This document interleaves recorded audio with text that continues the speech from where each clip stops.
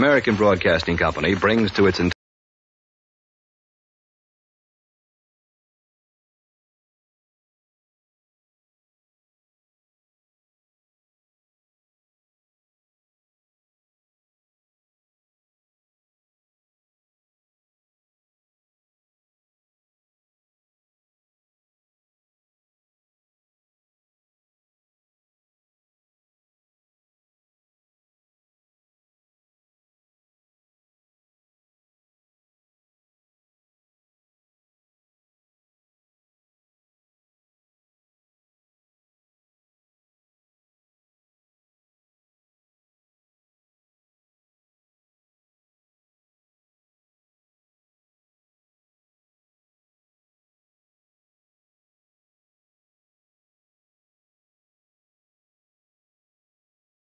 Ladies and gentlemen, the American Broadcasting Company brings to its entire network one of radio's most unusual programs. Pat Novak, For Hire.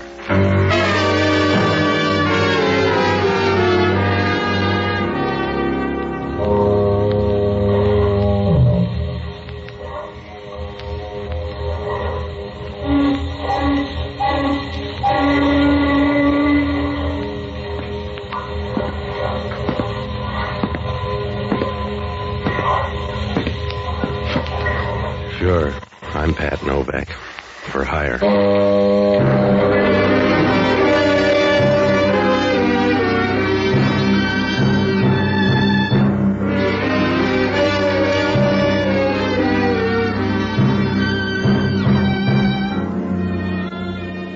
That's what the sign out in front of my office says. Pat Novak, For Hire. You don't get in the blue book that way, but you don't embarrass your friends either.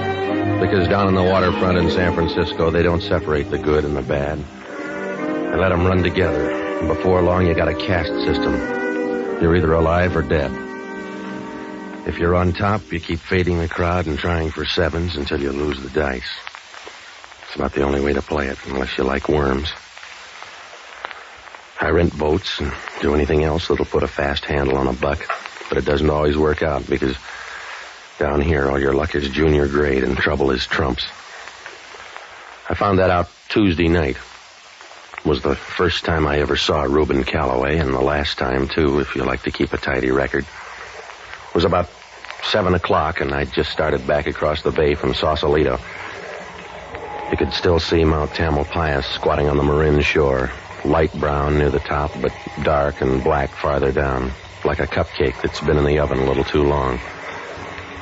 A low fog was beginning to squeeze in on the far side, so I kicked in the searchlight, and that's when I picked him up. He was struggling feebly with his face near the water, and he was almost bald, so that when the light hit him, he looked like a cantaloupe that somebody got tired of. I pulled alongside and started to haul him aboard. He brought most of the bay with him. Help me. Please help me. Yeah, well, wait till I get a hold of you, will you? Come on. There. Sit down. No, here. Lean against the gunwale. Yeah, thanks. Is the water red or you've been shot a little? Do you have to know everything? No, it's your load. Carry it, mister. Yeah. Move your feet. I gotta get us ashore. If you like it, go ahead. But don't hurry for me. Well, if you feel that way about it, pick another spot to die in. Go back in the bay where you'll have company. You've got to help me. I want you to get in touch with a girl named Alma Biggs. Yeah? You'll find her at the Empire Club out on Geary Street. My name's Reuben Calloway. Tell her about me. She'll pay you for it. What'd she do, collect bodies? Just give her this key.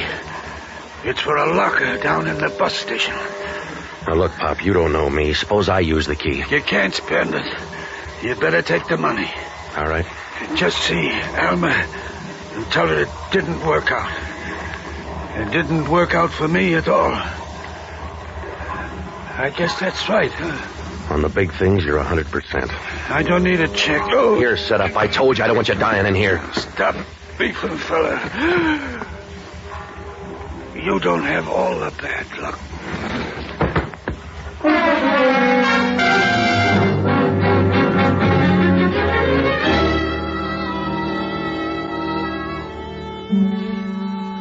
must have sent a fast chariot, because when I leaned over, the guy was dead. And he was working hard at it, too. He was a skinny little guy, all bent up and twisted in the bottom of the boat like an old paper clip. It wouldn't do any good to straighten him out, because he wasn't going to sleep easy. His eyes were open and rolling around at the sky as if he was on the make for a star. And the skin hung loose around his face so that when you touched it, it felt like an empty baked potato. I pushed him into a corner and started for Pier 19. When I got there, I hauled him on the dock and went down to call homicide. Must have been about 8:30 when I took a cab out to the Empire Club. It was a gambling joint out on Geary Street where they cut their whiskey and cards in different rooms. I asked the guy at the window if he knew Alma Biggs, and he pointed her out by the roulette table. She was wearing a white satin evening gown, and as I walked up behind her, I noticed she moved in rhythm with the roulette wheel. It was interesting. If it had been a merry-go-round, they'd have pinched her. I squeezed in next to her at the table, and I was thinking of trying it again when she started to talk. It's a tight fit. Are you sure you like it? I'm not going to stay long. That's what Rudolph Hess said. Make your bets, ladies and gentlemen. Gamblers, make your bets. Stake me, Alma. I can't afford you, darling. Well, go broke for Reuben Calloway, then. 4 on the red.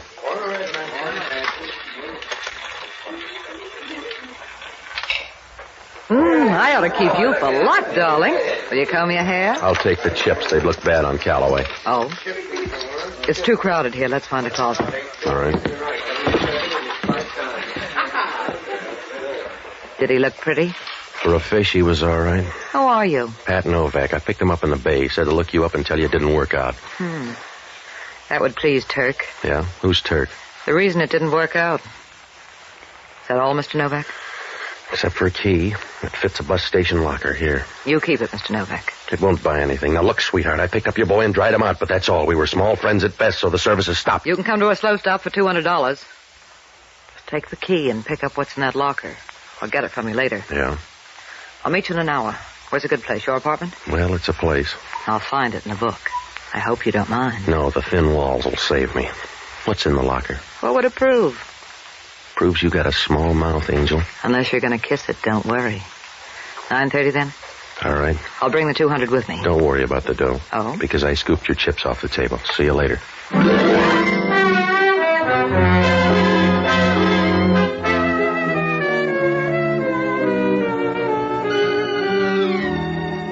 She stood there watching me as I walked over to the cashier's window.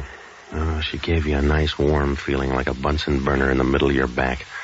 And as she stood there in the center of the floor smiling, you knew she could turn a glacier into a steam bath at 400 yards.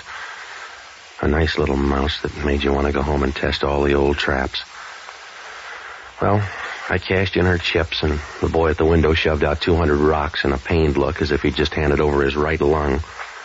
I got a cab and rode down to the bus station at 7th and Market. There were a few people sitting at the counter and a couple of old men on the benches waiting for somebody to get up and leave the funny papers. I went over near the wall and opened up the locker. It was a long trip for a small package. It was a square manila envelope, and there was an address up in the corner. Reuben Calloway, photographer. I squeezed the envelope, and it felt like photographs, but I wasn't sure. I started to close the locker when I turned, and then I tumbled for the first time. It's like getting a drop of rain on your hand before you ever look up at the sky. The two of them were standing over by the cigar counter watching me. A guy with a heavy overcoat and a little small guy about the size of a hangnail. It wouldn't do any good to sit down because I knew they'd stay until somebody condemned the building, so I walked past them out onto the street. There was a cab standing right in front. Cab, mister? Yeah. Swing up toward the St. Francis, will you? Yeah, Now, look, you're going to be tailed, so brush up on your alleys. if you like it that way. Hey, you were supposed to take a left there on Mission. I got a license. Where's yours? I told you to double back over Market. Look, get out and walk if you don't like it. I've been bought, mister. Oh, my two friends. That's right. You should have come first. I ought to part your hair. You got more chance with them. Here we are. Where you going? You like alleys, that's what you're gonna get. Yeah. Take it easy, fella. You're not going anywhere. You were nice while you lasted. Take it easy. You better walk up a wall. They'll block the alley. See?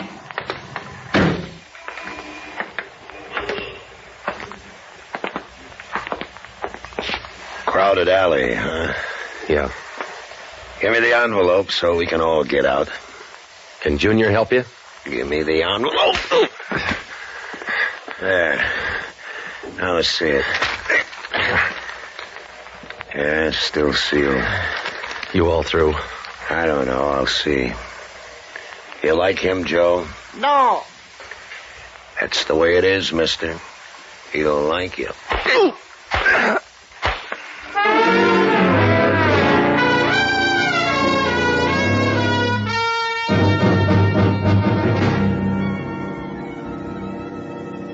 I slid down like an old sock on a bony leg. I rolled over a couple of times and tried to stand up, but it wasn't easy. You might as well try to find a hair in a bowl of chop suey. Well, it began to rain, and I figured it'd be easier to float out to the street, so I went to sleep. When I woke up, the rain hadn't helped the alley much. It's like washing your kid's face and finding out he was ugly to start with. The mud had washed up against the walls, and there was a thick, sour smell, and down the alley across the street there was a part of a sign sticking out that said Eats. And that isn't what you felt like at all. I started groping around to get up, and my hand hit the pictures. They were scattered all over like clothes in a boarding school. I picked them up and started for the street. On the way up in the cab, I got a chance to look at them, and they didn't make sense. There were 6 of them, and they were all just about the same, a bunch of mob scenes of that fire over in Oakland. I didn't have time to figure it out because the cab pulled up in front of the St. Francis, and I went in to call Alma Biggs and tell her the party was off. Part of that alley must have come with me, because when I walked into the lobby, the doorman looked at me as if I'd just blown up a nunnery. I tried the number once, but nobody answered. I decided to wait 20 minutes and call again. That was a mistake, because I just got in the booth and started to dial when somebody started rapping on the door with a nickel. It was Hellman from Homicide. Hello, Novak. Come on out. You can't get a date in that suit. What do you want, Hellman? Come on out. You're a hard man to find. Well, you don't look in the right places. I'm a family man. Tell me about the dead guy. I don't know, Hellman. He died in my boat. That's all I know. He didn't say anything? Just sentimental stuff. His name's Reuben Calloway. Somebody threw him in the bay without instructions. I don't know a thing about him except he takes pictures. Yeah? Oh, wipe off the drool. They're not your kind. Who are his friends? He's got new ones by now. I don't know, Hellman. How about that guy up in your couch? Huh? I just left your place. How about that guy on the couch? There's a gal up there, but that's all. Does she wear suspenders? Huh? Then take my word, it's a man. And you're going to tell me he's dead, Hellman. No, I'm not going to tell you he's dead, Novak. He may be a soft breather.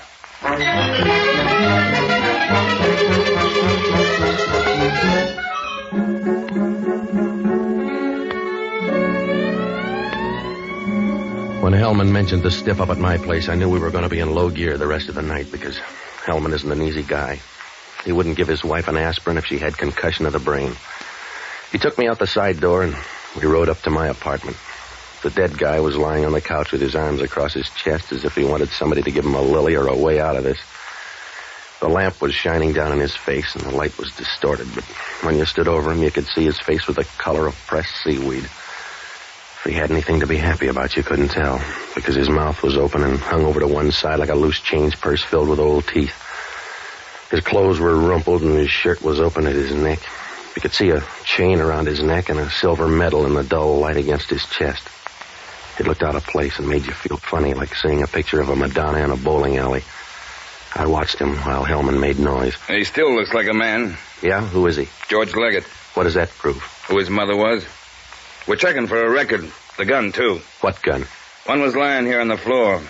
I want to know if it's the same gun that killed Reuben Calloway. Well, you'll need some prints. Anybody can buy a handkerchief. Where were you tonight? In an alley down near Mission Street. Do you like it down there? It's all right. You'd like it.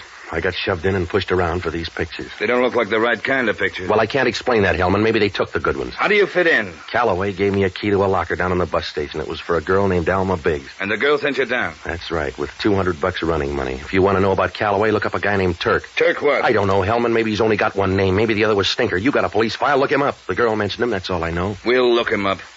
But I'm not going to forget you. One guy's dead on Pier 19. Another up here in your apartment. You're mixed up, Novak. There's a connection. I'll shop around till I strike it. You couldn't strike oil on a filling station. You got a double murder. Shop for a pair of people. I'll shop far enough to get you, big shot. Far enough to see you fry. Well, you got the lard for it, Hellman. If you keep your mouth shut now, you can hold in the blood. Oh, Hellman talking. Yeah? What'd you find out? That'd make it easier. You sure the same gun killed them both? Yeah. Yeah, I'll be in. Well? Huh? Oh. Wrong number, Novak.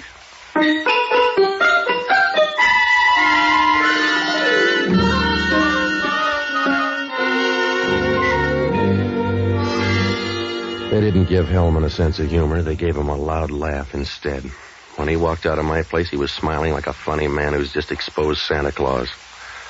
I didn't feel very funny myself. I took another look at those pictures, and I was as mixed up as a guy with a Mexican divorce. They were just ordinary pictures of a fire in Oakland. What made them so important? I was sure that Gunsel had taken some pictures, but, well, were they any different than those? And why was Alma Biggs afraid to pick them up? And who was a guy named Turk? I was full of questions, but no answers, like some guy at a peace conference. If I went over it any more, I'd be counting my toes. So I got out of there and looked up Jocko Madigan. Oh, he's a good guy, and he was a smart one, too, until he decided the only way you can get a good trade-in on hard luck is with a bottle of whiskey. I found him at Emilio's bar, patting Bill the bartender on the back with one hand and pouring jiggers of gin with the other. At the table down at Murray's, in the place where Louis dwells. Jocko. Ba, ba, ba. Gentlemen songsters off on a spree, doing from here to eternity. Jocko, I want to talk to you.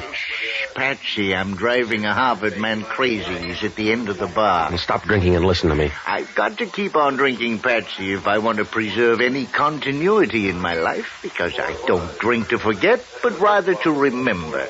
To remember all the pleasant events of my life.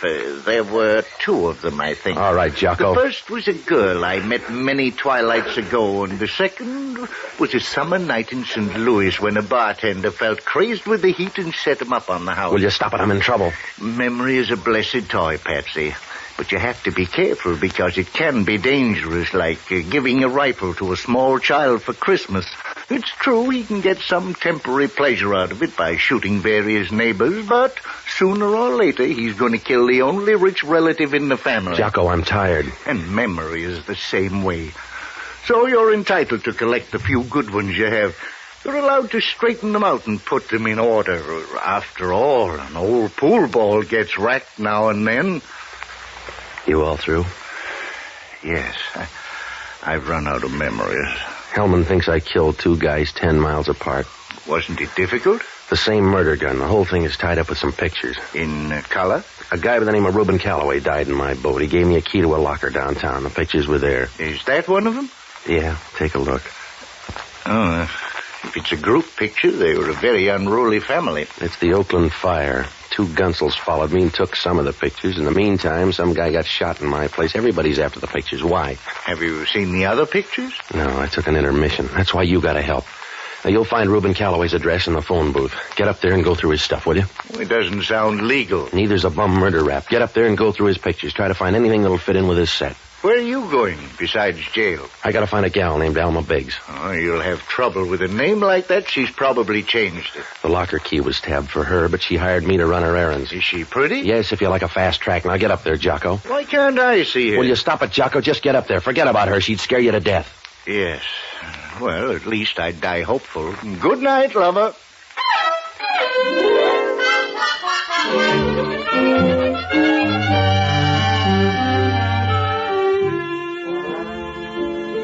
Well, finding Alma Biggs was quite a job. I knew she was around, but I couldn't get to her. It was like trying to get a peanut shell out of a back tooth. I called the Empire Club, but they didn't know anything about her. I went through all the phone books and the city directories, and I didn't get anything but a sore thumb. And I didn't do any better with the hotels. I sat in Lupo's and called them all one by one, and by 1 o'clock I knew more desk clerks than a vice squad cop, but no Alma Biggs. Finally, I went out to the Empire Club and started talking to the cabbies. About 15 minutes later, one pulled up and remembered taking a girl in a satin evening gown up to an apartment on the hill. I called Hellman and rode up there to check the names. Alma Biggs had an apartment on the second floor. I knocked on the door and she didn't answer, so I tried it. The lights were out, so I closed the door and groped over to the desk. I should have noticed the draperies as I passed because they were full of people. Wait a minute. All right, now. Wait a minute, Mr. Nilvac. Stop breaking things. Someday you may want to mend me. Do you always sleep in the curtains? Do you always talk this long in the dark? Turn on the light. Yeah. I wanted to see who you were. George Leggett, maybe. Oh, do you know him? We're roommates. He died on my couch tonight. Anything serious or just humdrum death? He's satisfied. What do you know about him? Oh, I never heard anybody say a bad thing about him. Of course, I never heard anybody mention him. Now, look, Angel, it's late. Who's George Leggett? Why do you care? Because homicide cares. They got Calloway and Leggett back to back, and they want my skin. It's a nice skin, darling. Where are the pictures? Unless you're a social worker, you're not going to like them here. Let me see. They're not all here. Yeah, I figured that. Where are the other pictures, Patsy? In some Gonoff's album. 2 of them jumped me down near Mission Street. Who were they? We never got that friendly. Well, there couldn't have been 2 of them. Well, maybe the little guy was just window dressing, but he gave the right answers. Patsy, I think you're a liar. You're nicer than homicide. I want those pictures. You do. And I'm going to take them away from you. And if I had them, that's a big enough gun to do it. Get the pictures, Patsy.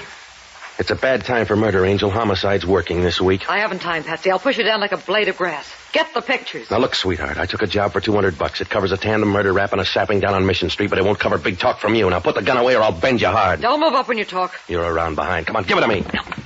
Up it, Patsy. Feels good. Let it go or take the pain. Drop it. You don't have to hang on. I'm not a barbell. You're handy now. Who's Turk? Stop it. You're hurting my arm. There's a guy named Turk. I want to know who he is. You're late for that. Who is he? Go ahead, tear it off, and you'll die ignorant. Yeah. You sound blue, Novak. Oh, what do you want, Hellman? I want to give you a reason. We got the coroner's report on George Leggett. Yeah? He died in your apartment. The blood off your carpet looks good on these slides. All right, so the murderer sold me the rug. So what, Hellman? So we ran down George Leggett's record. A Detroit gunman who got out here 6 weeks ago. Yeah? He traveled for years with a guy named Turk Spaniel. Now, that's your boy. You better find him. We already have. Don't tell me he's up on the couch. He was born too soon for you. We checked with the Detroit police. What'd they say? They know all about Turk Spaniel. He was killed 9 years ago in West Detroit. But they found the guy that did it and sent him up to Lansing for life. Yeah? Yeah. He was a guy named Joe Biggs. Say hello to your girlfriend.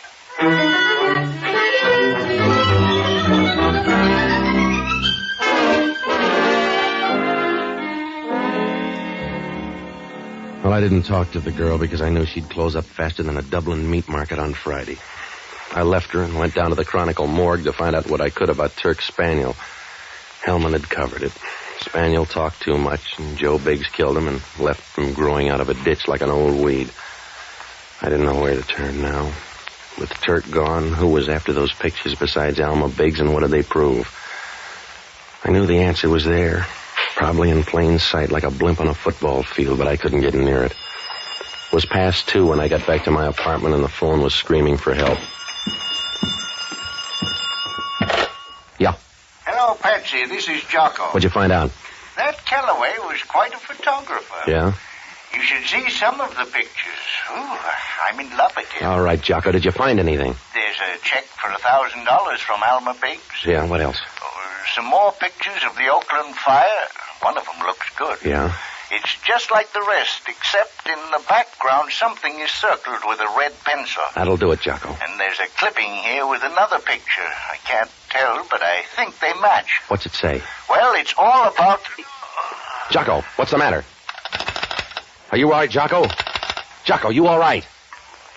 He says to tell you no.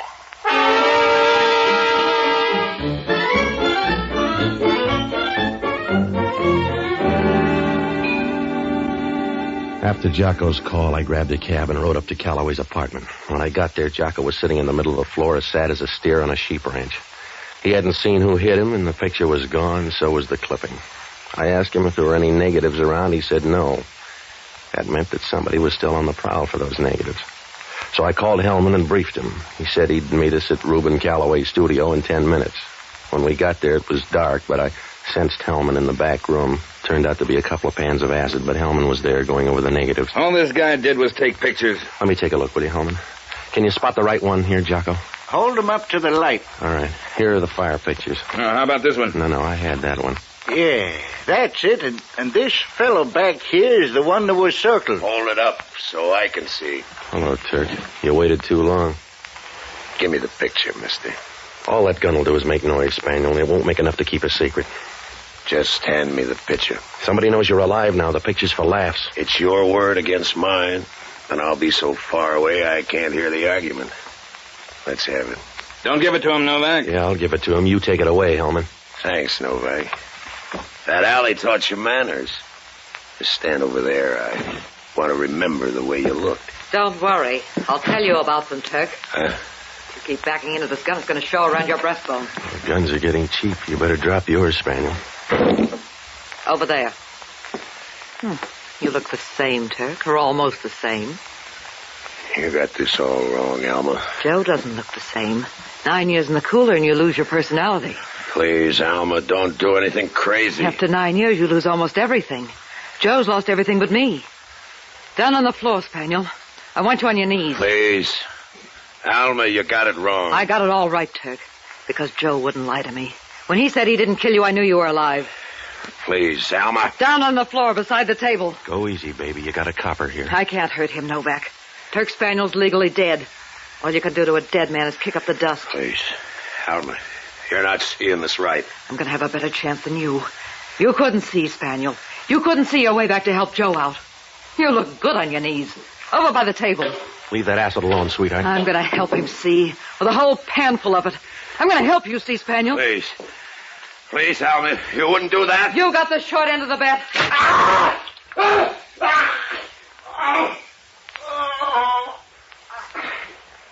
You better look at him, Jocko. Don't bother, unless you're a baby doctor. We may need you, lady. Not for this copper. Remember, Turk Spaniel's dead. Detroit says so. He looks live now. He can't be dead there and live here. I like your climate, but it's not that good. You can't see me, Turk. But I'll bet you can hear me walk out of here. Goodbye, Turk. I'll send you a cane.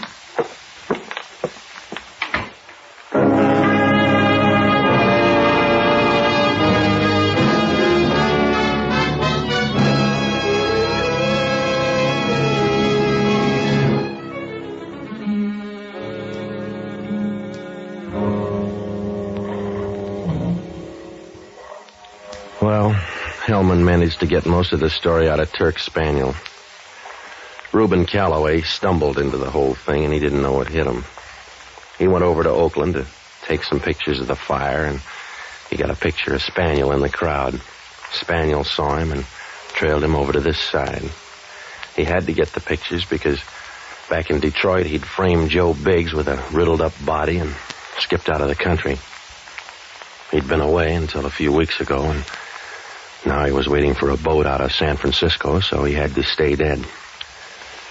He sent George Leggett after the pictures, but Leggett figured it was a good way to double-cross him and stay in the clear, so he tipped off Alma Biggs, who'd come out here on a lead a few weeks before.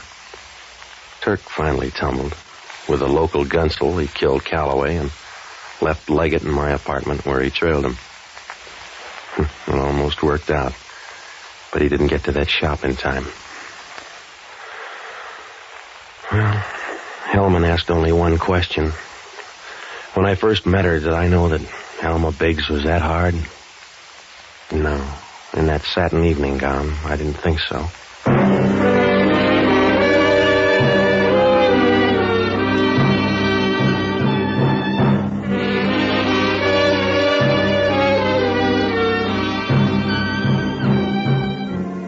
The American Broadcasting Company has just brought you the fifth of a new series, Pat Novak for Hire, starring Jack Webb.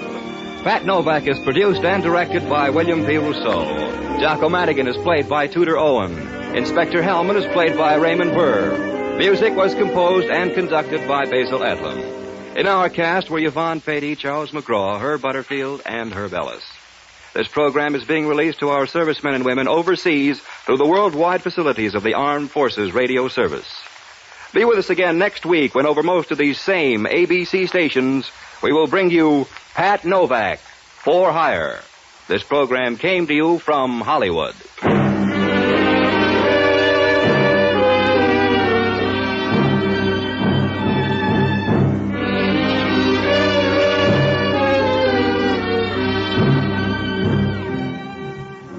Now, a brief reminder.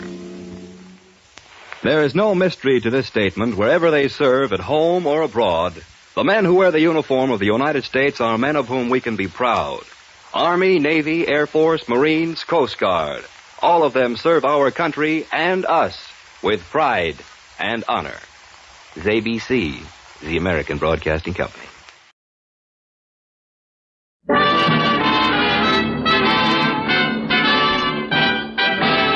Standard of California, on behalf of Standard stations and independent Chevron gas stations throughout the West, invites you to Let George Do It. Another adventure of George Valentine. Personal notice. Danger is my stock and trade. If you need the kind of help you couldn't get from a cautious man, then you've got a job for me. George Valentine. Write full details.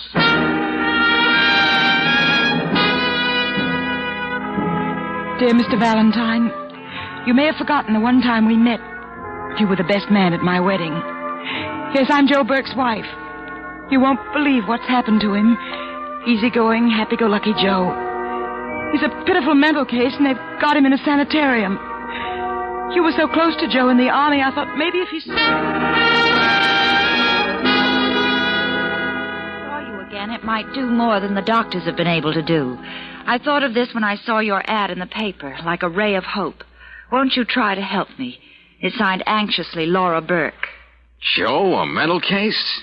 Oh, no, not the Sergeant Burke I knew. Well, George's wife would hardly make up anything like this. But Brooksy at Palermo, when everybody else was either cussing or praying, that hard-headed Irishman just sat around playing a harmonica. Danny boy. It's funny I never heard you talk about him. Well, you know how those things are, Angel. You swear on your GI dog tag that you're going to be sure to keep in touch with each other, but as Tempest Fugit's Auld Lang Syne becomes just the name of a song. But you were his best man. This kid Laura came down to camp. We hopped the Jeep over to the chapel, and it took 15 minutes for the tender vows. A minute for me to kiss the bride, and they were off. All Joe had was a 48-hour pass. Golly, she sounds so desperate in this letter. Yeah. What's that address, Brooksy? We'd better get right over there.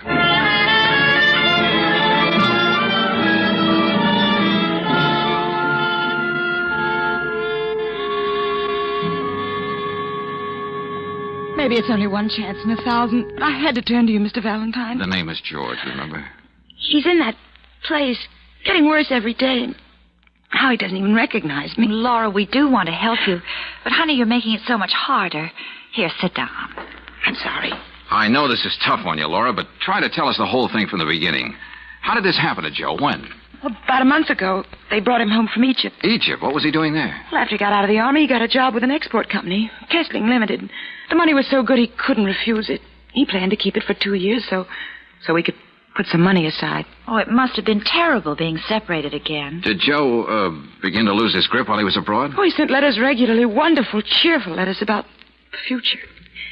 And a couple of months ago, he stopped writing. Yes, Laura? And then one day he walked in with Dr. Taruk. Wait a minute. Who's Dr. Taruk? Some kind of psychiatrist the company sent back with Joe to take care of him. Mr. Kessling, he's the president of the company. He's been very kind. What did they say happened? Some kind of an explosion outside the city. Joe happened to be around, and when he came to in the hospital, he... Now, take it easy, Laura. Hey, you want to knock off and have a cup of coffee? No, go on. I'm all right. I'll never forget it. Dr. Taruk left us alone for a minute. Joe just stood there, right where you are, looking at me, looking through me. He tried to talk, but seemed to hurt too much, so he just kept staring and staring. Oh, George. Yeah.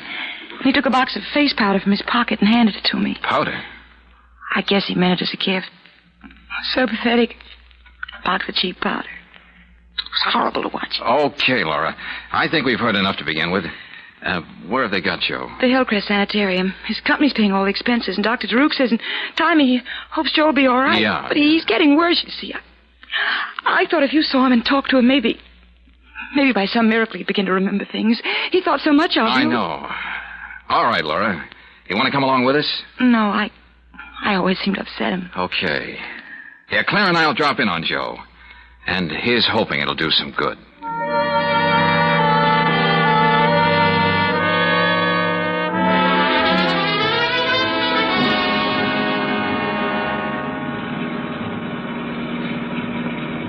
A sanitarium should have peace and quiet, but they should build it where people can find it. Yes, it is out of the way. Gosh, and every time I look down in that valley, I get dizzy. Kind of unusual, isn't it, Brooksy? What? A company going to quite so much trouble for one of their people? Sanitarium special psychiatrist who seems to stay on and on? Well, darling, maybe the milk of human kindness doesn't curdle as easily as most people think. Maybe not. Brooksy, I've been in some tough spots. But I think seeing Joe like this is going to be just about the toughest.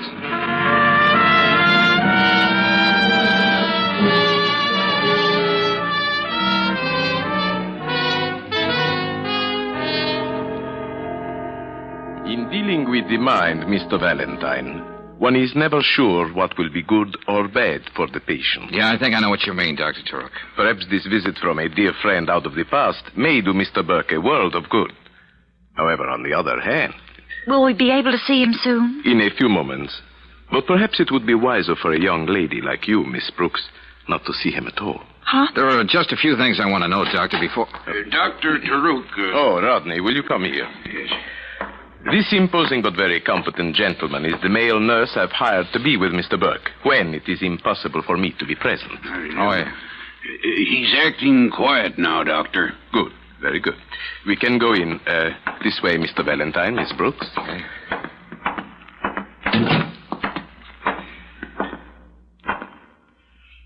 There he is.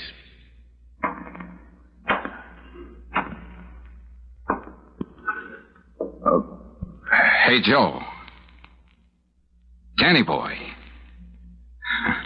Don't you have anything to say for yourself? What did you do? Lose your harmonica? Oh, George. Yeah.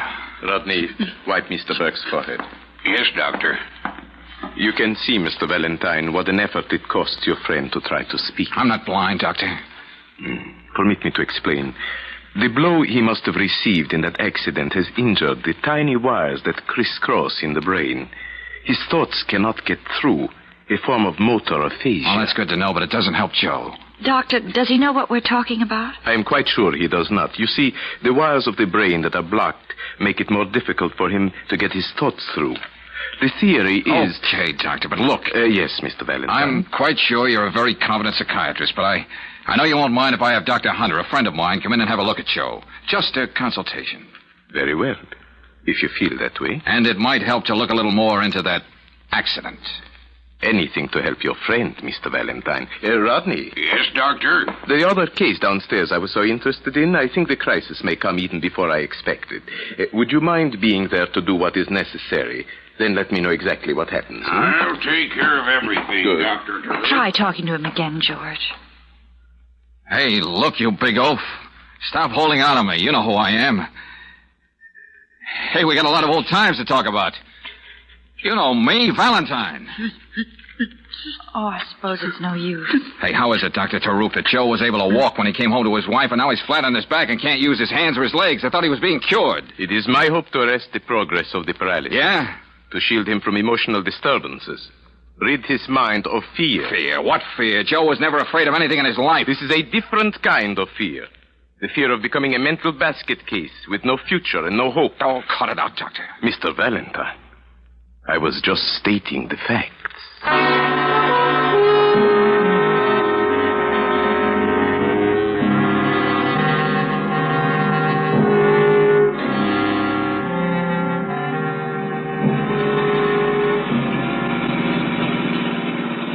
To have and to hold from this day forward, till death us do part. What are you trying to say, darling? I'm just a best man with a photographic memory. Oh, I know how you feel about Joe This and Laura. isn't death, Brooksy. Those two should be together. Something's got to be done about it. Look, do yourself a favor, George, and listen to me. This is something you don't know anything about. You're no psychiatrist. No, you listen to me, Angel. I know Joe looks as though his head was full of nuts and bolts, but he recognized me. What do you mean? We used to have a way of winking at each other, just to say, keep your skin on, brother. This man's war will be over someday. Well? Well, that's what he was giving me back there. I know it. Are you sure you aren't imagining something you want to believe? I don't care for that oily doctor, Brooksy, and I care less for that overgrown meatball Rodney hovering over Joe every minute of the day. I just have a feeling he's not getting the right chance. You can't let it be a question of feelings, darling. Believe me. George! Wow. golly, me too. Oh, a fine place to get a blowout. A few more yards and we would have gone pitching into that valley. Hey, wait a minute, Brooksy. Don't open that door. Get down. George, what's the matter with you? Maybe that wasn't a blowout. What? Just playing safe. Well, there doesn't seem to be anyone around now. You stay where you are, Angel. I'll take a look-see.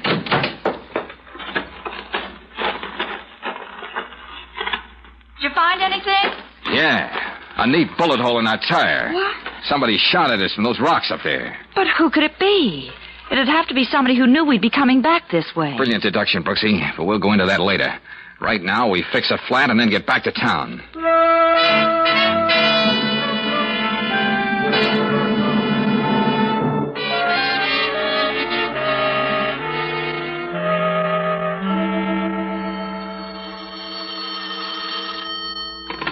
Hello? Yes, he's here. Just a moment. It's Walker, financial editor of the Bulletin, Good, returning good, your call. good.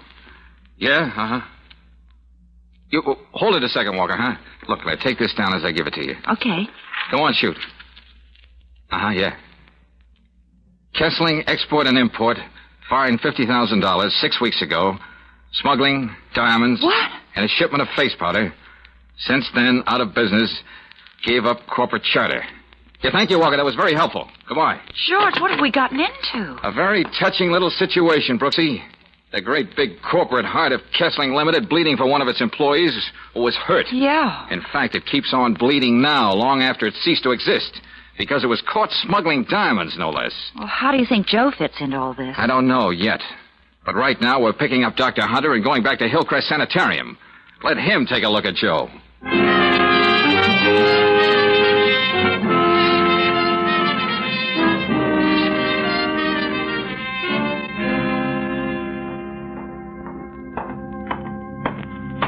Yeah, Doc? What'd you find out, Dr. Hunter? I took a good look at your friend, George, and had a long talk with Dr. Taruk. Well, Frank? In Taruk's place, I'd have to diagnose the case exactly as he has. Oh. Motor aphasia. Now, progressive paralysis. The whole thing apparently started from some severe shock. I see. Well, now I don't know what to do. His wife told me if we found anything wrong to get him out of here. He's getting all the proper care as far as I can see. Frankly, I wouldn't suggest that he be moved in his present condition. Okay. Okay, Frank, you know what you know and I know what I know. Now, Maybe I'm George. wrong about Taruk as a doctor, I mean. But there are too many other things wrong about this setup, including that bullet in my tire. Yes, and I still say Joe Burke was winking at me.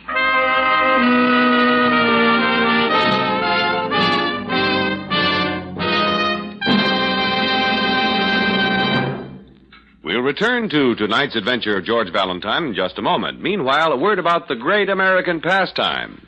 Batter up, it's baseball season again. And here's a seasonal gift for you. It's a 48-page handbook of baseball. The title is Batter Up. To get your free copy, just ask for Batter Up at any standard station or independent Chevron gas station. This guide to baseball fundamentals was written by Bert Dunn, former pro. It has 45 illustrations and photos. Boys will be keen about it. Batter Up tells how to play each position, pitching, catching, fielding, and how to bat. Girls will go for the chapter on softball. Lefty O'Doul of the San Francisco Seals and Joe Cronin of the Boston Red Sox give their views in this grand book. Another article was written by Clarence Rowland, president of the Pacific Coast League. Here's baseball written by a recognized authority. Get your free copy tomorrow. Batter Up is available at independent Chevron gas stations and standard stations where they say and mean, we'll take better care of your car.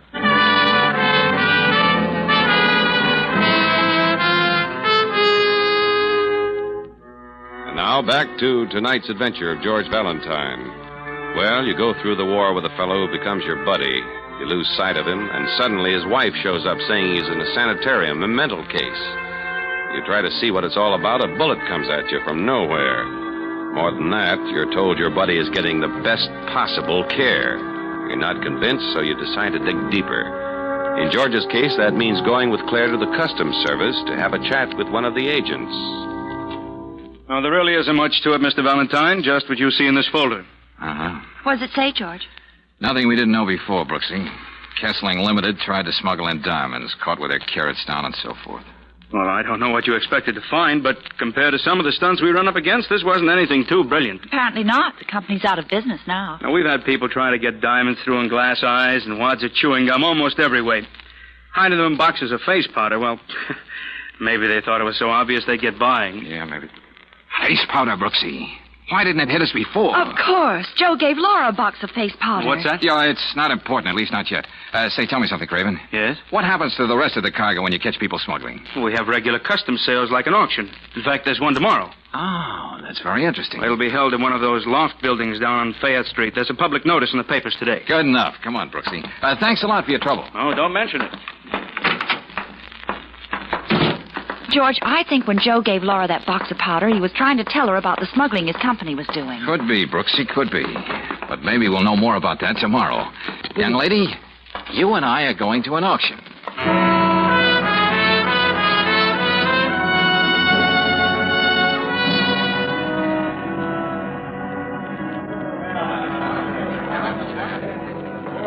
All right over here, everybody. Lot 114, 3,000 boxes of face powder, quality second grade, trade name Cleopatra's Secret. Sorted shades. Now, what do I hear, The whole lot isn't worth $100, Brooksy, but here I go, and we'll see what happens. $300, Mr. Auctioneer. How much did you say? $300. If you get stuck with all that powder, I don't know how we're going to get it out of here. Well, I don't suppose there'll be any more bids, so, 400. George. Yeah, no, Angel. I'm going to hit it again just to make sure. 500. 600. The gentleman who said 500, you got another bid, sir? Not me. Count me out. Okay, if the gentleman who bid 600 is just in it right over No one ever did find out Cleopatra's secret, Brooksy. What do you say we go downstairs and see if we can't make history?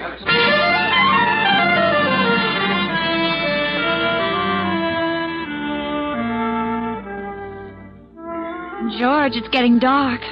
Let's make believe it's dinner, and I'll go down to that lunch wagon and get us a couple of containers of coffee. Okay, but...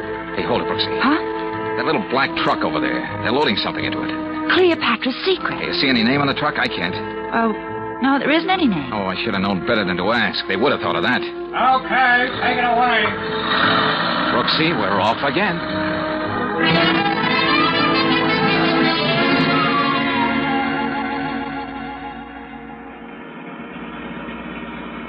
We'll keep a good half a block behind them, just like this. Darling, I never want to see another warehouse as long as I live. They could at least put some lights in the windows. Yeah, and some fluffy organdy curtains. The only light I'm interested in right now, Angel, is that little red one up ahead. It's turning the corner. Hey, a dead-end street, no truck. But we were right behind them. Truck can't just disappear into thin air. There's only one warehouse on this whole street. Yeah, and it's all boarded up. Hey, that big overhead door could have been up, just waiting for that truck to get in and then closed down. I can't think of any other explanation except magic. Yeah, well, we're not going to go ringing any doorbells and tip our mitt. Look out! We're getting out of here. That shot came from that warehouse. This is getting monotonous, being used for clay pigeons twice in 2 days. Hey, Brooksy. Yes? Take a good look at that street sign under the lamp, and remember it.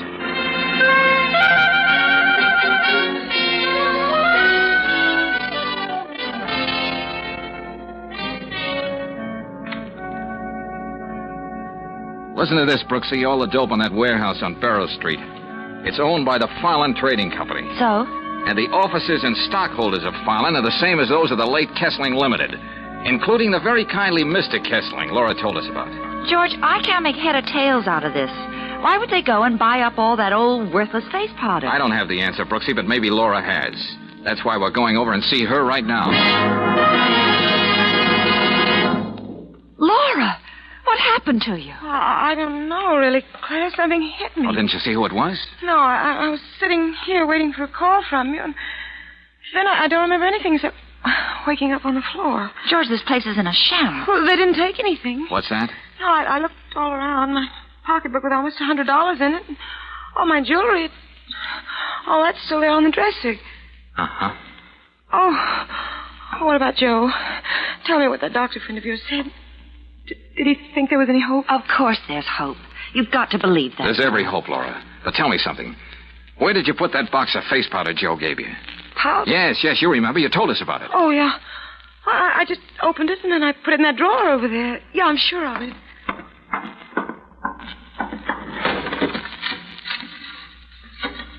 It isn't here now. Laura, listen. That firm Joe worked for was a smuggling ring. Diamonds. What are you saying? Joe'd never be mixed up in anything like that. We didn't say he was. But as far as we know, there could have been a fortune in gems in that box of powder he gave you, and the one moment Dr. Taruk left you two alone. What does all this have to do with Joe? That's all I care about. George, you don't think the sanitarium, the auction sale, the warehouse, all that was a part of a search for something that was here all the time? Oh, Claire, I'm tired of guessing. I feel like a dime being pushed around on a shuffleboard. What do you mean? Somebody is in an awful hurry about getting something done, trying to meet a deadline. What about Joe? That's what makes me think. Taruk wasn't too worried about me bringing in another doctor to look at Joe. Hunter's visit proved that. The important thing was to keep me from snooping around, interfering with their schedule.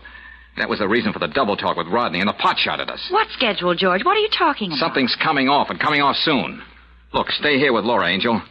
I've developed a sudden interest in boats. Incoming and outgoing.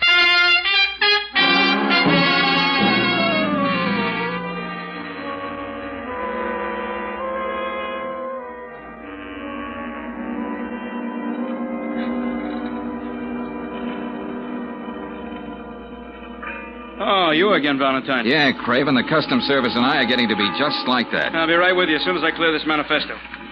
All right, Doherty, you can put that shipment through. Hey, look, fella, this is really important, and time is what we don't have the most of. Huh?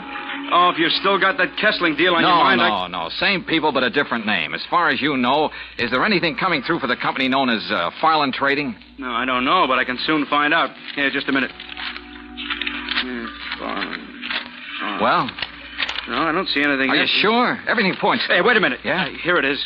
I missed it because the boat's already in. Uh-huh. It's anchored out there in the harbor. Has the cargo been cleared yet? No, that's scheduled for tomorrow. What's Farland bringing in? 3 crates of powdered cocoa beans from the West Indies. Shipping in on the Pandora, Peruvian registry. Captain Martin... No, we can skip that, Craven. How soon can we get out to the Pandora? Why? Tomorrow we'll I be told unloaded. you, Kessling and Farland are one and the same trading company. Hey, I think I see what you mean, Valentine. We'll take a speedboat, get right out there to the Pandora.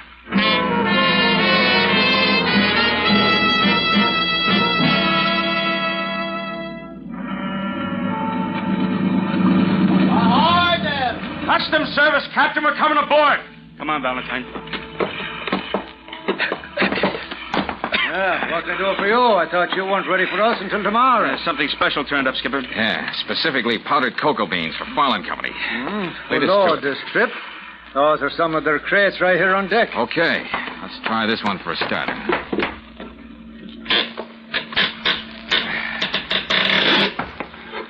Say, what are you fellas looking for anyway?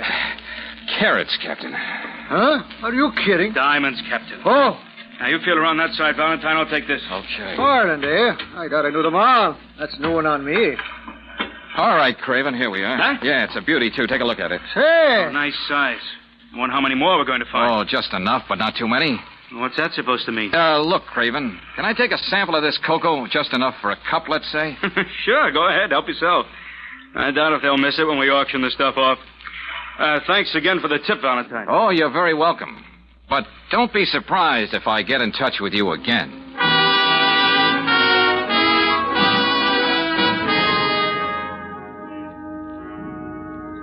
Well, Mr. Ross, what's the verdict? What does the chemical analysis show? Powdered cocoa, huh? Oh, never mind the suspense. What did you find? Oh, there is cocoa here, all right, but mixed with something that sells for roughly $7,000 a pound. Dope. $7,000 a pound. No wonder Kessling and the boys could afford to use diamonds for window dressing. What's that? Oh, it'd take too long to explain. Thanks. And remind me to submit your name for the Nobel Prize.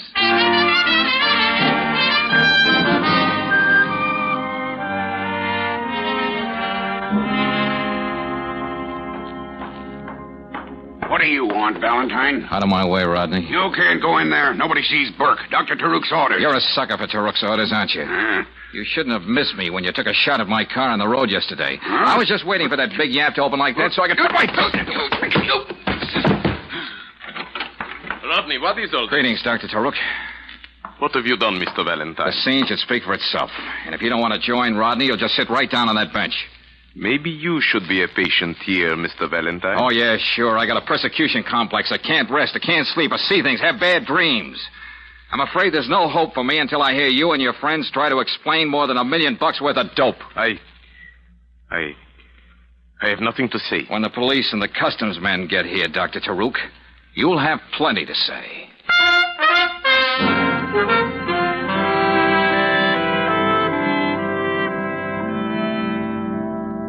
Oh, can you beat that, Valentine? Using diamonds for a smokescreen. Yep, Craven, that was the racket. They plant the diamonds, not too expensive ones, of course, in case the shipment is open. If they're found, nobody looks any further. And they pay the fine. And they buy up the supposedly worthless stuff at the auction for peanuts and make themselves $1 million. Tell me, how did that friend of yours in the sanitarium fit into all this, Valentine? Well, as I get it, Joe found out what Kessling was doing and was going to talk. All that stuff about an accident in Egypt was a bunk. Now, they gave him a brutal going over. When he came out of it, he had what psychiatrists so pompously call functional neuroses induced by severe blows on the head. Gosh, they probably meant to kill him. Sure, but why take chances? There might be investigations. Now, they figured it was better this way. Taruk could see to it that Joe didn't snap out of it until this shipment came through, then they'd all take it on the lam. That was their deadline.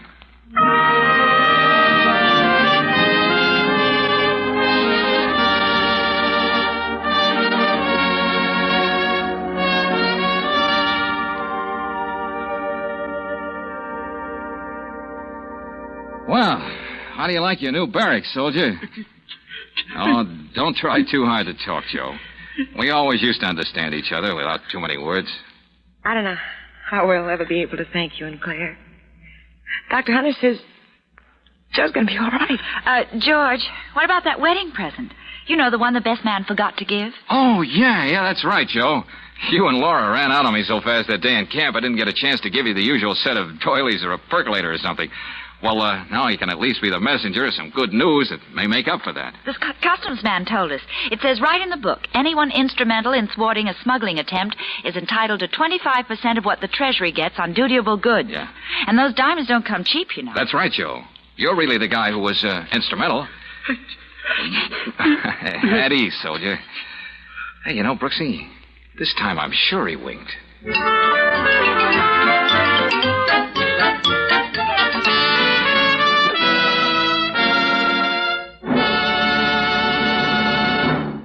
And now, a message of importance to motorists.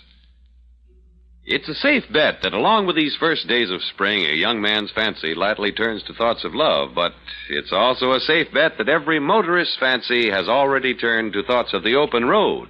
If you're making weekend trips at this season with frequent starts and stops for the family car, here's something worth knowing. When you've got Chevron Supreme gasoline in your tank, you get instant action every time you press the starter. It's a premium gasoline that's tailored to the season of the year and to each different altitude zone in the West. Besides saving you a lot of grinding, starting wear, Chevron Supreme gives your car speedy pickup in your stop-and-go traffic, and it assures full power for rugged hill climbing. Best of all, you're never far from Chevron Supreme gasoline. Throughout the West, you can get it at standard stations and independent Chevron gas stations, where they say and mean, we'll take better care of your car.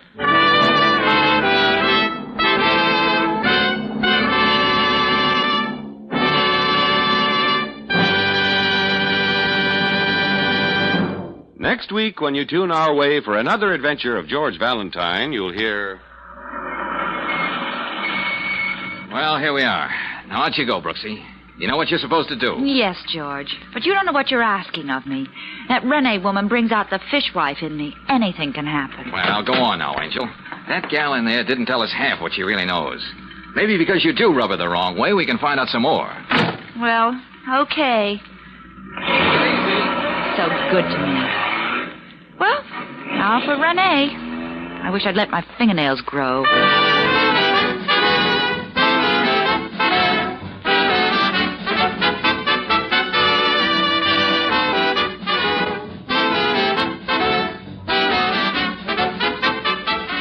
Tonight's adventure of George Valentine has been brought to you by Standard of California on behalf of independent Chevron gas stations and standard stations throughout the West. Let George Do It stars Robert Bailey as George with Frances Robinson as Claire. Tonight's story was written by David Victor and Herbert Little Jr. and directed by Don Clark. Also heard in the cast were Betty Lou Gerson, Paul Frees, Jack Crucian, Dick Ryan, Herb Vigran, and Joe Duvall. The music is composed and conducted by Eddie Dunstetter. Your announcer, John Heaston. Listen again next week, same time, same station, to Let George Do It.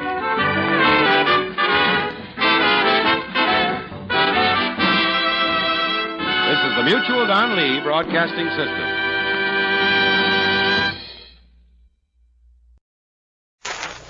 The amazing Mr. Malone.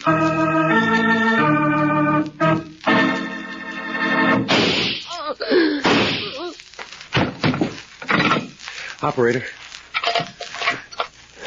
get me the office of John J. Malone.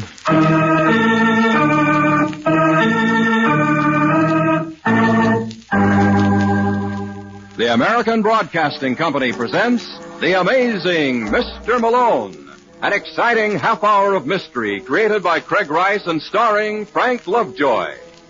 Our locale is the city of Chicago, the time, the present, and the hero of these weekly adventures, the amazing Mr. Malone.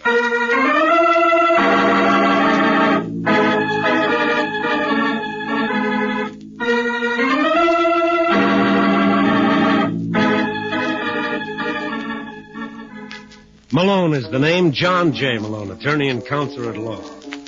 And tonight I'd like to turn the spotlight on the old cliche, cleanliness is next to godliness. As a case in point, I give you Tony Milano. Mr. Milano is one of Chicago's biggest operators. He runs half a dozen nightclubs in town.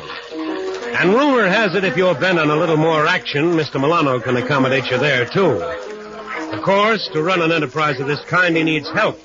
And that's where Georgie Kelk comes in.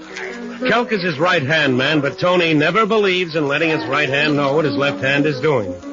Which no doubt explains Georgie's bafflement as he walks into Milano's private office with a nondescript little man in tow. Here he is, Tony. Is he the one? Yeah. Grimes, this is Mr. Milano. Gee, it's a great pleasure, Mr. Milano. Wait till I tell my missus. You're not going to tell your missus anything. Huh? This is strictly between us, Grimes. You know what I mean? Oh, sure, Mr. Milano. Anything you say... Just to step back a little like a good fella, huh? What? Mr. Milano doesn't like people breathing into his face. It spreads the germs. Know what I mean? Oh, I'm sorry. It's okay.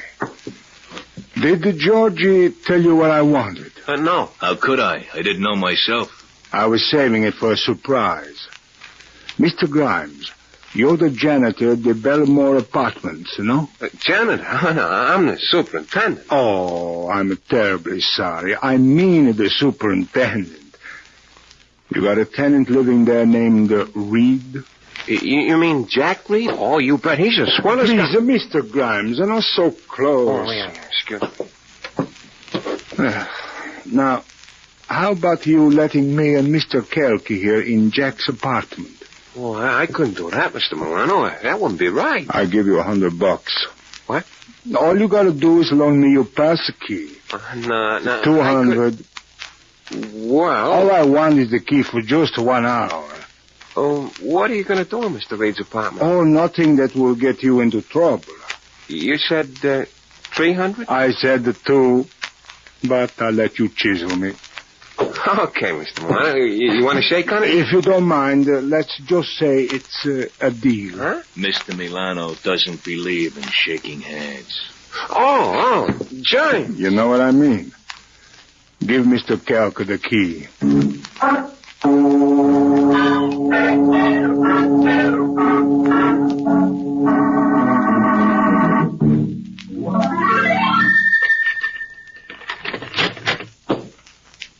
Hey, Mr. Reed does all right for himself. Tony, I don't approve of this whole idea. There are a lot of things I don't approve of, Georgie, but I don't let them make me unhappy. For Pete's sake, That's boss, enough.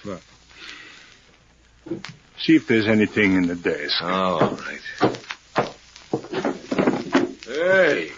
Hey, will you take a look at this? You got something? Yes, indeedy.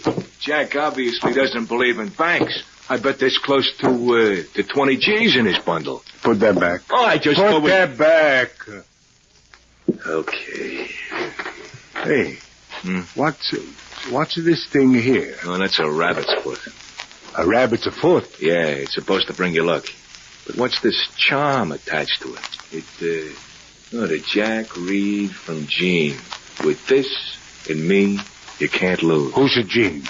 Oh, it must be the gal whose picture's on the piano. Hey, that's what I call a good-looking girl. Find out who she is and where she lives. Yeah. And put that rabbit's foot in your handkerchief.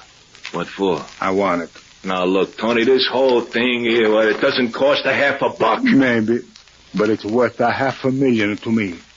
Wrap it up, Georgie, or we take it home.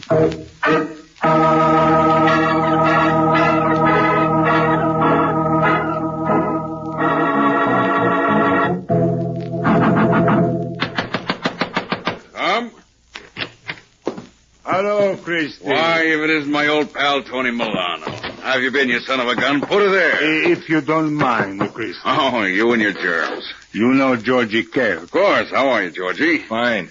Sit down, gents. You're not busy? I'm never too busy for you, Tony, but you know how it is. When you're a politician, your time isn't your own.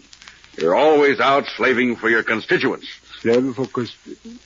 Yeah. What's the matter? Anybody giving you trouble? Yeah. Who? You just say the word Jack Reed. What? I said the Jack Reed. He opened up a place 2 blocks from mine. Oh, well, I'll take care of that. I'll shut him up so fast that... Who do you think you're kidding?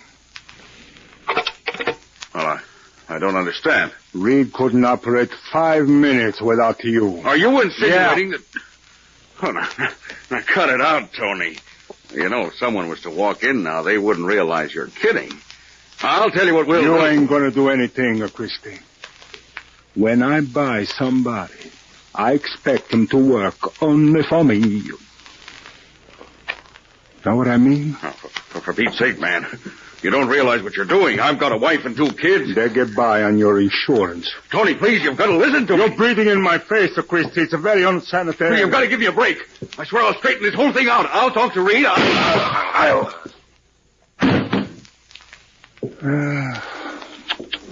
It took you long enough, Tony. What were you waiting for? I just want to hear what he's got to say. Where's that rabbit's foot we got from Jack Reed's apartment? Oh, here it is. Put in his hand. Okay. Maybe it will bring Mr. Christie luck where he's gone. Hey,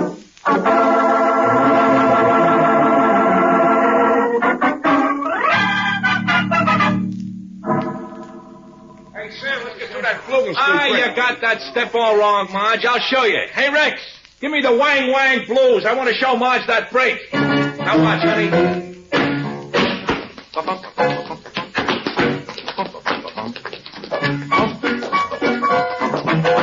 That's it. Hey, mister.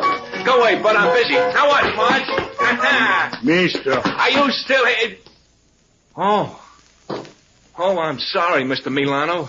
I didn't recognize you. That's all right. You got a girl singer in the show named Jean? Jean Patterson? Yeah, that's the one. She around? Yeah. Would you like me to show you her dressing room? I appreciate it. Oh, that's okay, Tony. What? Oh, I mean Mr. Milano. Say, you wouldn't have a spot for a hoofer in one of your clubs, No. would you? I just thought I'd ask. No harm trying, you know. This it? Yeah. Hey, Jean, you decent? What do you want? You got company. Just a second. Hello. Who are you? Tony Milano. Well, I'm glad to be of some service, Mr. Milano. Hey, Rex, wait a minute. I want to see you. Well, you're going to invite me in? Why should I? Well, it's awfully drafty standing here. You know, that's how most people catch a cold. What do you want, Mr. Milano? Just to get acquainted. You see, I saw your picture somewhere, Jean. Jean? You can call me Tony. Not really. What's the matter, Jean? Don't you want to be my friend? Well, it's a wonderful offer, Mr. Milano. But you see, I already got one. Oh, you mean Jack Reed? Who told you about me and Jack? I got his spies. Well, I don't know where they pick up their information, but apparently it's from a reliable source. So you see, We can't be friends. I'm terribly sorry, Mr. Milano, but if you care to leave your name and address... You will let me know if there's an opening. Well, I wouldn't hold my breath if I were you. Oh, that's all right. When I see something I like, I'm a very, very patient man. Goodbye, Jean. Don't forget to give me a call.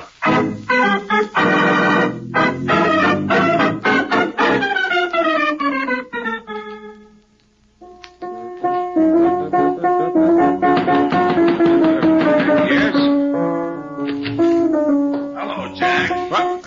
Oh, no, it can't be. Oh, but it is. Well, how are you, Lieutenant? Fine. Don't let me stop you playing. Oh, I was just toying around. Hey, what brings you here? Can't you guess? I told that jerk chauffeur of mine not to park near the plug. It's a little tougher rap than that, Jack. Ever see this rabbit's foot before? May I? I'm afraid not. But I'll be glad to read you the inscription on the charm. It says, to Jack Reed from Jean. With this and me... Where'd you get that, Lieutenant? Oh, then it is yours. Not necessarily. Come on, Jack. There's no use being cagey. I already checked it with the jeweler. He told me it was bought a couple of weeks ago by a girl named Jean Patterson. Where'd you find it? In the one place we shouldn't. You know Chuck Christie? The boss of the Pelham district? Yeah, only Mr. Christie just got himself a new territory. I think we've had enough riddles for tonight. He was murdered at 5 o'clock this afternoon. Well? Well, right near the body, we found your trinket. Looks like losing that foot was the worst possible luck for you and that rabbit. Let's go, Jack. I got a car downstairs.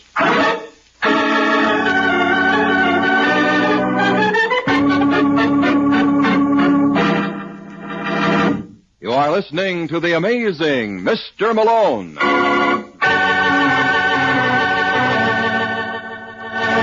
Today, more than ever before, Americans must be made to realize that freedom and the rights of the common man are a precious heritage. History has proved that people start to lose their freedom the moment they think it's forever secure. That's why we must all work at keeping our American heritage of freedom, for freedom is everybody's job. As a good citizen, remember your American heritage and work to defend your individual liberties. Do this by taking a more actual part in the affairs of your community and in fulfilling at all times the duties of American citizenship. Now, back to the amazing Mr. Malone.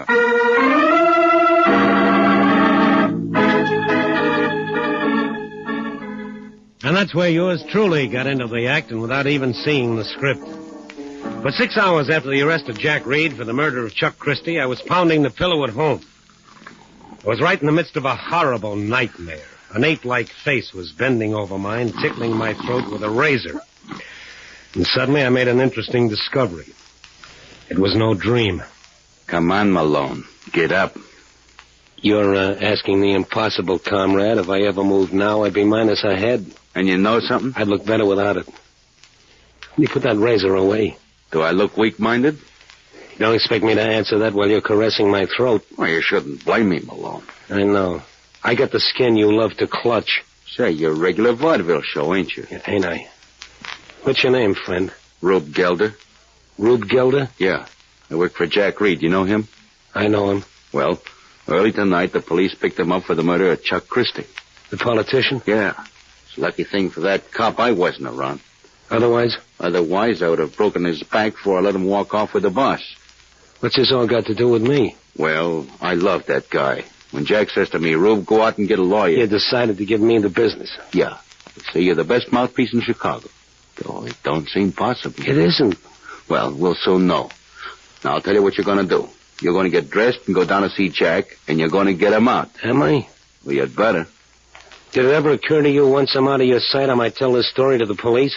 And did it ever occur to you that it might occur to me to visit you some other night with this razor? Only next time I might not bother to wake you up? I see what you mean. Then what are you waiting for, Malone? Get going.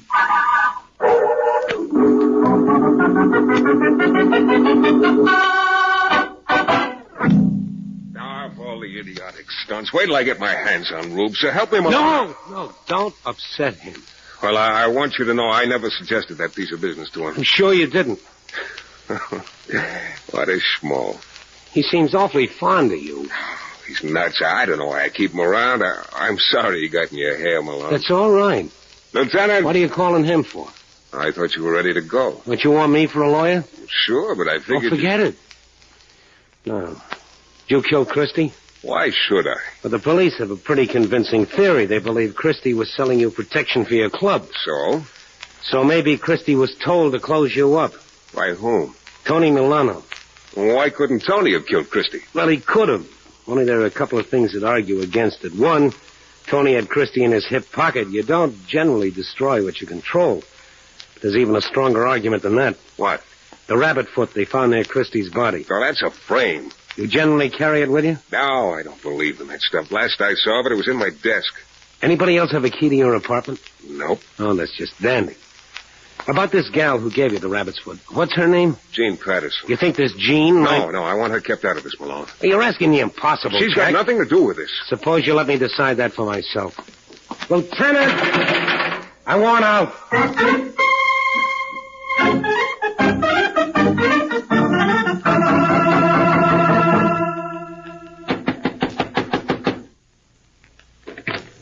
Yes? Hello, Jean.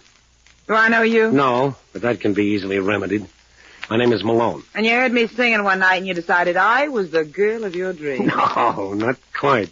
You see, I'm a lawyer. Well, when I want to sue somebody, Mr. Malone... Oh, don't call me. I'll be tied up with Jack Reed.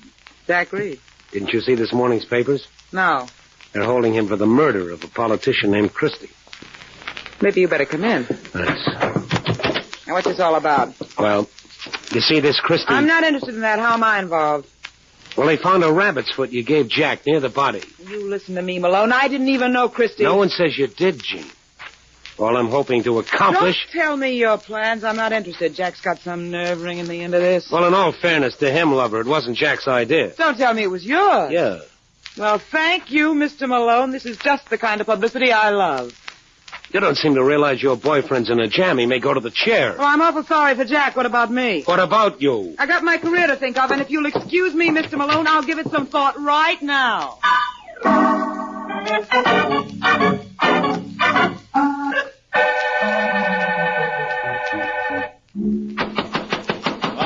All right. Take it easy.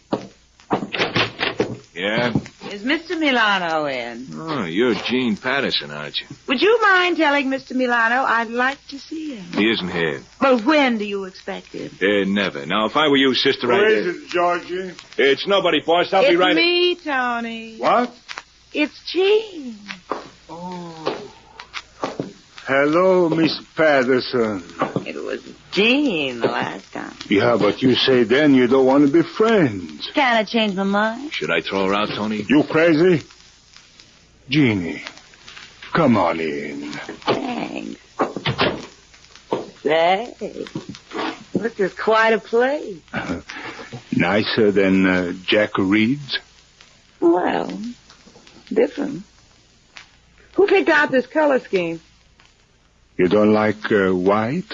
Reminds me of a hospital. It's very antiseptic. Oh, yeah, of course, I forgot. Sit down, baby, sit down. Maybe you like a drink, eh? Yeah, but there's something else I'd like first. Well, you just name it. A little privacy. All right, Georgie, you heard the lady. What's the matter with you, Tony? Go on and beat it.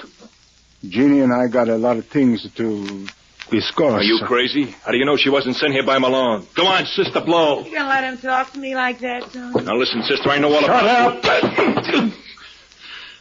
Now get out. Okay, Tony. I'll see you around. Don't bother. Why, Mr. Milano, you're all right. That dirty lowlife. Look what he did to my knuckles. Oh, you caught him. Maybe I can make it better. No. We mustn't take a chance on infection. You sit there, baby. Tony be right back.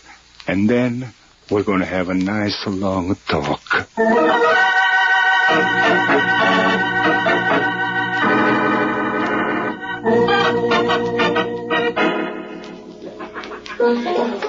Hey, Paul, you seen Georgie? Oh, never mind.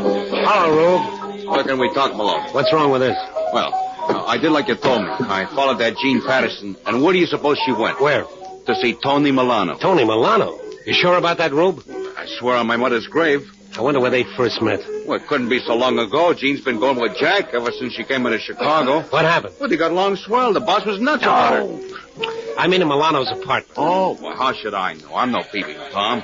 Oh, yeah, a couple of minutes after she walked in, Georgie Kelp came out. Tony's boy? Yeah, he was rubbing his jaw. Sounds like they might have had trouble. Well, what do you think, Malone? You did all right, Rube. Let's hope I can do as well.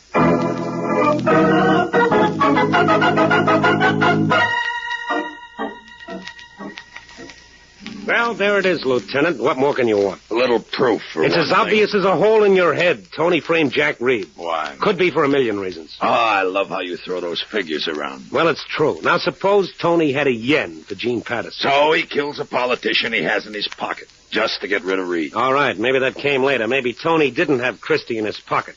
We know Christie was selling him out. How do we know that? Well, Jack was still operating. He couldn't do it without Christie's help. You're changing horses in midstream. Yeah. Well, the more I think about it, I bet it's the real reason.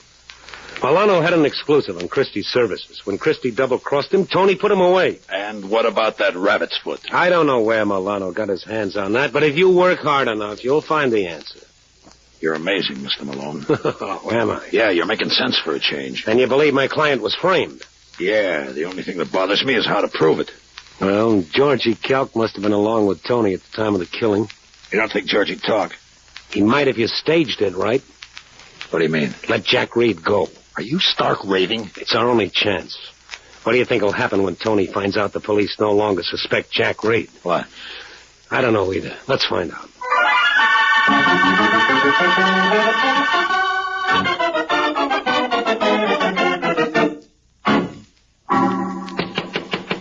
Come on in, darling. I'll be ready in just a minute. Hello, Jean. Jack. What's the matter? Aren't you glad to see me? Oh, of course, darling. It's just... Well, it's such a surprise. Well, that Malone's quite a lawyer. Then they know you didn't kill Christie. That was my impression. Well, who did? What's the matter, Jean? You thinking of hedging again? I don't get you, Jack. I heard about you and Mr. Milano. You what? Mm-hmm. Rube filled me in on the gory details. Oh, listen, Jack, you gotta believe me. I was only doing it for you. Oh, baby. Oh, I mean it. I thought I could trap Tony into making some admission. I gotta hand it to you, Jean. That's a nice piece of ad-libbing. Oh, darling, when I cross you... You'd cross your own grandmother if you thought it'd do you any good.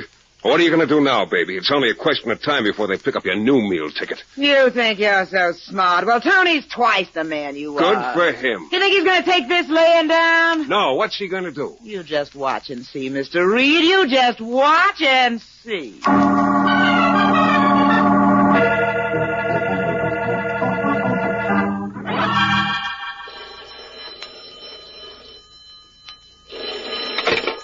Yeah.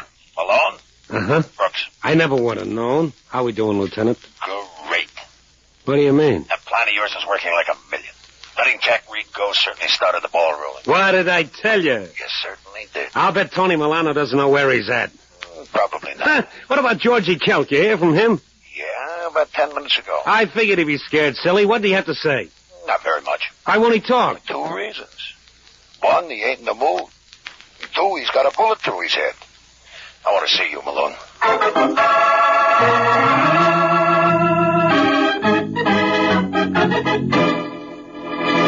You are listening to the amazing Mr. Malone. Everybody knows about today's critical housing shortage and the various reasons for this shortage. But there are many people who do not think of one very important contributing factor: forest fires. Last year, forest fires burned enough trees of saw timber to build about 86,000 five-room homes. 9 out of every 10 forest fires are man-made. Most of these man-caused fires are due to plain carelessness. And that's why everyone, therefore, should follow these simple rules of forest fire prevention. Crush out cigarette, cigar, and pipe ashes. Break matches in 2 after using. And drown all campfires. Remember, you are a potential firebug, so be careful. Now, back to the amazing Mr. Malone.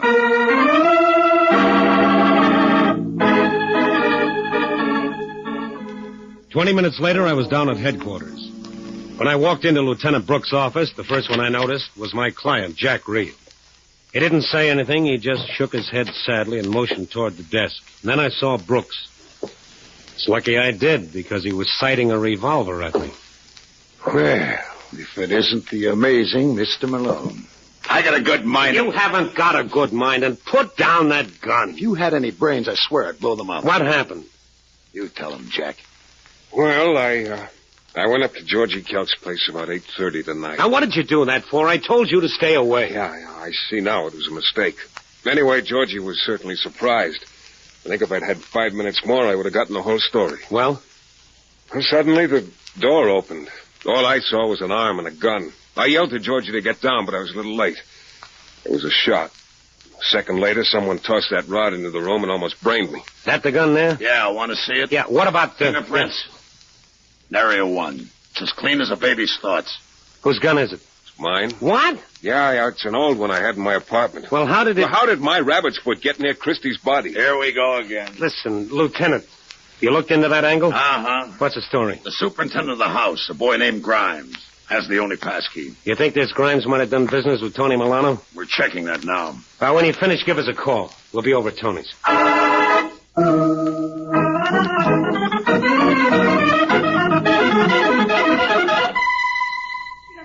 Tony, if I know Jack... What are you worried about, Jeannie? I know Jack, too. But you don't understand. Malone got him out. He's a pretty good lawyer. Now you listen to me, doll. You got nothing to worry about. Didn't Tony say he'd take care of you? I know you will, doll. It's only that... Yes? Hello, Tony.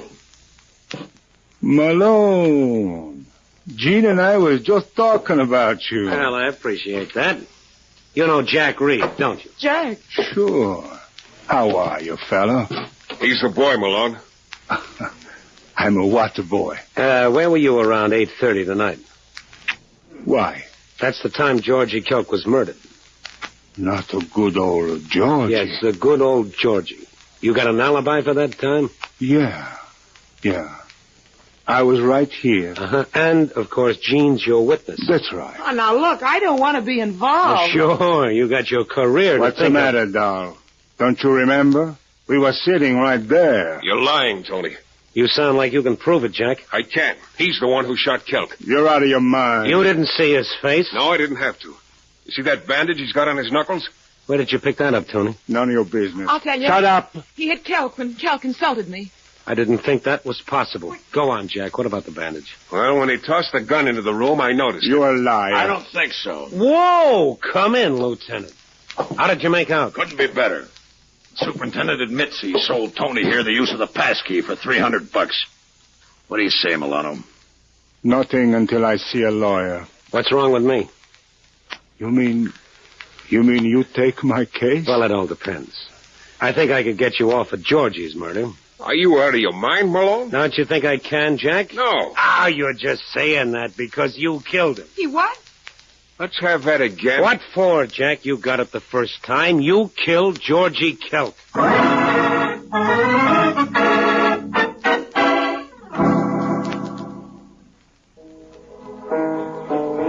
don't know how you do it, Malone. Shall I tell you a secret, Lieutenant? No, you don't either.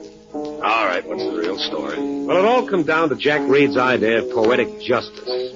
He thought once we figured that Tony killed Christie and planted that rabbit's We foot... figured Georgie Kelk's murder was the same routine all over again. That's it. What convinced you otherwise? Jack's gun. Why was that any different from the rabbit's foot? Remember you told me there were no fingerprints on it? Oh, there weren't. Well, obviously then, Georgie's killer had to be wearing gloves. How do you arrive at that? Jack claimed he chucked the rod into the room right after the shot, taking no time to wipe it off. So? So, later, Jackie said he knew Tony was the man because he spotted him by that bandage on his knuckles. But if the murderer wore gloves, how could you see a bandage? You couldn't. Oh. See how simple it is? Well, being simple-minded yourself must help you a great deal. Yes, it does. When you work up to that state, you'll find out. Well, you know who I'm sorry for? Yeah, Jane Patterson. No, I wasn't thinking of her. Well, I was. Poor girl. She tried to play both ends against the middle. Wound up with nothing. I begged your pardon. Where you going? Well, I I owe Jean something for putting away both her friends. Maybe I can further her career. Good night, Lieutenant.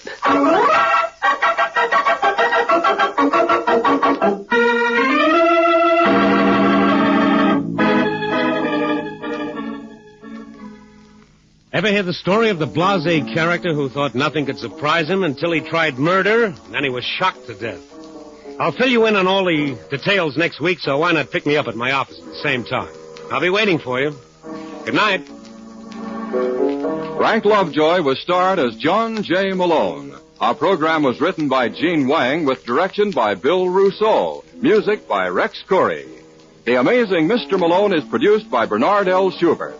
And now this is Dresser Dahlstedt inviting you to tune in next week.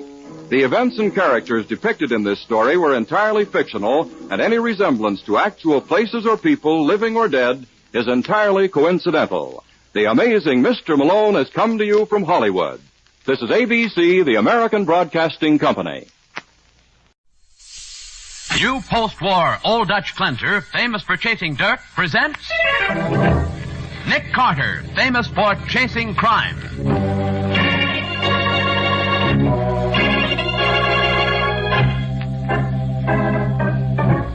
Every week at this time, two great names are joined as new post-war Old Dutch cleanser brings you one of the most resourceful and daring characters in all detective fiction, Nick Carter, Master Detective.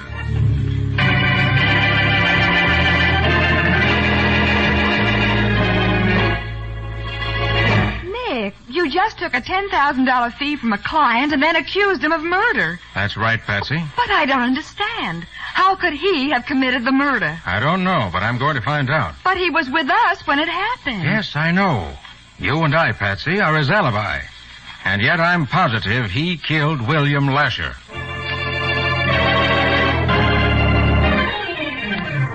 And now, the case of the perfect alibi. Today's adventure starring Lon Clark as Nick Carter, brought to you by new post-war Old Dutch cleanser.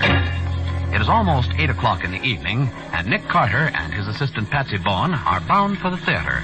It's one of those rare evenings when Nick is not working and Patsy is happy enough to sing. Oh, Nick.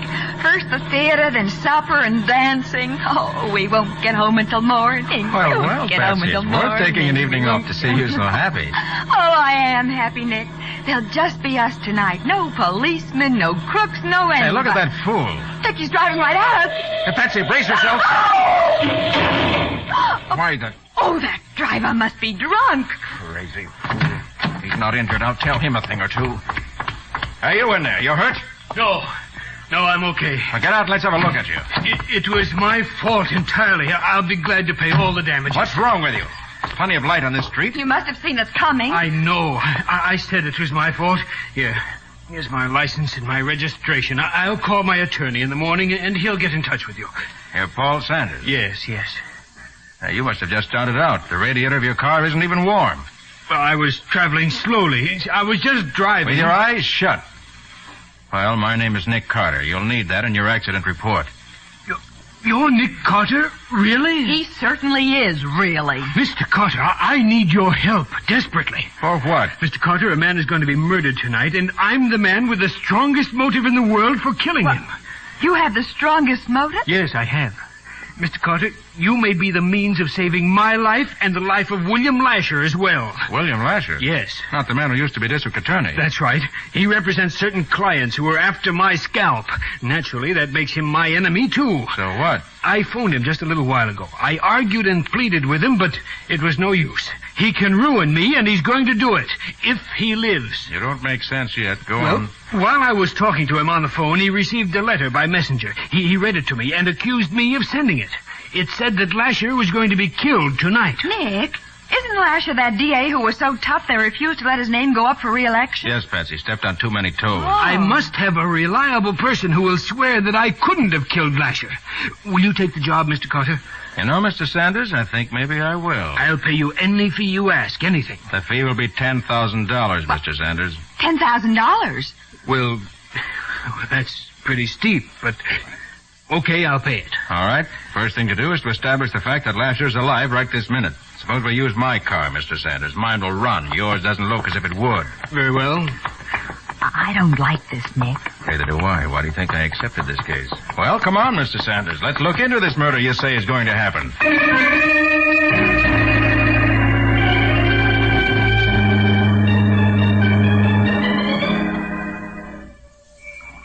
For your sake, Mr. Sanders, I hope Mr. Lasher is alive. I hope so, too, even though I detest the man. I think someone's coming, Nick. Yes? I'd like to see Mr. Lasher. I'm Nick Carter. You're Nick Carter, the detective? Yes, may I see him, please? Well, gee, I'm sorry, but he left strict orders that he wasn't to be disturbed under any circumstances. In spite of his orders, I want to see him whether he's all right. We have reason to believe he might be murdered tonight. Murdered? Why, well, all right, I'll knock on the study door. He gets awful sore when I disobey him, but, well, I'll try it. Who's he, Mr. Sanders? Name's Joey Wilson. Nice boy. Lasher's his guardian. Oh. Mr. Lasher? Mr. Lasher? Go away. I told you I don't want to be disturbed. You see? Here, let me try. Mr. Lasher, this is Nick Carter. I want to talk to you. I said go away. I'll see no one tonight. Well, I'm afraid you're going to see me because I want to see you. Confound you. Get out of here. Oh, what happened, Nick? Oh, he threw a book at me. Fortunately, his aim was bad. Then he's still alive. Yes, Sanders. Luckily for you, he's very much alive. Oh, Joey, do you know Mr. Sanders here? Why, yes, sir. He comes to see Mr. Lasher sometimes. When was the last time he came to this house? Let me see. He hasn't been here in a long time. At least for 2 months. Yes, at least that. I see. Well, it's now 8:32. Remember that, all of you. Lasher is alive now. What's more, Sanders? Yes, Mr. Carter? We're going to take further precautions to see that he stays alive, at least as far as you're concerned. Come on.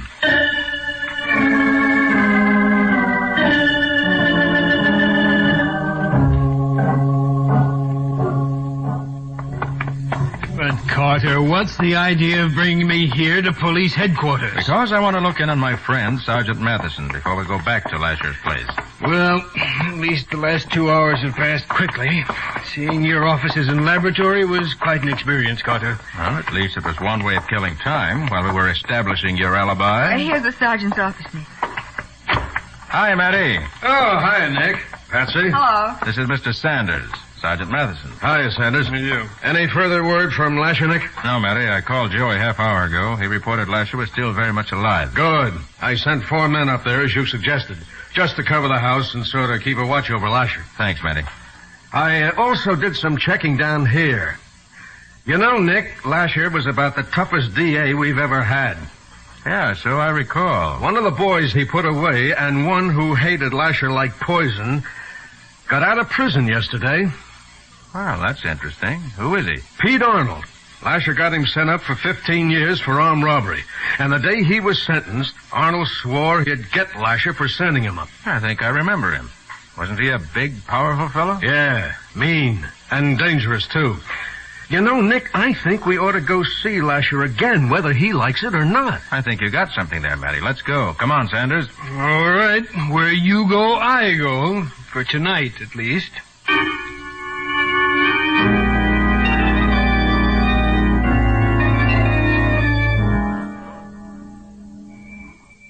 You've got your men well hidden, Matty. Didn't see one anywhere. They're here all right, Nick. Don't worry about that. Hello. Oh, it's you again, Mr. Carter. Yes, Joey, and this time we're going to talk to Mr. Lasher, orders or no orders. Well, it's at your own risk, Mr. Carter. I know, Joey. Mr. Lasher, I'm coming in. I want to talk... Hey. Nick, he's dead. Oh, no, he can't be.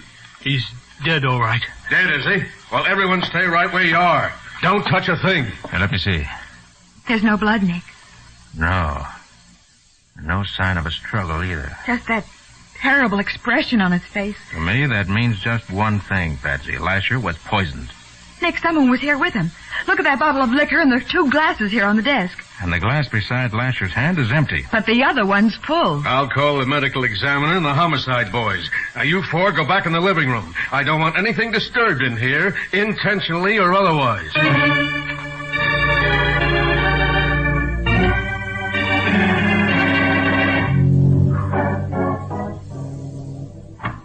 Hey, Nick, A little while ago, two of the men I got outside saw someone peering through the window of the study where we found Lasher's body. Did they catch him? No, they lost him in the darkness. Huh. They said he resembled Pete Arnold in size. So the window's being dusted for prints, and so are the bottle and glasses. Oh, those glasses are hobnailed, Matty. They're too rough to take an impression.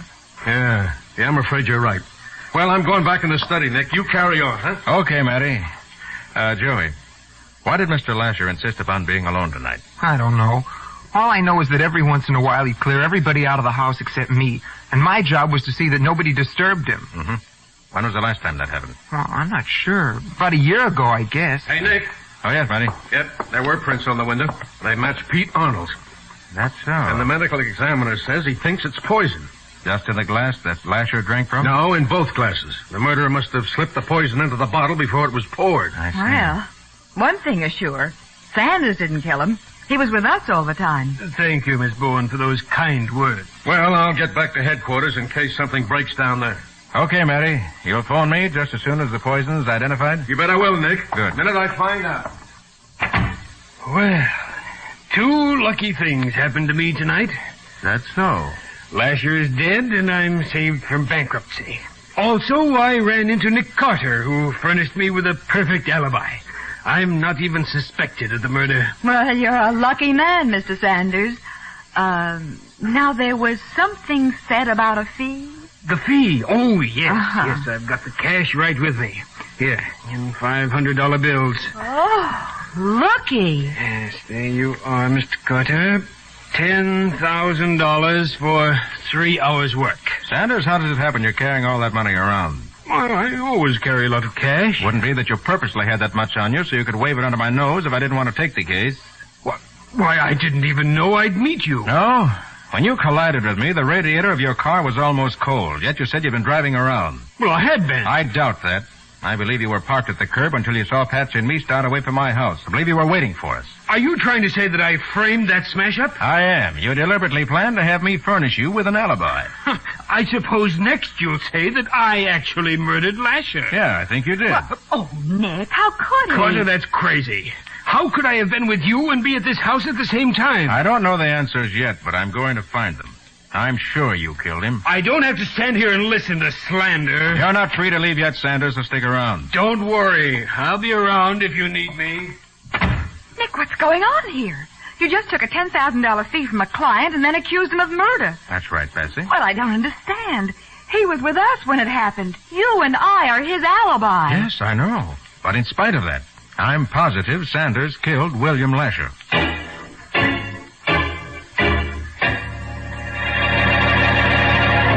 As the case moves swiftly to a climax, Nick and Patsy serve as the alibi for the man Nick accuses of murder.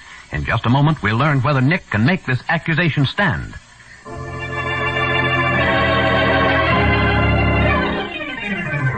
Now back to the case of the perfect alibi. Today's adventure with Nick Carter, brought to you by new post-war Old Dutch cleanser. It is a short time later. The police are gone. Nick and Patsy are upstairs investigating Lasher's bedroom. Well, nothing here that gives us any clue. You really think he murdered Lasher? I do. Well, what about Pete Arnold? He swore he'd kill Lasher someday. Pete Arnold didn't do this job. Well, how can you be so sure about that? Look, Patsy, Lasher knew Arnold was dangerous. Would he have invited him in for a drink? No, I don't suppose so. Besides, men like Arnold don't use poison when they kill. Yes? It's me, Joey. Oh, come on in. Yes, Joey? Well, I thought I'd see if there was anything I could do. Oh, yes, perhaps there is, Joey. Lasher was obviously a hot-tempered man. Was he always that way? Oh, no, sir. That was just on the surface. Underneath, he was a swell guy. Oh, that's so. Why, he built a new wing on the hospital, and it cost him $250,000. That's the Blythestone wing. Why'd he use that name? Because he didn't want his own name on it. He didn't even want anybody to know he'd paid for it. Well, who was Blythestone? Anyone special? Oh, yes. Mr. Blythestone saved Mr. Lasher's life in the First World War, and he was nearly killed doing it. Oh. He used to come here every year to talk about the war and old times and stuff. It was sort of an anniversary. You know where Blythestone is now? Oh, he died 5 years ago. Must be Matty calling about the poison, Patsy. Oh, I'll get it. Okay, thanks. About this Blythestone... I'm coming. Oh, drat dark stairways like... Patsy? Oh, Nick. Nick, I tripped. Now, never mind. Are you all right? Are you hurt, Miss Bowen? No, I don't think so. There was something stretched across the stairway. I felt it hit my ankle, and then I lost my balance. Gee, that's too bad. Sanders did that. Huh? Getting scared. He knew I expected a phone call and wanted me to break my neck, but he tripped you instead. But what was it that tripped me? This is an open stairway with a railing on both sides. You could have passed a wire or a cord across the step, pulled it up as you came down, then pulled the cord free and got away. Oh, gosh, what a dirty trick. I'll say. Help me up, Nick. Okay. I'm all right. All right, let me help you to the studio, Patsy. Mhm. Sit down there and rest for a bit. Thanks, Nick. How'd you feel? Okay? Much better. All right, there you are. Take it easy now until you feel okay. I will. Oh, Nick, that Sergeant Matheson probably wondering what on earth's wrong. Shall I answer it? No, I'll get it. Nick Carter speaking. Look, why don't you answer the phone? I was getting all set to come out there and see if you were still alive. Sorry, Matty. Patsy tried to answer your first call, but she fell down the stairs. She fell. She didn't hurt herself. No, I don't think so. Nothing serious. Oh, good. Well, your hunch was right, Nick. The autopsy shows the liquor was poison. That was potassium cyanide in the bottle and both glasses. So that's why it works so fast. Yeah. Oh, by the way, you better watch out for Pete Arnold. My boys never did see him leave the place. Thanks, Matty. I'll do that. What'd the sergeant say, Nick? Says it was poison. Cyanide. Oh. Hey, Joey, were there any more glasses to this set Mr. Lasher used? Not that I know of. I never saw more than 2 of them. I see. Hey, this brandy. It's imported from France. More than 40 years old. Golly, it must be priceless. It is if you go in for that sort of thing. Now, to whom would Lasher serve 40-year-old brandy? Have to be somebody very special. Mr. Carter, I remember now. Yeah, what? Mr. Blystone, every time he came here, that bottle of brandy would turn up. Well, now. And about a year, once about a year since Mr. Blystone died, I'd found the bottle here on the desk again with the 2 glasses. Did Lasher drink much? Well, he never drank, Mr. Carter, except, well, maybe the times I found the bottle left on the desk. Nick, come here quickly, by the window. Yes, what is it, Patsy? The second floor of the garage. Watch that window right in the middle. Yes. Someone's looking out. Someone with a cigarette in his mouth. Could that be Pete Arnold? I don't know, but it won't take me long to find out.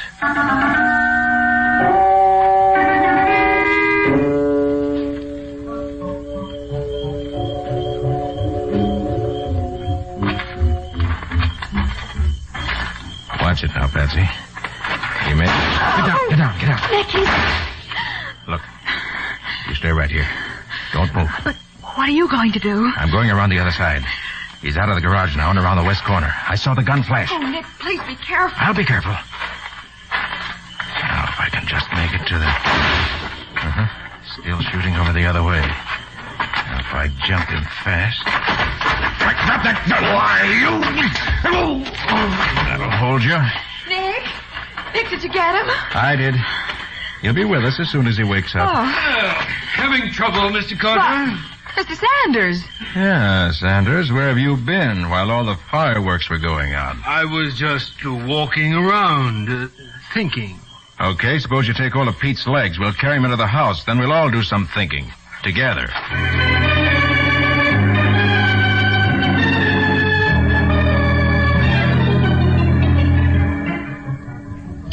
Okay, one handcuff around this wrist, the chain behind the steam pipe, and the second cuff on his other wrist. Which takes care of Pete Arnold for the time being. Carter, why did you bring Arnold upstairs? Why not just turn him over to the police? Because there are no police here at the moment, Sanders. Matty took his men away. Figured that whoever had been prowling around had gone by now. Pete's waking up, Nick. Where am I? All right, cut it, Pete. You're not fooling anyone. I'm Nick Carter. You try to kill Patsy and me. Oh, what a sap I've been. What a sap. Pete, did you kill Lasher? No. I was going to, but when I looked in the window, he was sitting there, dead. Then what happened? I heard the cops moving around, so I hid in the garage. Why? Because I had to. If the cops seen me here, they'd have framed me for the job. Nobody's framing you, Pete. But the police are going to ask you a lot of questions. Well, I guess I'll be here when they come.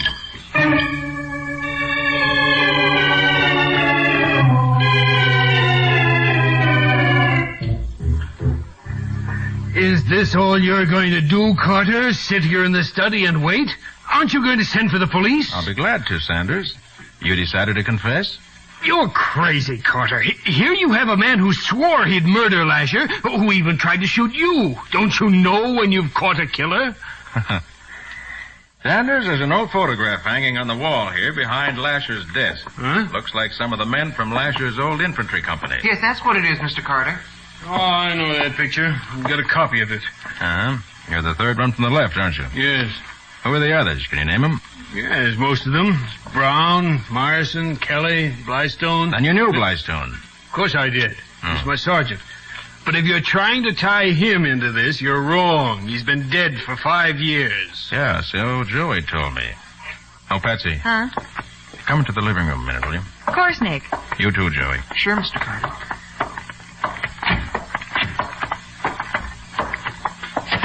Now listen, both of you. Yeah? I'm going to accuse Sanders of murder again, point blank. And I'm going to show him how I can prove it. Gee, can you do that? I'm going to try. I get it. You want to make him so desperate he'll do something that will give himself away. That's it.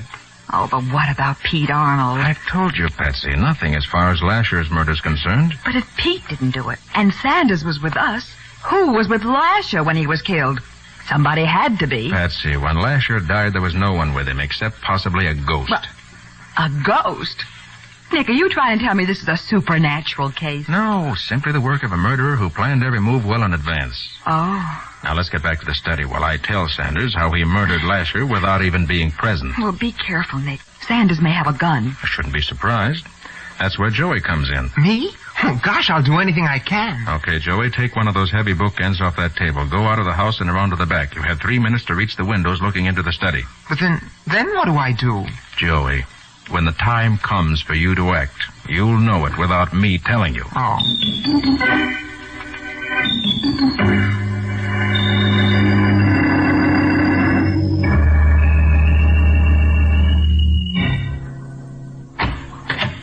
Well, you back again, eh, Carter? Yes, Sanders. Want to establish some facts. Oh?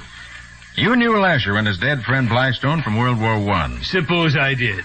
You knew that Blystone saved Lasher's life, and that Lasher and Blystone made a pledge after the war was over to meet once a year and celebrate the rescue. Does that make me a murderer? Now, Lasher never used liquor except once a year, when he and Blystone each drank a small glass of this fine old brandy, and that celebration always took place on the same day, the date of Lasher's rescue, a date you knew because you were there when it happened. So, 2 men celebrate an anniversary, and that makes me a murderer. It does because you knew about it. Joey tells me the bottle and the 2 glasses were kept in plain sight in the cabinet over the desk. You must have seen them many times. It's been very easy for you to come here to see Lasher, and then, while you were waiting here in the study for him... So that's it. Get it, Patsy? Of course. Sanders poisoned the bottle of brandy when he was here over 2 months ago. He knew it wouldn't be used until tonight, and he planned to set up an alibi for the exact time when Lasher would be killed. All right, both of you, put your hands up fast. I told you he had a gun, Nick. Get him up. Thank you.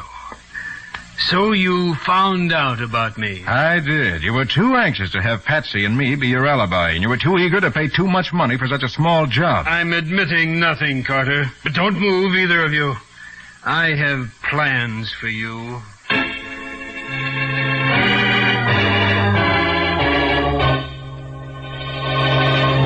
Sanders backs away, his finger tightening against the trigger. We'll see what Nick does about this in just a moment.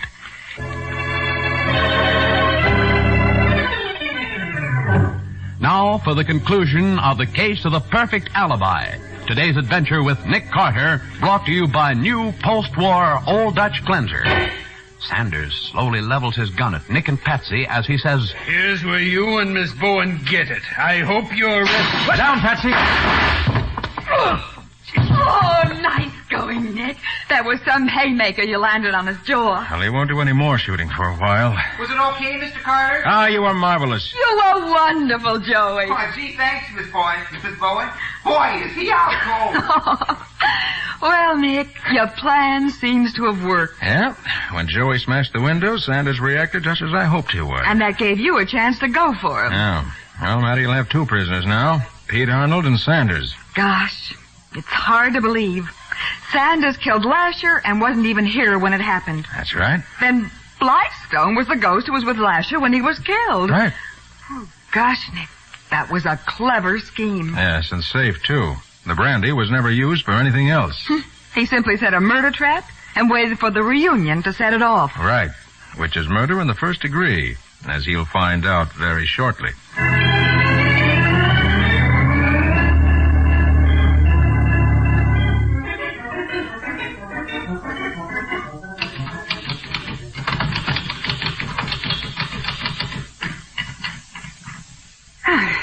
Pay to the order of the community chest. $10,000. Nick, this is the first time in a long time a murderer's money has helped a worthy cause. A murderer's money? Well, I like that. That's my money, Patsy. I earned it by giving Sanders the alibi he wanted. Oh, that's right, you did. Now, if you'll just sign the check, I'll get it into the mails right away. All right, then you can go home. It's too bad you had to miss the play, Patsy. Yes, it's a shame. It was a mystery, Nick. Honestly, I love mystery plays more than any other kind.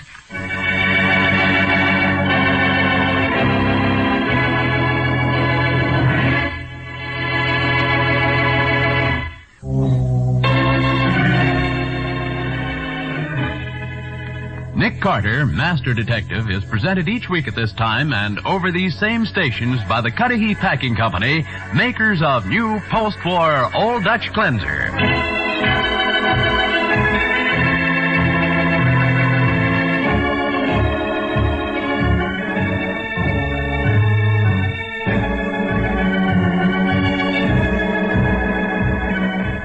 Nick Carter, Master Detective, produced and directed by Jock McGregor, is copyrighted by Street & Smith Publications, Incorporated. Charlotte Manson is featured as Patsy. Ed Latimer plays Matty. Today's script was written by Norman A. Daniels. Original music is played by Henry Silverne. This program is fictional, and any resemblance therein to actual persons living or dead is purely coincidental. This is Bob Martin saying, when minutes count, use new post-war Old Dutch Cleanser.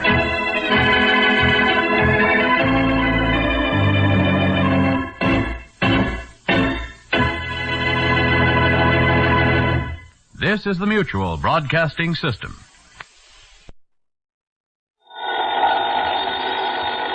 Johnny Dollar. George Reed, Johnny, at Floyd's of England. Well, hiya, George. What can I do for you? Well, Johnny, I'm afraid I've got myself into a rather embarrassing situation. Yeah, what have you done this time? One of the company's most important clients is a man named Orson Ogilvy Terwilliger, retired. He's a collector.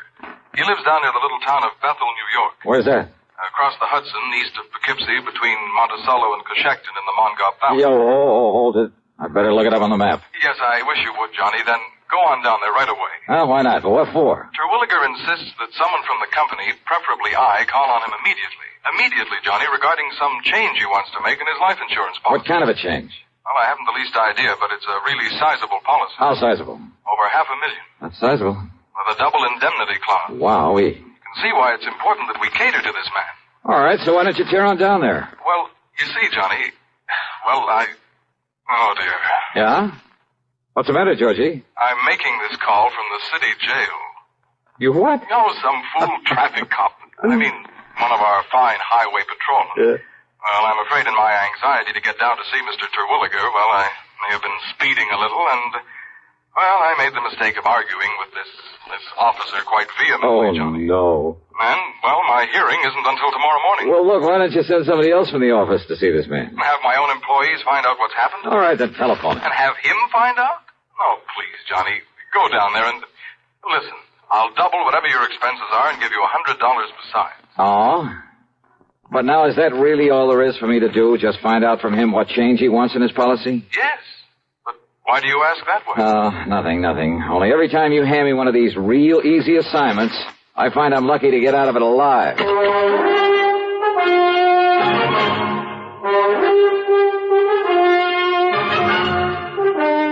CBS Radio brings you Bob Bailey in the exciting adventures of the man with the action-packed expense account, America's fabulous freelance insurance investigator. Yours truly, Johnny Dollar. Next time you refresh, enjoy a frosty, ice-cold Pepsi-Cola. Sociability, Charlie. All right, Kay, how's this? Pepsi is light, refreshes without filling, You like to refresh. Have a Pepsi right now. Well, offer it to everybody, Charlie. I will. Enjoy Pepsi at the fountain. It's delicious at home, too. Have one at lunch or with a snack. Charlie. At the beach or at dinner. Wherever you go, wherever you're thirsty, Pepsi is there. It's here, too, in our Be Sociable song. Be sociable, look smart, keep up to date with Pepsi. Drink light, refreshing Pepsi. Stay young and fair and debonair. Be sociable, have a Pepsi. For the weekend, have plenty of Pepsi around. Pick up an extra carton today.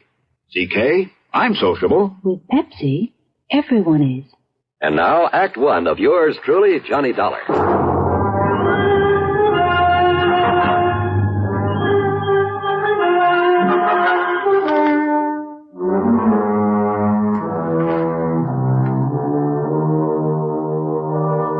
Expense account submitted by Special Investigator Johnny Dollar to Floyd's of England, North American Office, Hartford, Connecticut. Following is an account of expenses incurred during my investigation of the collector's matter.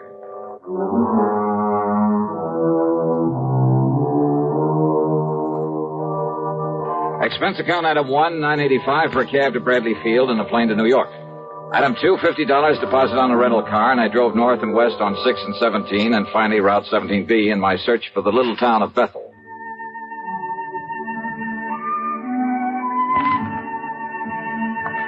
The foot of the Catskills country is mighty beautiful this time of year. No wonder it's a famous vacation spot for thousands who spend most of their lives in the noise and dirt of the big cities. Lots of mountains, trees, fresh air, and flowers. The so-called town of Bethel was little more than a crossroads with a couple of general stores and gas stations and Emma's Hotel. At Emma's, I asked directions to the Terwilliger place. Oh, you mean the big place over the lake? Well, I don't know, is it? Yeah, it's a beautiful place. And if they do decide to sell it, well, you know the rumors about it. Yeah, well, how do I get there? Well, you see that road right across the highway? Yeah, I see it. Well, first you pass Lake Superior, the Scott place. About a mile and a half, maybe 2 miles. You see a turn to the left. It takes you up the side of the little mountain to the big house. Okay, thanks. Such a narrow, twisting road, though, so be careful when you drive. Oh, sure, and I'm not such a beautiful view it gives of Mr. Terwilliger's private lake. Oh, that's fine. I'll give it a good look. And maybe he'll show you his wonderful collection of guns and weapons that he has. Yeah, beautiful guns. Yes, I'll ask him about them, and thanks and again. when you come back, if you feel like a nice cool beer on this hot weather. Yes, I'll stop by again. Thanks.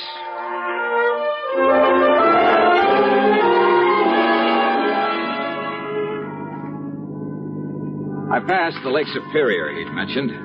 Then a couple of miles beyond, made a left turn that put me on the narrow, winding road up the side of a hill above another, a smaller lake. I wondered why Terwilliger, with all his money, hadn't improved this road, and thought of what might happen to someone trying to negotiate it too fast.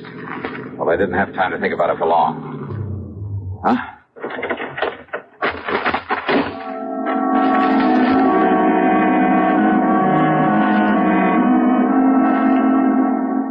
The other car must have been coming down the hill, but apparently had taken the narrow little turn much too quickly, then skidded and rolled over to land against a huge boulder that stuck out on the side of the hill just below the road. After a struggle with it, I managed to get one of the doors open to see if the man inside was still alive. He wasn't, though his body was still warm. I reached into his pocket, pulled out a billfold, looked at the driver's license in it. Yeah. Orson O. Terwilliger.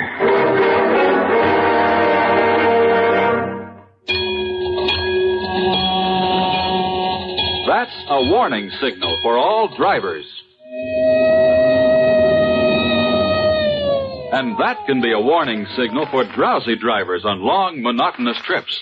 You see, driving can make you drowsy no matter how much sleep you get. And driving and dozing just don't mix. Why take chances? Take No-Doze, Stay Awake tablets. Millions of times a year, safe No-Doze keeps drivers awake and alert. Helps you bounce back so that you feel sharp, ready for any emergency. How does No-Doze do it? Ask your doctor. He'll tell you that No-Doze contains a safe and accurate amount of caffeine, the same refreshing stimulant you get in your coffee or tea. But safe No-Doze acts faster, is handier, and more reliable. Best of all, it is not habit-forming. And No-Doze is so safe, it is legally sold on a national basis without a prescription. Get No-Doze, Stay Awake tablets to help you stay awake and alert. It could save your life. Now, Act Two of yours truly, Johnny Dollar, and the Collector's Matter.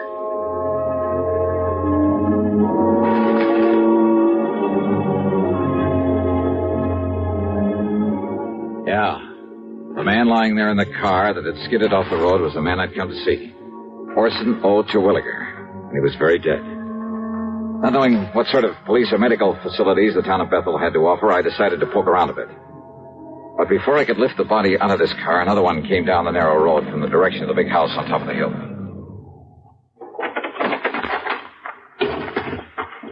Well, stranger, did you have some trouble with your...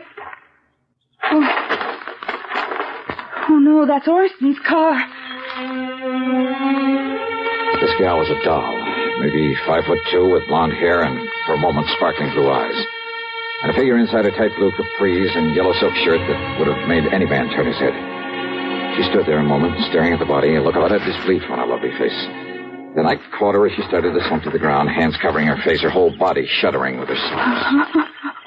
I'm sorry. I'm terribly sorry. Why did a thing like this have to happen? Just when Orson and I were... Easy now. Easy. Just take it easy. If it makes you feel better, go ahead. No. What good is it to cry over him? It won't bring him back to life. No, I'm afraid nothing will now. Why does it have to happen to people like... I'm terribly sorry. I didn't mean to throw myself in your arms. That's perfectly all right. The shock of suddenly... I'm Blanche Terwilliger, his wife. Who are you? My name is Johnny Dollar. Johnny Dollar? Insurance investigator? Yes, that's right, Mrs. Terwilliger. Your husband had asked that someone from the office. Sounds like a terrible thing to say, Johnny. Yeah? But I'm glad it was you who found him here. Oh. After all the awful things that people... Only they aren't true at all. They never were. Well, I suppose we'd better call Dr. Parker and the police. Shall we go up to the house, Johnny? Yeah. Sure.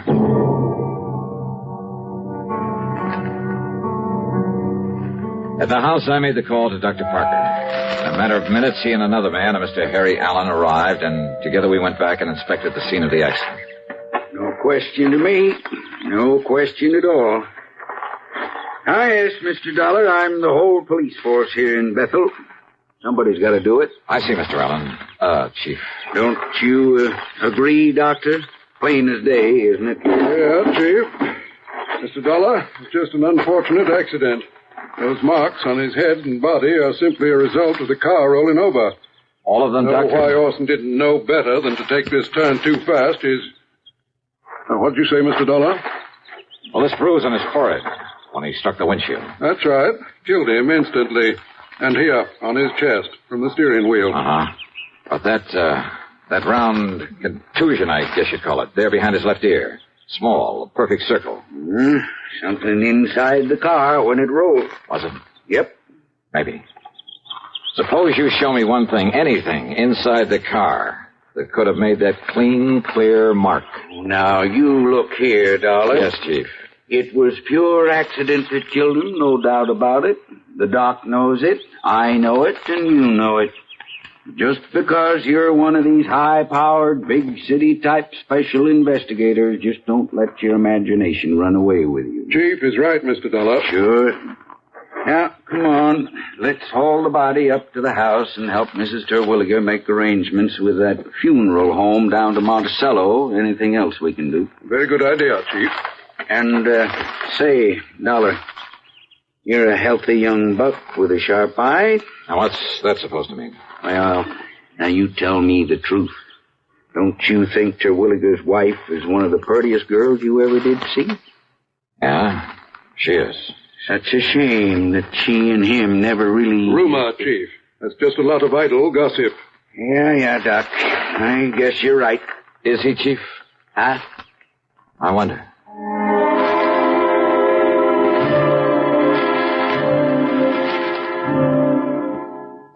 Up at the big home on the hill, Mrs. Terwilliger only I called her Blanche now, at her insistence. She called to make arrangements for her husband's funeral. Considering her obvious shock over the whole affair, she was doing very well. She'd also called one of the local garages to remove the wreck of the car. It would be so horrible to have to see it there day after day. That car. The thing that killed him. Yes, I know what you mean. You're very understanding, Johnny, and I like you for it. Yeah, well, Yeah, I guess there's nothing further that we can do now. I've made out the death certificate and, Blanche, my dear. Yes, Doctor.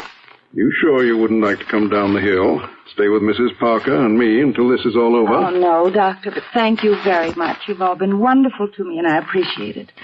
That means you too, Chief Allen. Oh, now, it's a real pleasure, Miss Blanche. Well, yeah, I suppose we... Oh, but Johnny, Yes? would you stay and help me make out the insurance? Oh, it sounds terrible to talk about it at a time like this. Yeah, but all those things have to be done, my dear. So, Mr. Dollar, if you'd like to stay here... No, I'd better run on down to Amherst Hotel and arrange for a place to stay overnight. A hotel when we have this nice big house with plenty of... I'm sorry. I forgot that I'm alone now. You really shouldn't be, my dear. Johnny, maybe you'd come back to tell me what I must do about the insurance. Maybe have dinner with me? Well, that would be a good idea. Yeah, maybe it is.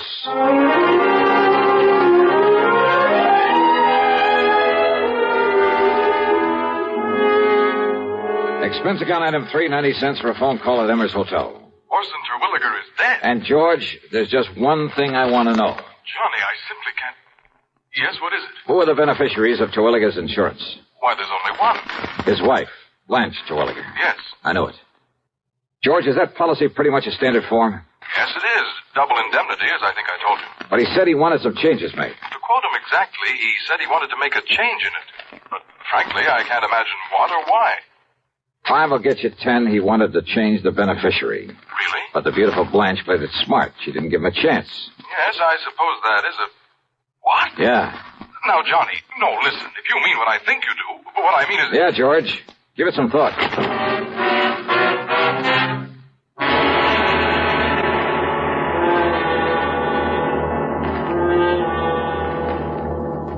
Munch a bunch of Fritos, corn chips. That's a favorite pastime these summer days, munching Fritos corn chips. There's nothing else like them. No other kind of chip that can match Fritos' crisp, refreshing flavor. Fritos are made to munch, by the bagful, or with salads, sandwiches, and long, tall drinks. They have just the right taste and texture contrast to make good food or iced drinks taste even better. Children love them, and they're a really healthful, nourishing between-meal snack in summer. Grown-ups find there's contentment in every munch of Fritos corn chips. Their special flavor is really satisfying. Get a bag today. Fritos, Fritos corn chips. Munch a bunch of Fritos, corn chips. It's not polite to smack your lips, but you can't help it with Fritos corn chips. Munch a bunch of Fritos, corn chips. Now, Act 3 of yours truly, Johnny Dollar.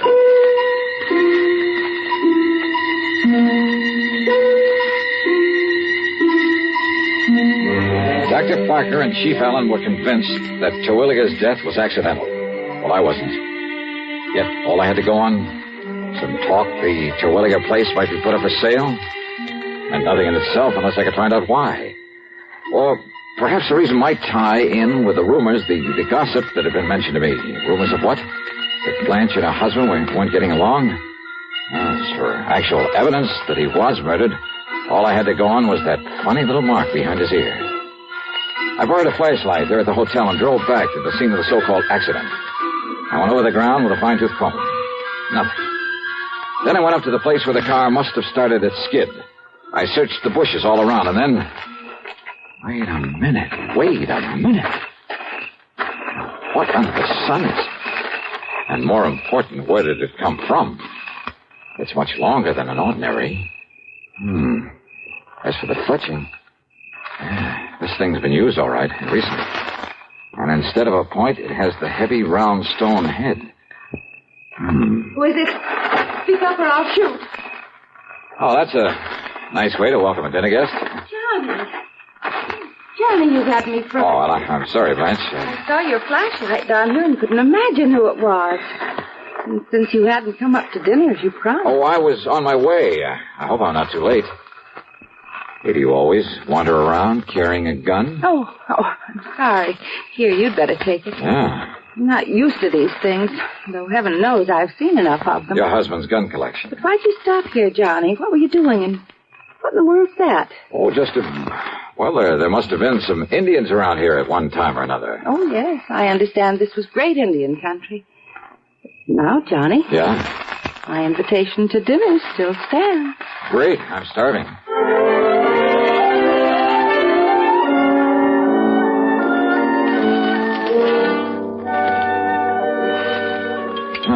Mighty fine dinner, Blanche. More coffee? I'm almost embarrassed, though. Now, why do you say that? But a chance to be close to someone is, well... More coffee? Oh, no, it's not another thing. Well, then, let's go in by the fire in the library and talk. Johnny. Yeah? It's a great comfort to have you here, and thanks. You don't mind if I hold your hand? Kid stuff, huh? No, it isn't. Oh. Now, this collection of weapons you were going to show me. No, you have to look at it. Well, I'd kind of like to. All right. It's in the library, too. Okay. You know, Blanche, with your figure... What I meant was you must have been quite the athlete when you were in college. Now, what brought that on? Swimming? Tennis? That sort of thing? Sure, everything. Blanche Ransom, girl athlete. Pistol team? The way you handled this gun a while ago. Only a person who knows guns has the proper respect for them. Well, I still don't like them. Then all things considered, it's better that I keep this one. What? All things considered? Your husband had to drive very slowly around that curve, didn't he? Yes. I guess he didn't for once, or he wouldn't. Slowly enough so that somebody couldn't have missed him with a pea shooter, much less a deadly weapon. Johnny, what in the world? Archery was your best event, wasn't it? Archery? Yeah. I'm afraid that's why I took your hand. Johnny. Calluses like that come from only one thing, using a heavy bow, a hunting bow. This one here on the wall? Now, Johnny, listen, honestly. Why did you do it? Why did you do it, Blanche? I don't know what... With this bow and with the arrow I found out there. Johnny. With his flat, round, heavy stone head, just before he reached that curve in the road. Well. All right, Johnny. But listen, if you knew how long if you knew what I had to... Listen, please. Murder. For a chance on a lousy $1,000,000. I guess I lost, didn't I? Oh, yeah. You lost.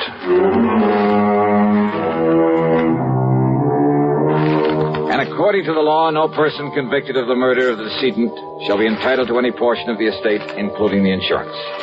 But just don't forget my commission on that amount. Expense account total, including room and board at Emmer's and the trip back to Hartford, $185.60. Doubled. Yours truly, Johnny Dollar.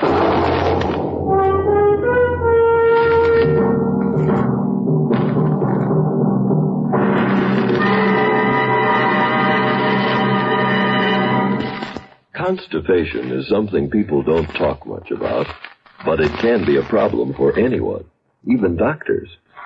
And when constipation occurs, it's interesting to see just what doctors consider important about a laxative they might use or recommend. Now, a majority of the doctors we heard from had this to say. A laxative should be effective, gentle, close to natural acting. A medicine that can be used with complete confidence. Well, pleasant-tasting chocolated X-Lax is effective. Overnight, it helps you toward your normal regularity. X-Lax is so gentle, so close to natural acting, there's no upset. That's why many doctors and millions of people use X-Lax with complete confidence.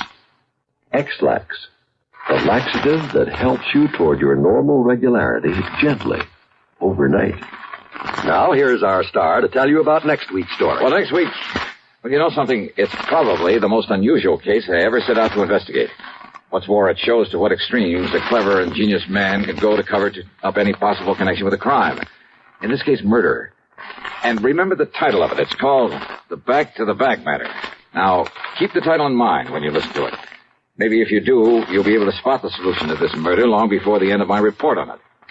Just remember, though, it involves one of the cleverest alibis ever established. One that only the suspect himself can break down. Join us then, won't you? Yours truly, Johnny Dollar.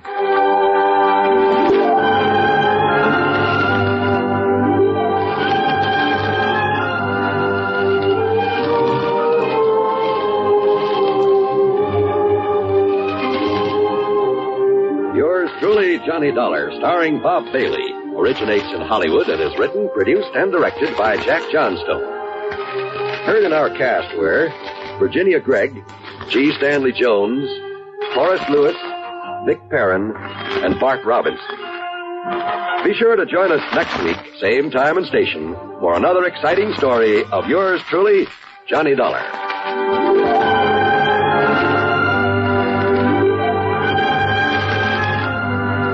This is John Wall speaking. Get your goose pimples at the ready. Suspense follows in just one moment on the CBS Radio Network. The United States Marine Corps is now accepting men between the ages of 20 and 27 who are college graduates for the officer candidate course. If you are mentally and physically qualified, you can train as a candidate for 10 weeks at Quantico, Virginia, and win your gold bars as a Marine Corps second lieutenant. Find out how you can serve with the finest. The United States Marines. See your local Marine recruiter. This is WRW 590 on the dial, serving the Tri-Cities from Albany, New York. Donald Crisp says, I just shared a very happy experience working with Jane Wyman and Richard Egan in Walt Disney's Pollyanna. See this new Disney motion picture. For Pollyanna is a story that's filled with every human emotion. Yes, you'll share the experience of thrilling entertainment filled with drama, fun, and happiness when you see Walt Disney's Pollyanna. Don't miss this heartwarming picture starting Wednesday at Fabian's Palace, Albany. Proctor's Troy, Proctor's Schenectady. Starts July 13th, Gloversville. The time now is 5:30.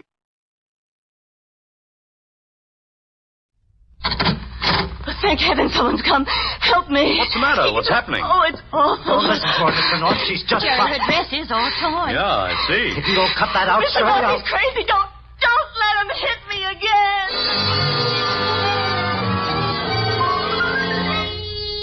Mr. and Mrs. North, starring Joseph Curtin and Alice Frost. Listen as Pam and Jerry solve the mystery, The Premature Corpse. It's a beautiful night in New York, clear, fresh, and in the snug apartment of Ferdy Hathaway, warm. A night for music, for friendship, for love. And Shirley Hollis seems to have this last on her mind as she snuggles up to Ferdy on the sofa. Oh, Ferdy, I was just getting comfortable. I'm afraid I'll have to ask you to run along, Shirley. Some people are coming over in a little while. Will they be here long? I don't know. It's business. He's Jerry North, the publisher. They're going to discuss a book I've written. Well, I'll wait till they leave. I want to talk to you, too. Come here. What do you want? Put your arms around me. Now, look, Shirley. Then I will. There. Hello, Ferdy. It's getting awfully warm in here. Yes, isn't it? Yes, Ferdy. Is this what you want? Oh, yes, darling. That's just what I want. Now, that didn't hurt, did it? You little cheat. Ferdy. My brother's wife. What do you want with me? You know I don't love Doug. I knew it when you married him.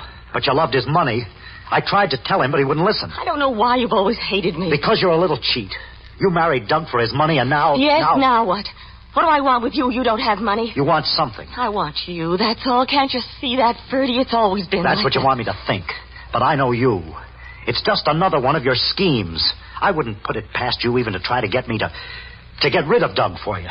Now that you have his money, Is that what you want, is it? Oh, poor suspicious Ferdy. You didn't answer my question. I know why you don't like me, Ferdy. It's not Doug. There's nothing to do with Doug. You still it's didn't... that stuffy superiority of yours, that stuffy righteousness. You're a Hathaway and I was just a chorus girl. That's why you didn't want Doug to marry me. That's why you think you're too good for me. You're a cheat. Always That's why I... that Hathaway superiority. Well, how about Doug? I suppose he's not a cheat. What are you talking about? I'm talking about your brother, a Hathaway, a crook. That's a lie. You know it isn't. Or maybe you don't. Maybe you've blinded yourself with that phony righteousness of yours until you can't see what's going on right in front of you. What do you mean? What's going on? You say I married Doug for his money. Well, how did he make that money, huh? The Hathaway fortune? Business. Sure, business. Some business. Black market in the wartime. You're crazy. It so happens I can prove it. And that's not all I can prove if I have to. I know enough about Doug to send him to jail. How would you like that? A Hathaway in jail, Get huh? out of here. Why don't you stop kidding yourself, Ferdy? So your grandfather was Colonel Hathaway. You're just a hack writer. Your brother's a crook. Stop it.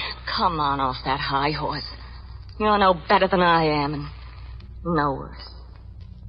We could be friends. Good friends. Never. Oh, Ferdy. Look at me. You cheap, lying, dirty Oh, little... I'm not taking any more of that.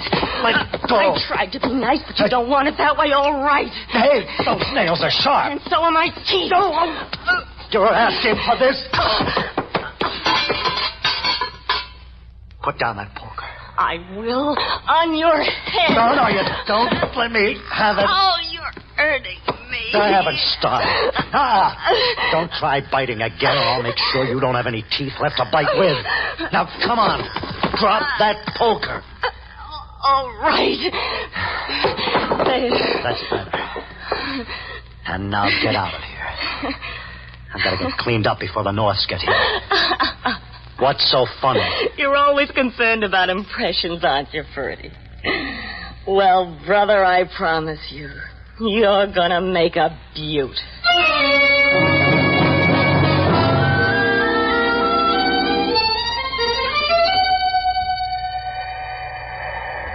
The more I think about it, Jerry, the more I think his sister will have to be killed, too. What? But not shot. I think strangling would be better. What on earth are you talking about, then? About Mr. Hathaway's book, of course. Well, what did you think? I didn't know. The way you start a subject out of a clear blue sky. It wasn't a clear blue sky. It was a murky green elevator. And it's in Mr. Hathaway's building, so I should think you'd know what I meant. I see. Well, let's go tell Mr. Hathaway the sister ought to be strangled. I'm sure he'll love the suggestion. It'll mean rewriting 3 chapters. But it'll make the story much stronger. In one woman's opinion. Well, Gosh, what was that? Sounded like it came from the apartment at the end of the hall. Jerry, it's Mr. Hathaway's apartment. Yeah, I wonder what... Oh, thank heaven someone's come. Help me. What's the matter? What's happening? It's all... Don't listen to her, Mr. North. He tried to kiss me. When I wouldn't let him, he hit me. Jerry, her dress is all torn. Yeah, I see. She's just trying to embarrass me, Mr. North. Why would she try to do that? It's kind of hard to explain. You bet it is, you maniac. Oh, stop it, Shirley. Did you hit her, Mr. Hathaway? Her face looks bruised. Well, yes, I guess I did, but... Why? Well, because she bit me. Stop it, Shirley. Jerry, she's hysterical. It's just an act. If you don't cut that out, Shirley, I'm going to have to hit you again. Mr. No, don't let him hit me. He won't. Now, come on, let's go in and see what this is all about. No. I want to go home. I want to see Doug. I want my Doug.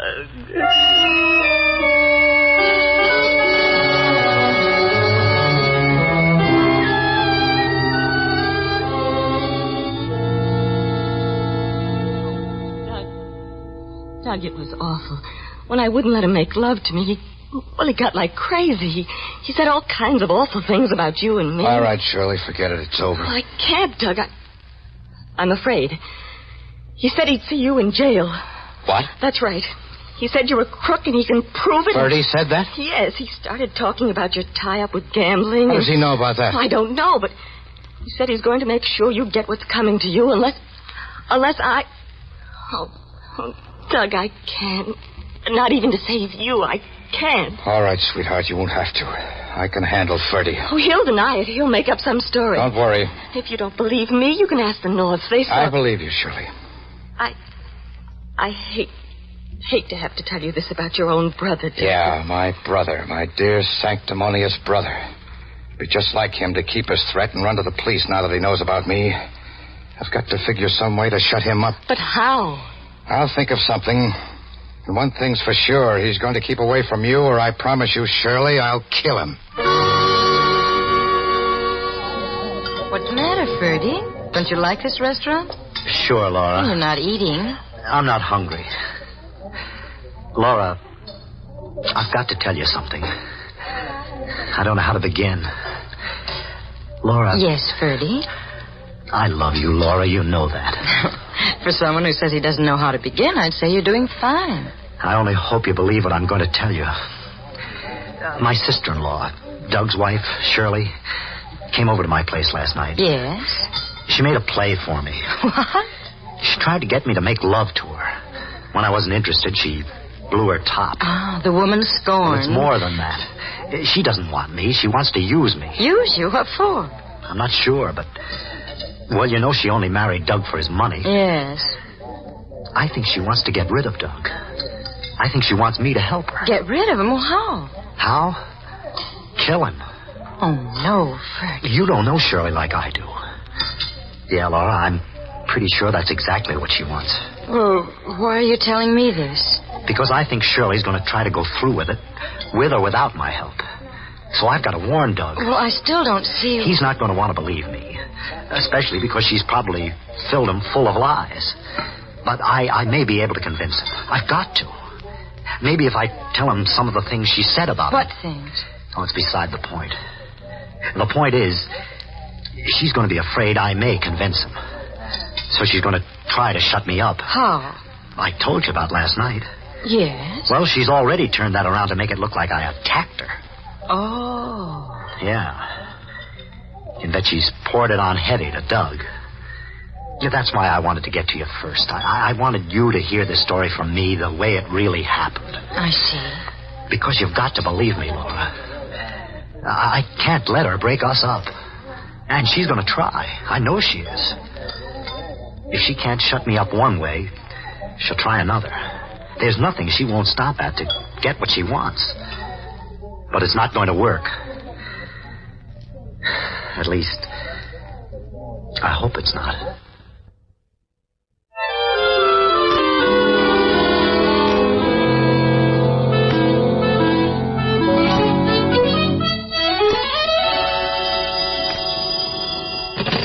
Hello. Hello, Jerry. This is Bill Wagon. Oh, yes, Bill. How are you? Okay.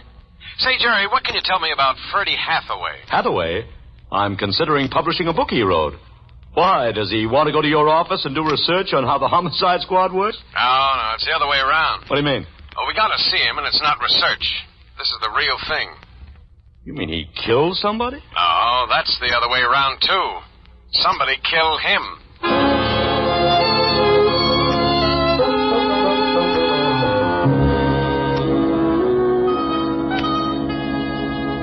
Well, Jerry, I'm all ready. Let's go. Pam, it hasn't been 2 minutes since I hung up the phone. And you asked me to tell Bill we couldn't possibly to get over to see him for at least an hour. Oh, we're not going to see Bill. Why not? No. But, darling, he wants to talk to us. I told him about the incident last night, and he wants all the details. Oh, we'll tell him. Later. All right, dear. But if we're not going to see Bill right now, where are we going? To see Laura, of course. Oh, yes, of course. Laura. That's a good idea. I thought you'd agree, darling. There's just one thing, though. Oh, what's that, dear? Who in blazes is Laura? Oh, you know, Jerry. I do? Laura Arnold. Freddie Hathaway's girlfriend. Don't you remember? He mentioned her last night.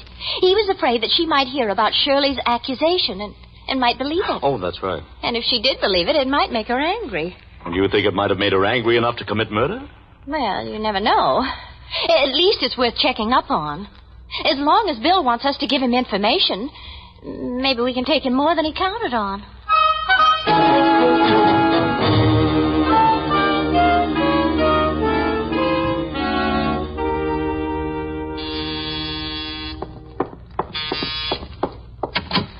Yes? Are you Laura Arnold? Yes. Well, I'm Pamela North, and this is my husband, Jerry North. Oh, the publisher. I've heard Ferdy mention you. What do you want with me? We'd like to talk to you, if we may. Well, I'm pretty busy right now. We'll only take a few minutes. Well, all right, come in. What's it about? Ferdy, What about him? I'm afraid you're in for a bad shock, Miss Arnold. He's been murdered. Is that what you're trying to tell me? Why do you ask that? He said Shirley wouldn't stop at anything, so... Well, naturally, I've been afraid... When did he tell you that? Today at lunch. And that's the last you saw of him? Yes. I came home right afterward, about 1. I've been here ever since. Well, that's funny. When we asked if you were in just before we came up, the desk clerk said you got in only about 20 minutes ago. Well, Oh, Mr. North, I'm frightened. I don't know what to do. Well, maybe we can help you, if you tell us the truth. Yes, the truth. I did have lunch with Ferdy. He told me about Shirley. Then we went back to his place and talked a while. And I left. But about an hour later, I realized I'd left my gloves up there, so I went back. Mm-hmm. And there he was, on the floor, dead. I'll never forget how he looked. I don't want to think about it. You'd better sit down, Miss Arnold. There are a couple of things I'd still like to ask you. Because if we're going to help you, we'll have to know what we're doing.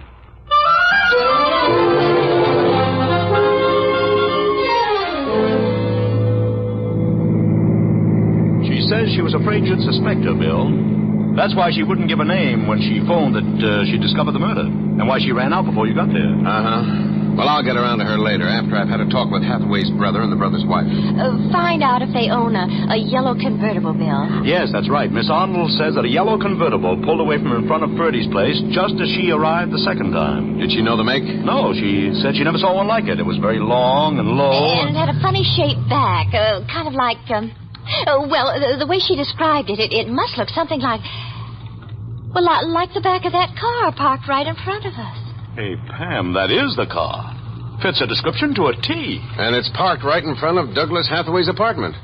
Let's go in and see what he has to say about it.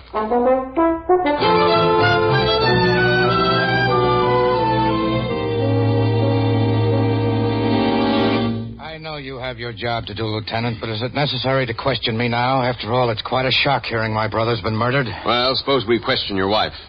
And from what I hear about last night, I don't imagine his death should make her too unhappy. I didn't kill him, if that's what you're implying. I'm not implying anything. I just want to ask you some questions. I suppose you want to know where I was. Well, I was right here. I've been home all day long. Was your husband with you? No, he was at the office, Mrs. North. Oh, then nobody was with you here. Nobody saw you. The servants did. Part of the time, anyway. And part of the time not. Oh, Doug, are you going to let them suggest... No. Look, Lieutenant, I can't take this now. I don't feel up to questions, and I certainly don't intend to sit by while you badger Shirley. Well, let's clear up the matter of the car, at least. What about the car?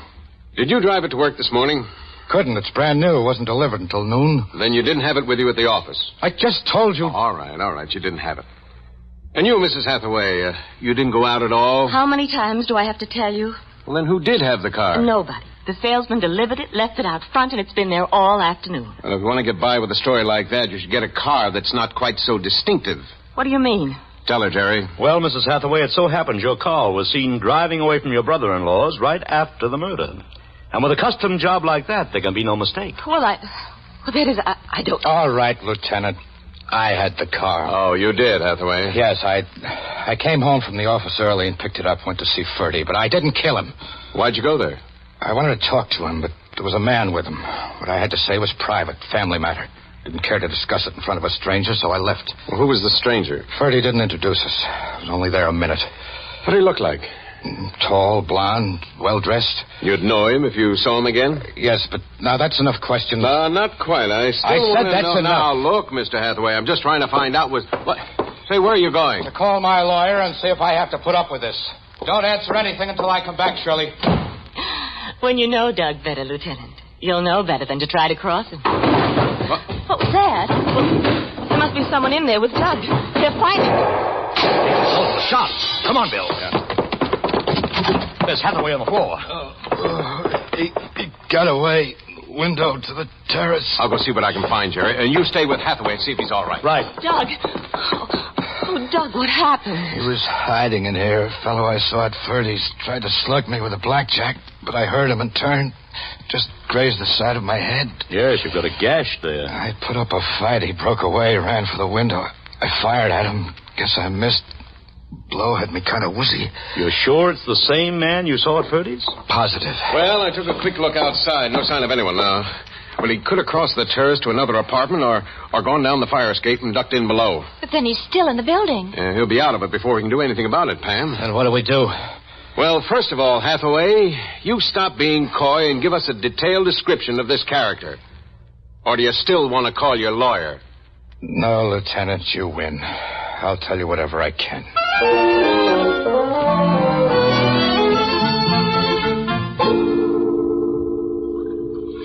There's your coffee, Jerry. Jerry. Jerry North. What, Pam? Your coffee. I know you don't like it cold. Oh, thanks. Where were you? What? Just now, in your thoughts. You were miles away. I was thinking about the Hathaway case. It's been 3 days now and no sign of the mysterious stranger. Well, maybe they'll never find him. He had time to get far away. But I don't think he did. That's what I've been thinking about. Do you think you know where he is? Maybe. Anyway, I'll bet there's one place they haven't tried yet. Where's that? The morgue. The morgue? Mm-hmm. And somehow I have an idea it might yield results.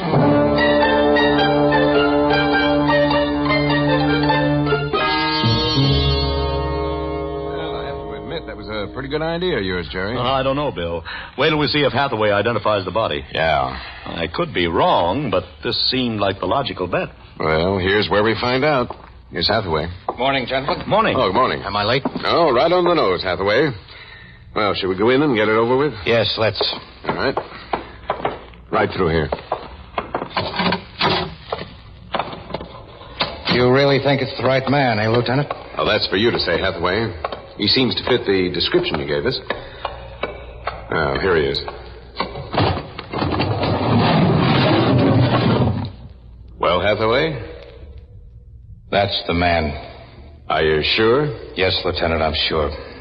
Well, Jerry, seems you were right. Mm-hmm. You know, Hathaway, this is very interesting. Now, you say you saw this man at your brother's the day your brother was killed. That's right. Your brother was killed on Tuesday.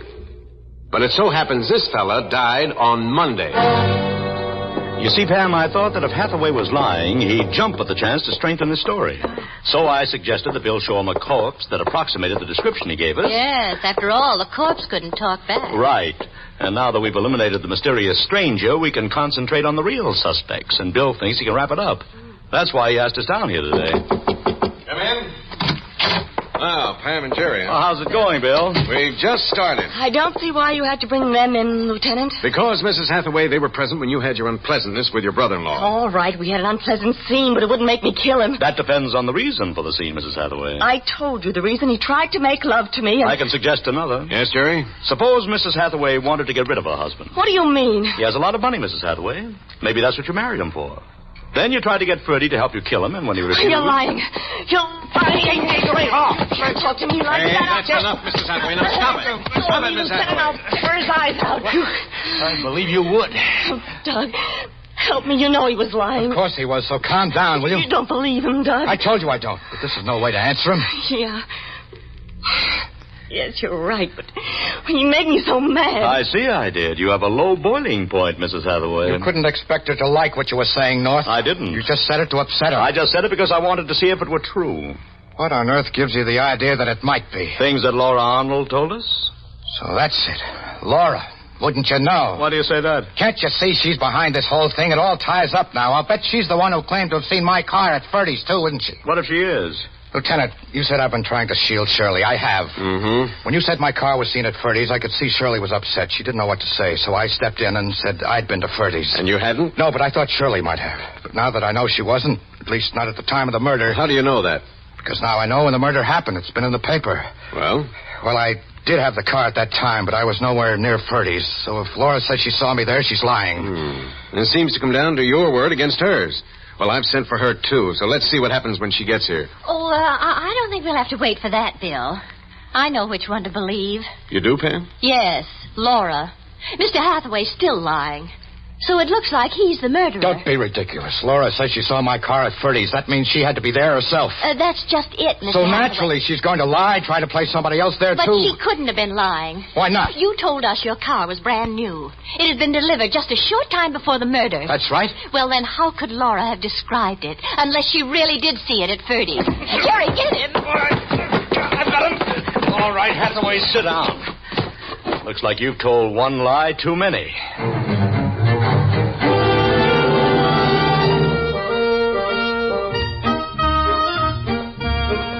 Oh, it's a beautiful day, isn't it, dear? Yes. Poor Shirley. Well, how do we come to Shirley? Out of a clear blue sky. The sky's clear, and you just mentioned the weather, so you see, there is a logical connection. You win, dear. But why do you say poor Shirley? Well, it's quite obvious that she just married Doug Hathaway for his money. Mhm. And now that he's caught for murder, they've broken him down about how he made his money. His whole crooked house will come tumbling down. That's right, Jerry, and all his money is tied up. And so poor Shirley gets none. Now, you see what I mean, dear? Poor Shirley. But somehow it doesn't break my heart. She knew Doug was a crook. Ferdy knew it, too. That's why Doug killed him, to shut him up. He claims Ferdy was always a tattletale as a kid. Hey, Pam, why are you stopping? Oh, I just want to look in this window. Look at that car, Jerry. Isn't it beautiful? Mm-hmm. It's sort of like the Hathaway's car. Oh, it must be wonderful to be able to afford a car like that. Yeah, even if you could, where would you ever find a parking space for it in Manhattan? Well, if you didn't live in Manhattan. But we do live in Manhattan. And we can't afford the car anyway. I know, Jerry. I'm just thinking. Don't you ever like to think of what it would be like to have a car like that? I don't let myself. How do you prevent yourself? Oh, easy. I just walk over to the curb, like so. Yes. And then? Then I just shout, like so. Hey, taxi!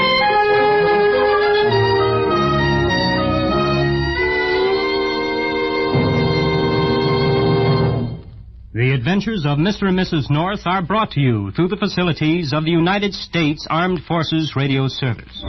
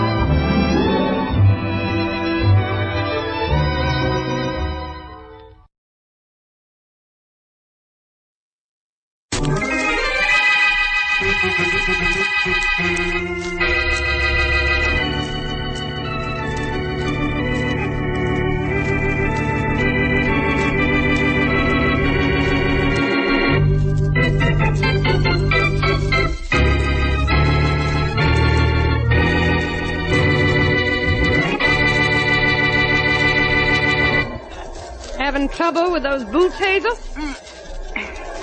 Not too much. But don't you wish you were in my boots, Bill? We'll take that up some other time.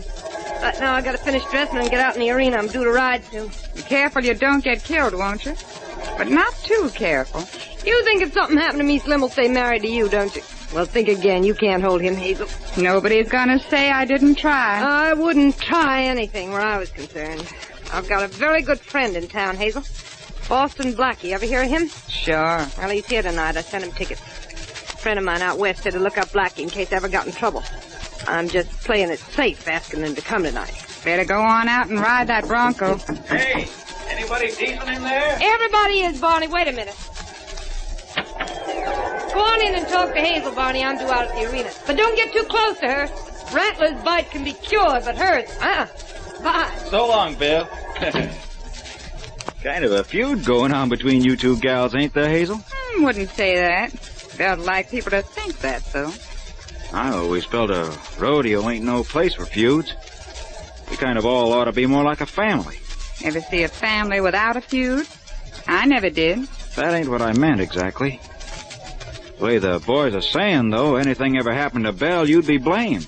I'd like that very much. Not the second part, of course, just the first. I don't know, Hazel. I still... Hey, listen. Boy, that's Slim. It was his turn to ride when I came in, and that's the way the crowd always yells when he's riding. He's a good man on a horse, Barney. Yeah. Best, maybe. Hey, what's wrong with me? Nothing if Slim wasn't around.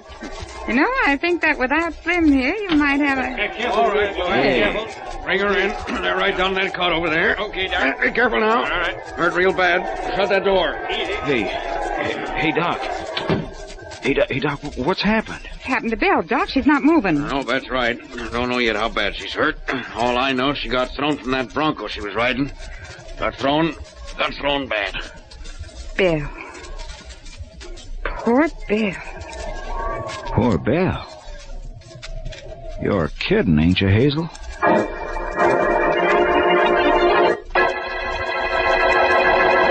And now meet Dick Calmer as Boston Blackie. Enemy to those who make him an enemy. Friend to those who have no friend.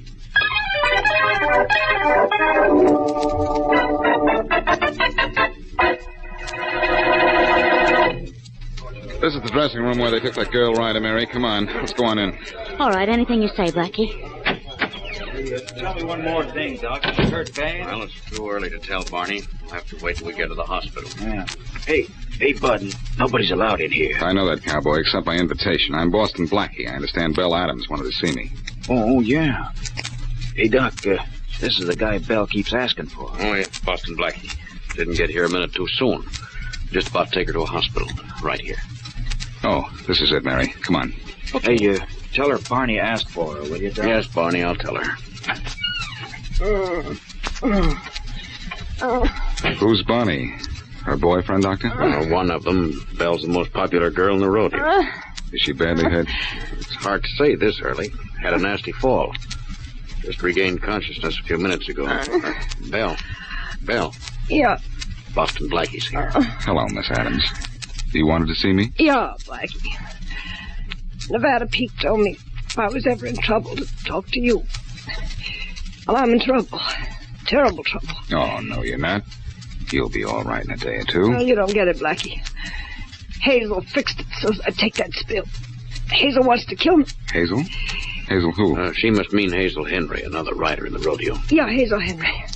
She tried to kill me. She did something to the horse I was riding. Look at the horse. I don't think she ought to talk anymore, Blackie. All right, Doctor. I'll look at that horse, Belle. Now, don't worry about anything. Come on, Mary. I'm right here. Goodbye, Doctor. Goodbye. Thanks for coming down, Blackie. I was glad to do it. Oh, how is she, Blackie? How is she? She's hurt all right, Barney, but it may not be too serious. Which way is it to the place where they keep the horses? Well, you turn to your right and you keep on going straight. You can't miss it. Thanks. Oh, wait a minute, Blackie. I almost forgot my hat. The corral is down this way. Okay, I got it. Oh, sure. I can even hear it. Blackie, what did Belle mean when she said Hazel Henry did something to her horse so she'd be hurt? She meant Hazel did something to make the horse buck harder than normally, I guess. We'll find out in a minute. Here's the corral. Big place, isn't it? How are we going to find that horse that Belle rode? Well, we could spend all afternoon looking for it, or we could ask that cowboy spinning and throwing that rope over there. Oh, maybe he'll teach me how to use a lasso. You know, I've always wanted to be able to... But not now, Mary, not now. Say, you with the rope. Yeah? Where's the horse that Belle Adams was riding when she was thrown? Right over there in that stall, mister. She's a wild one. Don't go near her. Don't worry, I won't. Say, they've taken the saddle and bridle off her. Was everything all right? Funny you should ask that, stranger. Why? Funny the way you make that rope spin, too, cowboy. Listen, could you... Later, Mary, later, please. Why is it funny, I asked you, cowboy? 'Cause the handlers found a burr under that bronco saddle. That's what made her toss Belle the way she did. There was a burr under the saddle, huh? Blackie, then Belle was right. Hazel Henry did try to hurt her. Looks that way, Mary. Don't know if it was Hazel who put that burr there or not, but if it was, mister, it wasn't put there to hurt Belle. What makes you say that? Because the horse that Belle rode was supposed to be ridden by Slim Waters, but he didn't show up on time. Oh, I see. Funny thing, too, mister. Slim Waters ain't never been late for a rodeo contest before in his life.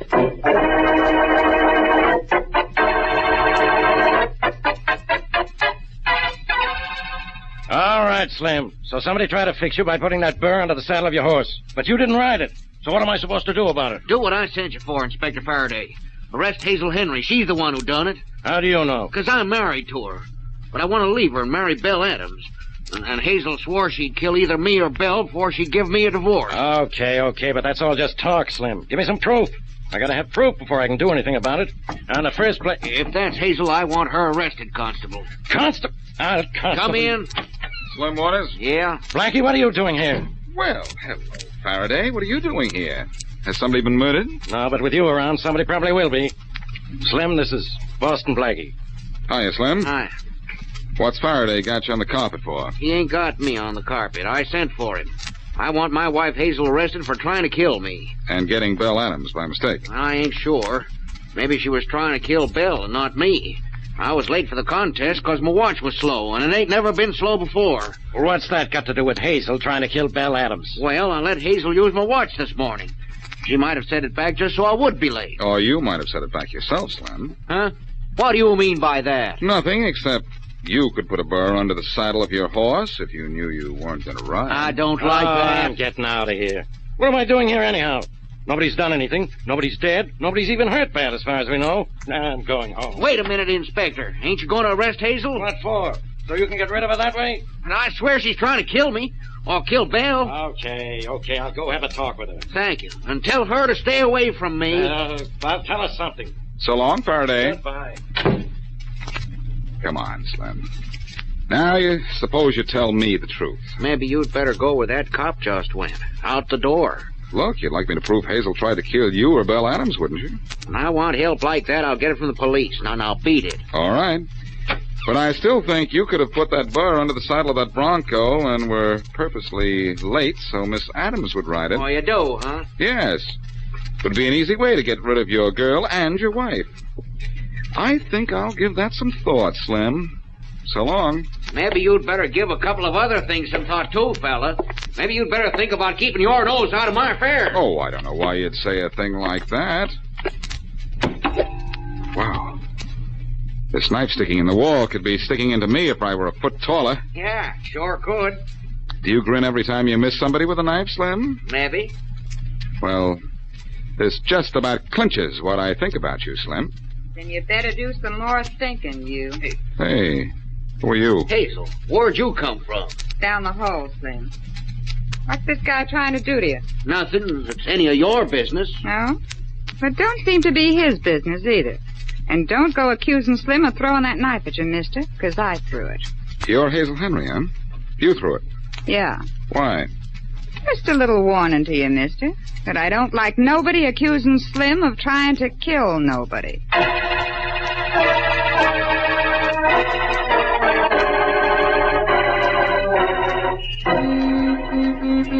Hey, Faraday!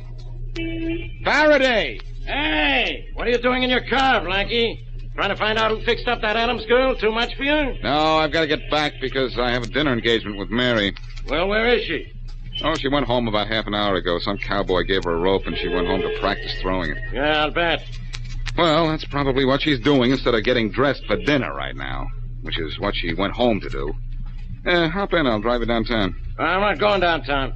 I'm going home. Okay, hop in. I'll take you home. We can stop by Mary's first. All right. I want to talk to you anyway. What about? This business at the rodeo. You keep your nose out of it, Blackie. Nobody's done anything serious yet. But with you messing around, there's no telling what'll happen. No one's done anything serious yet, huh?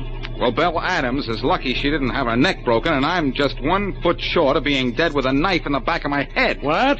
Yes, and guess who threw it at me? A pleasant little girl named Hazel Henry. So that's why I couldn't find her. She was throwing knives at you. Yes, Faraday, and if you're smart, you'll find some way to lock her up. She's dangerous. I wouldn't be surprised if You had a homicide on your hands before long. So you think maybe Hazel Henry is the one we want, huh? Yes, and I think you've got an assault charge against her, and you'd better use it before you have to grab her on a murder rap. You know, I think you're out of your mind, Blackie. Well, if Hazel Henry makes trouble, you're out of luck. Turn on the radio, will you? I want to hear the news. Sure. It's a better way to kill time than listening to you.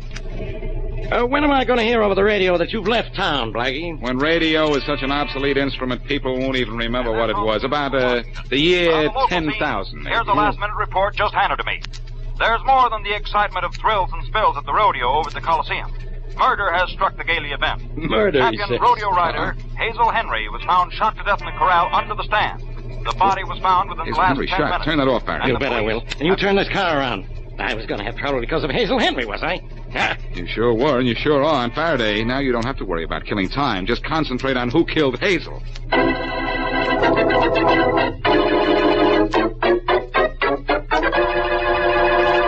And now back to Boston Blackie.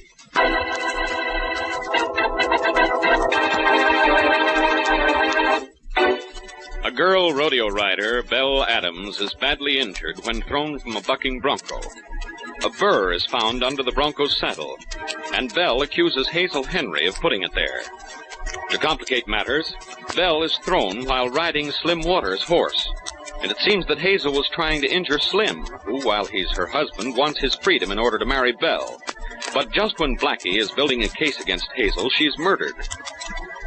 As we return to our story, Blackie, his friend Mary, and Inspector Faraday are at the rodeo, scene of the crime. So she was shot, was she, Faraday? Well, she has a bullet in her, Blackie. Even you should be able to tell she was shot. I wish the coroner would get here so I can go home. It's raining out, Faraday, and the streets are slippery. You want the coroner to get here alive, don't you? Yeah, I've had enough trouble for one day. Hey, Miss Wesley, what are you doing over there? Waiting for you and Blackie to decide who killed poor Hazel Henry, and also trying to learn how to throw this rope. Now, I wonder what I'm doing wrong. Mary, put that rope away, or you'll end up in knots yourself. Well, all right, but you two hurry up and find out who killed Hazel. Now, come on, hurry up, or I'll do it myself. You'll do it yourself, huh? Well, somebody better, Faraday. You never will. Well, that somebody won't be you, genius. You don't have any idea who killed her, do you, Blackie? No, I don't. Well, in that case, I say it was Slim Waters, her husband. He was afraid of her, and he'll probably claim he killed her in self-defense. You think Slim killed her, huh? Then I don't. Well, then maybe it was Barney. Barney? Who's he? Oh, Blackie, I remember him. He was the cowboy in the dressing room who kept asking if Belle Adams was all right. Oh, yes. But how does he fit into this? I don't know. I'm only guessing. But maybe Barney was in love with the Adams girl, and he was trying to get rid of Slim. So he kills Hazel, Slim's wife. Now, that makes a lot of sense. I'm not talking about killing Hazel. I'm talking about that burr under the saddle of Slim's horse. I think Barney put it there. Barney and Slim are the top riders in the rodeo, you know. So you think if Barney didn't do it for the love of Belle, Adams, did it for the love of prize money, huh? Well, it could be. Could-be's don't prove murders, Faraday. I know that. Well, I know one person who didn't kill Miss Henry. Who? Belle Adams. She's in the hospital. You think so? I know so. Wasn't she hurt? Yes, but she's still alive, Faraday, and the fact that you think she's still in the hospital gives me a pretty good idea that she isn't. Oh, Blackie, you don't suspect Miss Adams, do you? I suspect everybody, Mary. That's why I solve cases when Faraday doesn't. My hunch is getting stronger every minute. I don't think Miss Adams is in the hospital. Well, I say she is. Well, I'm going up and prove she isn't. Do I have to go all the way up to the hospital with you in all this rain? No, Mary, you stay here till I get back. And stop trying to throw that rope. Oh, golly, it didn't work that time either, did it? Now what did I do wrong? Never mind what you did wrong with the rope. I've got to find out who did wrong by Hazel Henry.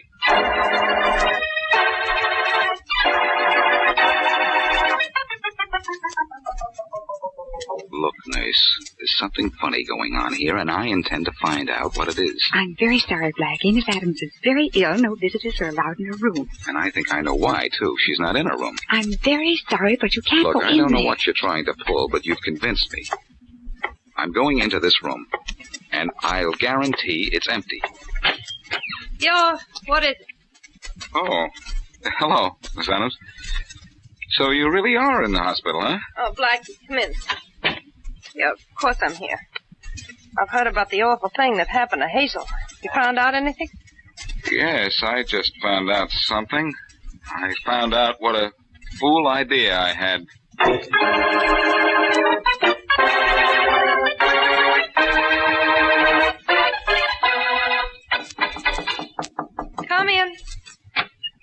Hello, Bill. Oh, Slim, Dawn, come in. Oh, what a surprise. I thought it was Blackie coming back again. Blackie was here. What for? I don't know. It didn't say. I don't like that guy. Don't like the way he snoops around. Oh, he's all right. Let's don't talk about him. Let's not. How you feeling? Oh, better. Doctor says there's no broken bones. Guess I was lucky. Yeah, you sure were, honey. You could have been killed. Yeah. Look, you feel good enough to ride in the rodeo tonight? Oh, I could ride with my head cut off. Swell, honey. Then you're going to get out of this hospital and ride. Huh? We need you down there. Oh. You're the best girl rider we got. Oh, now that Hazel's gone. You always were better than Hazel in everything. Well, I guess it sounds sort of low for me to talk that way on account I was married to her, but you know I ain't going to shed any tears over her. No, I don't suppose anybody is. But I certainly never wanted her killed. Me neither. But, well, it's happened. We are rid of her, like we wanted. And look, you can ride tonight, huh? Yeah, you bet I can, Slim. We'll make enough in prize money between us to buy ourselves a ranch. I thought you'd say that, Belle, baby. You're an all right... Hey, are you expecting company? No, go see who it is, will you, Slim? Sure. Slim, what are you doing here? I could ask you the same thing, Barney. Oh, Barney, come on in. Thanks, Belle. How you feeling? A lot better. Seeing this here good-for-nothing cowpoke ain't gonna do you no good, honey. Now get your good wishing over with, Barney, and get out of here. Belle's gonna ride tonight. Huh? Hey, why, you can't do that, Belle. You got hurt last night. You still It ain't none of your business what she does, Barney. I suppose it's some of yours. I'm the one she's going to marry, ain't I? Yeah, but I'm looking out for her better than you. She ain't fit to ride tonight, and you know... You let her decide about that. I say she rides. Oh, that's sure letting her decide. You stay out of this, Barney. You don't want her to ride because you know me and her will take a pack of that prize money away from you. I'm just worrying about her, not the money. Since when did you ever care about anything boys, but... now stop it, both of you. Thanks for your interest in me, Barney. I appreciate it, but I'm going to do what Slim says. You're a fool, Belle. That's enough out of you, Barney. You won't be fit to ride tonight yourself.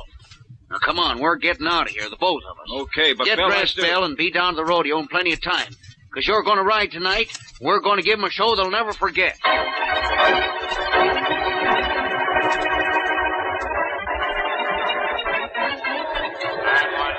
Final contestant in the trick riding division. Next event, the finals featuring the riding pool, Slim and Barney. And once again, the pride of Arizona, Belle Adams, who despite her injuries of last night comes back to perform for us again tonight.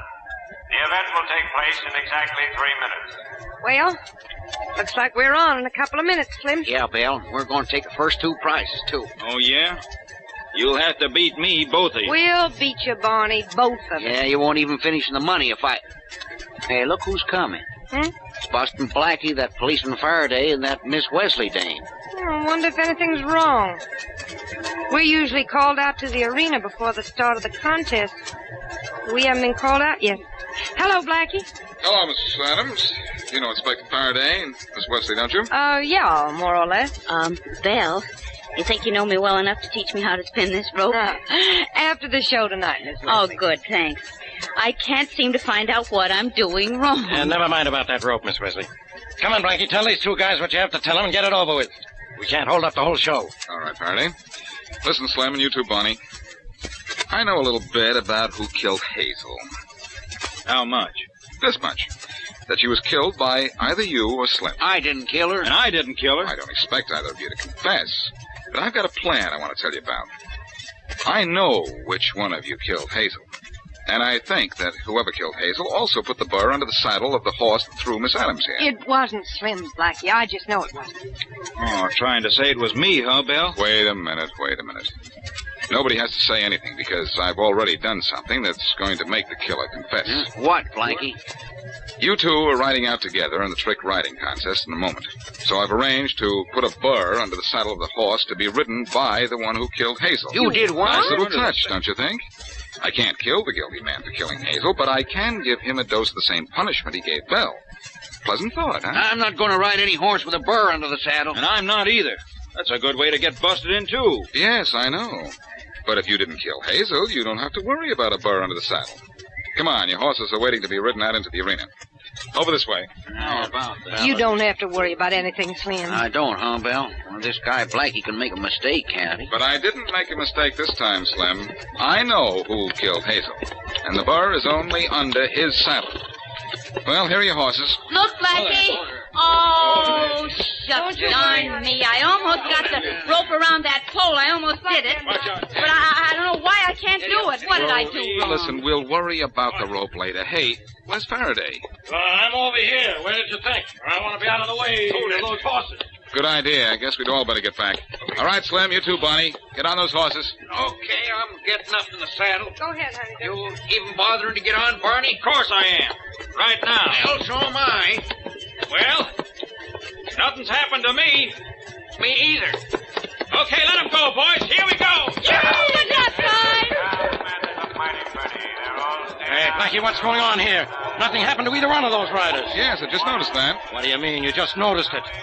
I bet you didn't put a burr under either of those saddles. No, I didn't, Faraday. I thought just telling those two I had done it would do the trick, and it did. What do you mean, it did? What's it done? It's told me who killed Hazel Henry. How? What? Why? Well, both Slim and Barney were convinced there was a burr under the saddle of the man who killed Hazel. Isn't that right? Well, they seem to be. They were all right, Faraday. I could tell by the way they climbed into their saddles. But they did get into them. And why would they dare?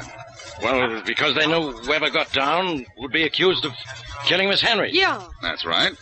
But they also knew that the burr was under the saddle of only the one I thought killed Hazel. So each one felt safe in getting into the saddle.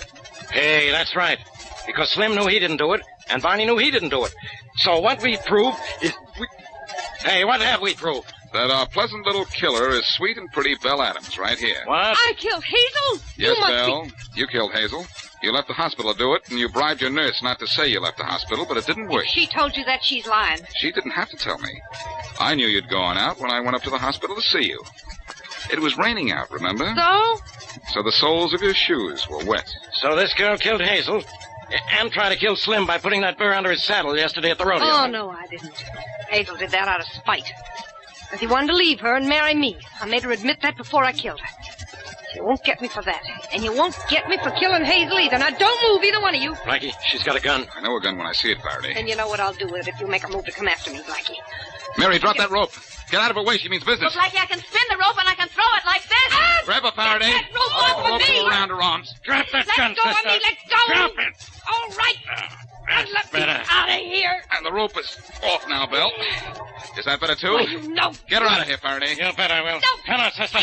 Move. Come on. Faster. Mary gal, I'm right proud of you.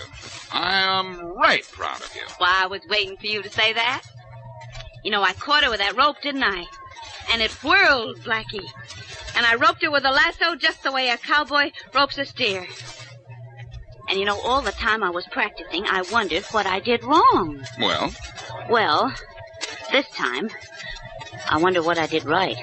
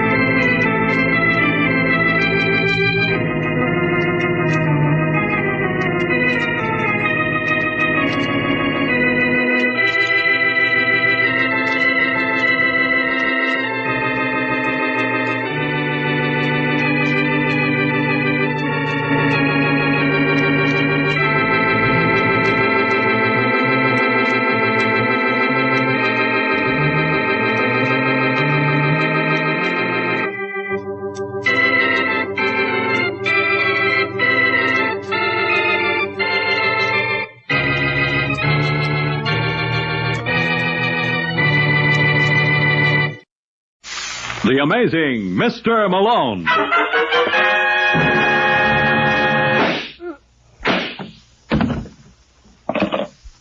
Operator, get me the office of John J. Malone.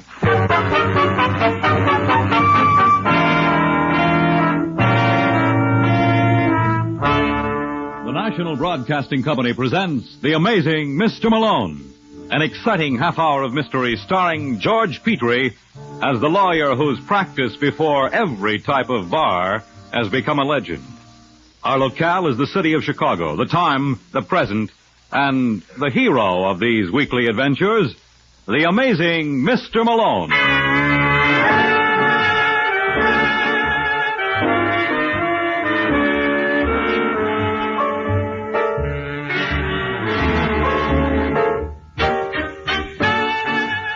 Malone's the name, John J. Malone, attorney and counselor at law. Tonight in our study of the cliche, let's examine the familiar early to bed and early to rise makes a man healthy, wealthy, and wise. If that's true, Jeff Lewis is destined for failure. Jeff's the good-looking boy coming home at 4 in the morning. It's easy to understand why he keeps the same hours I do. He's a musician. He plays piano with Rusty Gates' band. But Jeff's not the only musician in the family. He's got a wife who can sound off, too. But, of course, her solos aren't nearly as sweet. That you, Jeff? No, thought you'd be asleep, Claire. How can I sleep? You realize what time it is? Yeah, it's 4 o'clock. Where have you been? You got off at 2. I went out for coffee with Rusty. You went out for coffee with Rusty. Yeah, that's what I said. I suppose you two were alone. Oh, look, Claire, do we have to start that? I'm tired. You're tired. Do you ever think of me sitting here till all hours of the night, worrying myself sick, wondering what's happened to you? Thinking maybe you got hit by a car? Oh, now you're being ridiculous. Where are my pajamas? Now I'm ridiculous. Yes. I don't know why you bother coming home at all. I sometimes wonder myself. Then why do you? Why don't you just say you're tired of me? Well, if you want to know... Oh, wait, look. Look, honey, please. Let's not fight. You know how I feel about you, but every night it's the same thing over and over again. I'm sorry, Jeff. I don't mean to act like this. I just can't help myself. I love you so much I can't see straight. I love you too, honey. I don't blame you for being angry. But every time I see all those women hanging around the bandstand... They're just a bunch of jerks. I wouldn't give 2 cents for any one of them. You're a darling to put up with me. Come on, forget it, will you? Make you some coffee? Yeah, it sounds like a good idea. Okay. I'll get right to work. Maybe you can make a sandwich, too, huh? I thought you ate with Rusty. What? When you came in, you said you were out with him. I was. Then how come you're so hungry? All I said was that Was Rita there, too? Rita? Oh, haven't you met Rusty's wife? Listen, Claire... I thought you two were old friends. After all, she's been singing with the band for 3 years. Now, look... Don't think you're fooling me. I know what's going on. You're out of your mind. You must have been. And I am now, not to see it before. Well, I'll say one thing for you, Mr. Lewis. You were real clever. But you're not going to get away with it, understand? I'll kill you first. Oh, that does... Jeff! Jeff, where are you going? I didn't mean it, Jeff. Honey, please. Jeff!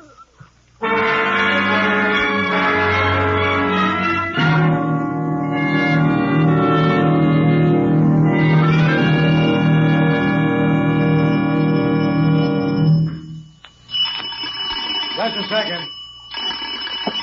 Give me a chance, will you?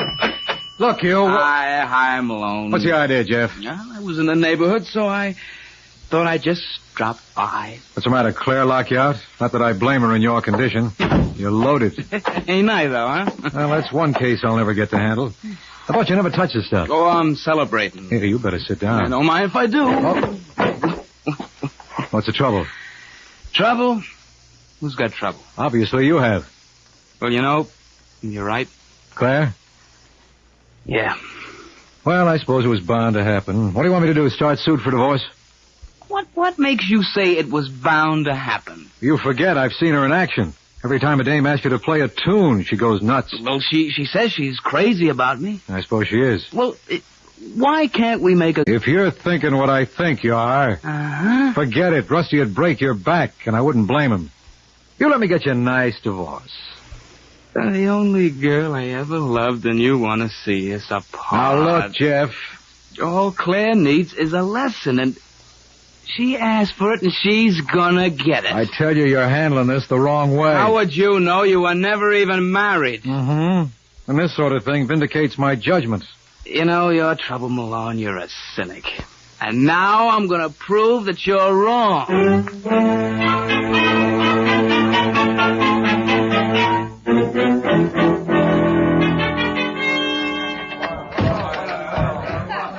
Any of you guys want to get something to eat? What about you, Jeff? You coming along? Well, I thought Rita and I were gonna run over a couple of tunes. You were gonna what? Well, don't you remember, Rita? You said you wanted to go over that new Cole Porter thing. Well, that's right, I did. Why don't you kids do it tomorrow, huh? You know what they say, Rusty. Never put off for tomorrow who you can do today. Why don't you and the boys go to Mike's? We'll meet you. All right. You fellas ready? What are you waiting for? We'll see you cats later. You bet. Come on, let's get Well, I must be losing my mind. I don't get you, Rita. I don't remember asking you to run over any tunes with me. Oh, I'm sorry. I thought you did. I guess I misunderstood. No, you didn't. Why did you tell Rusty we were going to rehearse? Because I've been working with you for 3 years, and this is the first time you ever gave me a tumble. Well, if you'd like to skip it... Are you kidding? Well, shall we get right down to work? You know you're cute. Hmm? I was wondering if you'd ever come around. Look, Rita, I made a mistake. You see, Did I ask for any explanations? Enough you wanted to be alone with me. No, you don't understand. I kid. understand that we're wasting time. We gotta meet Rusty. No, but you don't...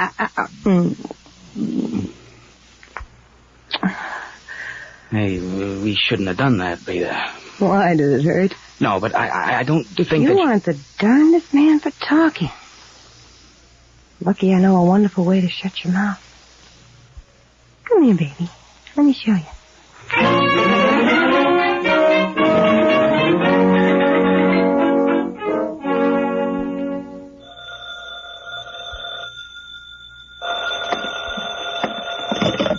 Yeah? Is that you, Jeff? Oh, listen, Claire, I told you Look, before darling, not to... Please, you can't hang up on me. You don't know what I've been going through all this week ever since you moved out. I should have done it long ago. Maybe now you've got an idea what I've been through these past 4 years. Look, Jeff, I'm sorry. I'll make it up to you. If only you'll come home. No. Jeff, please. I promise I'll never be jealous again. I know you're only saying Rita to teach me a lesson What makes you think so? because you love me. Maybe I don't anymore. No, Jeff, you mustn't say that. You don't believe it yourself. Look, Claire, you've got to get this through your head. Comes a time when a guy gets fed up. I've had it, baby. And you're the one who did the job.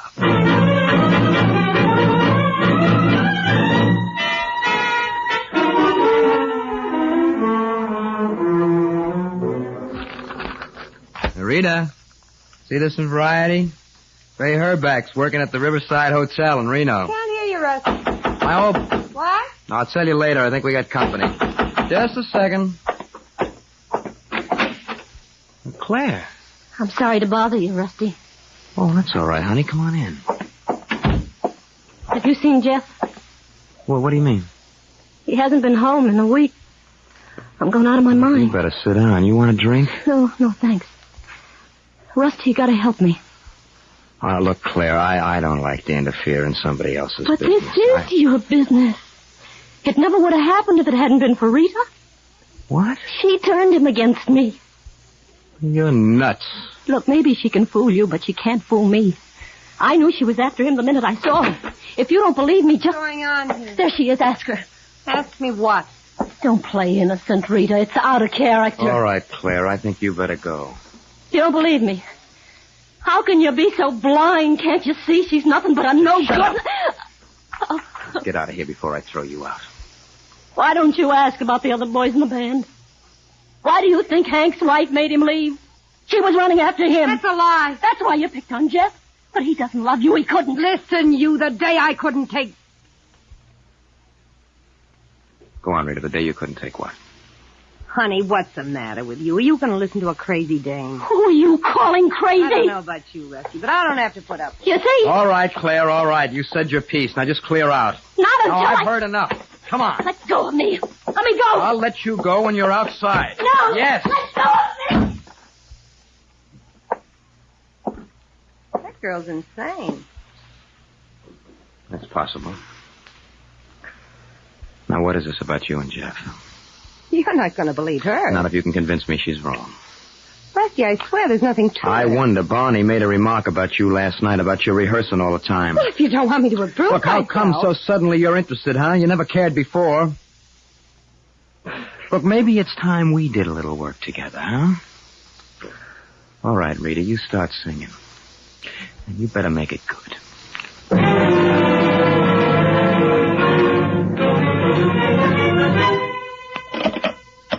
Hello. Hello, desk. Yes, sir. This is Jeff Lewis from 419. Oh, yes, Mr. Lewis. I called for a bellboy 20 minutes ago. What happened to him? Oh, he's probably on his way up, sir. How's he coming? By way of Cicero? Please see if you can... Oh, never mind. He's here now. Just a second. I said just a second. You take a year and then... What are you doing here? No, you shouldn't have...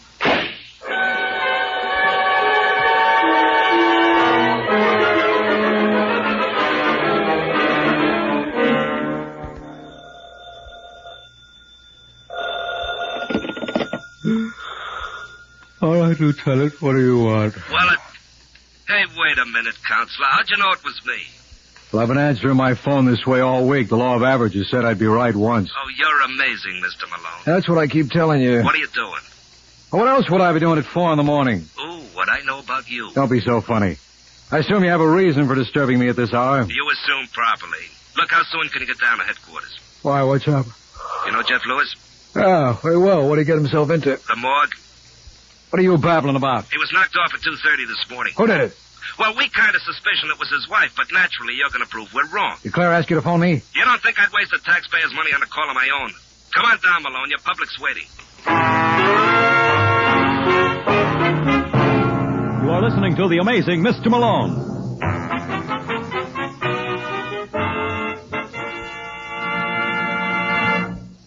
It's the Silver Jubilee on NBC. For mystery adventure fans, there's more first-rate radio listening Sunday with The Saint and Dimension X. Tom Conway stars as that debonair gentleman adventurer Simon Templar, better known to the underworld as The Saint, who never eases his campaign against crime. Then later, Dimension X brings you the tales in the future tense. This week's feature, Pebble in the Sky. Written for radio by Ernest Kenoy, it tells the story of time when the civilization of the galaxy spreads across 200 million worlds, when the black void of space swarms with ships of interstellar commerce. But far off the trade routes, almost forgotten, lies the dying planet Earth, in the backwater of the universe, a place of exile, a pebble in the sky. Sunday on this station. And now, back to the amazing Mr. Malone.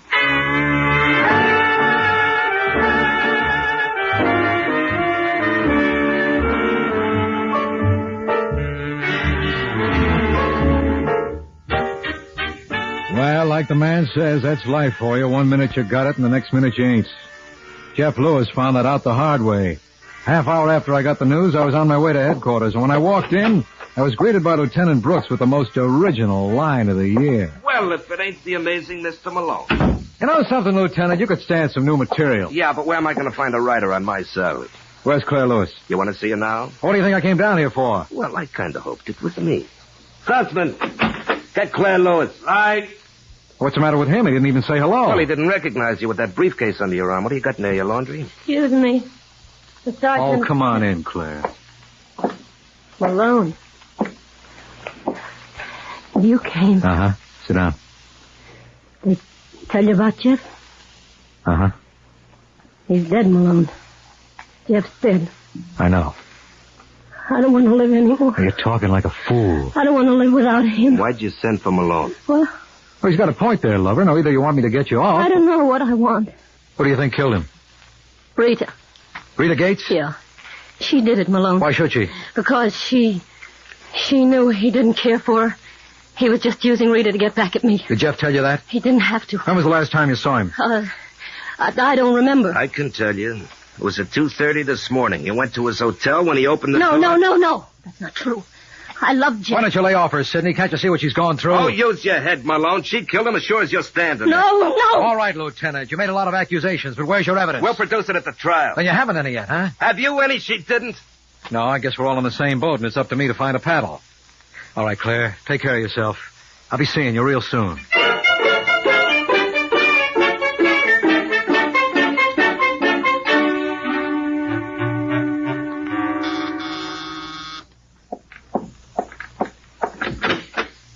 Hello, Rita. Why, Malone. Can I come in?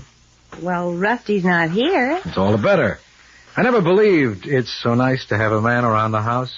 You're not the one. Ain't I, though? Let me take your coat.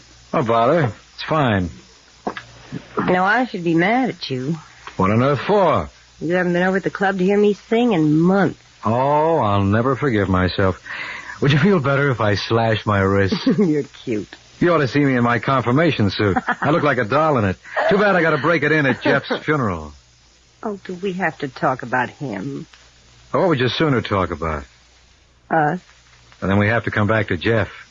I don't like to start a campaign with my last rival still warm in the morgue. What's that supposed to mean?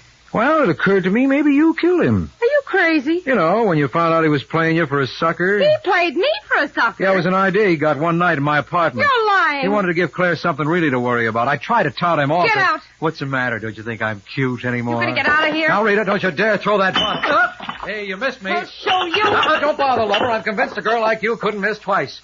Maybe I'll give you another chance later.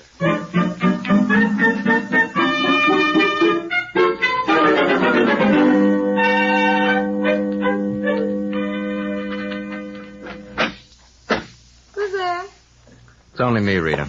Oh, Rusty, I'm so glad you're home. Are you? Yeah, I had a miserable afternoon. How'd the rehearsal go? Real bad. Boys are all sick about Jeff. Yeah, I guess it'll be tough breaking in a new piano player. Is that all you can think of? Oh, now, Rusty, I explained that. Claire was imagining things. Jeff didn't mean a thing to me. What was Malone doing here? Huh? Malone, the lawyer. Oh, he's representing Claire. He thought maybe I could help her out. What'd you tell him? What could I tell him? Maybe about you and Jeff having a deal? Oh, you're getting as bad as she is. Look, if you mean I'm jealous, you're right. Only I got a good reason. Look, Rusty, we've been all through this before. Sure we have, and you convinced me Claire was nuts. Yeah, you really talked me out of it. But since then, honey, I've been doing a little checking. Well, you've got your nerve. You know, I'm crazy about you, Rita. But you're no good. Everybody knows it. Don't you talk to me like that. Who's got a better right? Do you know what's funny? It doesn't make any difference. I don't care what you did. I still feel the same way about you. Well, I'm overwhelmed. Now I want to know what Malone said. None of your business. Yes, it is, baby. And I'm going to find out if I have to shake it out of you. No, Rusty. Don't. Rusty.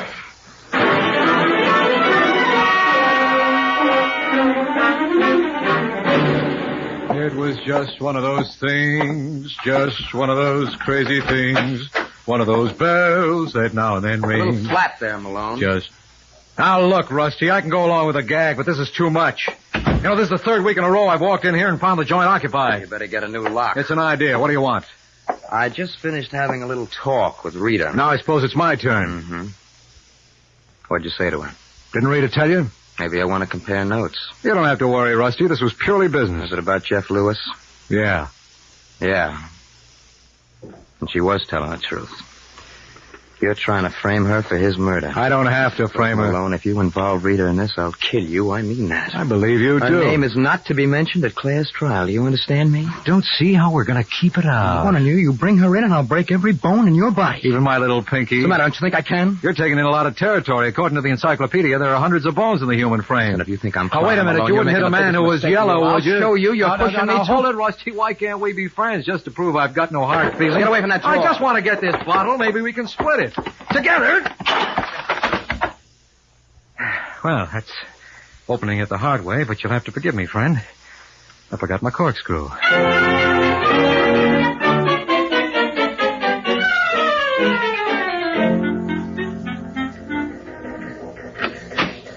Yo-ho, is anybody home? Oh, no. What did I do to deserve this? Nothing. That's why you should be grateful. Look, Lieutenant, I want to talk to you. Must you? Yeah, but first, how about shutting off that teletype? Are you out of your mind? I'm expecting a very important flash. Score of the White Sox game will be through any minute. Well, if you won't do it. You know, that's what I like. I like to see a man make himself at home. Where's Claire Lewis? You know darn well where she is. Well, you gotta let her go. Oh, I suppose you can prove she's innocent. Yes, I got it all figured out.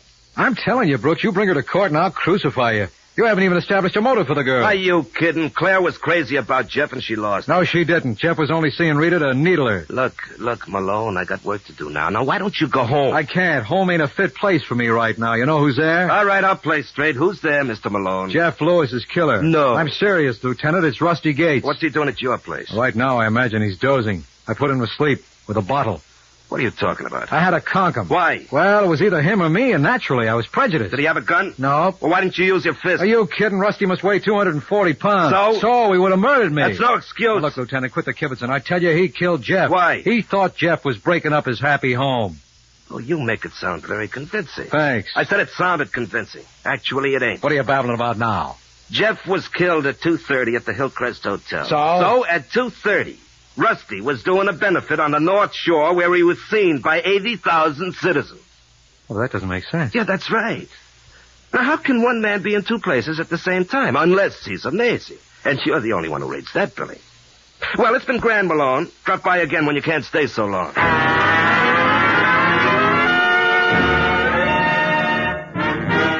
You are listening to The Amazing Mr. Malone.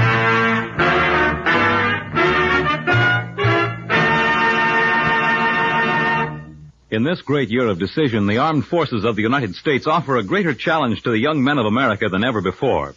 It's a vital, exciting challenge to anyone interested in his personal welfare, the welfare of his nation, or the welfare of the world. Service in today's modern armed forces means a career in which any man can take pride and satisfaction. The new training program prepares the serviceman not only for advancement and leadership in the armed forces themselves, but for positions of responsibility in civilian life. A career in the armed forces means education and technical training in the world's best technical schools. Yes, today's volunteer serviceman has opportunities never offered before. That's why alert, intelligent young men all over the country are entering the armed forces every day. The standards are high and not everyone can qualify. You must have the brains, the ability, and the character to become a leader. But if you can qualify, go to your nearest recruiting office for full information. Here again is the amazing Mr. Malone.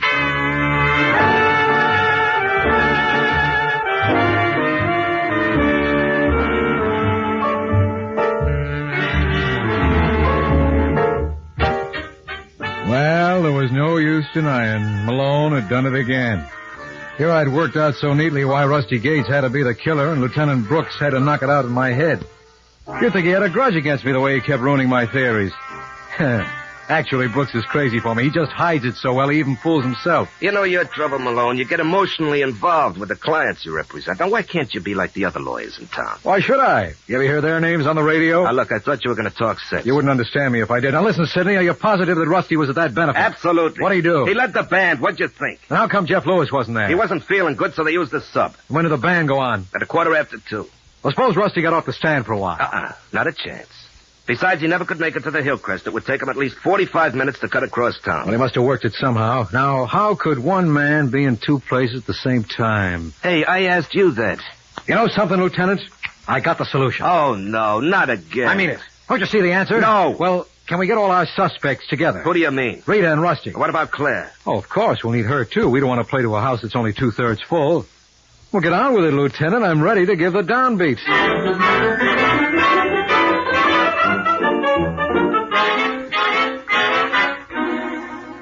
Say, Sergeant. Sergeant. You want me, Mrs. Gates? Yeah. How long do you intend to keep us here? Till I get orders, contrary-wise. Well, my husband's sick. He needs medical attention. Can't you see he's got a cut on his head? I'm all right, Rita. No, you're just trying to be brave. Was it hurt bad, sweetie? You picked a fine time to start worrying about him. Keep out of this, Claire. She killed my husband and you asked me to keep out? You're really crazy. I'll show you who's crazy. Rusty, help. Come on, Claire. Now cut it out. Now, ladies, what'll the police think? You let me go. Better open them up, Lieutenant, before we have a bloodbath. All right, you two, that's enough. Let me go. I said that's enough. Now behave yourself. She started it. If I ever get my Are hands you on you, gonna behave? I'm sorry, Lieutenant. Is it safe for me to come in? Oh, don't worry, Constable. The girls won't hurt you. I was thinking of Rusty. Oh, forget it, Malone. I had it coming. Oh, it's very charitable of you. What's the idea, Malone? That's a very good question, Rita. Fortunately, I'm prepared with an answer. We're trying to solve the murder of Jeff Lewis. She did it. That's what I thought for a while, Claire, but I had to discard that theory.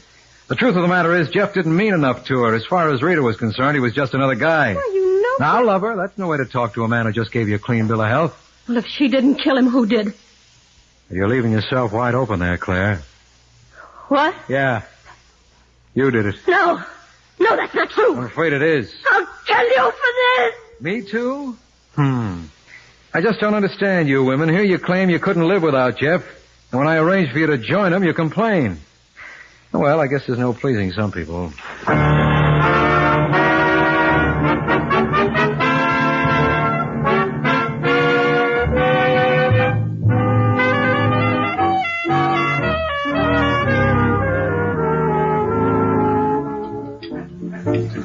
I can't get over it. I just can't get over it. Is something bothering you, little man? Yeah. How you can have the colossal nerve to sit there and eat after lousing this whole case up. That's gratitude for you, and after all the work I did. After all the work you did? What do you think clinched your case against Claire? Don't you know without me you'd have never gotten a conviction? What do you eat that gives you so much gall? I'm perfectly serious. Why, any decent lawyer could have gone into court and gotten an acquittal. All he would have had to do is cast a reasonable doubt on your evidence. I ended that doubt once and for all. Well, I don't see how. By taking care of all the other suspects. I proved Rusty couldn't have killed Jeff. You proved? With a little assistance from you. But the unknown factor in the case was Rita. I knew she wasn't guilty. And how did you know that? Because when I went up to see her this afternoon, she convinced me Jeff meant nothing to her by making a play for me. And no woman who's lost a great love would have done that. Aren't you forgetting your charm? Now, what are you so bitter about? Here I demonstrate to the public that their police force is on the job day and night. And despite all the propaganda to the contrary, the cops are right once in a while. Gee, thanks. And what do I get out of it? 2 women in the case, and I wind up in a night spot with you. Well, don't feel too badly, Counselor. I've got a feeling before this evening's over, you're going to wind up with something else. Yeah? What? The check. Good night, Malone.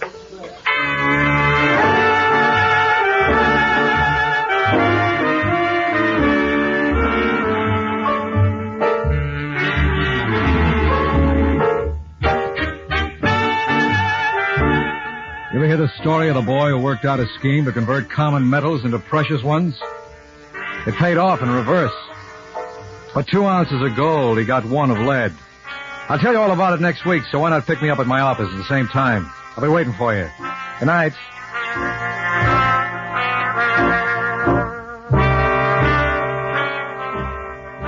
George Petrie was starred as John J. Malone, with Larry Haynes as Lieutenant Brooks.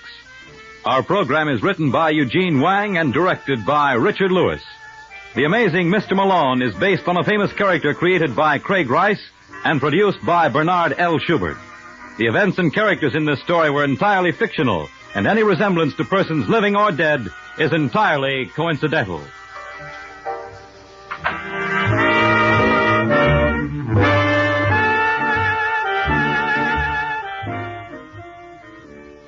It's the Silver Jubilee on NBC.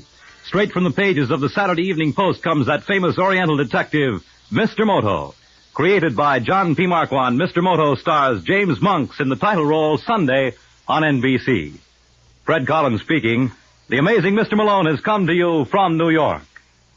Stay tuned for The Man Called X, next over most NBC stations.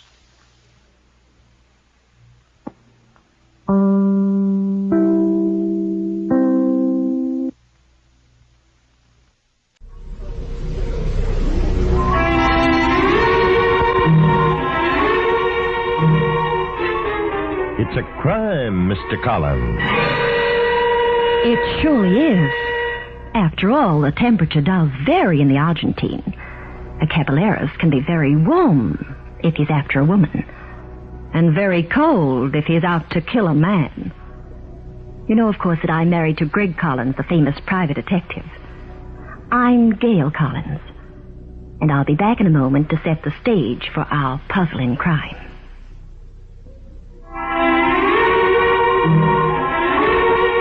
It's a crime, Mr. Collins. Tell me, Senora Collins, you mentioned the Argentine. What's our story title tonight? I call it The Chrome Yellow Death. Sounds exciting. Believe me, Jack, it was. Greg and I received an invitation to Los Colorados, just outside of Buenos Aires. Very wealthy tobacco magnate Tom McDougal owned an exquisite hacienda farther inland, in a rather fetid, tropical, almost jungle area. He had known Greg a long time, and he'd asked us to fly down from San Francisco as his guests, including the plane fare. What especially intrigued Greg, though, was that instead of the usual come and visit me note, the letter from McDougal hinted that there was some high jinks going on in Cruz Angelo. Anyway, we had left the airport and driven way inland to Tom's hacienda, where the foreman greeted us. Bienvenido, Senor y Senora Collins. Welcome.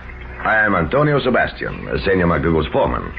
I will take the baggage, I think, no? Hello, Antonio. We haven't seen you in about 5 years, have we? No, Senora, it is a pity. It is a shame. Where's Tom, Antonio? Out in the tobacco fields, I suppose. No, Senor Collins. Senor McDougal, he never go near. He just let Antonio grow the tobacco. He stay here all the time. He will be here soon, I think. Would you like to make yourself comfortable? Gee, sure. thanks. Here, I have prepared a daiquiri for you. Oh, that's well, Antonio. Antonio, make the best daiquiri in all Argentine. Thank you, Antonio. Well, salud. Salud y pesetas y amor, Antonio. Salud, Senor y Senora Collins. Sensation. Oh, I'm going to steal you from Tom, Antonio, just to have you in San Francisco. We'll pay you twice what Tom does. And all you have to do is make daiquiri. Antonio. There's Senor McDougal now. I'm here, Senor, with your visitors, Senor and Senora Collins. Here? I hadn't expected them so soon. Greg, my boy, and Gail, how are you both? We're fine, thanks, Tom. And you look a bit hot and bothered. Something wrong? Yes, a fire. Almost destroyed my tobacco crop. What is that? Oh, we got it out, but it was a pretty close thing. You were in the field, Senor? Yes, Antonio. And something's very funny down there. I'll talk to you about that later, after dinner. Daddy. Oh, Lorna. Greg, Gail, you remember my daughter. Yes, of course. Oh, hello. Daddy, did you tell me the truth? Do you swear you didn't hurt yourself putting out that fire? Now, have I ever lied to you, Lorna? Yes, often. I want to show you something when we finish dinner, Greg. Huh? What's that, Tom? Something I found in my tobacco field. A rag, soaked in kerosene. You found what, Senor? A rag, Antonio, soaked in kerosene.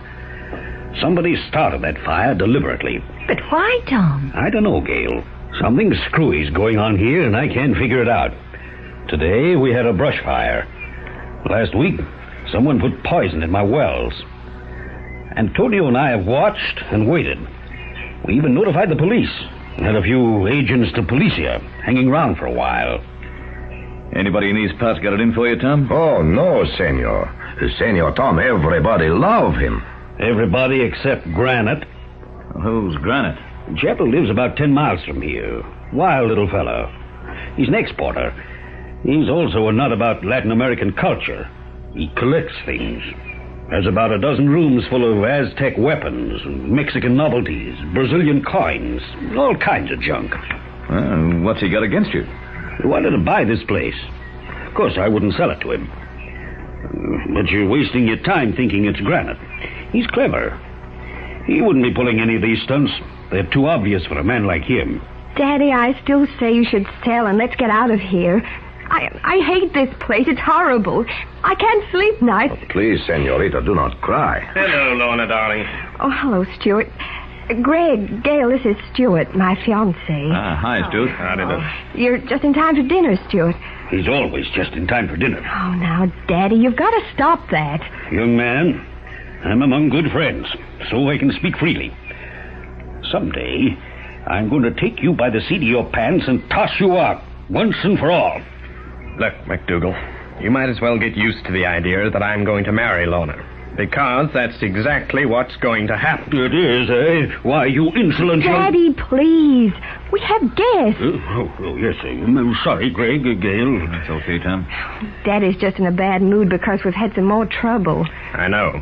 I heard about the brush fire. Mr. Granite told me. You know Mr. Granite, Stewart? Yes. I work for him. I'm his foreman. Is he in town now? Yes, he is. And he's on his plantation. Now, I know what you're thinking, Mr. Collins, but you're on the wrong track. Mr. Granite isn't the only person in town who has a grudge against McDougal.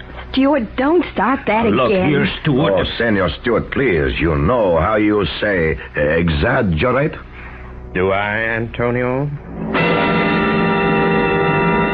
I began to see that Tom McDougal's beautiful hacienda was actually a very strange place. There was hatred and suspicion everywhere. But keep your ears pinned, friends. We'll be back in a minute with more of our story.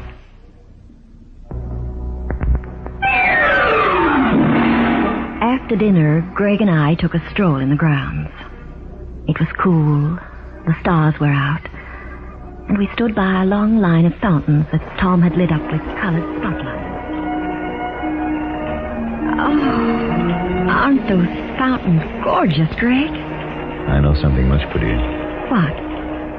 You, Chum. Oh, Greg. That's the first nice thing you said to me for ages. Why aren't you romantic anymore? I know the next line, Bub. It's about how marriage changes men and they take their wives for granted. But you do. Now, look, darling. Let's go up on that little balcony. You see it? Mm-hmm. The stars are shining right on it. We'll just see if I've forgotten how to be romantic. Oh, that's a wonderful idea, Greg. Come on. The stairway's over here.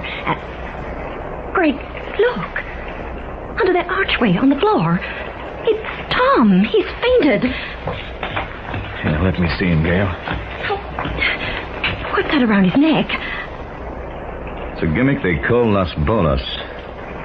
3 strips of leather with 3 lead balls. But what's he doing with it? Oh, what's wrong with him? Las Bolas has one major purpose, Gail. And it's just served that purpose very well. You use Las Bolas to commit murder. The dead body of Tom McDougal, sprawled on the colored tiles by the fountains in the starlight, was a gruesome paradox. Greg leaned over, loosened those leather strips that were around Mr. McDougal's throat. It's quite a weapon, Gail. Used extensively in Argentine. These 3 lead balls are each at the end of a leather strip, see? An expert, and only an expert, can use Las Bolas. And he tosses it, sometimes from as much as 20 feet away. One ball knocks the victim unconscious. You see that bruise on Tom's head? Yeah. The other 2 wrap themselves around the throat, strangling the victim. Evidently, that's just what happened to Tom. We'd better call Antonio, don't you think? He can get the police. Antonio! Antonio! You call me, Senora Collins? Madre mia. Senor McDougal. Ah, Los Bolas. He's dead? He's dead? Yes, Antonio. Oh, Senor McDougal. Mr. Collins, Stuart and I wanted to ask you if... Daddy. Well, what's wrong with him? What's happened? Daddy! Your father is dead, Lorna. Oh, no. Easy, Lorna. Easy. Come with me, honey. Sit down over here. Did you find McDougal's body just that way, Mr. Collins? Just this way, Stuart. Not 5 minutes ago. Recognize this yellow leather gadget? Yes. They call it Los Bolas, don't they? Yes, they do. Take care of Lorna, Gail. I'll get someone to phone the police. You kill Senor McDougal. That is what I think, Senor Stuart. Shut up, you crazy fool. You hate him. You kill him. Where'd you get that idea? When you learn how to use Las Bolas. Suppose I do know how. That doesn't mean I'd murder MacDougal, does it? Please, please stop fighting this way. Daddy's dead. What good does it do to accuse each other? I think I can help, Lorna. How? By going to the other plantation and talking to Granite.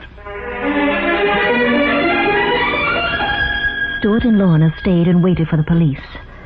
Meantime, Greg and I got into a station wagon with Antonio and did 85 on those dirt roads till we reached Granite's plantation. Granite was a queer-looking duck, short, shabbily dressed, with very heavy glasses. He smoked small black cigars and peered at us behind a huge desk covered with paraphernalia. What can I do for you, Mr. Collins? I have some news for you, Mr. Granite. Mr. MacDougal is dead. I'm glad to hear it. I loathe the man. A heart attack, I presume? No heart. Somebody killed him with Los Bolos. Well, then, he had the satisfaction of dying in a rather picturesque way. Most of us aren't that fortunate. You wanted to buy Mr. MacDougal's estate, didn't you? Oh, yes, indeed. I'm an exporter, Mr. Collins. The MacDougal estate is by the waterfront, has a ready-made landing. By the way, will you give Lorna MacDougal a message for me? Yeah, what is it? Tell her I want to see her. Say it's very important. I'd never have persuaded her father to sell. He's very stubborn. Well, somebody saved me a headache. Do not speak of the dead this way, Senor Granite. You will be punished. Senor, Senora Collins, please excuse me. Oh, where are you going, Antonio? I wait outside. I cannot speak to Senor Granite. If I speak to such a, how you say, man of the devil, poor Antonio will be punished himself.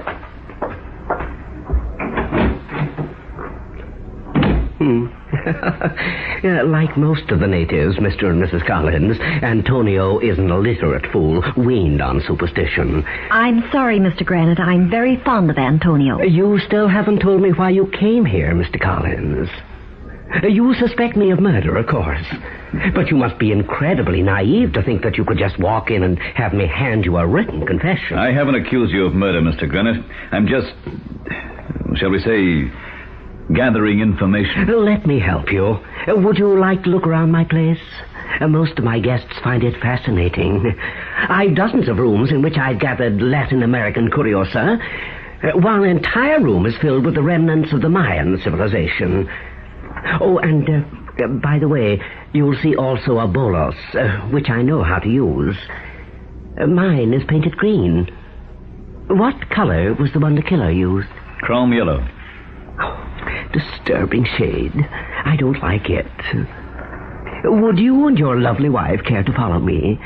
I can describe the items in my collection as we go. Thank you, Mr. Granite. I'd rather not. Then may I offer you a drink? I've one of the largest wine collections in Argentine. I think we'd prefer to leave right now, Mr. Granite. Very well, Mrs. Collins, just as you say. My man tells me you came in your own station wagon, or I'd be happy to offer you a car. The front door is this way. Good night. Good night, Mr. Granite. Coming, Antonio?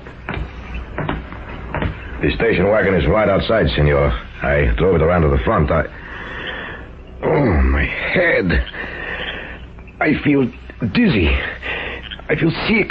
Antonio, what's wrong? Oh, sick. Antonio feels sick. The drink, there was poison in the drink. Oh, what drink? Try to talk, Antonio. What drink? Senor Granite, man, he give me drink while I wait out here.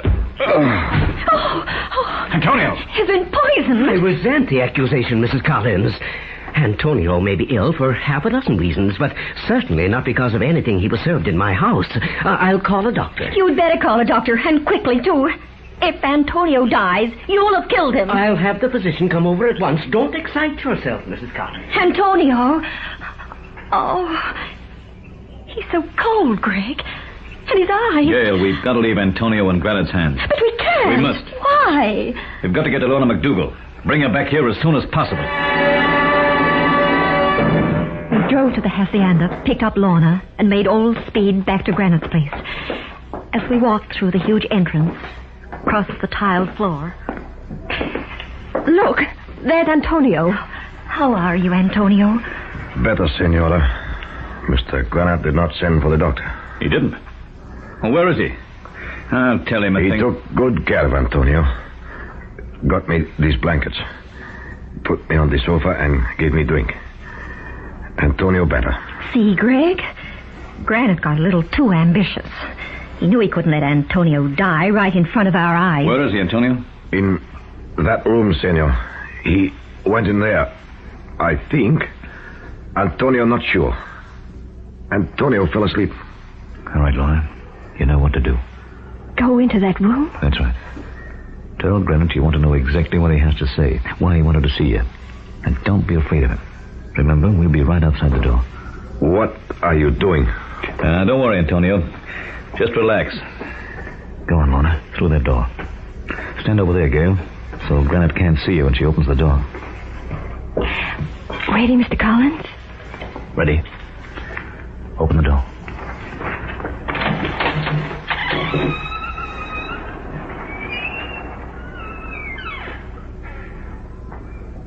Well? See him, Lorna? No, he's not here. I don't see him anywhere. What is it? In the corner of the room. Mr. Granite. He's dead. Los Bolas. Mr. Granite was lying in the corner of his room with a yellow leather bolus wrapped around his neck. His face twisted in agony with a horrible purple tinge from strangulation.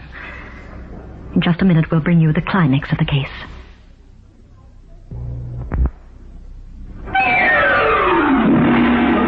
Greg had examined the body and called for the police. Oh, it's horrible. Horrible. You've had more than your share, Lorna. I don't understand it, Greg. All this time, I've been thinking that Mr. Granite was... The killer? Well, I was on that trail for a while myself, Gail, but... Mr. Collins, Mrs. Collins. Oh, there's Stuart. What are you all doing? What? Oh. Mr. Granite. He's dead, Stuart. Died the same way Tom McDougal did. Mm-hmm. Los Bolas, huh? Where'd you come from, Stuart? I work here, Mrs. Collins. I told you that before. I'm Mr. Grant's foreman. Antonio, is this the man who gave you the drink? Drink? What's wrong with Antonio? No. Senor Granite has houseboy. You know, I think we could wash this up even before the police get here. The police? Now, if you'll calm down for a second, Lorna, and answer a question or two. Please, no more questions. Not about Daddy anyway. I can't talk about that, please. Now, take it easy, Lorna. Sit down. Have a cigarette. I'm sorry I only have these native cigarettes. Oh, no, thank you. I only smoke American brands. Anybody else? Antonio. I bet you could use one. Oh, thank you, Senor Collins.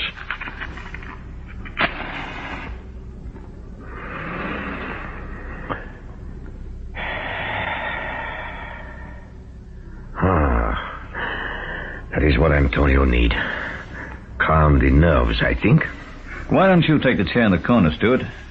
I'm sure we'd all stop screaming at each other if we could get at the truth. Back. Never mind the psychological approach, Mr. Collins. All this cozy business doesn't impress me at all. Get to the point. Oh, I will. Yes, Stuart, I will. If I can get everybody to cool off.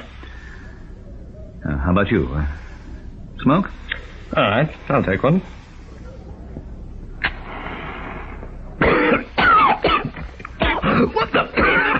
What the kind of stuff is this? What's in this cigarette? It's marijuana. What? Greg, did you say marijuana? That's right, Gail. The killer smokes marijuana, and he... You are very much smarter than I thought, Mr. Collins. Antonio! Get out of my way, Mrs. Collins. Stop him! He'll get out through the window. Quick, the bullet's on the wall. Give it to me. Here. Watch out, Antonio. I'm going to throw it. No, don't throw it. Oh, my legs. My legs.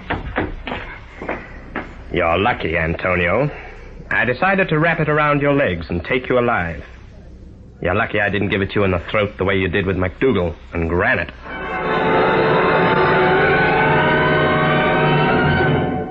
After they took Antonio away and we said goodbye to Stuart and Lorna, we decided to finish our vacation in Caracas, Venezuela.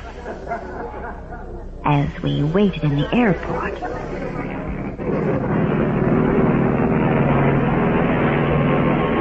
all right, Greg. Start from the beginning about Antonio. And tell me slowly.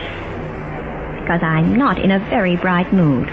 Well, it isn't complicated at all, Gail. When Antonio collapsed, after he said he'd been poisoned, a packet of cigarettes fell out of his pocket. I recognized them. They were marijuana cigarettes. That gave me a hunch. And when we went back to pick up Lorna, I had a look at the tobacco growing there on the outskirts of the McDougal plantation. It was marijuana.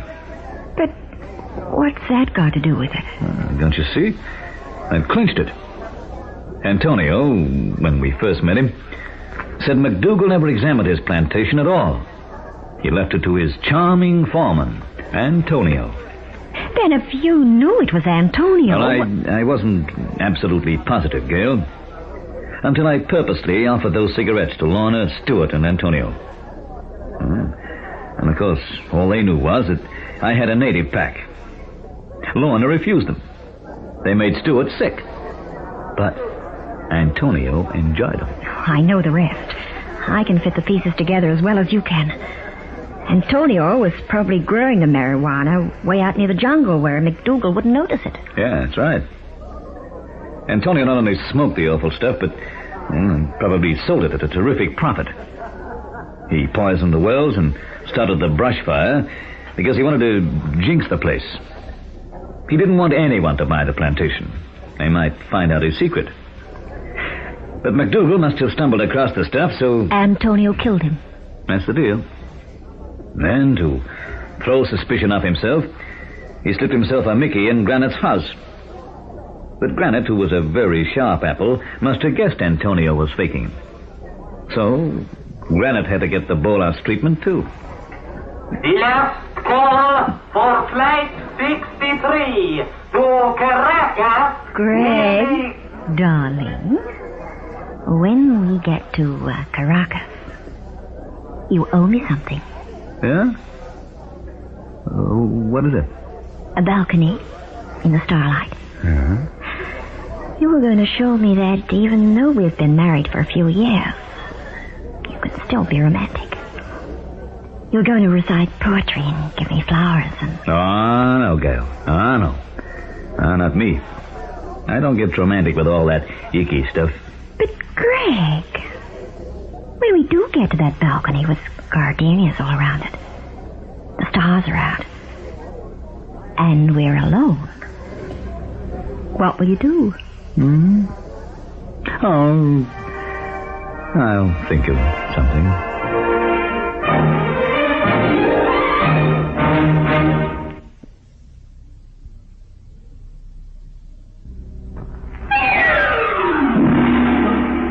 Well, folks, Gail and I hope you enjoyed our adventure, The Chrome Yellow Death.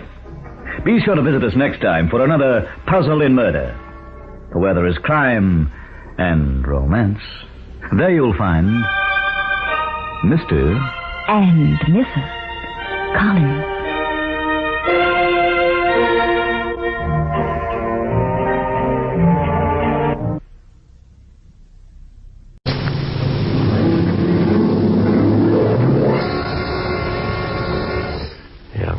Johnny Madero, Pier 23.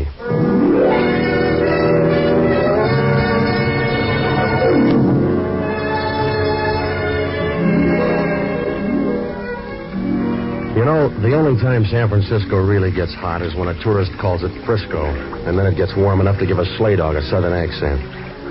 Down around the waterfront, they don't care so much. And for $1, you can insult anybody but Joe DiMaggio.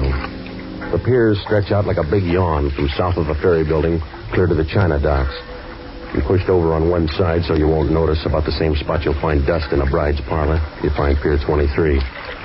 From there, it's a short skip to Johnny Madero's boat shop. My place. The sign outside looks honest, but down here the only sign people pay any attention to is rigor mortis.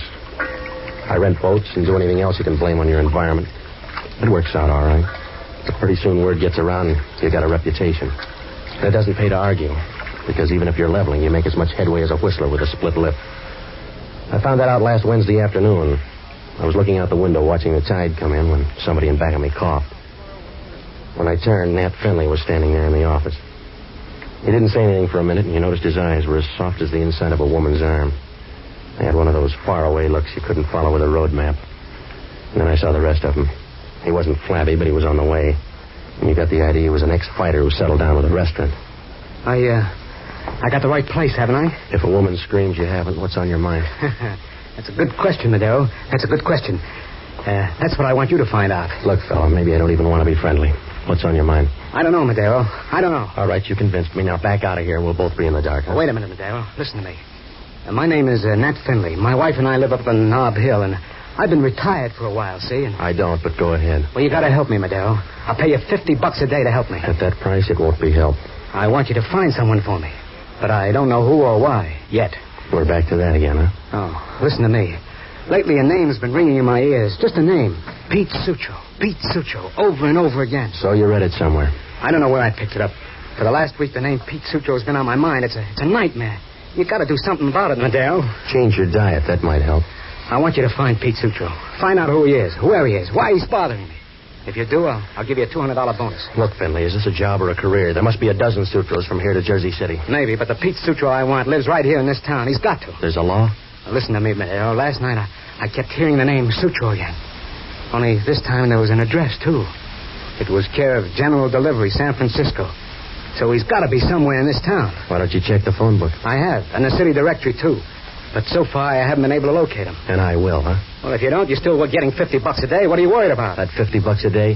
It might turn out to be a dream, too. You better throw in some advance money. Well, sure, Madero. I brought a check along, just in case.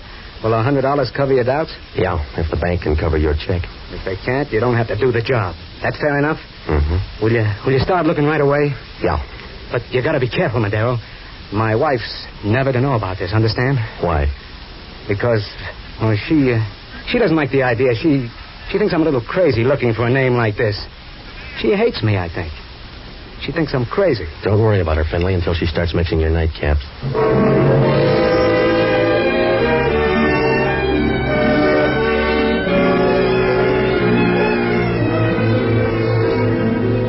For $50 a day, I'll chase anybody's dream. Because with that kind of dough, you're rich enough to run down a couple of your own. When Finley left, I called the bank and found out his check had solid backing. So I went down to Lofty's and I put out some feelers on Pete Sutro. It didn't take long before one of the boys came up with a lead. A couple of other people were looking for Sutro, too. One was a guy named Marty Kane. The other was a torch singer named Evelyn Day. The word was that Sutro and Evelyn used to trade mash notes in Detroit. Well, I phoned the Jade Club where Evelyn was working, but she wasn't due for an hour, so I decided to give Marty Kane first try. He was living in a motel out in the marina, so I went out. There was a sign outside that said modern cabins, but you knew Abe Lincoln did better in Illinois. The cabins were the size of an upper berth with enough holes to start a punch board. That didn't leave much privacy. You had more chance of keeping a secret from Mata Hari. I asked the manager where Kane's place was, and he pointed to the end cabin. I went over and knocked on the door. Kane opened it and glared. His eyes were the color of Saturday night on a week-old jag, and he was so chunky you figured he'd be harder to move than an icebox through a basement window. Who are you? My name's Madero, Johnny Madero. Don't rhyme with anything. What are you looking for? A guy named Pete Sutro. I hear you got the same idea. So you got ears. I'll invite you in. I can't turn you down. Yeah, that's what everybody says about this gun. Now sit down. You get me nervous. Put away the gun and we'll both be calm, huh? After you tell me what you know about Sutro. I'm tracking down a dream. Yours? A client's. You sound anxious. What's your pitch? A wild one. Just say he owes me some dough and I need it bad now. You got the muscles. Take in laundry. I'll put you through the ringer first. I want to lead on Sutro. Yeah, we both do, but I'm not going down on my knees. Get up, Madero. I don't want to make a liar out of you again. Yeah, you're tough, Kane. I'll bet you got your dandruff scared stiff. Yeah, and I'll start on yours now. What's Sutro to you? $50 a day. A guy named Nat Finley hired me to track him down. Does that make you happy? No, just ambitious. Who's Nat Finley? He came in and paid me to find Sutro. He said the name was giving him nightmares. Sounds like a bedtime story, Madero. Well, if you don't like it, jazz it up. It's the truth. I read the wrong papers. Give me another version. All right, if you don't believe me, Kane, make up your own. Here's Finley's check. Can you read? If you'll help me with the big words. Give it here. Nat Finley. Yeah, Nat Finley. You weren't lying. Looks like a good check. I'll take a chance. I'll cash it for you. It's giving you IDs, huh? Yeah, and the first one's about you. Now, here's your dough, Madero. Now, get out. Get out quick. Oh, you're too good to me, Kane. Suppose the check bounces. It won't, Madero, because I ain't going to cash it.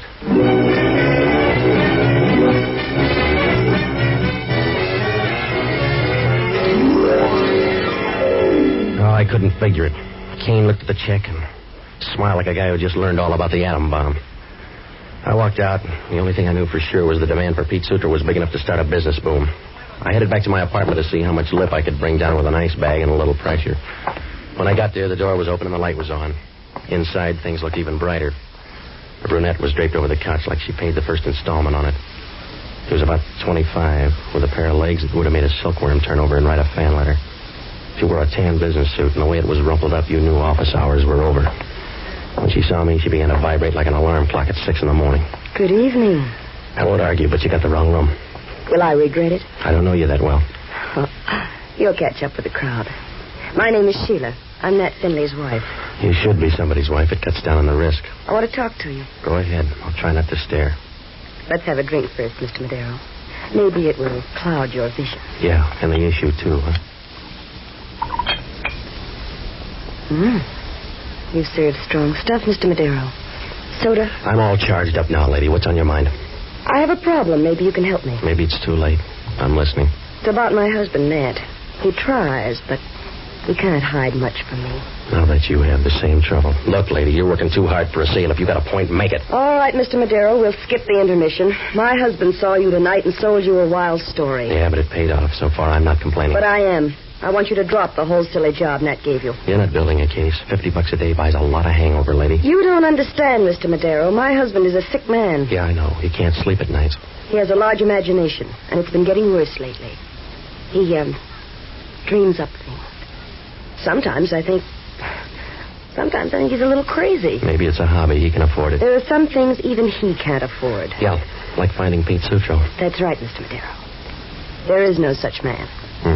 A guy named Marty Kane will give you odds. Who did you say? Marty Kane. He cashed in your husband's check, you know him? No. No, I never heard of him. You don't sound so sure. Marty was talking about Sutro. All right, Mr. Madero, I'm talking about something else now. Money. So far, you're whispering. Shouting, Mr. Madero. $500 worth. I'll give you $500 to drop the job and forget everything. All right, baby. You twisted my arm. You won't let me down, Mr. Madero. Will you? If I do, it'll be nice and easy.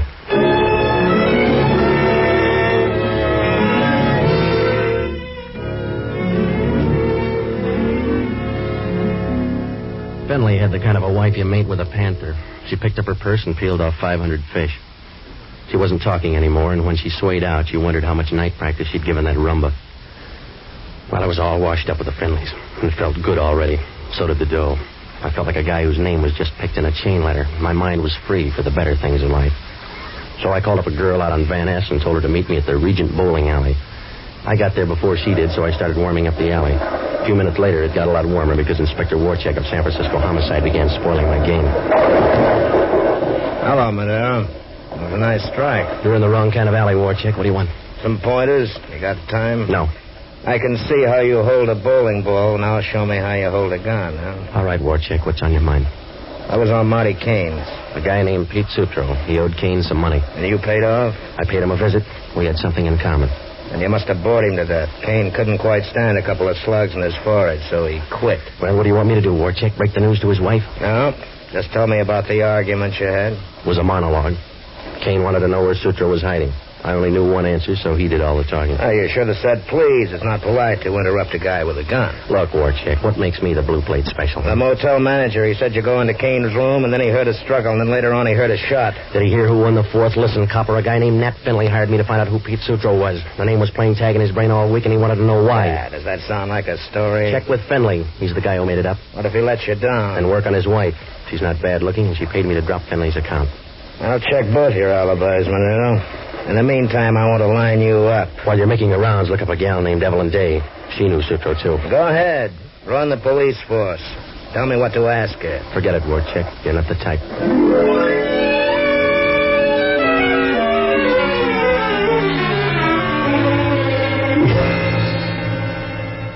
Warchek stood there for a second, wiping his teeth with his tongue. If he'd done it on the outside, it would have been a contract job.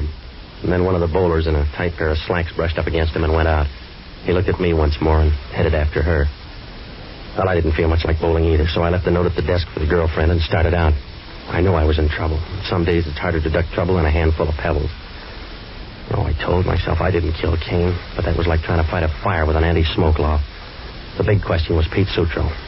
Who was he? There were other questions, like why did the Finley dame buy me off? And why did her husband want Sutro in the first place? Well, there were no answers, and I felt about as safe as an alligator walking through a handbag factory, so I looked up the only good guy I know. A waterfront priest named Father Leahy. I found him in his room flipping through a couple of raffle books.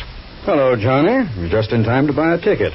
The boys' club is raffling off an electric toaster. I'm already a little burned, Father. I'm in a spot, Johnny. The boys gave me a quota to fill. I got stuck at a banker's luncheon all afternoon. You know what they're like on risk. Yeah. I've got to sell some tickets. All right, I'll buy a couple, but I need your help. I'm in trouble. You'd better buy 5. At a time like this, both of us can afford to be generous. What kind of trouble? This won't take long, Father. You always say that, but it adds up. You don't realize it, but I lose whole weekends that way. Will you please listen, Father? Warchek wants to pin me down on a murder. You've got the weight. Who's dead? A guy named Marty Kane. I saw him a couple of hours ago, and he was still alive when I left. Can you prove it? Well, that's going to be tough. The clerk at the motel saw me go into Kane's room just before he got tumbled. So far, you don't have a way out. Why not plead insanity? I would, but I'm afraid of the competition. What do you mean? A muddled-up guy named Nat Finley hired me to chase down the name Pete Sutro. He claimed the name was haunting him. I know how he feels. Johnny, I don't think the bishop likes me either. My only lead was Marty Kane. He seemed to want Sutro worse than I did. Sutro is certainly popular for a dream. Do you think he'll ever materialize? I don't know, but I don't think Marty Kane was killed over a dream. If he was, it must have been quite a nightmare. Did you look up your client again? I didn't have the time. His wife paid me to drop the whole job. She said Finley was a harmless duck with a pail full of wild ideas. Does the husband feel the same way about his wife? Do you want gossip, Father, or do you want to help me? That's an unfair question, Johnny. Either way, I'm embarrassed. Please, Father. Will you check up on a few people for me? Yes. Look up Kane's friends, and if you run out of those, try his enemies. Find out who might have had an urge to kill him, will you? It's a tall order, Johnny. There may be a lot of people involved. I can use them all, Father. I know. But can they all use an electric toaster?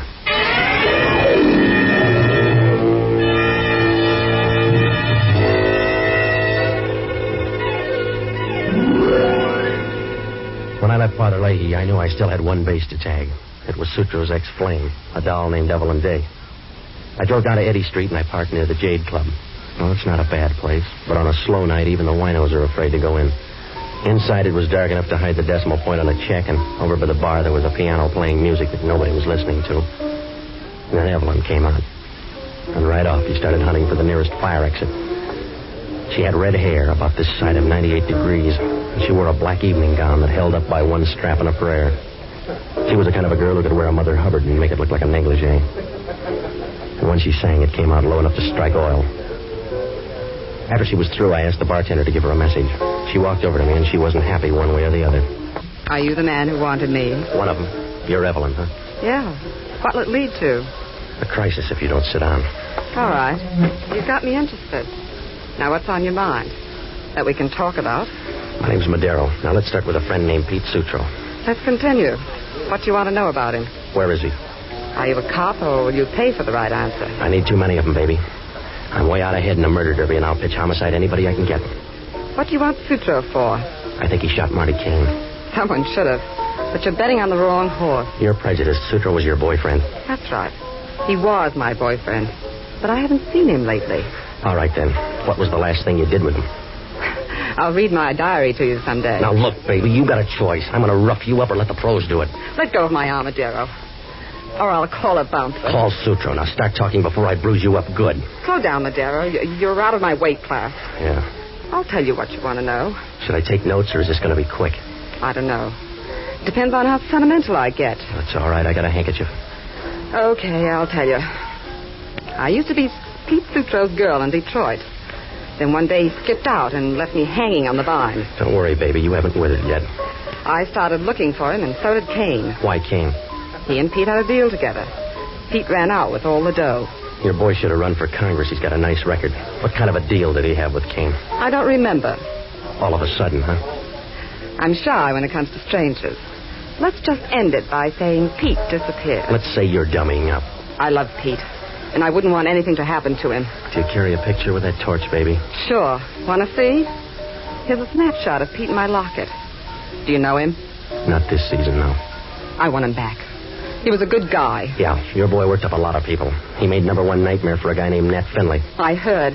And I want to see Finley, too. You saw me, miss. But I want to talk to Madero. Hello, Finley. I got to see you alone, Madero. And I got to see you now. You lost your option. I'm freelancing again. Well, you can't walk out on me. This is going to hurt, fella. Your wife paid me to drop the job. That's what I got to talk to you about, Madero. I think she wants to drop me, too.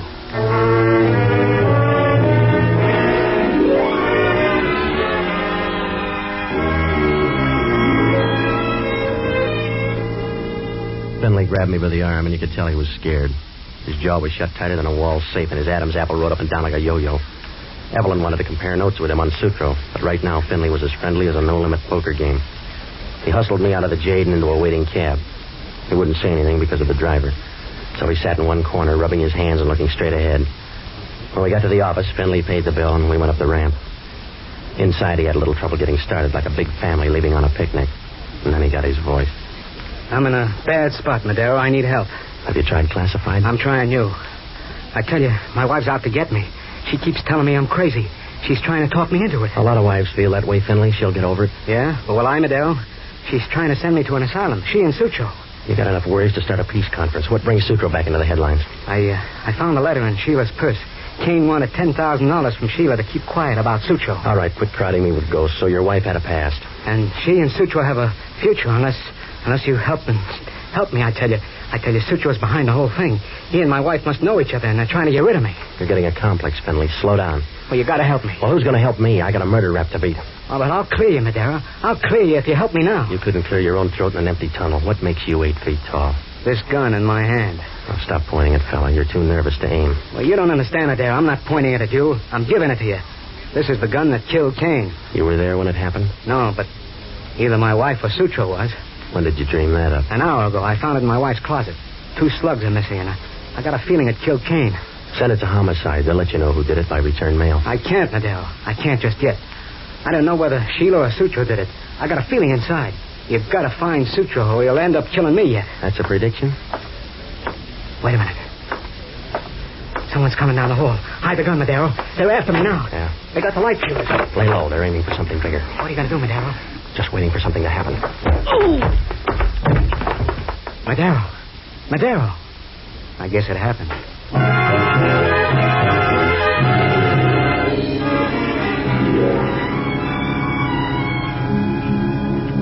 Somebody turned a flashlight in my eyes and then hit a 4-bagger.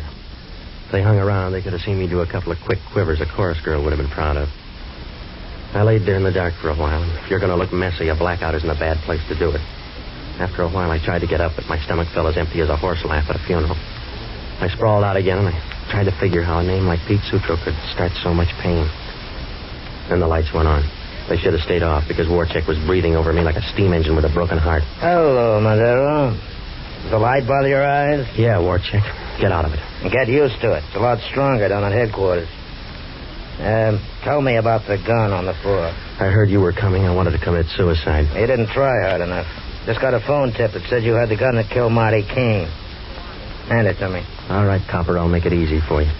Finley left the gun here before somebody sapped me. Uh-huh. Who's somebody? Don't any of your friends have names? Sure. Check with Finley. He was here when it happened. It was dark, Madero. How did he see? With an electric eye? I don't know. Maybe he smelled his wife's perfume. Look her up, too. She's that interesting, huh? Kane used to think so. What do you mean? It was blackmailing her. Look, Madero, a grocery list is blackmail to you. What put you on the inside? Finley found a letter in her purse. Kane wanted $10,000 to keep quiet about Sutro. Finley told you all about it, huh? He can't keep a family secret. And the wife tumbled Kane to keep him quiet. Is that the idea? Well, this is your good day, Warcheck. Find Sutro now, and you've licked the whole thing. No, you find him, Madero, and we'll give you a reward. You're too generous. What's the pitch? Sutro's wanted for a payroll robbery in Detroit. He's been out of sight for a year now. He hasn't been out of mind, though. Finley thinks his wife is carrying on a sideline with him. Look, Madero, I talked to your boy, Finley. He's got enough dreams to start a mattress factory. I don't believe him, and I don't believe you. You don't believe the world is round. Take stock, Warchek, and start learning. Yeah, I will. Let's see how much the fingerprints on this gun teach me. You've got a story? I'll stay after school. You'll still wear the dunce cap. That's all right, Madero. There'll be a badge on it.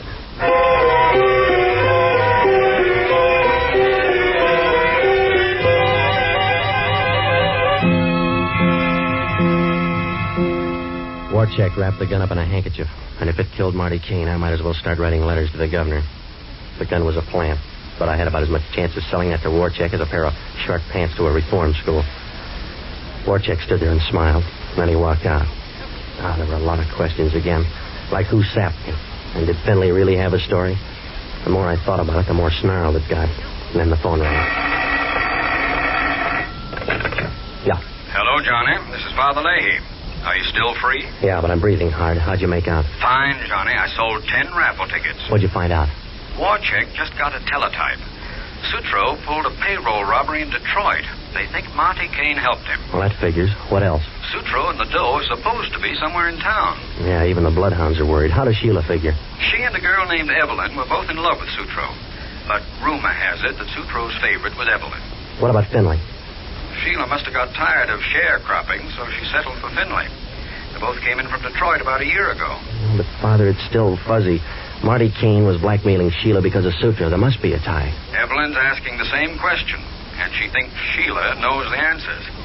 She's on her way to the Finley place for a showdown. Thanks, Father. I'll tag along and grab a seat on the sidelines. It'll be a free-for-all if those two girls tangle. Don't worry, Father. They won't get in my hair. Don't be too sure.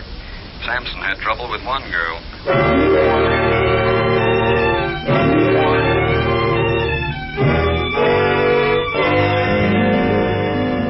When Father Leahy hung up, all the pieces began to fall into place. All but one. Where was Sutro? He was around somewhere, but it was like throwing a headlock on a shadow. I grabbed a cab out to the Stafford Arms, and when I got there, the doorman looked at me as if I'd just blown up an orphan. I took the elevator and got off on the 6th floor. Then I leaned on the doorbell, and Sheila answered. She was wearing a pair of rose-colored lounging pajamas, and I've seen baked potatoes with looser jackets. She must have been surprised, but she didn't blink an eyelash. Are you pausing or opposing, Mr. Madero? I'm looking for trapdoors. Oh, I thought you were going to look that way. Come inside. Yeah. Now bring that gleam in your eye over to the fireplace. We'll warm it up a little. It won't look good in company. Why? Who's company? Evelyn's a little late. She got tied up sharpening her claws. Evelyn who? Hold out, baby. She's got a better question than that. Like what? Like, where's Pete Sutro? That key sounds like a friend.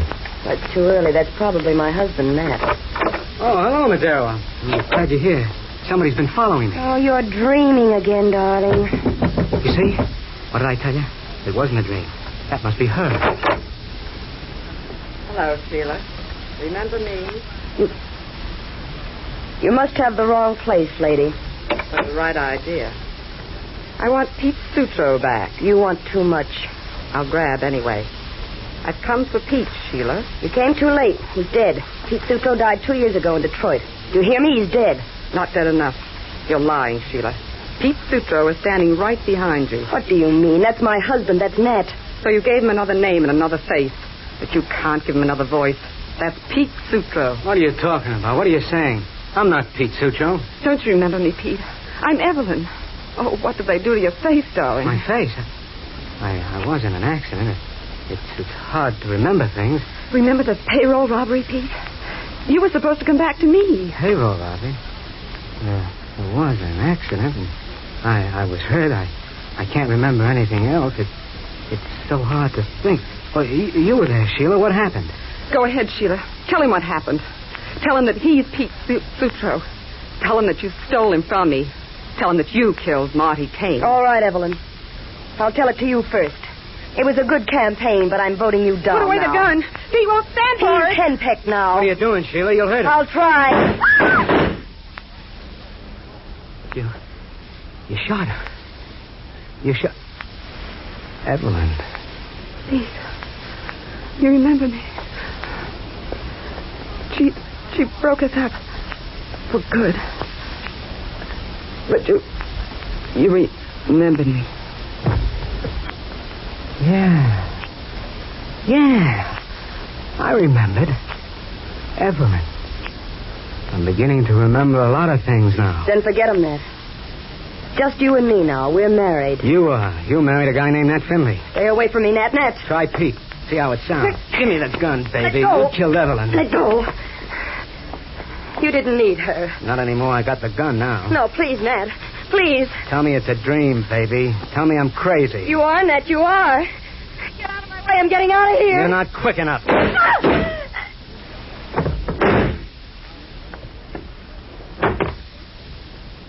The gun's empty now. Yeah.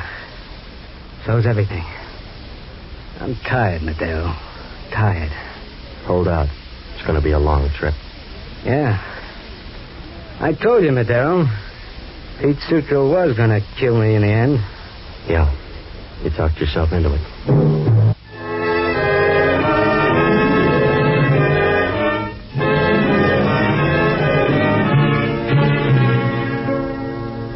Warchek got the whole story the next morning.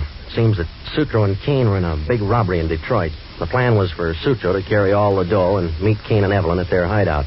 But Sutro got smashed up in an auto accident and never made it. Sutro's face had to be remodeled, and when he lost his memory, Sheila made her pitch. She promoted a wedding and cut herself in on half the stolen cash. Changed his name to Nat Finley and brought him out to San Francisco. Kane and Evelyn got wind that Sutro had taken off to the coast, so they followed. They couldn't find him, and for a year, Sheila and Sutro got along without a hitch. And then Sutro began hearing his real name in his own mind, and before Sheila could do anything, I'd already shown her husband's check to Kane. He recognized Sutro's handwriting right away, and so he started to blackmail Sheila. He didn't make any yardage because Sheila stopped him with a .38. And then she tried to convince her husband that he was crazy. Evelyn won in the last round when she recognized Sutro's voice at the Jade. Turned out that Sutro had been chasing himself until he caught himself. Well, Warchek asked only one question. How can a guy forget his own name? I don't know. A lot of hotels would like to know that, too.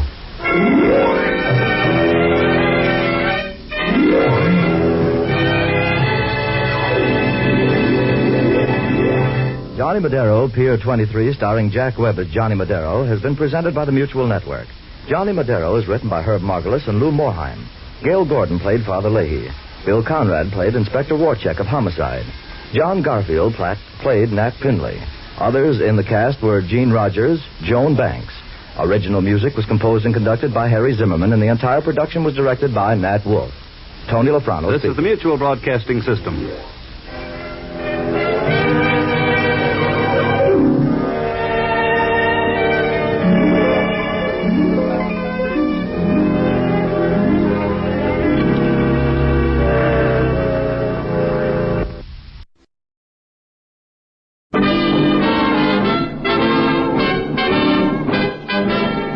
Of California, on behalf of independent Chevron gas stations and standard stations throughout the West, invite you to Let George Do It.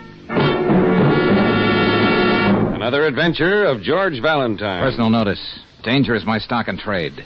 If the trouble you're in is way off the beaten track and you need help that's strictly confidential, you've got a job for me, George Valentine. Write full details.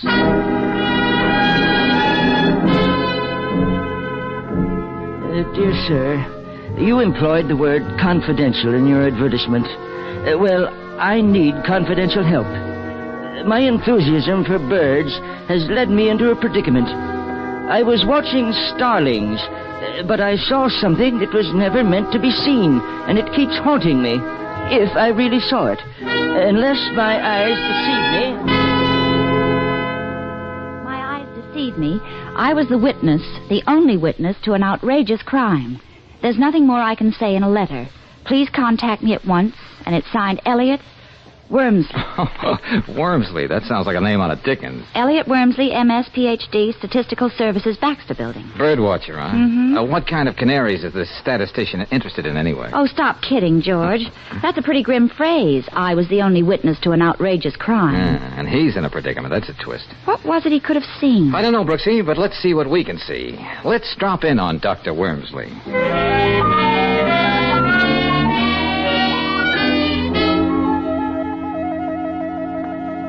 These are the binoculars, Mr. Valentine. The ones I used to watch starlings on that penthouse roof down there. Uh-huh. But that's almost 3 blocks away, Dr. Wormsley. I know. The River House, huh? Pretty swanky. Golly, George. You can see halfway around the world with these binoculars. All right, Angel, stop playing. Back to you, Dr. Wormsley. So you looked for starlings and saw a killer hawk, eh? Something like that, Mr. Valentine. Okay. Now, just what was this outrageous crime? What did you see that you shouldn't have seen? Murder. I guess I dropped your binoculars, Doctor. Did you say murder? I can't be sure. But I just trained my eyes down there, as I've been doing for weeks. And in that instant, I'm almost certain I saw a man push another man off the roof. Of course, he had his back to me. What do you mean, almost certain, Dr. Wormsley? Well, it was over in a second, and I didn't expect to see what I think I saw. Besides, statistics show that the element of error in visualization over 100 yards is 14 to 1,000. Yeah, well, we'll take your word for that. But why didn't you go to the police with this story? Oh, no, Mr. Valentine. I'm a modest man, and I don't like publicity. Besides, I'm coming up for the presidency of my club. And, so many people think bird watching is, a little peculiar. Yes, I know. You wouldn't make it. But murder is a very serious business. Mr. Valentine, if I'd seen any mention of what I suspected in the newspapers, I would have volunteered this information to the police.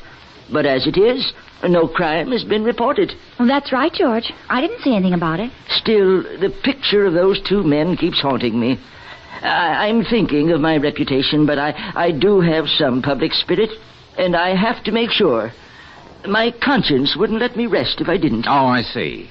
And you want me to check at the River House and soothe your conscience? That's it, young man, precisely. It shouldn't take you more than a day, and I'm willing to pay your usual fee. Okay, it's a deal, Wormsley. Oh, Brooksy. Yes, George? Just on a hunch, get out of the Bureau of Missing Persons. See Finley. Okay. Find out if anybody's been reported missing from the River House. You will keep my name out of this, won't you? Oh, yes, we'll do our best, Professor. I'll meet you back here later, Brooksy. Okay, George. I'm going over to the River House.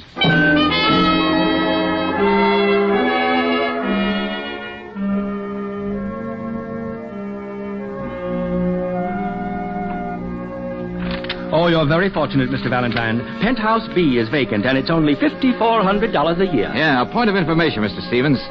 As I get it, the sun deck of this wing facing the river is for the exclusive use of Penthouse A and B. Oh, it's very private. And Penthouse A is occupied by the Dunlaps, Philip Dunlap, the broker. So that would put you in very good company, and only $5,400 a year. Well, I was thinking of something a little better, but I'll let you know.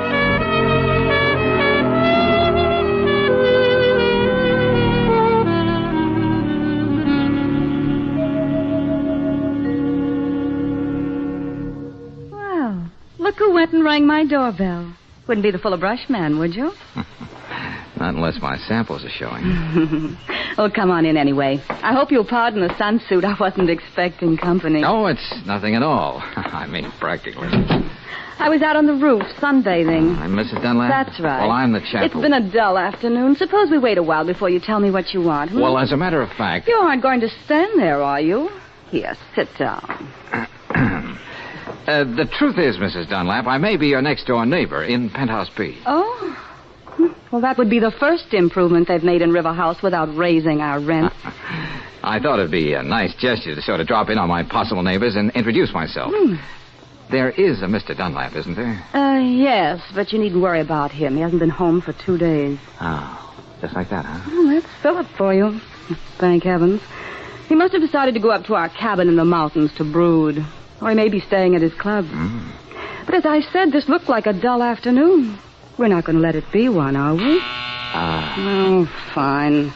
That wouldn't be Philip. He has his key. Well, whoever it is, just explain I'm looking at the penthouse next door. Hal. Listen, Paula, we haven't heard from Philip yet, and there are letters and contracts he has to sign downtown. All right, Hal. I'm not my husband's keeper. Oh, just the same, I thought you might be worried. Oh, I didn't know you were having company. Well, this gentleman may be our next-door neighbor, I hope. Mr... The name's Valentine. Really, Paula? At least now you know his name. Mr. Valentine, this intense young man is my husband's secretary, Hal Sterrett. How do you do? I don't know what you're going to do, Paula, but I'm going to call the police and report Philip missing. Please do that, Hal. I'd feel so much better. Lord, how I hate righteous men, especially when they're young. So petulant. Now, where were we, Mr. Valentine? I was just about to leave. A mood is a very fragile thing, isn't it? Oh, you've been right neighborly, ma'am. Goodbye. I don't think it's goodbye. Anyway, it was very nice, even not having known you.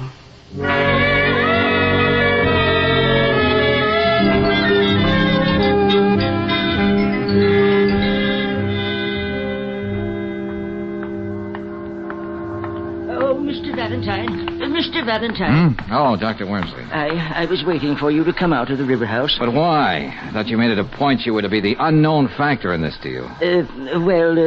After you left, I did some calculating. Yeah, good for you, good for you.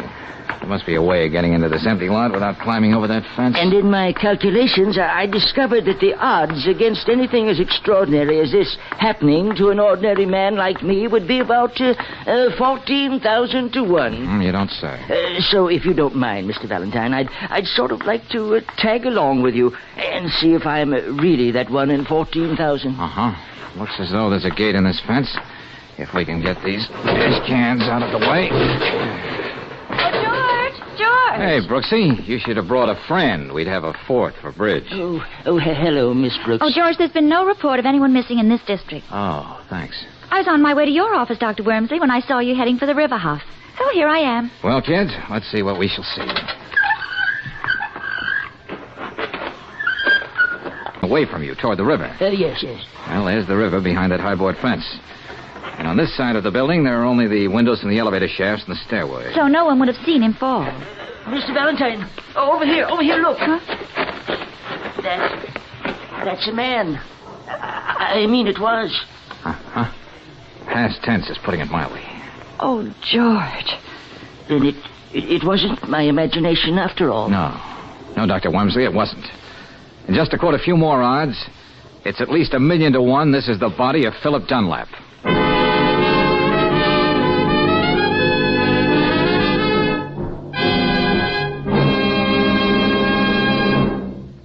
We'll return to tonight's adventure of George Valentine in just a moment. Meanwhile, a word about the great American pastime. If you're a baseball fan, check these 2 tips for getting the most out of this season. Number 1, when you're driving to and from the game, use fast-starting Chevron Supreme gasoline. Special blending agents in Chevron Supreme give your car speedy warm-up and quick pickup for traffic getaways. And when it comes to hill climbing, premium quality Chevron Supreme gasoline takes you smoothly over the steepest ones. Number 2, at independent Chevron gas stations and standard stations where you can get Chevron Supreme gasoline, there's a grand gift for you. It's a 48-page book about baseball written by Bert Dunn. You'll find in your free copy of Batter Up the fundamentals about this great American sport. One illustrated section shows how to play each different position. Ask for a free copy of Batter Up tomorrow. It's yours at standard stations and independent Chevron gas stations where they say and mean, we'll take better care of your car.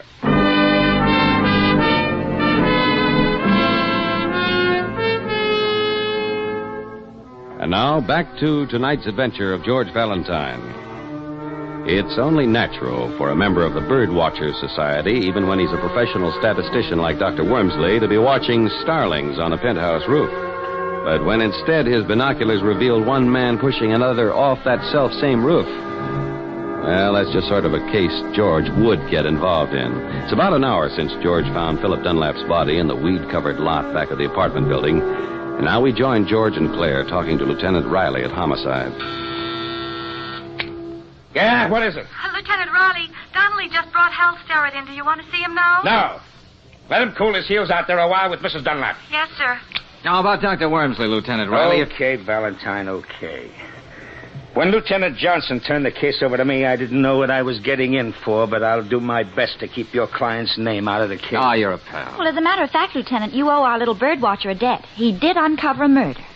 Miss Brooks, I don't want to appear ungrateful. Oh, no. I can always use a new murder. Oh? I'm overjoyed that when you and Valentine stumbled over this homicide, you were thoughtful enough to let me know about it. Oh, well, it's nothing at all. If you hadn't, I'd lock both of you up and throw the key away. Well, now that you're back your own sweet self, would you mind telling us what you found out from Mrs. Dunlap?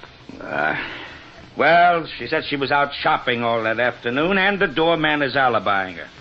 When she got back, this kid, Starrett, was still there, waiting to see his boss, Mr. Dunlap. He hung around a little longer and then beat it.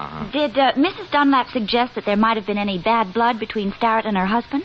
Well, she wasn't too anxious to admit it, but it seems young Starrett was being fired. Yeah, but what was the reason? Bad spelling or making Google eyes at the boss's wife? I wouldn't know. Not yet.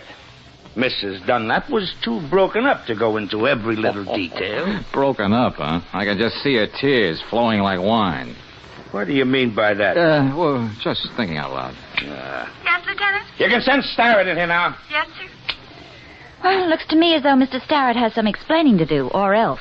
Well, we know that he was there that afternoon, and your Dr. Wormsley saw a man push Dunlap off the roof. Come in, son. Come in. Lieutenant, I don't understand any of this. Oh, you. Hello, Starrett. What are you doing here? Just a neighborly interest in the fate of your late employer. Say, what is this? Yes, George, I didn't know you two had met. Well, never mind. Now, what's this about Dunlap deciding to fire you, Starrett? Well, Why? He didn't like my work, I guess. That's the usual reason, isn't it? You'll save a lot of time if you tell us the truth. You asked me a question, and I gave you the only answer you're going to get. You had a fight with your boss, didn't you? No. In the struggle, you pushed him off the roof. No. A man saw you from an office building. He couldn't have. Oh, Lieutenant. Yes, Donnelly? Can I see you a minute? Yeah, okay. I'll be right back. Hey, tell me something, Starrett. Yes? If you were already fired, why were you so worried about Dunlap? Even going to the Bureau of Missing Persons yourself?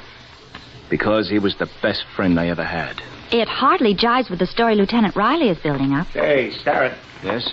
You're a college man, aren't you? Oh, what of it? Syracuse, 1942. What? Why, yes, but how did you know? This, Phi Beta Kappa, too, aren't you? That's right. But what are you driving at, Lieutenant? Well, this Phi Beta Kappa key. The medical examiner found it clenched in Dunlap's fist. It's yours. I don't know how it could have gotten there. He must have ripped the key off your chain as he fell off the roof. Okay, Starrett, I'm arresting you on suspicion of murder.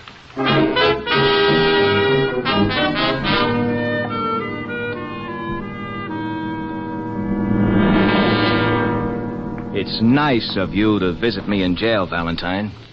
But what's the use of going over the same story again? Well, let's say it intrigues me, Starrett. Paula would go right on denying I ever gave her that key. I can't prove it. Why should you believe me any more than anyone else? Because I happen to know a little more about the lady in question. Now, look, friend, let's stop being delicate. Paula decided she liked your type and made you the odd man in the triangle. That's why Dunlap was giving you the gate. Oh, I tried to break off with her, but she always managed to be around, taunting me. She had me spinning on my head. Yeah, I know what you mean. Say, did you have a fight with Dunlap when he fired you? No, I wish there had been. That would have been easier than the way it was. Go on. He was hurt, and I was sick and ashamed of myself. He knew there were others, and that made the whole thing even cheaper. Now, surely just firing you, Starrett, wasn't the answer for Dunlap. Oh, he knew that.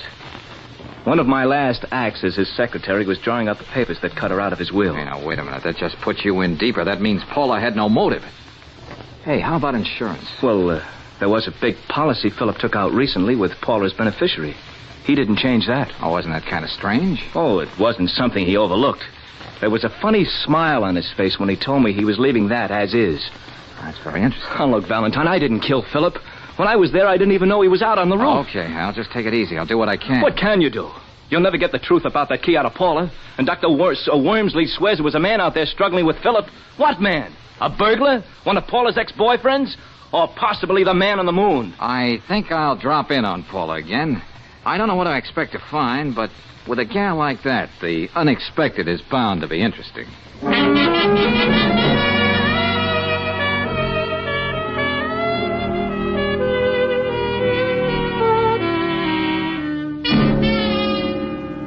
Well, if it isn't my next-door neighbor. What now? Cup of sugar?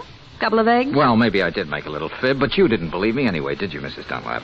Paula. Okay, Paula. Too bad about young Starrett, isn't it? What a thing to say to a grief-stricken widow. Can I get you anything? We may as well make ourselves comfortable. You've got a head start in those lounging pajamas. They're really something. I was wondering when you were going to notice them. Hey, you know, I never appreciated before what lounging pajamas can do for a woman. Didn't you? No.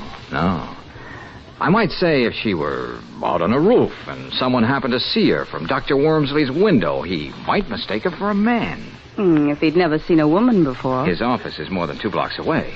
But to get back to our hypothetical woman, Yes. how much do you guess she'd have coming to her if her husband were murdered and there was a nice fat insurance policy, the only thing he didn't cut her out of? We've gotten a long way from lounging pajamas. Oh, I don't know. And I can't help wondering what the lady in question would do if she had a perfect patsy and a difficult young man who was suffering pangs of conscience.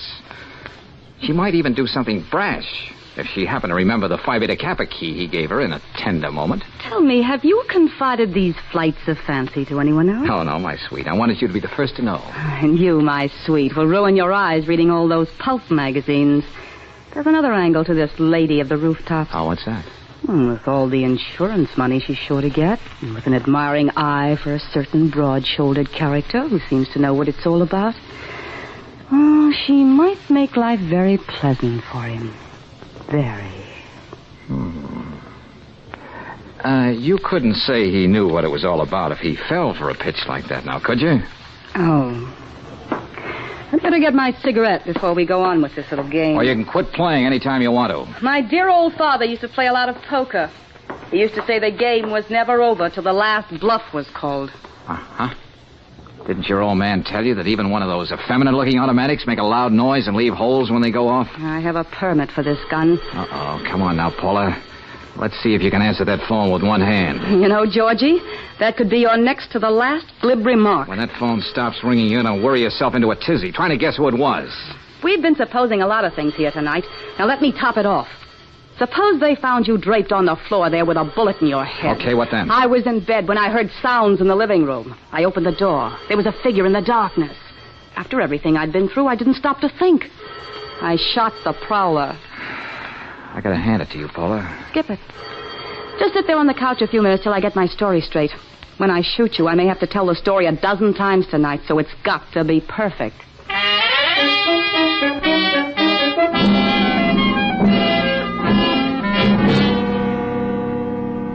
Okay, you stalled too long. You missed your chance, beautiful. It'd be a mistake to shoot me now. What are you talking about? Behind you. There's somebody out there on the penthouse roof. You know I'm smarter than that. Well, I'll take the toy now. Oh, you Drop let it. go of that, you. Oh, George, there you are. I tried to call, and then I remembered about the empty penthouse next door and the adjoining sun deck, and... Well, for Pete's sake, somebody say something. Oh, just a little parlor game, Brooksy. Yes. I was just showing Mr. Valentine how I almost mistook him for an intruder. Oh? Lieutenant Raleigh will probably find it very amusing when we tell him about it. Oh, that ain't the way I seen it. For the time being, Angel, we have to see things Paula's way. But more important right now is to see if we can get a man out of bed.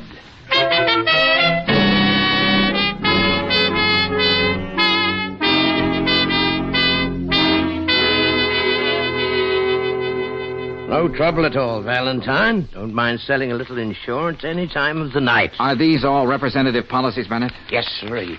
Anything you want, we've got it. Life, accident, comprehensive liability, tornado insurance, plate glass. Any insurance against fatality during parlor games?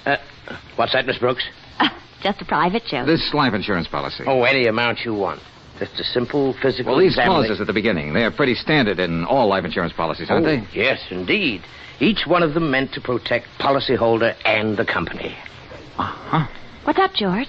Well, thanks a lot, Bennett. You've been a great help. Yeah, but look, old man. Sorry, shopping around, but I'll keep you in mind. Let's go, Brooksy. Now, Brooksy, first thing in the morning, I want you to check with all the druggists in this section of town around River House, Dr. Wormsley's office, 20 or 30 blocks in each direction. Oh, my aching I'm going to be feet. with Lieutenant Riley. I hate to think of his blood pressure when I mention one little word.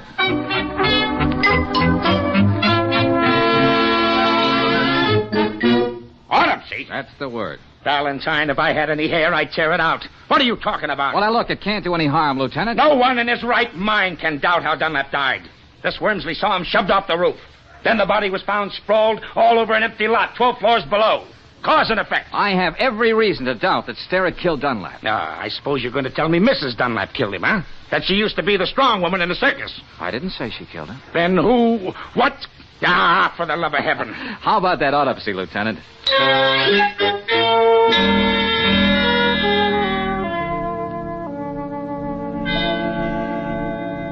All right, Doctor. Will you tell Valentine here that he's just been wasting our time? I wouldn't say that, Lieutenant. Huh? What'd you find? Enough poison in Dunlap to stop an army dead in its tracks. All right. All right, I can't argue with the laboratory. But I don't get it, Valentine. How many times do you kill a man, poison, throw him off the roof? It's a wonder we didn't find a knife in his back, too. Doctor, just how does this particular poison work? Instantly. Every muscle in the body becomes rigid all at once and stays that way. Then it's possible that after a couple of days, the effects of the poison could be mistaken for rigor mortis. Not only possible, Mr. Valentine. It seems just what happened. Hey, wait a minute. Wait a minute. If Dunlap's fist was clenched like that the moment the poison took effect, how did that Phi Beta Kappa key get in his hand? That's the point, Lieutenant. It was forced into it. And certainly Hal Sterrett didn't do it. That does it. That does it. I'm going to have Paula Dunlap picked up, and she'd better have all the answers.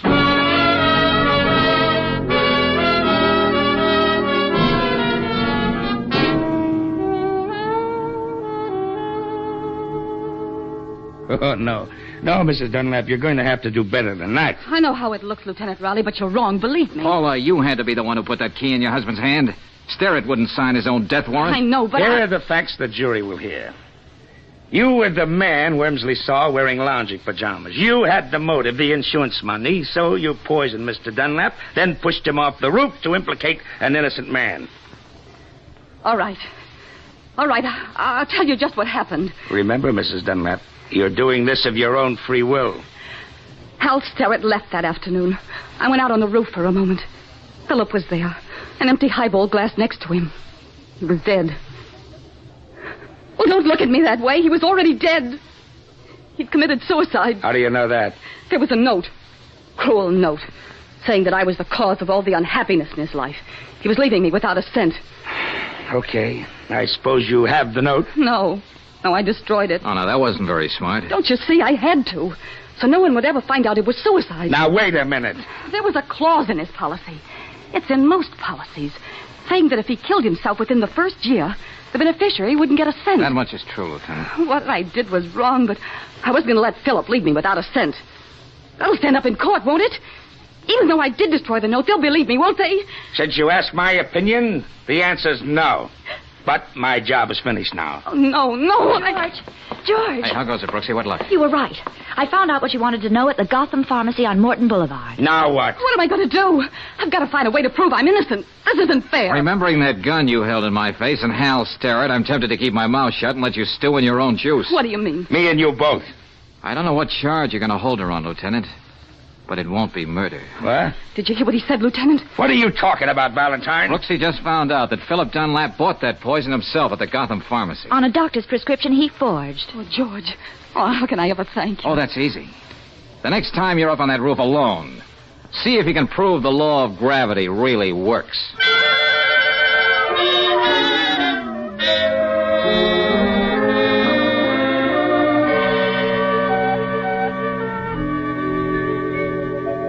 George, don't you think that was sort of a morbid joke for Dunlap to play on his wife? Well, Angel, Paula played a few pretty grim jokes herself. Yes, but to leave her name in that insurance policy, knowing that she wouldn't get a penny. Crime, punishment, so forth. Hello. Anybody here? Oh, Dr. Wormsley. I just thought I'd drop in and take care of that little bill I owe you. Oh, thanks. How do the birds look these days, Doctor? What? Oh, yes. That reminds me. I must thank you, Valentine, for keeping my name out of the Dunlap case. After all, I was the key witness, and I... Oh, dear. Well, that's all washed up now. Thank goodness. Oh, yes. Mrs. Dunlap isn't living there anymore, you know. No? It seems 3 young ladies are sharing that apartment now. And yesterday... Why, Dr. Wormsley. Oh. What kind of birds are you watching now? Oh, well, they were very wild canaries. Oh, goodness. What am I saying?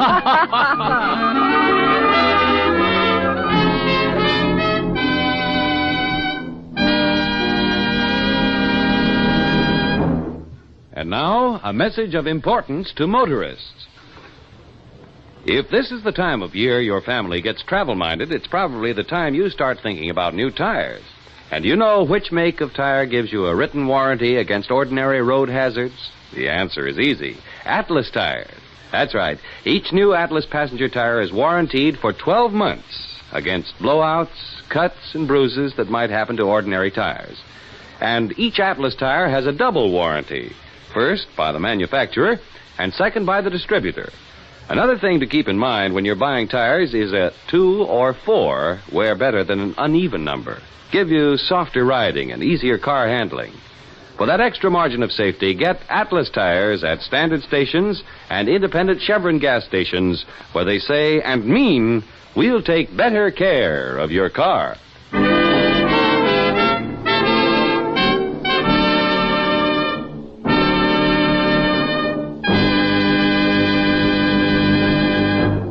Next week, when you tune our way for another adventure of George Valentine, you'll hear... Well, Brooksy, looks like playing Big Brother a la Spencer Tracy didn't work out. Eddie beat it while I was shaving. Oh, that crazy little kid. Yeah, he left this note. He's on the prowl. To quote, he's going after Stan Lucas. Oh, no. What can we do, George? I gotta stop him somehow. Hey, listen, you look up Emily. Maybe she can give us a clue on how we can find Eddie. Okay, George. And remember, Brooksy, it's a race against time.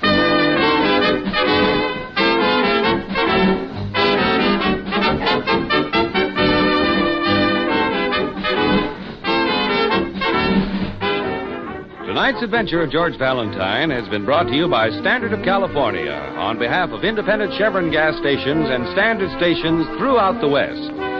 Let George Do It stars Robert Bailey as George, with Frances Robinson as Claire. Wally Amer appeared as Lieutenant Riley. Tonight's story was written by David Victor and Herbert Little, Jr., and directed by Don Clark.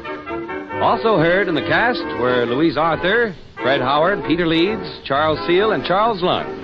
The music is composed and conducted by Eddie Dunstetter. Your announcer, John Heaston. Don't forget to listen again next week, 1 hour earlier, over the same station, to Let George Do It.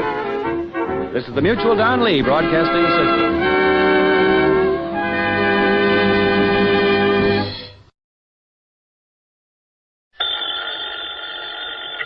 Johnny Dollar. Hey, Barringer, Continental Insurance and Trust. Well, nice to hear from you, Ed. It's been a long time since Johnny, you called me. listen. Yeah? I've already telephoned the airport, made a reservation. Well, good for you. Have a happy trip. No, Johnny. What? No, that reservation's for you. It's on the next flight down to New York. For me? What for? So hop into your car and get on out to the airport just as fast as you can. You've only got a few minutes to make that flight. Whoa, hold on. Wait a minute. I'll meet you there at Bradley Field, give you the address of the man in New York and all the details. Yeah, what man? His name is Lou Chenard. Look, Johnny, there isn't time. Get on out there to the airport. Yeah, you look. Unless I know why you want me to get down and see this Lucian, whatever his name is. Well? Sure, I'll tell you why. Well? Johnny, it's to prevent a murder. Oh? Yes. Now get going, will you? Sure, Ed.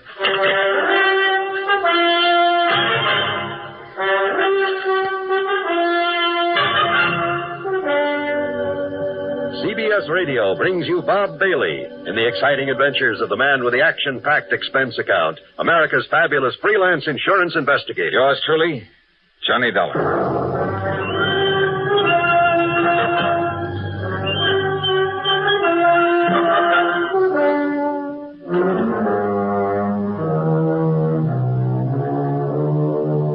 Expense account submitted by Special Investigator Johnny Dollar to the Continental Insurance and Trust Company, Home Office, Hartford, Connecticut. Following is an account of expenses incurred during my investigation of the back-to-the-back matter.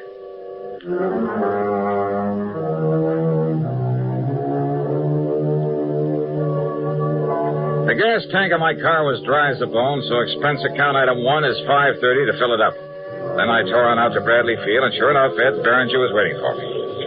Over here, Johnny. Oh, yeah. This plane over here. Hi, Ed. How are you? Here now.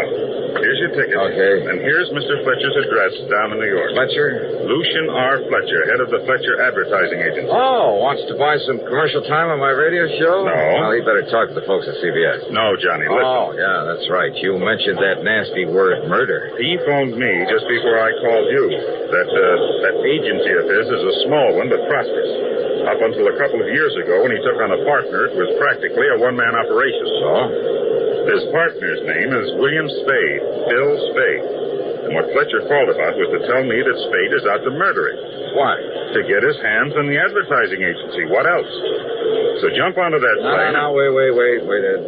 If Fletcher knows this, if he's sure of it... He's sure of it, all right. So, Johnny... Well, then why doesn't he call in the police? Have this guy, Spade, locked up? Spade is out of town on some business down in Philadelphia. But he's due back sometime today. There in New York. Now, Ed, look, Johnny, old man Fletcher isn't the kind to go off half-cocked, to come up with a false alarm. So go on down there, find out exactly what's up, do whatever's necessary to nail down his partner, and...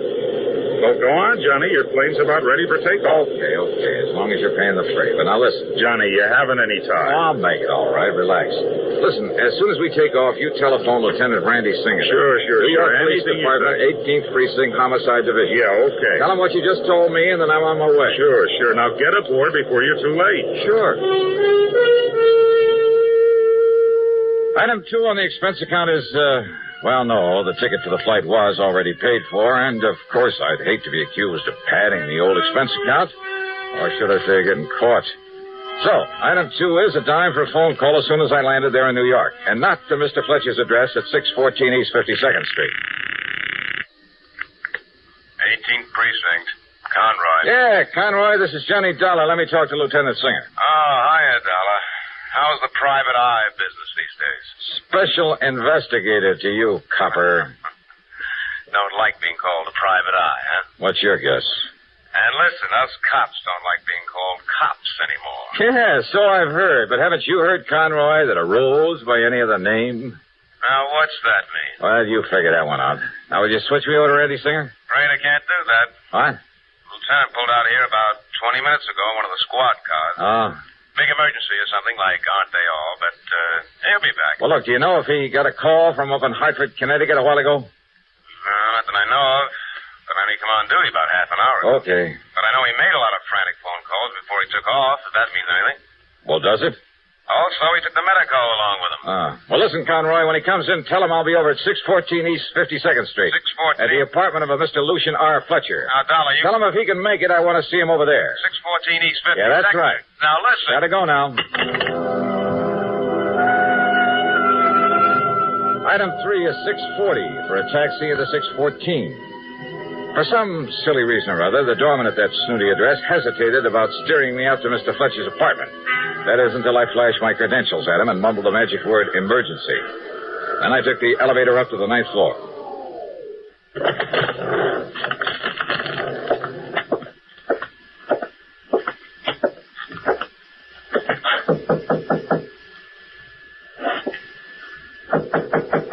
Come in, Johnny. Come on in. Huh? Conroy phoned me. You were on your way over here. How are you, boy? Randy. Oh, then Ed Berenger up in Hartford did call you. Yeah, that's right. So I came on over here to see Mr. Fletcher, find out what all the excitement was about. Well, what'd you find out? Now, why don't you just come on into the library and see for yourself? Sure. I will. But if you ask me, Randy, it seems... Huh? Yeah. This is Mr. Fletcher? That's Mr. Fletcher. Dead. That's right, Johnny. Dead as a doornail.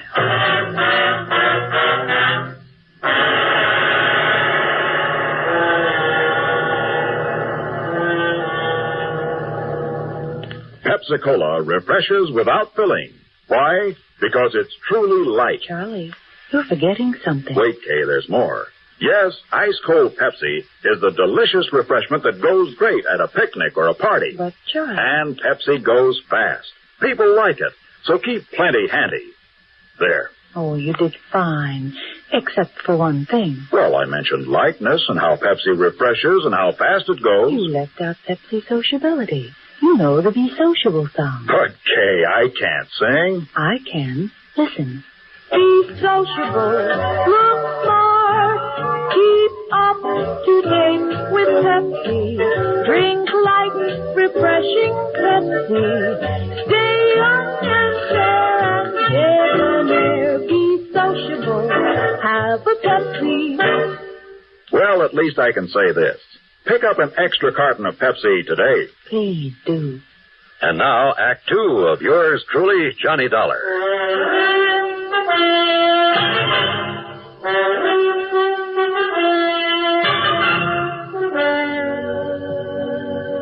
Yeah, Johnny, somebody came in here and finished him off with just exactly one nice, clean shot through the heart. Uh-huh. Any sign of a struggle, Randy? Anything like that? No, sir. So it must have been somebody that he knew that let him in here himself. Well, I'll buy that all right. And it kind of proves the old man was right in his fears after all. Huh? When, Randy? Any idea when Mr. Fletcher was murdered?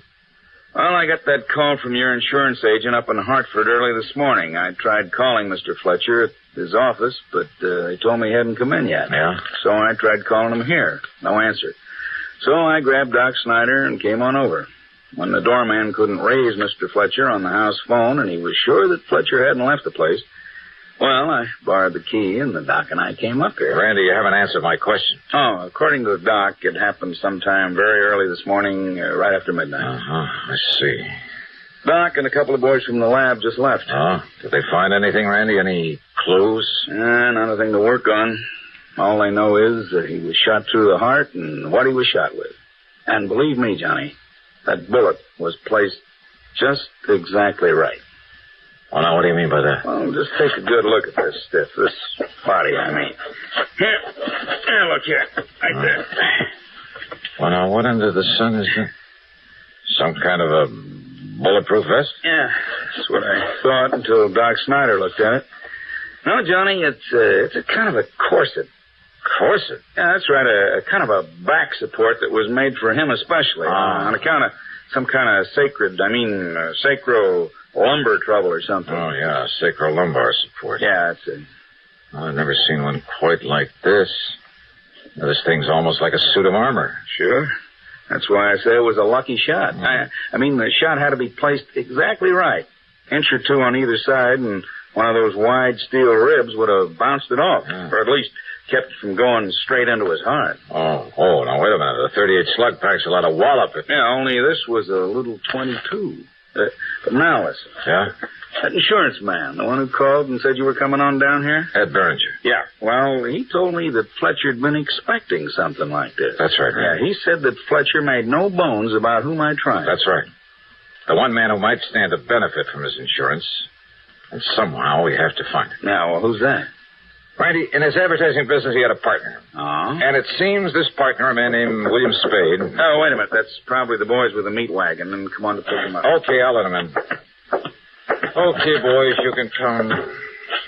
I beg your pardon? Who are you? Why, my name's Spade, Bill Spade. I'm Mr. Fletcher's partner. What's that? So you're Bill Spade, huh? Yes. Well, my name is Dollar, Johnny Dollar. The insurance investigator? That's right. And is that a policeman I see in there in the library? Mr. Dollar, is something wrong here? Where have you been, Mr. Spade? Why, I just got in from Philadelphia. I was down there on some important agency business. Just got back, huh? When?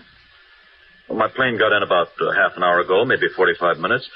Well, here's my ticket. You can check on it. Yeah, maybe I will. Where did you stay in Philadelphia? At the Bellevue Stratford. But why? What's wrong around here? Where is Mr. Fletcher? Just take it easy, Mr. Spade. But I've got to see him on a business matter. You do, huh? Yes, it's very important. About a new client of ours. It has to be acted on at once. Well, I'm afraid it's going to have to wait. I called the office from the airport, and they said he wasn't in yet, so I came on over here. Now, where is he, and what's this all about, Mr. Dollar? So you claim you were down in Philadelphia when your business partner was shot? That's right, I was. Shot? Mr. Fletcher was shot? Real surprise. Where is he? Let me see him. I said take it easy. But good heavens, Mr. Dollar. Take it easy. And if this business matter is so all-fired important, well, hadn't you better be down at the office taking care of it? Now, Johnny. Well, Mr. Spade? Well, yes, of course. Of course I should. Sure you should. So why don't you just run along? Wait. After all, Mr. Fletcher's in no condition to run your ad agency. That's the understatement of all time. I can't believe it. Mr. Fletcher dead. Oh, you can't, huh? This is terrible. Have you any idea who could have done this to him? Are you kidding? What do you mean? All right, now. Yeah, Mr. Spade, you'd better get on down to that office of yours. Huh? And as soon as we can tell you anything, we will get in touch. Believe me, if there's anything I can do, please call on. Now, just don't you worry about that. But get on down to the office and take over. Wait, right ahead, Mr. Spade. I'll be in touch with you. Very well, Mr. Dollar. Now, what are you... What's got into you, Johnny? You're the one just got through telling me he's the one that must have killed Mr. Fletcher. So how are you going to prove it? Well, we got no other suspect, have we?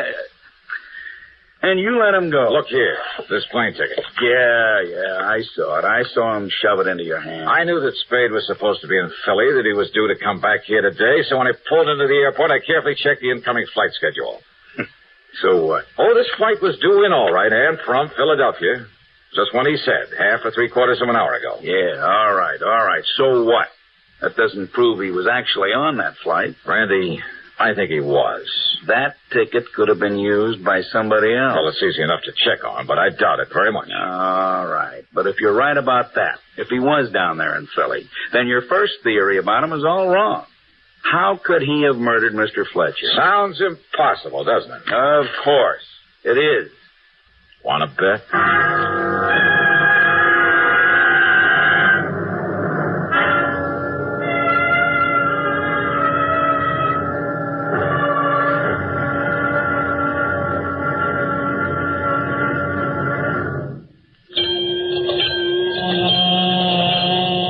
That's a warning signal for all drivers. And that can be a warning signal for drowsy drivers on long, monotonous trips. You see, driving can make you drowsy no matter how much sleep you get. And driving and dozing just don't mix. Why take chances? Take No-Doze Stay-Awake tablets. Millions of times a year, safe No-Doze keeps drivers awake and alert. Helps you bounce back so that you feel sharp, ready for any emergency. How does No-Doze do it? Ask your doctor. He'll tell you that No-Doze contains a safe and accurate amount of caffeine, the same refreshing stimulant you get in your coffee or tea. But safe No-Doze acts faster, is handier, and more reliable. Best of all, it is not habit-forming. And No-Doze is so safe, it is legally sold on a national basis without a prescription. Get No-Doze Stay-Awake tablets to help you stay awake and alert. It could save your life. Now, Act 3 of yours truly, Johnny Dollar, and the Back to the Back Matter.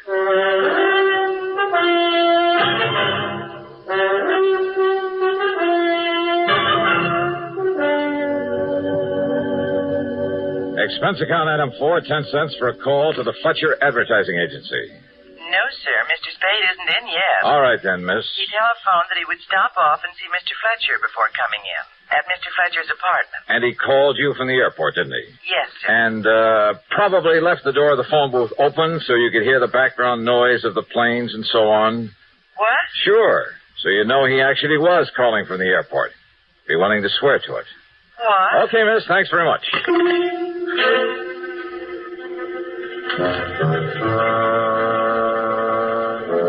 Item 5, 60 cents for half a dozen calls to various departments of the airline company. And finally, I managed to get hold of the gal who'd been stewardess on the flight in from Philadelphia. Yes? Kind of light sandy hair and blue eyes. Uh-huh. And he wore a dark brown tweed suit. Oh, and his briefcase had the initials W.S. on it. Yeah, then it must have been Bill Spade, all right. But how come you remembered him so well out of your whole list of passengers? Oh, how could I forget him? What do you mean by that? Oh, Mr. Dollar, from takeoff to landing, that whole flight was perfect. But Mr. William Spade insisted he was airsick. Or on the verge of it. Oh? He must have pushed the call button a dozen times. Mary and I were busier with him than with all the other passengers put together. I see. Mary swore he was perfectly all right. That didn't keep him from pushing that button. Yeah, almost as though he was deliberately calling attention to himself. Yes, certainly looked that way. But why? I think I have a pretty good idea. Thanks a lot.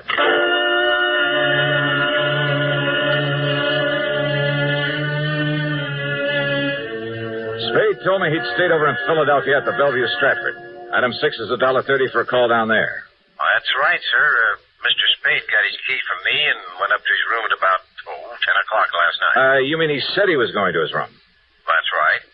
Then he checked out about 8 o'clock this morning. I see. If it means anything, he mentioned the importance of catching a plane to New York. He mentioned it several times to both me and the cashier. I'm sure he did. Almost like a kid about to take his first airplane ride. Oh, maybe it was just to impress you with the time he left your hotel. Oh? Well, what do you mean by that, sir? Nothing. Forget it. Thanks. From the minute Spade handed me that plane ticket as an alibi, I felt sure he had murdered Mr. Fletcher. As for all his trouble to establish he'd been in Philadelphia that morning, then aboard the plane, then at the airport, well, all very clever. But where was he? What was he doing before he checked out of the Bellevue? And don't forget, it's only a short hop from Philly to New York. Oh, I knew what Spade's answer would be, that he was in his hotel room asleep. And I'm sure that no one could prove otherwise. No one, that is, except Spade himself, could prove he left that hotel during the night, gone to New York under another name, killed his partner, then got back in plenty of time to check out of the Bellevue at 8 a.m. So unless I could somehow trick him, I'd him $7.85 for a cab to his office. Yes, come in, Mr. Dollar, and sit down. All right. Thanks. I'm sorry for the appearance of my desk, but with all that's happened and with the affairs of my new client to take care of... Your new client? Well, after all, with Mr. Fletcher gone... Hey, looks to me like you have every newspaper in town piled up here. But they wouldn't write about Mr. Fletcher unless he were dead or murdered. What? Tell me, how did you and Fletcher get along? I suppose I might have expected you to ask something like that, just as a matter of routine questioning, or questioning of anyone who knew him. Maybe. But what did you mean by saying the papers would only print a story if he were dead? Just let me ask the question, then. Well, of course. Well? Mr. Fletcher and I ran this business together. Personally, how'd you get along? He was a very difficult person, Mr. Dollar. Created many embarrassing situations here in the office. Embarrassing for you? Yes. But I blame it all on the constant pain from his back. You see, he had a very serious condition, sacrolumbar. Yes, I know that. But I had to admire and respect him. He was a genius. Well, just look at the way he built up this agency. Yeah. Be nice to have, wouldn't it? Especially by you. In other words, you had plenty of motive for killing him. Yes, of course. But if you think for one man... And I'm sure you had no trouble getting hold of a key to his apartment. Mr. Dollar... Who knows? Maybe Mr. Fletcher gave you one. After all, his own partner. Dollar, if this is an attempt to be facetious... Look here, it's bad enough that Mr. Fletcher is dead. Now, that's the second time you've said that. Said what? That Fletcher is dead. Well, of course I... What? Did I say that he was? Or the lieutenant there at the apartment? You said he was shot. He must be dead. You mentioned his back trouble. Look here now. I myself saw that corset he was wearing, those wide, heavy stays made of steel.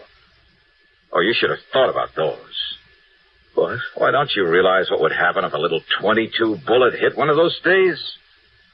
Well, why, it would bounce off it like hail off a roof. Now, a big gun, a .38.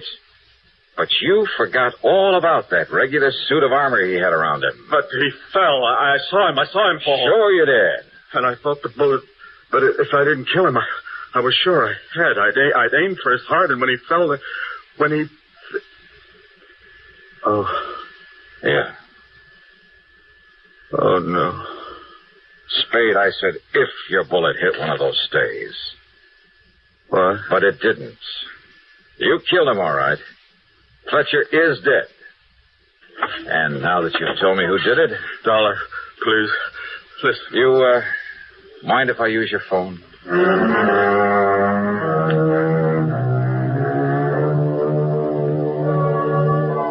Oh, it's funny how a man like that can plan a thing so carefully, carry it out so carefully, and then when he's caught, lose his head and blab all over the place. Yeah. Spade even made a grab for the little .22 pistol he'd used and had right there in his desk. Well, it'll be good as evidence. Expense account total, including a good meal and the fare back to dear old Hartford? $25.80. Yours truly, Johnny Dollar.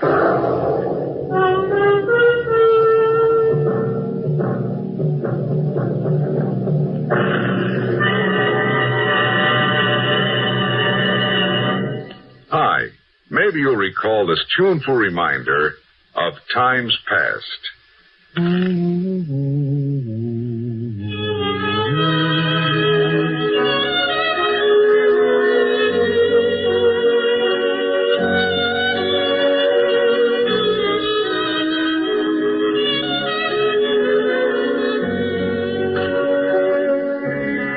This is Dennis James with something else worth remembering. It's this.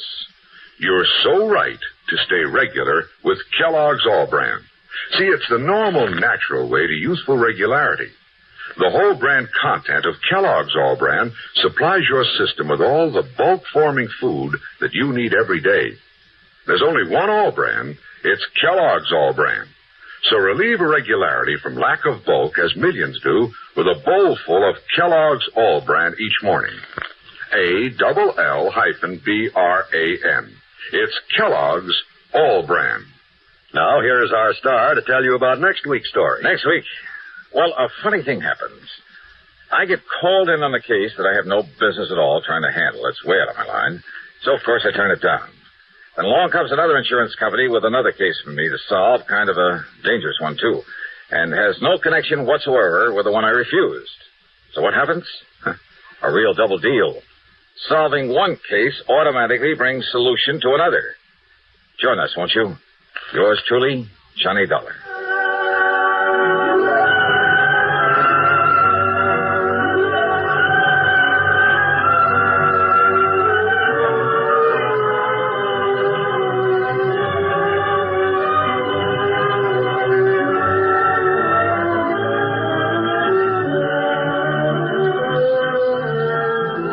Yours truly, Johnny Dollar, starring Bob Bailey.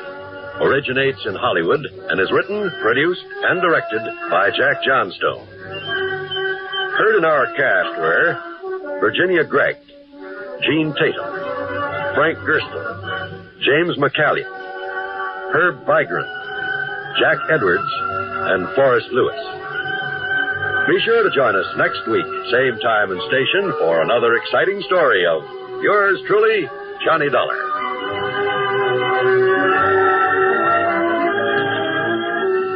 This is John Wall speaking. Next, the fashioning of a bizarre plan as Suspense presents Memorial Bridge on the CBS Radio Network. Hello, folks. I'm Smokey. Here's Raymond Burr, known to millions as Perry Mason, with a special message for all Americans. Ladies and gentlemen, if just once you had to walk the silent, desolate trail that is any trail through the black and gray dust of burned-over land, if you could see the pathetic remains of wild birds, of squirrels and rabbits and sometimes deer that couldn't run quite fast enough, well, then I think you would be very careful with your campfire, with any outdoor fire. Dried stream beds, eroded soil, dead and dying trees. These are the price of human carelessness and thoughtlessness. Ladies and gentlemen, these things I know, because long before I became Perry Mason, I fought many fires in the forests of the Northwest, and believe me, fire uncontrolled is an awful thing. This is WRW 590 on your dial in Albany, New York. Beat it, you two. I don't talk to strangers. Well, we're not strangers, exactly. I'm Mrs. North. Beat it, I said. Well, you don't have to get tough about it. Go on, scram, and don't come back. The only place I want to see you is in the morgue.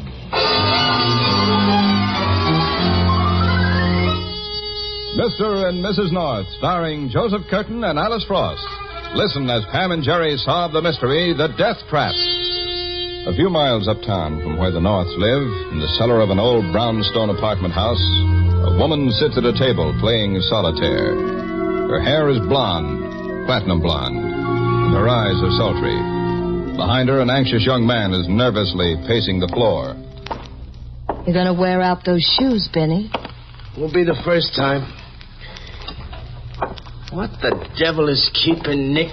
Well, give him a chance, will you? He's got to check the whole setup before we can lift a finger. What for? Don't you think I know how to case a job? Look, Beanie, Nick don't trust anybody when it comes to a kidnapping job.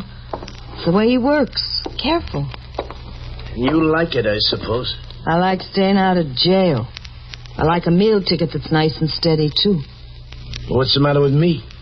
I'd be the best meal ticket in the world if you'd only let me. I'd give you anything you wanted, Flo, anything. Sure. For a while you would. For as long as you wanted me. Ah, stop it, kid. You're dreaming. And what are you doing? Using my head. When you get to be my age, you don't run off with little boys that fall in love with you. You stick to somebody solid. Somebody that's been around for a long time. Like Nick. And how long are we going to go on like this? Making love behind his back. Aching to be alone together and having him put his fat paws all over you. Watch. He's back. That you, Nick? Yeah, it's me. Well, how'd you make out? Set up okay? Looks pretty good. Looks like you had it figured right about the old man's money, too. Well, what kept you? He was getting worried. About me or your share of the setup? Oh, don't say that, sweetie. You know you're the only guy in the world for me. Sure, I know. Got a kiss for Papa? Well, let's not stand around smooching all night. Let's get the car and put this show on the road. Car's outside, Beanie. We're rolling 20 minutes. What are you carrying? Automatics. One upstairs and one on the hip. Ditch him. Huh? Ditch him, I said, and take the silencer. I don't think we'll have any trouble with this old guy, but if we have to shoot him, we'd better shoot him quiet.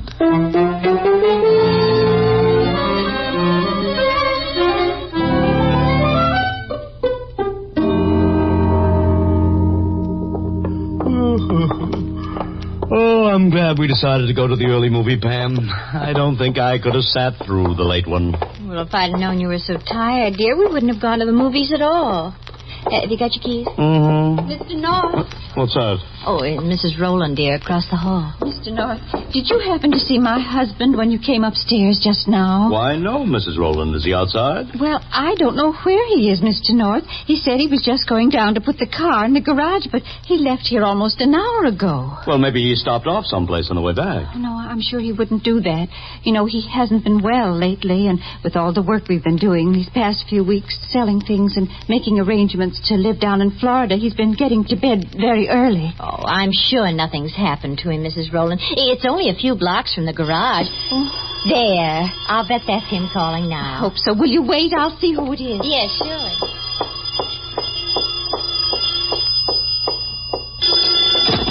Hello? Mrs. Rowland? Yes? Are you alone? Why, yes.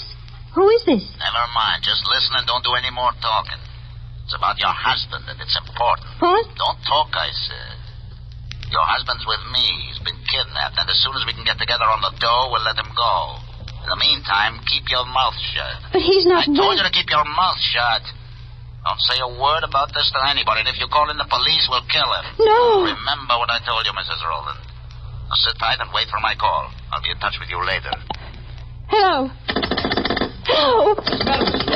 What's wrong? My husband. My husband. He's been kidnapped.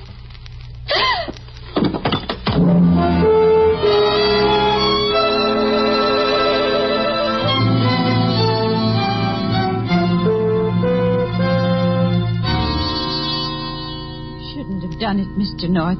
You shouldn't have asked Lieutenant Wygant to come here. They warned me not to call the police. Well, you didn't call them. Jerry did. Oh, if they find out, they'll kill George. No, don't you worry about that, Mrs. Rowland. I was very careful about coming here, and I made sure that no one saw me. Well, what's the next move, Bill? Tracing that phone call? Well, no, you can't trace a local call, Jerry, not after it's completed. That's why I was so anxious to know when your husband left this apartment, Mrs. Rowland. Well, I told you as near as I could remember, Lieutenant. He left about 9:30. And the kidnappers didn't call till about 10:30. Which means that it took them almost an hour to get where they were going. If they called as soon as they got there. Well, wouldn't you? Now, if you wanted to keep Mrs. Rowland from getting anxious and going to the police about her husband, wouldn't you call as soon as you could? Yes, I suppose so, Bill. But I still don't know what you're driving at. Well, figure it out, Pam. The call was local. The driving time was at least a half hour more. Uh-huh. And with a kidnapped man in the car, they wouldn't dare risk going over any big bridges. Well, so what does that mean? That their hideout is probably in the Van Cortlandt area or Upper Manhattan. That sounds like a good lead, Bill. Well, it's only a hunch right now, but bright and early tomorrow, my men are going to check every public phone booth from Dykeman Street up.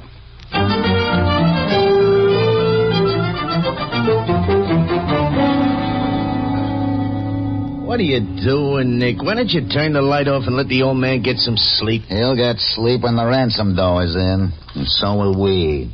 Well, what are you fiddling with those bandages for? You taking off the adhesive tape? I'm not taking anything off. I just want to make sure he can breathe underneath the gag. You all right, Grandpa? Sure, he's okay. Well, he don't look so good, Beanie. Maybe that thing's choking him. Oh, quit babying him, will you? You shut up. You want this old guy to croak on us? Okay. I'll take it off for a while and give you a whiff of fresh air. There. You better, Pop? Yes, thank you. Maybe we ought to give him a drink of water. Oh, for crying out loud. Ah, look, why me? Huh? Why me? Why did you have to pick an old man like me? I'm sick. I've worked hard all my life, and now that I've got enough money to live on for a few years, you're going to take it away from me. Listen to him. I just want a little place where we can take it easy for a while and have a little fun until we die. All right, Pop, that's enough talking. We've sold everything we own. He said that was enough talking. No, I've got to tell you, because I don't care what happens to me anymore. If you take that money, there won't be anything left. Are you going to shut up? No, I'm going to fight you. Even if you kill me, I'm going to fight you every way I know. Baby. You had it coming to him. Now maybe he won't talk so much. Darling, I wish you'd tell me what you expect to gain by all this snooping around. We've been in every diner, bar room, stationery store, and soda fountain. Now, don't be discouraged, dear. We've got to cover all the public phone booths in this uptown area. Why? Bill Wygant has 30 policemen out doing this job. Well, it won't hurt to have 32. Oh, don't you see, darling? There's so much territory to be covered, and there's so little time to do it in. If anything should happen to Mr. Rowland, I'd never forgive myself. Okay, let's try the next one. Only if we keep going into all these bars, pretty soon I'm going to have a drink. Well, not in this one, dear. It doesn't look sanitary. Pam, he heard you. Cleanest bar in the town, lady. Oh, I wash every one of these glasses with my lily white hands. Well, we didn't mean to... I'm not kidding you, mister. I'm a bug on killing germs. I got disinfectant all over the place. Yes, I smell it. It smells good, don't it? Nice and clean. I put it in the mop water all the time. Believe you me, this place here, gets a good going over. Well, as soon as I close up at night, I chuck all them bums out of here. I wipe off the tables with ammonia, sprinkle cockroach powder in all the corners. You'd be surprised at all the dirt and filth that accumulates in just one day. And if you don't do nothing about it, well, you get mice. Now, what do you have to drink? We don't care for anything to drink, thank you. We're looking for some information. About a phone call that might have been made from here about 10:30 last night. Do you happen to remember if anybody walked in here and used your phone about that time? A man with a slight accent, Greek or Italian. Gosh, you got me, lady. At 10:30 last night, we was all watching the fights on television. Wait a second. Was this bird a short, stocky guy with black hair? We don't know what he looks like. We just know that he speaks with an accent. Well, now that you mention it, I think this guy did talk kind of funny, and he acted kind of funny, too, like he didn't want nobody to see him, you know? No kidding. Do you know where we can find him? No, I don't even know what his name is. Hey, wait a minute. What's the matter? That guy looking in the door. You see him? He's the one I was just telling you about. The one who made the phone call? Yeah, that's right. Richard, we've got to find out who it is. Oh, excuse me. I didn't mean to bump into you. That's okay. You looking for someone, mister? No. Are you? Well, not exactly. Hey, where are you going? What business is it of yours? We're strangers around here. We thought you Sorry, lady, I'm in a hurry. Oh, wait a minute. Take your hands off me, bud, or you won't have any. Well, you don't have to get tough. Don't I? I don't like your looks, mister. Now beat it, and beat it fast, or you'll wind up with a slug in you.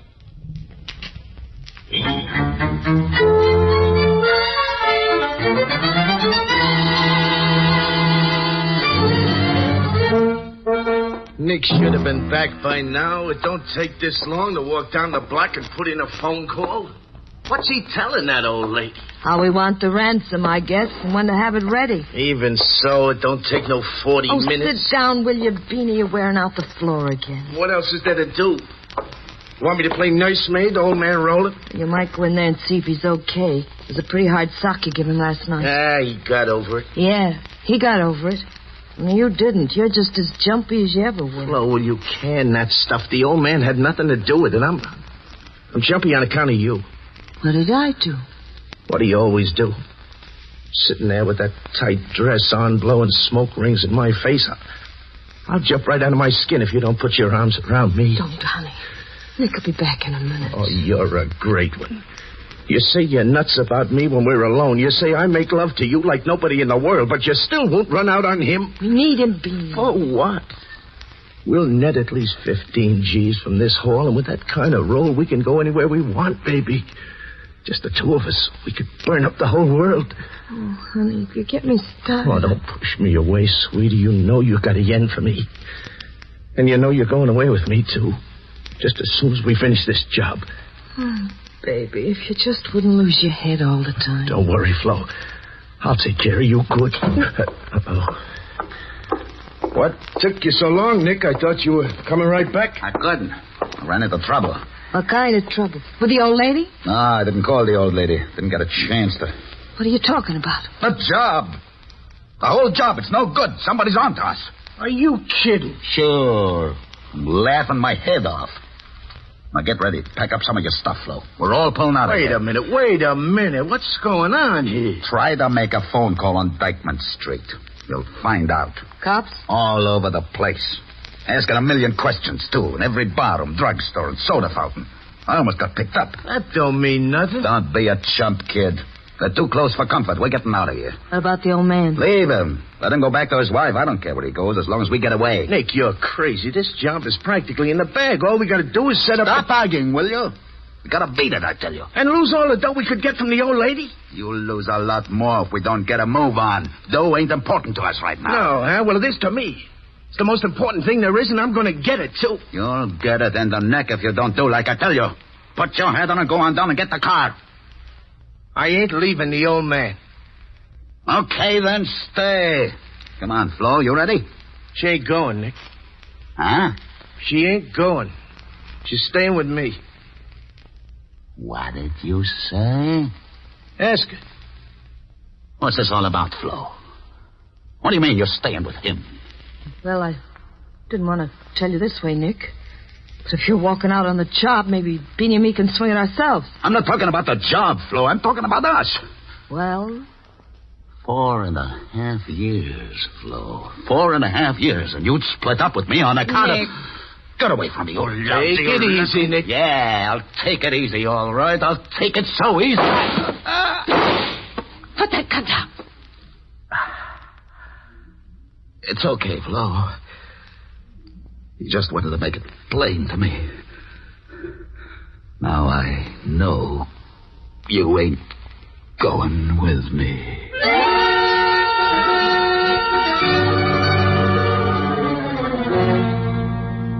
That's him, Bill. I know it is. I'd recognize that face anywhere. Are you sure, Pam? Are you sure this is the same man you bumped into at that bar uptown? Because this picture was taken several years ago. It's the same man, all right. Have you got a record on him? Oh, yeah, we got a long record.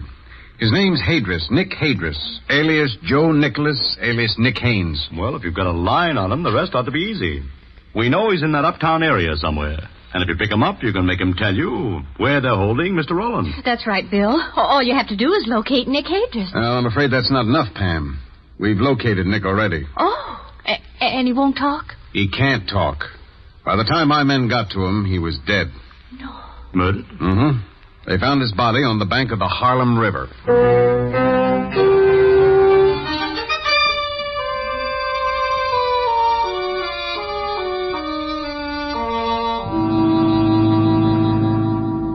I don't know why, Lieutenant. I don't know why you can't find out where their hideout is.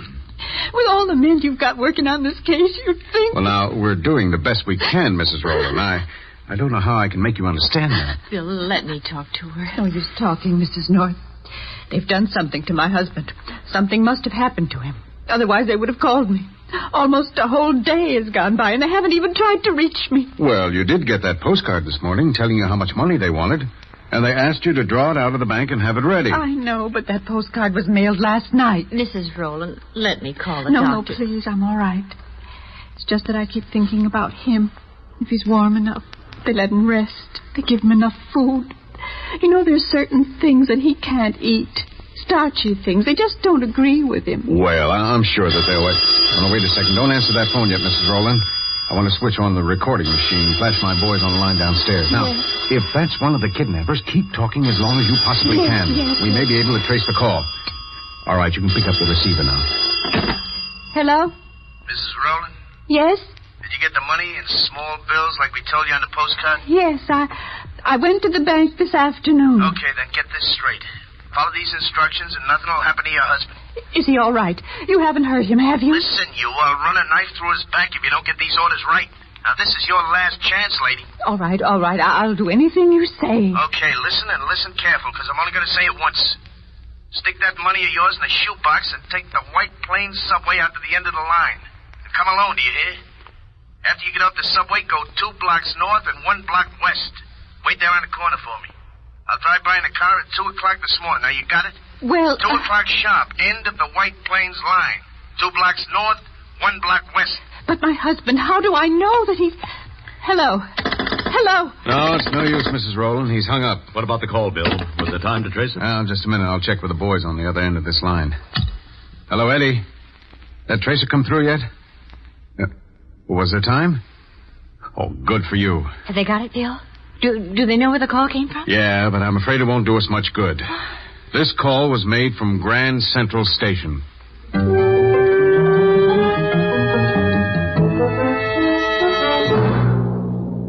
Now, look, men, this is a big job, but it's got to be done to protect Mrs. Rowland. I'm staking out this entire area around where she'll be meeting the kidnappers. Now, no cars are to be stopped, but if anybody drives past this red line on the map after 1:45, nail him. If we don't catch him going in, we'll grab him going out.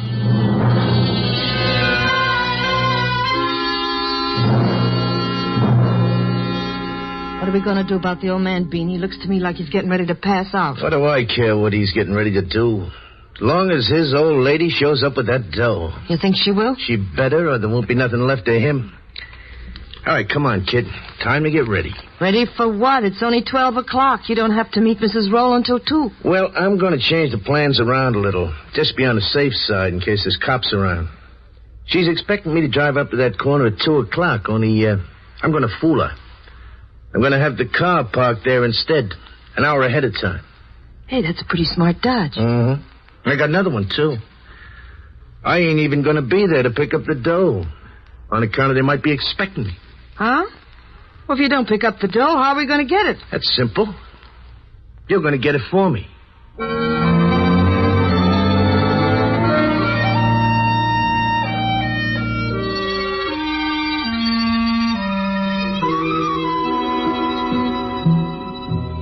We're going to get soaked waiting out here in the rain just to see what's going to happen. Did Bill tell you we could stand on this side of the street? If we keep in close to the building, we can. We can't be seen from the corner. Well, I hope that kidnapper shows up early. I'd like to get this over with. So would Mrs. Rowland. Is she there yet? Yes, she's just coming up to the corner. Where's Bill? He's down the street away. If we see anything funny going on, we're to call him. Say, there is something funny. What? That parked car over there. I never knew there was a woman sitting in it. Neither did I. She must have been slumped down in the seat, or we'd have seen her. How long do you suppose she's been there? I don't know, but I'm going to find out. Ham. Hurry, Jerry. She started the motor. Hey, wait a second. Just a minute, young lady. What's the matter? Well, that's what we'd like to know. How long have you been parked here? Just a little while. I had a dizzy spell while I was driving, so I pulled over to the side to rest for a minute. Is this your car? Of course it's my car. Who are you? Why you ask me all these questions? Because there's a police officer down there. Police officer? Hey, what are you doing? Get away from that car! Jerry! Oh, brother, she almost knocked us down. Well, don't stand there, Jerry. Get Bill Wagon. Hey, Bill! That car, Bill! Go after that car! Hiya, baby. Did you get the dough? No, nothing. We're hot, Beanie. Red hot. What are you talking about? That place up there was a trap.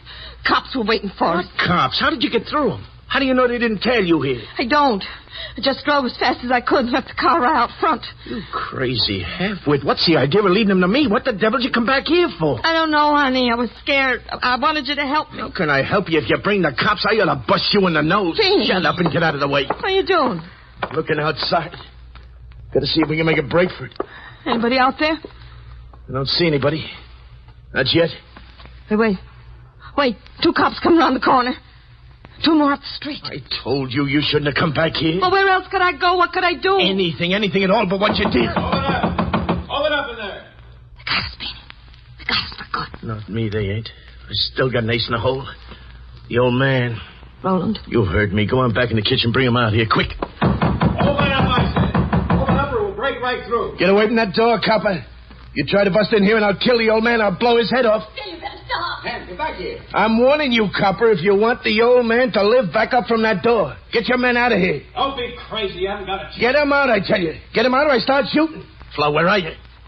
Coming. What do you want of me? Haven't you done enough already? Shut up. Kill us, Mr. Rowland. Come on, copper. Quit stalling. Either you get your men out of here or I plug Roland. Now, which is it? Make up your mind. Wait. I'll wait 3 seconds. 1. Now look. 2. Beanie! 3. Mr. Rollins. Okay, lady. It's Beanie that ain't so good. Good heavens, what happened? Listen, no, she shot him. Shot him again and again. I'll take that gun, young lady. Go ahead. I don't need it no more. Mr. Roland, are you all right? Here, let me help you. No. I just want to get out of here. You will, Mr. Roland. We'll all get out. Bill, is it all right if we take Mr. Roland out to the car? Sure. His wife must be worried sick about him. Well, we'll see you out there, Bill. Yeah. I just want to talk to this young lady for a minute before we go down to headquarters. He was no good, Copper. No good at all. Is that why you killed him? Guess it must be. Funny thing about Beanie, he could just touch me and I'd feel like I was on fire. But he was just no good. No good at all.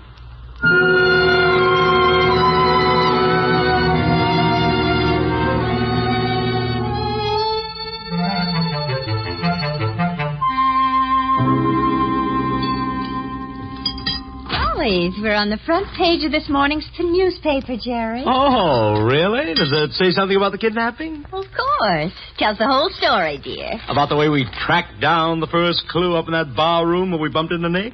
Well, no, it doesn't say anything about that, dear. No? Oh, I suppose it plays up the car angle, the way we found that Flo woman and tipped off the police about it. Well, no, it doesn't say anything about that either. Oh, that's funny. Let me see that paper. No, don't be disappointed, darling. After all, they had to give the police some credit. Some credit? Well, I don't see our names mentioned at all. Oh, we're there, darling. Where? Down at the bottom. See? Oh. After a harrowing experience which lasted some 32 hours, the victim, George P. Rowland, and his wife, Margaret, returned to their apartment at approximately 3 a.m. They were driven home by some neighbors across the hall.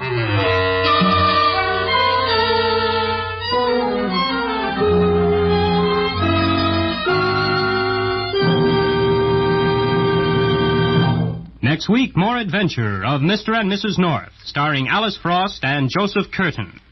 This is the United States Armed Forces Radio Service.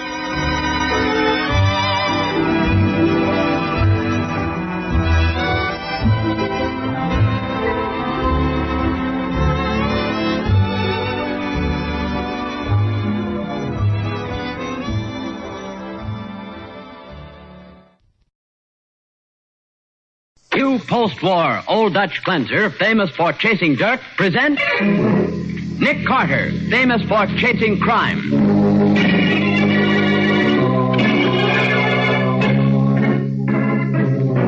Every week at this time, two great names are joined as new post-war Old Dutch cleanser brings you one of the most resourceful and daring characters in all detective fiction, Nick Carter, Master Detective.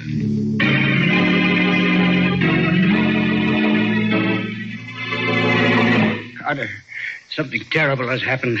So I found out too late to stop you, huh? What do you mean? You're going to tell me that you've had another period of temporary insanity, aren't you? Yes, that's right. I don't remember what happened, but when I came out of it, I found this knife in my pocket. Yes, I expected that. Those stains on it. Carter, they're blood. Now for the case of the Barefoot Banker. Today's adventure starring Lon Clark as Nick Carter, brought to you by new post-war Old Dutch cleanser. It's 4 o'clock on a Monday afternoon, and Arthur Colby, portly, dignified, and respected, walks through the huge bronze doors of the Colby Trust Company and crosses to the curb where a uniformed chauffeur opens the door of his limousine. I won't need the car just yet, Marvin. I think I'll walk a few blocks before going home. Yes, Mr. Colby. Don't close the car door yet, though. I want to get in for a moment to take off my shoes. I beg pardon, sir? To take off my shoes. It's such a fine day. I think I'll walk barefoot. Mr. Colby, barefoot on Park Avenue? Yes. Good idea, isn't it? I can't imagine why I never thought of it before.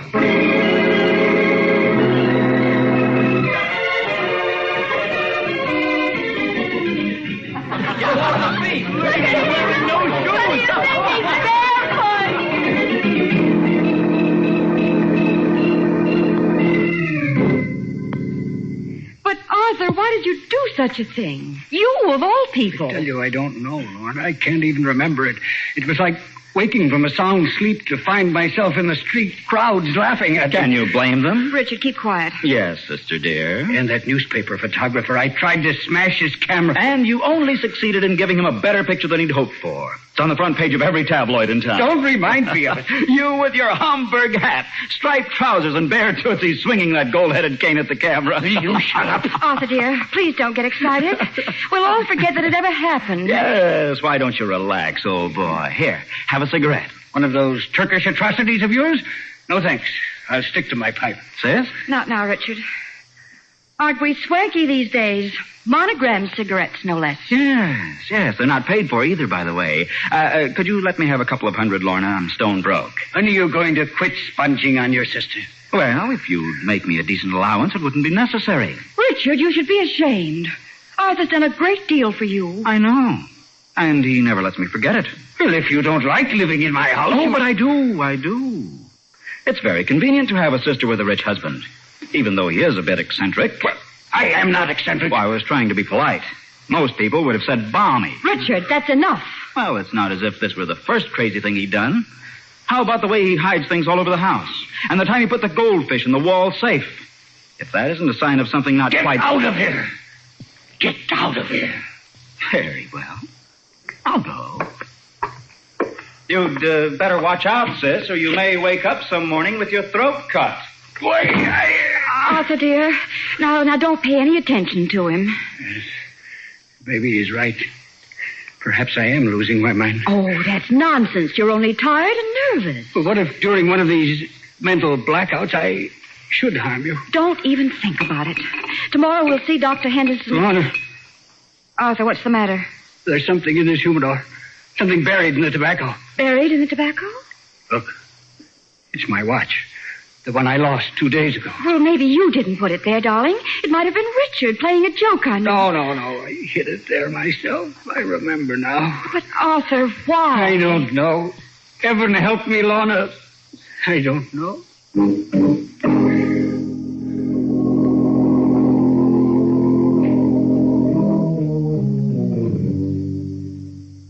I should like to buy a knife. Is it? A kitchen knife? I believe so.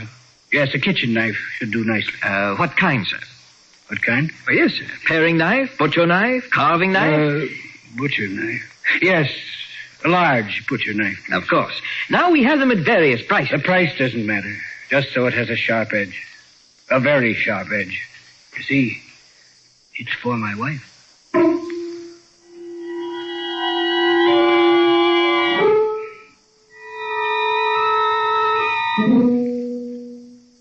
And that was the knife they found under your pillow, Mr. Colby. Yes. I don't remember putting it there. I don't even remember buying it. And you aren't Nick to protect your wife against what you might do in the future, Mr. Colby? No, I told you all this, Carter, so that you'd understand the circumstances. What I want you to do is find the sum of money I mislaid during another of these spells. Oh? How much money? $20,000. Wow, quite a bundle. When did you lose it? Yesterday. Teller at my bank said I drew a personal check for $20,000 at about 2:30. And did you? I examined the check this morning. It's my signature, all right. But you don't remember signing it? I don't remember anything from about 2 o'clock until I arrived home at 5. Go on. The bank guard saw me leave the building at 3, but where I went or what I did, I don't know. Then you don't know whether you were robbed or lost the money or gave it away. I'm more inclined to think that I hid it somewhere. I do hide things lately. Well, I'll see what I can do. But frankly, I think there's only one thing that'll get your money back. What's that? Luck, Mr. Colby. Just plain sheer luck.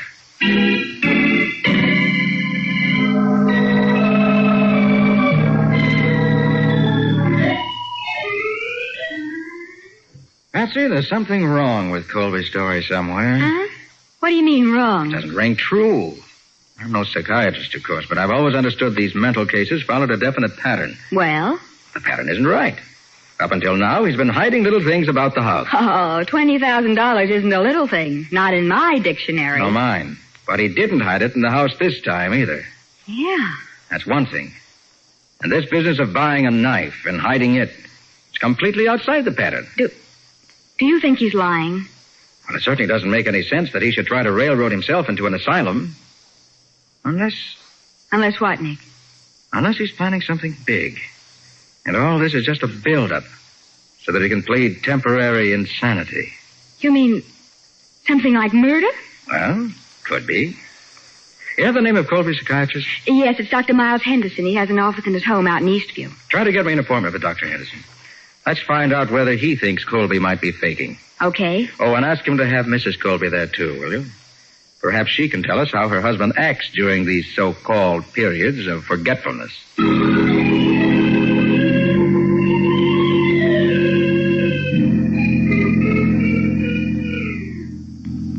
Why did you ask me here, Mr. Carter?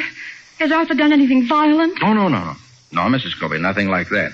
Yet. And just what is this all about? I'm coming to that, Dr. Henderson. You see, Mr. Colby has retained me to recover some money he thinks he's hidden and forgotten about. Is that so?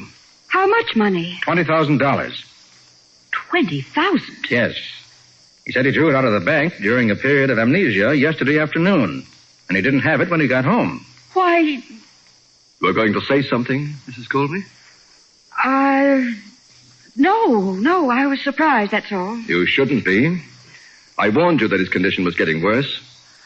Will you have a cigar, Mr. Carter? Oh, no, thank you. I believe I will.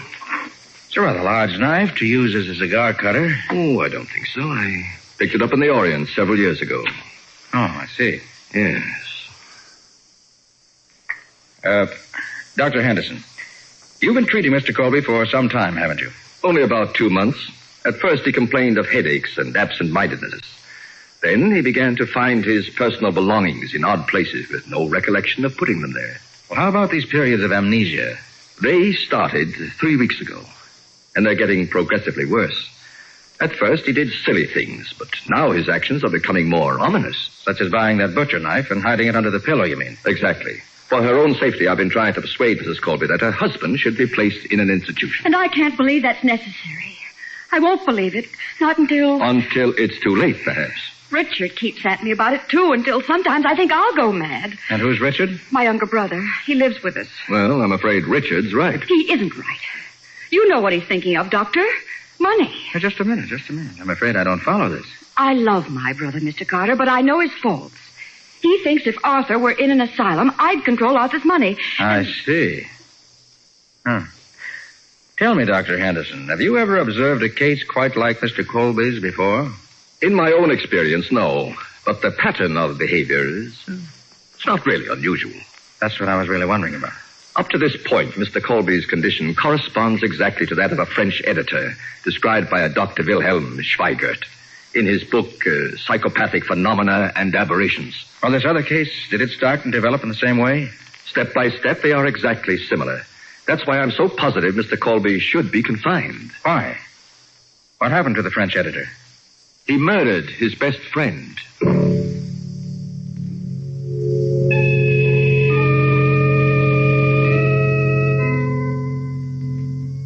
Did you find out anything from your conversation with Dr. Henderson yesterday, Nick? Just enough to make me even more curious. Patsy, I want you to get me a book. It's called Psychopathic Phenomena and Aberrations by a Dr. Wilhelm Schweigert.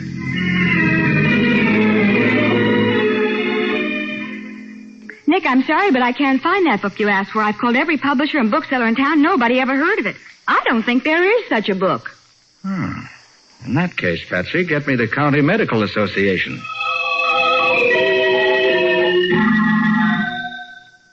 I see. Thank you very much, Dr. Wilson. What'd he say, Nick? You're right, Patsy. There is no such book. And there never was a Dr. Wilhelm Schweigert. Well. Not only that, the Medical Association has no record of any such person as Dr. Miles Henderson.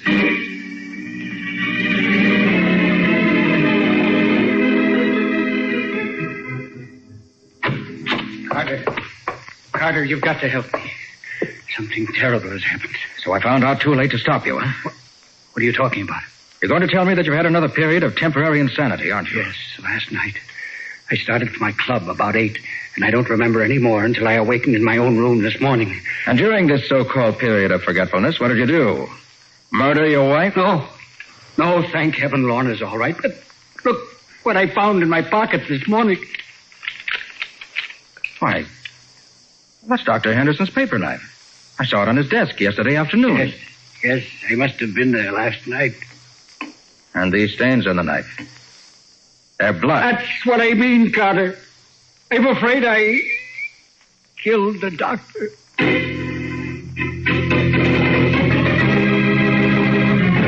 Well, instead of being part of Colby's plan to cover up a murder, the false Dr. Miles Henderson, it appears, has himself become Colby's victim.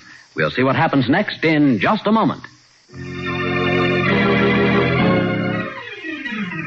Now, back to the case of the barefoot banker. Today's adventure with Nick Carter, brought to you by new post-war Old Dutch cleanser.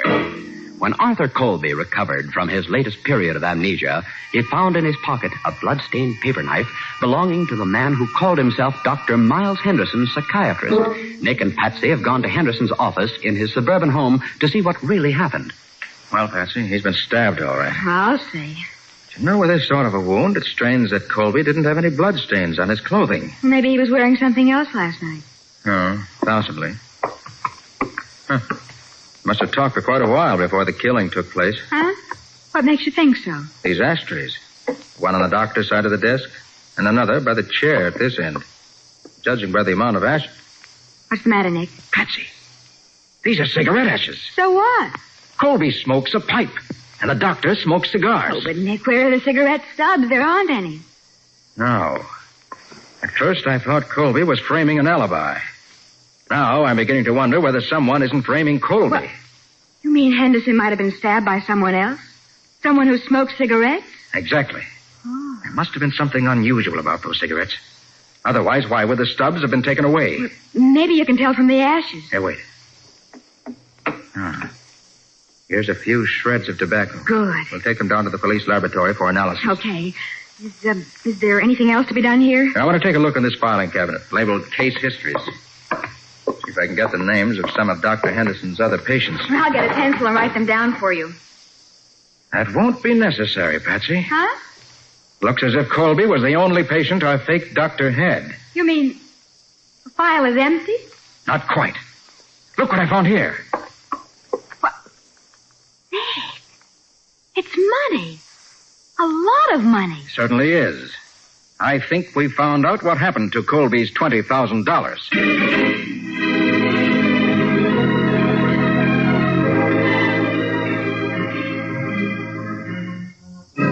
You mean I gave the $20,000 to Dr. Henderson during my spell of amnesia? I don't think it was amnesia, Mr. Colby, nor insanity either. Carter, what are you driving at? Tell me, how did you happen to start going to Henderson? Why, I met him at the house one night. Who brought him there? I don't know. There's a big party. Many of the guests were strangers to me. Friends of Lorna's, friends of Richard's. I see. Go on. Well, Henderson mentioned being a doctor and a psychiatrist, so I told him about the headaches I'd been having. He suggested I come to see him the next day, and I did. And that's when your real trouble started, wasn't it? Yes, those headaches were the first symptoms, he said. What kind of treatments did he give you? Why, the usual routine, I suppose. I'd talk about my problems, then he'd explain the hidden meanings in what I said. Wasn't there ever anything else? Well, sometimes he'd give me a sedative first, then he'd talk to me until I fell asleep. He said it relaxed me for the actual treatment. Ah, yes. And after one of those treatments, you'd pull some ridiculous stunt, wouldn't you? Are you trying to tell me the doctor was responsible for the spells I've been having? Colby, he wasn't a doctor. He was a fake. What? And unless I'm mistaken, the reason for your peculiar actions was not insanity. You were hypnotized.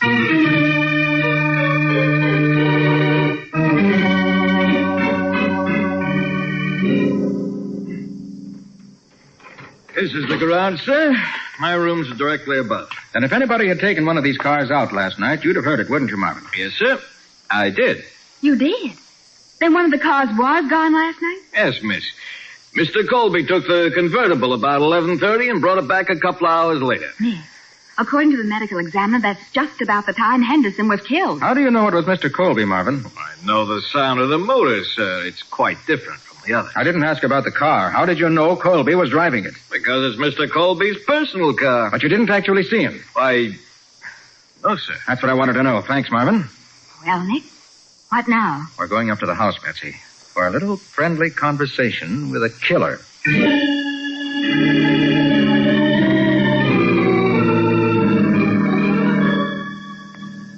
isn't this rather useless, Mr. Carter? We all know what happened. My brother-in-law killed Henderson in a fit of temporary insanity. I still want to know whether anyone left the house last night at 11:30. Can you tell me, Mrs. Colby? No, I'm afraid not. My room is in the east wing. Too far away to hear the front door. How about you, Mr. Ames? 11:30, I was sound asleep. I'm sorry we can't be of more help. Will anyone have a cigarette? No, thanks, Richard. Mr. Carter? Miss Bowen? These are rather special if you like all Turkish tobacco. Nick, don't you... Oh, no, thanks. I don't smoke. I wonder whether I may make a phone call, Mrs. Colby. Well, of course. Richard will show you where the phone is. Well, while you're making that call, Nick, I'm going to work on a little idea of my own. What sort of an idea, Patsy? Ah, never mind. But I may have a surprise for you.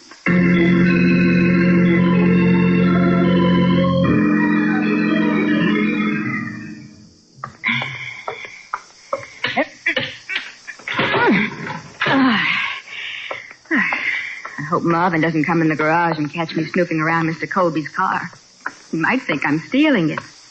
But there must be an ashtray in the car. And if there are any stubs from those special cigarettes in it, the kind Richard smokes, it'll prove who took this car out last night. Ah, here's the ashtray. Oh, darn it, it's empty. Going for a ride, my dear? Mrs. Colby, I thought I'd like to watch a detective at work. So I followed you. Oh, well, that is, Nick's the detective, not me. I just wanted to see what it felt like to sit behind the wheel of such a beautiful car. Do you like it? Oh, it's wonderful. Why, how funny. What's funny? The rear view mirror. I can see through the back window perfectly. That's what rear view mirrors are for, isn't it? Yes, but Mr. Colby is tall. If he'd driven this car last night, the mirror wouldn't be adjusted to fit me. Get out of that car. So I was right. It was Richard. How clever of you, Miss Bowen. But I can't let you tell anyone what you've learned. Mrs. Colby, put down that wrench, please. Nicely done. The skin isn't broken. Her hair will cover the bruise.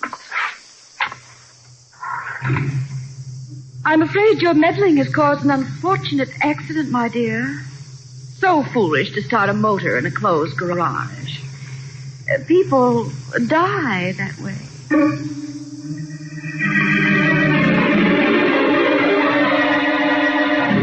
And as Mrs. Colby closes the garage door, Patsy lies unconscious behind the wheel of Arthur Colby's car with the motor running.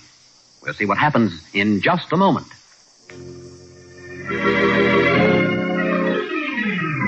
Now for the conclusion of the case of the Barefoot Banker. Today's adventure with Nick Carter, brought to you by new post-war Old Dutch Cleanser. Leaving the motor of her husband's car running, with Patsy slumped unconscious behind the wheel, Lorna Colby closes the garage door and starts toward the house. Oh, just a moment, Mrs. Colby. Oh, Mr. Carter. I've been looking for you. You have? Thought you might like to know that your brother did not kill Henderson. Well, of course he didn't. My husband... No, Mrs. Colby, not your husband either. You killed him. I killed... Oh, that's utter nonsense. I don't think so. And you're not leaving me just yet, Mrs. Colby. Let go of my arm. You took your husband's car and went to see Henderson late last night, didn't you? No, I didn't. You called with him about the $20,000 he stole from your husband. I don't know what you're talking Then about. you picked up the paper knife from his desk and stabbed him. That's not true. It was Arthur who did it. Remember the blood, Mrs. Colby? The blood that stained your dress? No. I found that dress with the blood stain still on it. You're lying. I burned it this morning. Thanks for the confession, Mrs. Colby. Perhaps we'd better drive down to headquarters now and make it official. It was a trick. You didn't know anything. Oh, yes, I did. But I had no proof until you gave yourself away. Come on, let's go. No, not to the garage. I'm going to let you drive me to headquarters. I won't go in there. I won't. Oh, yes, you will. Wait till I open this garage door. Let me go. Let me go. Where's the motor of that car running? I don't know. There's someone in it. No. Good heavens, it's Patsy.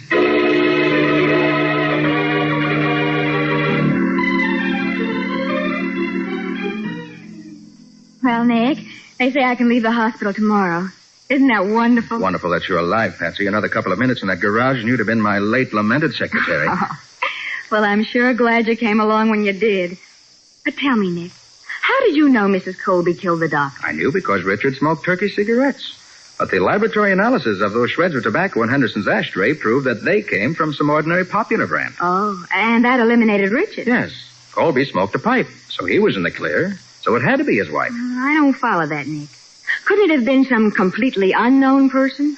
But you're forgetting that the knife was found in Colby's pocket. And outside of Richard or Colby himself, the only person who could have put it there was Mrs. Colby. Well, yes, but what was behind all this business? There's a plot to get control of Colby's money by having him put in an asylum as a homicidal maniac. Mm-hmm. That's why Mrs. Colby hired Henderson, an ex-vaudeville hypnotist, mind you, to pose as a psychiatrist. And by putting Colby under hypnotic influence, Henderson could make him do peculiar things the next day and then forget all about them. He could and did.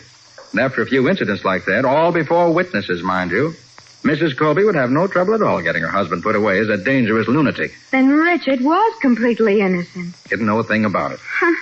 The whole scheme might have worked out if Henderson hadn't got greedy and used hypnotism to make Colby draw that $20,000 out of the bank and bring it to him. Yes, that was a fatal error. I should say it was.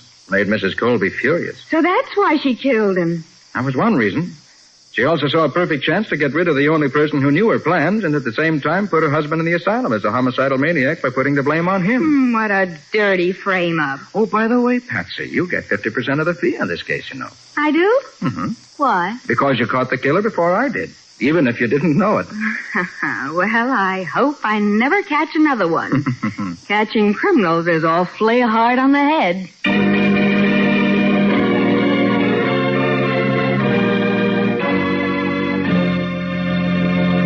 Well, Nick, how about a little advance dope on the adventure that new post-war Old Dutch Cleanser is going to bring us next week? Certainly, Bob. But first, I wish to ask everybody who's listening to clean up their plates at every meal. And if anything's left over, don't waste it. Make it do for tomorrow. In this way, we can help save valuable food that is so desperately needed by people who are not so fortunate as we are. I'm sure we all agree with that, Nick, and we'll do all we can to ease the present world food emergency. And now, about next week's Nick Carter adventure. Bob, next week, we're going to meet a couple of crooks who spent a lot of time looking for a lady that was 6 inches high and covered with jewels. And Nick had to turn me into a spook to find them. Spooks and 6-inch ladies. It sounds like a fascinating combination. What do you call the story? I call it The Case of the Jeweled Queen. Nick Carter, Master Detective, is presented each week at this time and over these same stations by the Cudahy Packing Company, makers of new post-war Old Dutch Cleanser.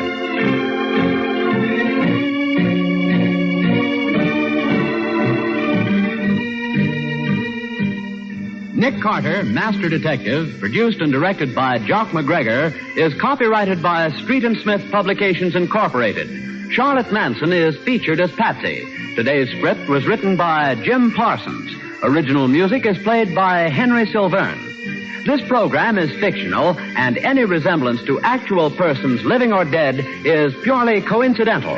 This is Bob Martin saying, when minutes count, use new post-war Old Dutch Cleanser.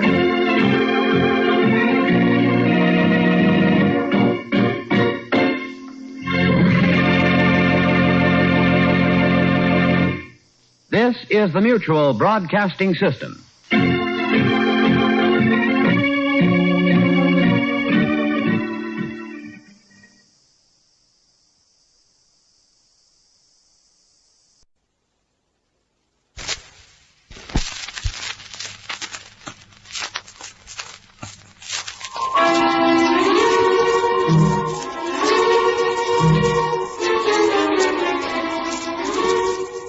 It's a crime, Mr. Collins.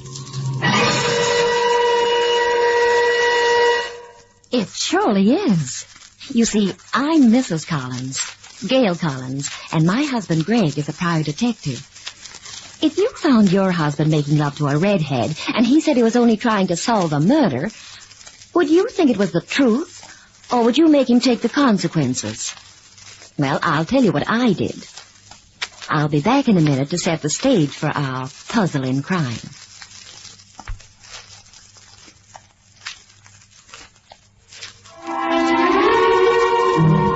It's a crime, Mr. Collins. Now, Mrs. Collins, What did you start to tell us about finding your husband with a redhead? Her name was Julie Myers. Mm-hmm. Well, Greg and I knew nothing about the case when it began. Yeah? Julie and her boyfriend, Philip Cairns, had just stepped off a boat from Hong Kong. They were standing with their luggage on a dock in San Francisco, our hometown. It was a dismal, wet, very foggy night. Julie and Philip were looking for a taxi. There isn't a cab in sight, Julie. Oh, we just gotta find one, Phil. Darling, why don't you wait in that doorway? I'll go look for one. All right, but hurry. Why are you taking the box with you? Why don't you leave it here with the luggage? I'm taking no chances. Oh, well, hurry, Phil. I will. Taxi! Taxi! Oh, confound it.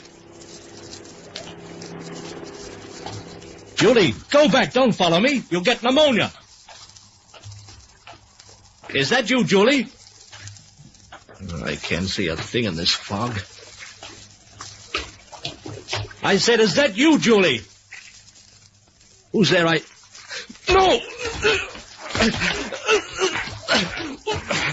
Let go!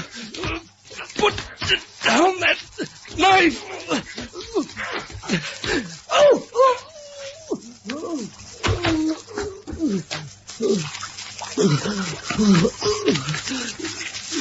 The Chinese bowl. Someone must get the bowl to Mason's.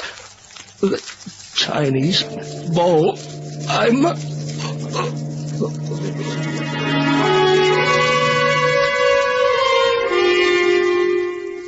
Philip Cairns was murdered in that fog on the San Francisco waterfront. Greg and I, of course, know nothing about this yet. We were at home, having troubles enough of our own. Very interesting. Greg Collins, this is final. If you get involved in just one more case where you go romancing around with attractive suspects... Now, come here, sweetheart. You're one little Indian who's not going to wander off the reservation anymore. Now, come on, honey. Greg, please, get away from me. Beautiful. Oh, go away. You're changing the subject. Okay. You know, you haven't exactly repulsed all the handsome males we've met either. When it comes to handling men, Greg, you're looking at an expert. Whenever they get too fancy, I upset them and gives them the 0-1-2. Go on, you telegraph that right of yours so much. I don't use my hands, I use my foot. I take the heel of my shoe and I dig it right into the young man's instep. That stops him. It's a jiu-jitsu trick. I learned it from my husband, Mr. Gregory Collins. He picked it up in the Marines. Ever meet him? Oh, yes. Charming. Of course, he does cast a roving eye at other women. That again. They're running some fine little choo-choo trains to Reno these days, and I've got mad money in my piggy bank. I'm warning you, Greg.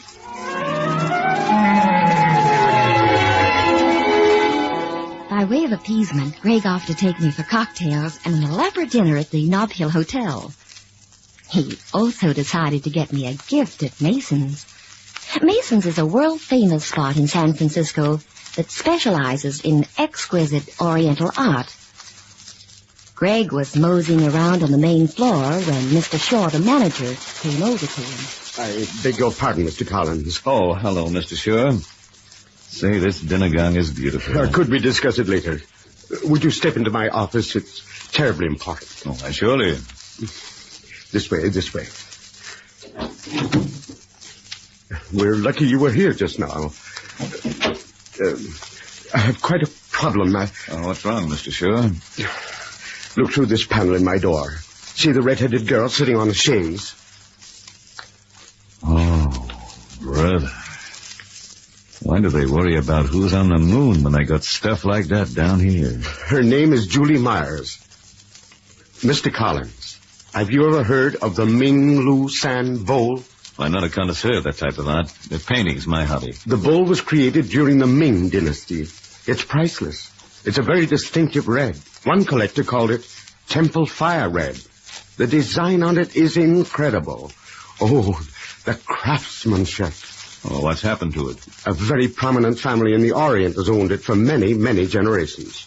However, as a result of the bloodshed in the Far East, the family was evacuated to Hong Kong, became penniless refugees there. They decided, very much against their deepest feelings about it, that they would sell the bowl to us here at Mason's. You send somebody for it? Yes. Philip Cairns, a highly trusted employee. He was to bring the bowl here to San Francisco. He got it. He landed here 48 hours ago. He stepped off a ship, and then... Yeah? He was murdered. Viciously attacked with a knife and cut down in the fog by the docks. Any witnesses? No. He'd stepped away from the pier to find a cab. Got lost in the darkness and fog. Nobody saw a thing. You make the trip alone? No. That gets us to the young lady sitting outside, Julie Myers. She was with Cairns at the time. She claims they had one of those sudden, overwhelming romances that they met in Hong Kong and were married. Believe it? I'm not sure. The police questioned her for hours, but... No dice, huh? They had to let her go. Couldn't prove a thing. Where's the bowl? Miss Myers came to my office a half hour ago. She said Philip purposely carried an empty box with him as a decoy. He knew he might be attacked. Whoever killed him made off with the empty box that night. Where was the bowl hidden? In Miss Myers' trunk. She followed Philip's instructions. She brought it here. Is it here now? Look at this, Mr. Collins. The bowl in this box. Here. Oh, careful. Oh, yeah. It's packed in shavings. Sawdust always gets on a man's suit. There we are. This is what Miss Meyer gave to me. A moderately good imitation of the Ming Lu San bowl. Any more to the story? That's it. Now we cannot depend upon the police alone, Mr. Collins. We have too much at stake. We must employ our own man to investigate this. You've got to help us. Does Miss Myers know you've discovered the bowl is a fake? No. I told her there would be some formalities and asked her to wait. Mr. Shore. Yes? Tell Miss Myers everything's fine. Bid her good afternoon. You mean just let her go? That's right. Go on. We're losing time. All right. I presume you've some plan. Plan? Yeah, I'm going to find out if it's true what they say about redheads.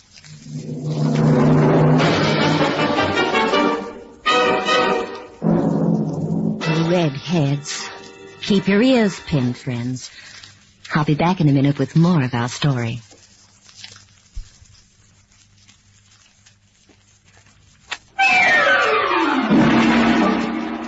Mr. Shaw dismissed Julie Myers with his best store manager smile, and she left Mason's. Greg followed her. She sailed into the lobby of the Nob Hill Hotel and took the elevator to the roof, where the cocktail lounge has one of the loveliest views on earth. Julie sat down at a table by herself. Greg, meantime, took his old friend Marco, the head waiter, aside for a little chat. Marco. Yes, Mr. Collins. What shall I do for you? You know that girl who just sat down? The redhead? No. Do something for me about that girl? Certainly. What is it? Get fresh with her. Mr. Collins. No, nothing crude. Just be a nuisance. Mr. Collins, I've always been only too happy to cooperate with you, but this is unspeakable. It'll be worth $5 to you. Oh, it is unforgivable. Me, a man of my position. 10. Going over to a guest and deliberately insulting her. Why, it is fantastic. 15. I'm really surprised. The very idea. $20. Take it or leave it. I'll take it.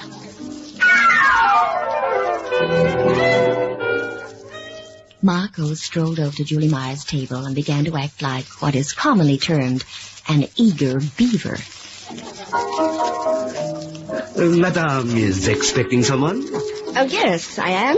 Is there something I can do for you in the meantime? No, thank you. Oh, it would be a privilege to do something for the loveliest lady in the lounge tonight. I don't want anything. Now, if you just... Of course, if the gentleman you're expecting doesn't appear, why... Why what? I was just hoping, I am off duty, Sylvie. Get away from this table. Don't say no, please. At least not right away. Perhaps If you don't get away from here, I'll... Excuse me, ma'am. I couldn't help but notice that Marco's been up to his old trick. Oh, Mr. Collins. Beat it, Marco. Leave the young lady alone. I don't know why the management lets you get away with this. You're always trying it. With every good-looking girl who comes here. Why, I said get going. Yes, well, just as you say. Why, thanks. Oh, that was nothing. Oh, don't go away. Oh, but Well, sit down. Let's skip the formalities, Greg. That stunt you pulled with Marco so corny makes me think you're another detective. Aren't the police convinced yet that I couldn't have killed Philip Cairns? I don't work for the San Francisco police. Oh, then where are you from? Nando's Hideaway. What are you after, Greg? And if you tell me a little bit about yourself in Kansas, it'd save a lot of wear and tear in my shoe leather. I've told everyone the story. I met Philip in Hong Kong. What are you doing there? Entertaining. I used to sing in clubs in the States. I got mixed up with the wrong boys. Ended up in Hong Kong. And Philip Cairns met you in a club there. Huh? That's right. We fell in love. He asked me to go back to the States with him and marry him. You fell in love, huh? Big romantic deal, huh? Your would-be bridegroom has been dead for less than 3 days, so you're here, dressed like that, waiting to have highballs with a new boyfriend. You must have been so sorry when Cairns got knocked out. All right. So I'm not the sentimental type. Did Cairns tell you much about the Red Bull? I knew all about it. I was with him when the Chinese family turned it over to him. And they took it very seriously. They wrapped it in fancy drapes. Just the bowl and the drapes in a beautiful wooden box. I see. Oh, Greg. Do we have to keep talking about that? How about a drink? No, thanks. I've got to... Oh, just one, Greg. Now, look, I'm married, and there are rules. Oh, they're the old-fashioned rules. Scotch and water. Good. And don't sit way over there, Greg. Come closer to me. Ah, that's it. Now, Julie, Good evening, Mr. Collins. Oh, good evening. Now, Julie, is that... Gail? Yes, Gail.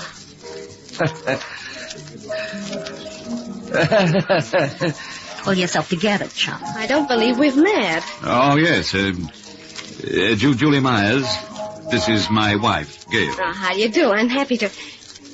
Oh. Won't you join us, Gail? Sit down. I'll order something. No, thank you. I'm going over to the bar. We did have an appointment, Greg. Never mind. Hey, Gail, come back here. Excuse me, Julie. Gail. Now, look, Gail, I can explain everything.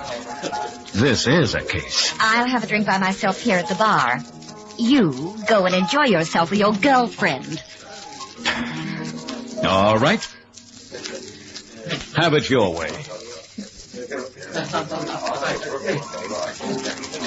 Your wife seems rather upset. Yes, I'm sorry. She... Getting back to the Chinese bowl. What about the boyfriend you're waiting for? He hasn't shown up, and I'd like to meet him. You're meeting him right now. Oh, hello, Benny. This is Greg Collins. He's a detective. So what? Why do you make dates with me and then sit around with every guy you find in the bar? Easy, pal, easy. We were just talking about Philip Cairns' Chinese bowl. I ought to take you, Julian. You get it to Mason's? Yes. Have any trouble? None at all. Sit down. You're running quite a temperature. I don't sit down with detectives. What's your business with the bowl, Benny? See? Right away with the quiz questions. All right, Collins. I stole the bowl and I killed Cairns. And tonight I'm going to knock up a small but fat little bank. Okay? Sure. Could be. Excuse me, I'll be back. And don't hurry yourself. I can wait. Marco! Marco! Oh, yes, Mr. Collins. Marco, you'll have to help me again. Oh, delighted, Mr. Collins. I'm going to make a phone call. While I'm in the booth, the red-headed gal and the gentleman with her will probably try to leave. Call the house detective. Let him pay the check. Then have the houseman pick him up and hold him somewhere. That Mason's? Mr. Shore? Yes, Greg. I'm in the cocktail lounge at the Nob Hill Hotel. I've got your murderer. You have? Yes, I know who killed Philip Cairns. What about the bowl? Do you know where the real bowl is? Yes, I think I do. Can you come right over? I'll be there in less than 5 minutes. There's no doubt about it. He's a honey of a detective, is my husband. In just a minute, we'll bring you the climax of the case.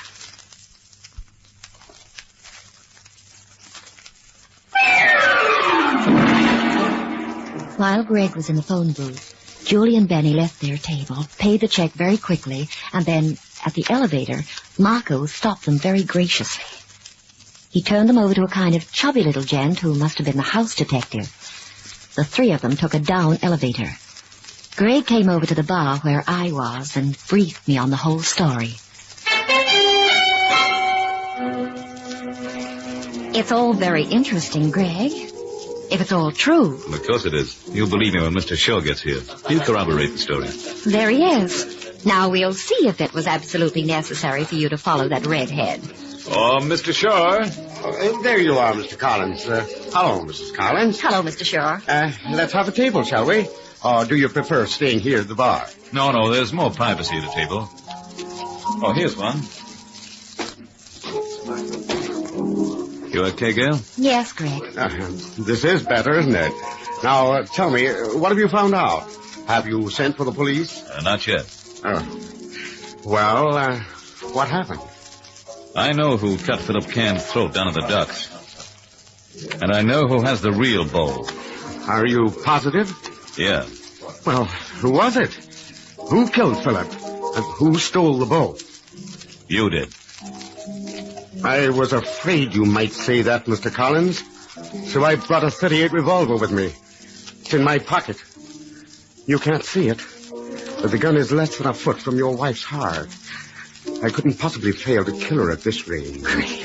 Smile, Mrs. Collins. You too, Mr. Collins. And both of you keep your hands on the table. Now, tell me what you know and talk quickly. When Julie Myers spoke to me before, she said the real bowl was packed in ceremonial drapes. So the bowl she brought to you would have been packed the same way. But the one you showed me was packed in Excelsior. You even warned me about getting the sawdust on my suit. Very good, Mr. Collins. I've always admired your ability. You tried the obvious first. You killed Cairns in that fog and stole the box he was carrying. But the box was empty. So you played your other card. You'd made a phony bowl. You hid the real one she delivered somewhere in your office. Then you took out the fake one and called me. I'd suspect Julie. Can I ask you a question? Yes, but quickly. You could never have gone to a fence with that bowl. It's too well known a piece. Why did you take it? I would gladly have killed half a dozen people to have the Minglu Sand bowl for myself. Now we're going to leave the table. I'll take your arm, Mrs. Collins. Craig. If you try anything, Mr. Collins, remember the gun will be closer to your wife than it ever was. Where are we going? Out onto the terrace to admire the beautiful view. Many of the guests do that. We're so fortunate. It happens to be empty at the moment. Stand up, both of you.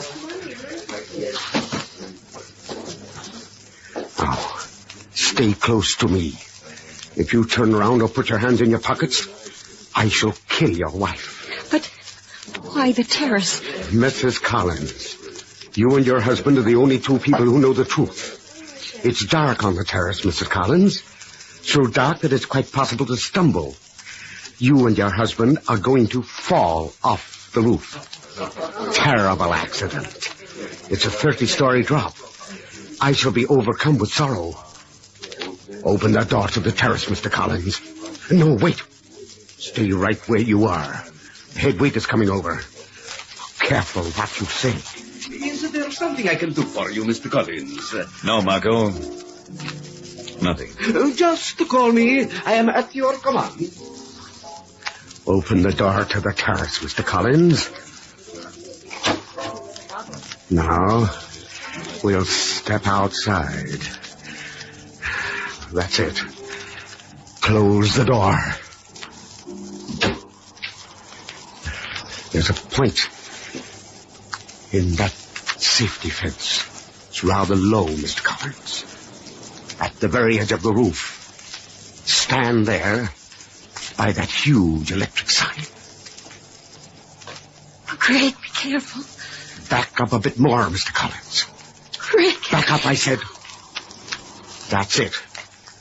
Now, I shall let go of your arm, Mrs. Collins, and you will walk over and join your husband. Oh, it's always so difficult for the police to prove that it wasn't an accident when people fall off a building. Go on, Mrs. Collins. Walk over to the edge. Don't stall, or I'll pull the trigger and... Oh, my foot! Good girl. I'll take it from here. Brandon, Greg, you'll fall off the roof. All right.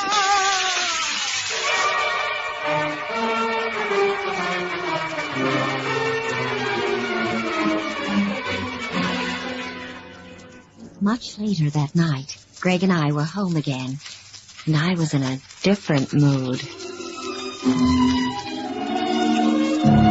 Greg. Uh-huh.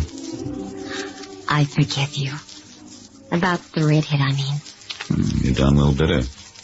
Greg, why'd you have the house detective hold Julie and Benny if they were innocent? And Julie was next on Shaw's list. He knew she might say something that'd trap him. Maybe Cairns told her about Shaw's morbid fascination for rare objects. Besides, by killing her, he'd leave me on a dead-end street without any suspects. So I just had her stashed away downstairs for a while. You're a big smarty pants, aren't you, Gregory Collins? Oh, it was nothing really. I just did what any ordinary, everyday genius would do. I wasn't so bad either. That trick for handling wolves that I told you about came in mighty handy. See how I dug my heel into Shaw's instep? Saved us from falling off a 30-story building. Gail, I want to tell you something. Yes, Greg. Darling, Yes? Say it, Greg. Say it. I'm hungry. Oh, revolting unromantic. House for Strawberries Jubilee at the Cirque Room. Eat. Greg, if you had a choice, and you could never eat again, or never kiss me again, which would you choose? Come here.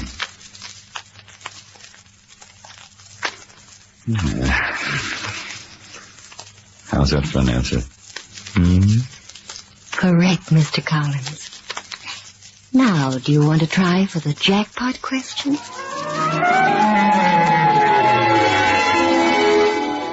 Moral of the story. If you think your husband is interested in other women, you should always have faith and trust him. As far as you can throw a 30-story building. In just a moment, we'll be back with you.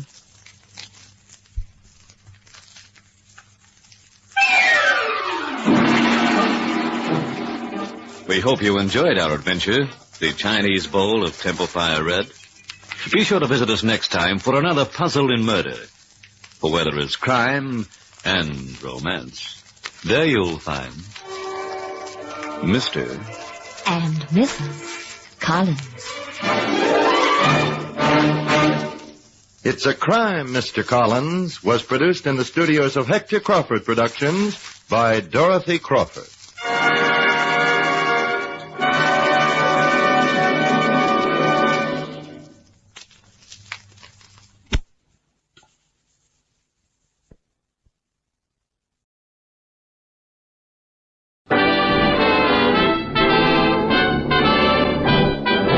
Standard of California, on behalf of independent Chevron gas stations and standard stations throughout the West, invite you to Let George Do It. Another adventure of George Valentine. Personal notice. Danger is my stock and trade. If you're up against something you can't handle and it has to be kept strictly confidential, you've got a job for me, George Valentine. Write full details.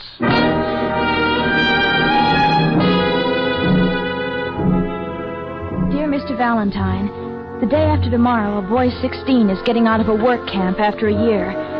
Instead of trying to get a new start, he swears he's going to do something that'll take him right back there again, or even worse. You've got to help him. You've got to save him from himself. I don't have much money. I'm only 16, too.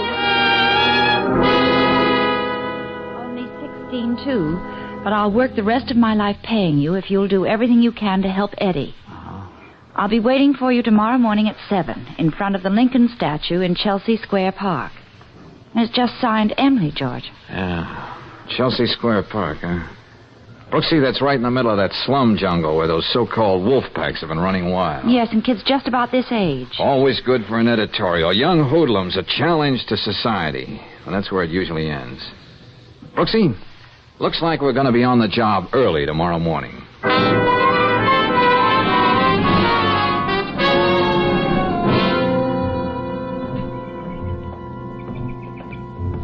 George, wait a minute. What is it, Brooksy? Over there, sitting under the statue of Lincoln. There, feeding the pigeons. Oh, yeah. Looks like our girl, all right. Come on, Angel. Let's see how unlike an editorial we can be when we talk to her. Now, that's all the crumbs I have. No use hanging around. Go on, scoop, go on. Emily? Yes? Oh, Mr. Valentine? Yeah, that's right. Gosh, I didn't really believe you'd come, and I... Hello, well, Emily. This is Miss Brooks. We work together. How do you do? Hello, Miss Brooks. If things weren't so terrible for Eddie, I'd feel pretty silly. I don't have anything in the world, and there's no reason for you to help me. Well, let's just say you write a darn good letter. Now, what about Eddie, Emily? He's a boy I know. He gets out tomorrow. Why was he sent away? The police found him in a stolen car. I see. But he didn't steal it. He thought he was delivering the car to a second-hand dealer for somebody, just to make a little extra money. Well, didn't he tell that to the police? No. He just kept insisting over and over that he didn't steal it. He wouldn't even tell me who got him into that trouble. But he says that since everybody is so sure he's no good, he's going to prove they're right. You know what that means. Oh, now, Emily. Well, I know Eddie.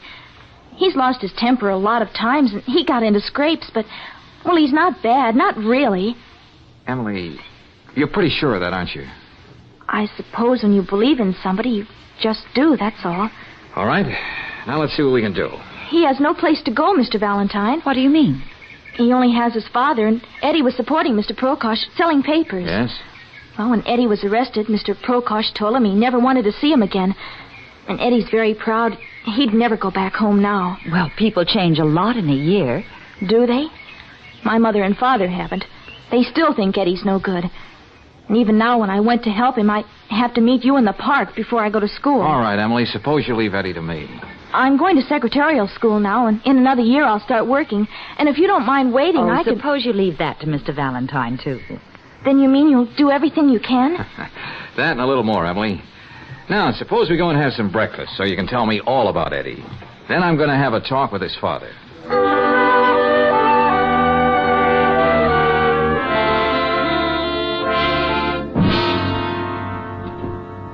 I don't care who you are. I want to hear nothing about my son. I got no son. Now get out of my house. Now, just take it easy, Mr. Prokosh. Look at me, mister. You see this crippled leg? I got that making honest living. Honest living. I know. That's dreadful, Mr. Prokosh. But there's still Eddie to think about. I get few pennies from the company every month. I even bite my tongue and take charity from the Morrissey Association. But better I should hate myself than take one dirty penny my son steals. I don't need it. But maybe your son needs you. I told you, lady, I got no son. Okay. Okay, let's just call him another boy, age 16, a boy in trouble and headed for more. But not everybody's sold off in the way you are, his own father. You know, Mr. Prokosh, you can worry so much about being right that you can be wrong. Right? Such fancy talk I don't understand. Hey, Prokosh, I want...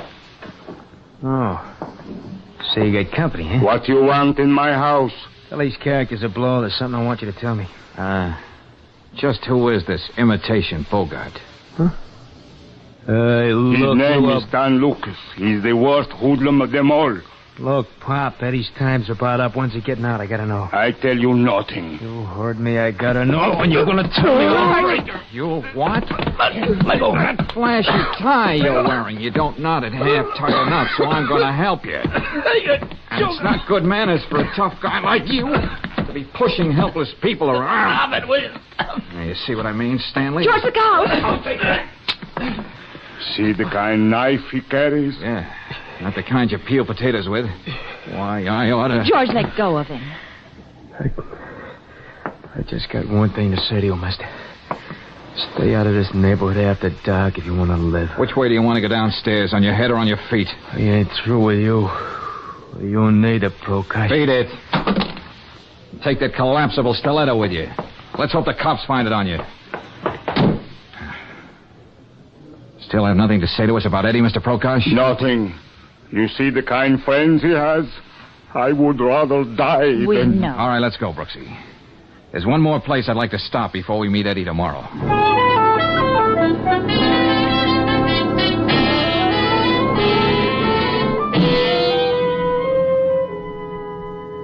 What do I know about Eddie Prokosh? Just about everything, Mr. Valentine. Good. That's why we dropped in to see you, Mr. Morrissey. Mr. Prokosh says you and the Chelsea Square Association have been helping him out every month. Well, Miss Brooks, we're sort of a political club, as you know. But we believe in really taking care of our own down here. So I understand. Naturally, we hope to win votes. But in a tough neighborhood like Chelsea Square, there are other things that are more important. Giving out turkeys come Thanksgiving and arranging a boat ride in the summer just aren't enough. Oh, we do much more than that. We cooperate with the police. Even get to the judge when one of our boys gets into trouble. We've been talking about putting up a playground, too. Well, I could get the bare facts of what happened in juvenile court. But I thought a man like you, whose business it is to know what's going on, could tell us more than that. We understand Eddie didn't even try to defend himself on that stolen car charge. Yeah, I know. But I'm afraid there was very little he could say. He was caught red-handed. Very unfortunate case. But I'm afraid not at all unusual. Say, tell me, Morrissey, why would a young hooligan like Stan Lucas be interested in knowing when Eddie gets out from the work camp? Lucas? Oh, that one.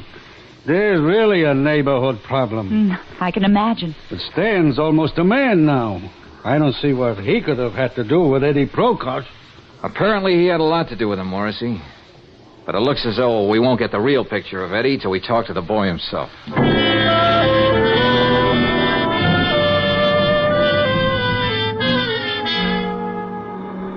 Hey, how about a lift, mister, huh? Hey, you going into town? How about a... Why knock yourself out, kid? I'm going back to town. I'll give you a lift. What? Oh, I didn't see you parked under that tree.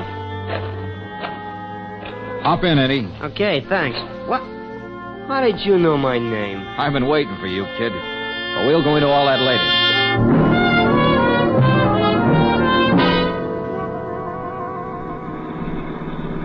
I don't listen to Emily. She's just a crazy kid. And I suppose you're a brainy old man. Yeah, well, I know what I'm doing.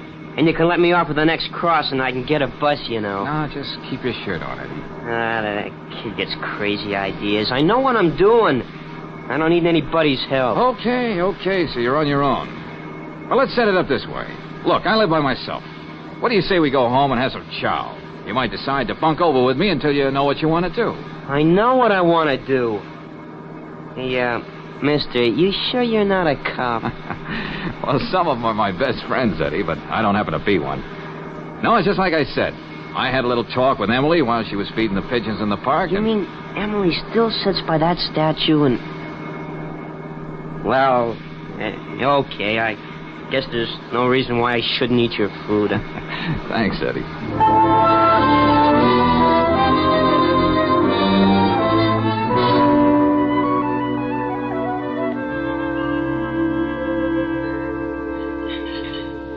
There's only one thing a woman likes better than to see a man clean up that last drop of gravy on his plate. Oh, what's that, Brooksy? Two men doing the same thing. Yeah, I sure packed away a lot, didn't I? That's why I was here, Eddie. Go on, rave some more about my cooking to Mr. Valentine. It may help. See you in the office in the morning, George. Glad to met you, Eddie. Yeah, me too, Miss Brooks. Well, thanks, Angel, for being chief cook and bottle washer. I do see those dirty dishes in the sink. Good night, George. Oh, Mr. Valentine. Yeah, Eddie? Thanks a lot for the meal, but I gotta get going now. No, Eddie, no. You're gonna stay right here tonight. Now, look, I said it. You're stewing about something. You can't wait to get it out of your system without thinking of the trouble it's gonna cause everybody, including yourself. Will you stop preaching at me? You got no right just because you give me a meal. I'm getting out of here. Not tonight, you're not. Now, look, kid, give yourself a chance to sleep on it. You may feel differently in the morning. I'm leaving by that door, so get out of my way. Now, I don't want to have to get tough with you, but Yes? Okay, you asked for it. Sorry, Eddie. Oh. Asked for it, too. Oh, what happened? Just a little judo trick I had to learn once. Oh. Yeah, it came in pretty handy at Salerno. Hey, you mean you were in that fight in Salerno? That's right. And the guy coming at you wasn't supposed to land on a nice soft couch like you just did. Oh. Well, Eddie, there's no reason why we shouldn't settle down and listen to the fights now. Oh, yes. What? When you do go to bed, just remember, I'm a very light sleeper. So? So, don't get any fancy ideas about running out on me.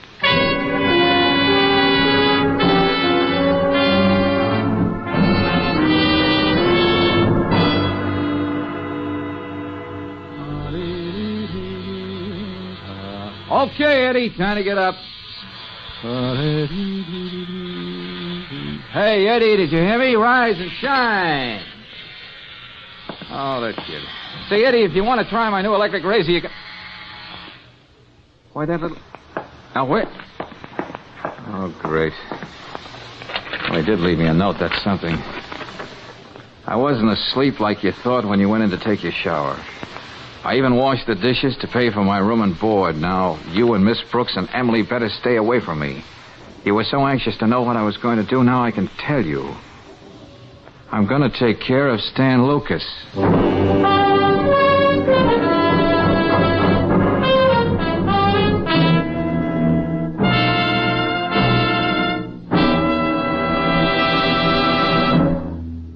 We'll return to tonight's adventure of George Valentine in just a moment. Meanwhile, a word about wear and tear.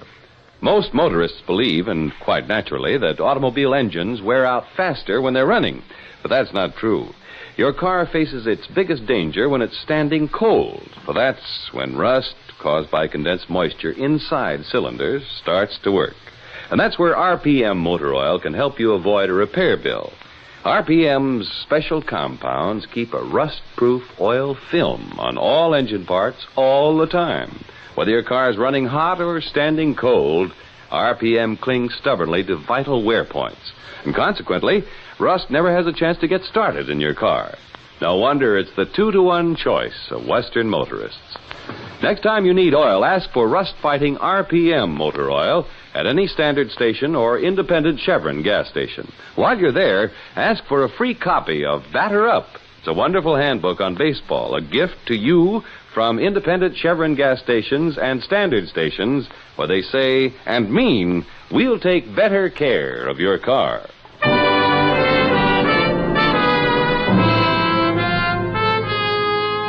Now back to tonight's adventure of George Valentine and to Chelsea Square, a jungle of tenements in the middle of the city and a wolf pack of boys stalking the streets. That's the background for George's present job, the specific challenge to keep 16-year-old Eddie Prokosh from committing a serious crime as he promised. Good morning, George. Hey, you only shaved on one side of your face this morning. Okay, so that's the side you can kiss me on. But look, we're in trouble, Angel. What? Yeah, playing Big Brother a la Spencer Tracy didn't work out. Eddie beat it while I was shaving. All right, darling, take it easy. He left this little note. He's out on the prowl. To quote, he's going after Stan Lucas. Oh, no. Yeah. I've got to stop him somehow, Brooksy. If I only knew where to find him down there in that Chelsea district. What pool hall, what dark alley, what hallway. And Stan with that knife. What can we do, George? Well, I'm going to have another talk with Eddie's father. Look, you find Emily. But where? Well, she gave us the name of the secretarial school. Call her. Get her to meet you in the park. Maybe she can give us a clue on how we can find Eddie. Okay, George. And remember, Brooksy, it's a race against time.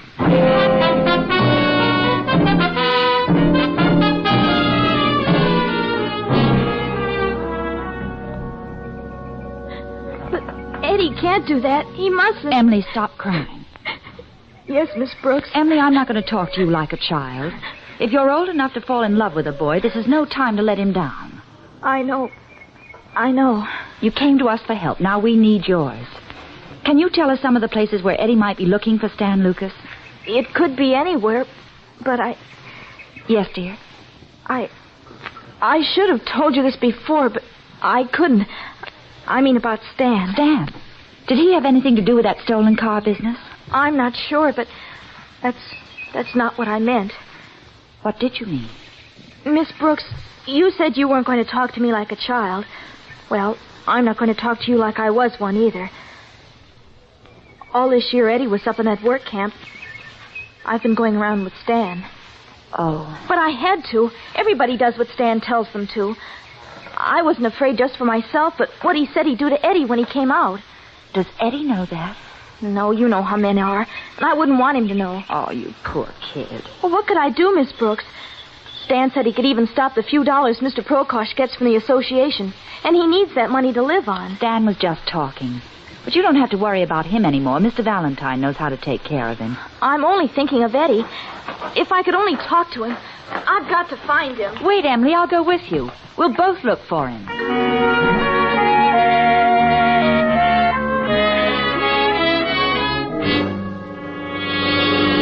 All I want to know, Mr. Prokosh, is whether Eddie's been here or not. He knows better than to come here. Oh, yeah. And I suppose that makes you a great father. Hey, look, Eddie's wandering around. A few words well chosen might save his whole life. And all he gets is a door slammed in his face. I got nothing more to say, Mr. Valentine. Well, I have one more thing to say. Your son's out to kill somebody. K-I-L-L. That's the kind of thing you get the big rap for, even a kid of 16. My Eddie, he would not... First a thief, then a murderer. Okay, Prokosh, I can't waste any more time on you. A 16-year-old girl had more faith in your son than you have. And I've got to keep faith with her. Well, that stubborn old... Remember me, big shot? Well, at least I didn't have to look for you, Stan. No, you didn't. Because I was looking for you. Jump, boys, jump. Hold against that wall. Okay, Stan. Hold him. Twist his arms back, Slim. Yeah. I want to do this right. Hey! No! Oh! I owe this mug something. Imitation Bogart, huh? You had something to say about my knife, didn't you? No. How do you like it, now? I ought to carve my initials all over that face of yours. Hey, don't do it, Stan. No, I won't do it. It's really going to be a pleasure to work him over so even his own mother wouldn't recognize him.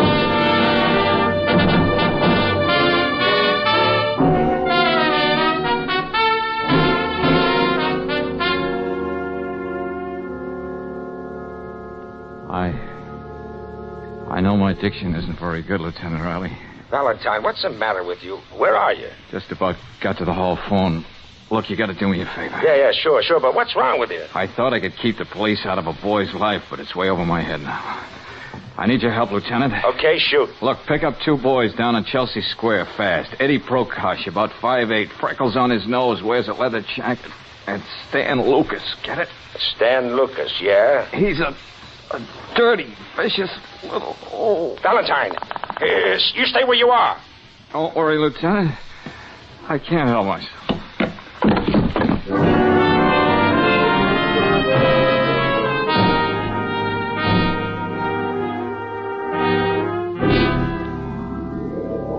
Hello, Angel. George, I know what you mean. Guy doesn't look his best in these hospitals. Oh, darling, your face. Look, what about Eddie? Did they pick him up? Yes. Before he got to Stan? Uh-huh. Oh, good. Not quite so good. What happened, Brooksy? Lieutenant Riley has Eddie in jail. Huh? They found a gun on him. But if he didn't get to Stan, The then... gun was taken from a watchman in a holdup this morning. Eddie? No question about that gun. But, Brooksy, when that guy's wrecking and now I this... know. But, George, what do you think you're doing? Where are you... Oh, I'm getting out of here and have a talk with Eddie in jail.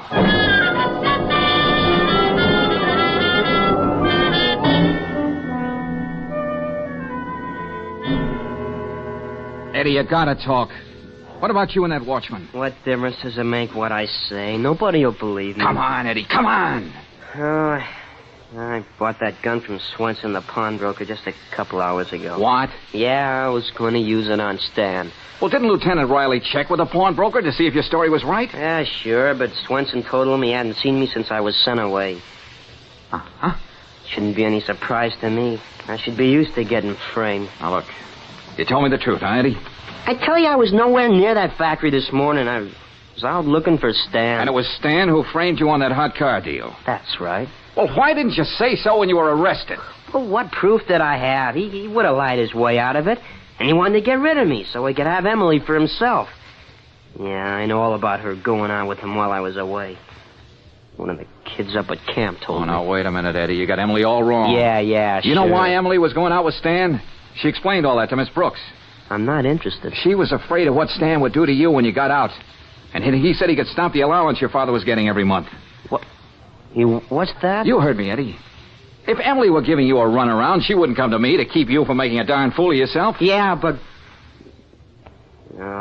nobody does anything for anybody unless there's a payoff in it somewhere. Nobody gives a good hoot about me anyway. Look at me, tough guy. My face, I mean. Stan and the gang did give you a good going over, didn't they? Oh, yeah. Very artistic job. You think I'd look like this if I didn't give a good hoot about you? Well, and I suppose the payoff in this for me is going to be $1 million. I'm sorry, Mr. Valentine. Okay, Eddie, we understand each other. Now, I'll show you how much I believe in you. Here, take this. A knife? Yeah, that's right. Wolfpack style. A la Lucas. I don't get it. I'm going to talk to Lieutenant Riley. And you're going to have a chance to talk to Stan alone in his cell when they bring him in. You mean you're going to let me loose with him? With this? That's right, Eddie. Oh, that'll be just dandy with me. Now, look. We've got to get Stan to talk, and he's not giving out for the police or for me. You're the only one who can make him talk.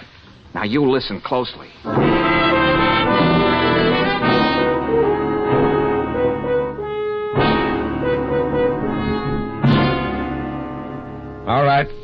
All right, I don't mind playing ball with you, Valentine. I'm all for helping the kid. Thanks, Lieutenant. But you realize the spot I'm putting myself in, letting Eddie have a knife when he talks to Stan? We'll be right next to the cell door.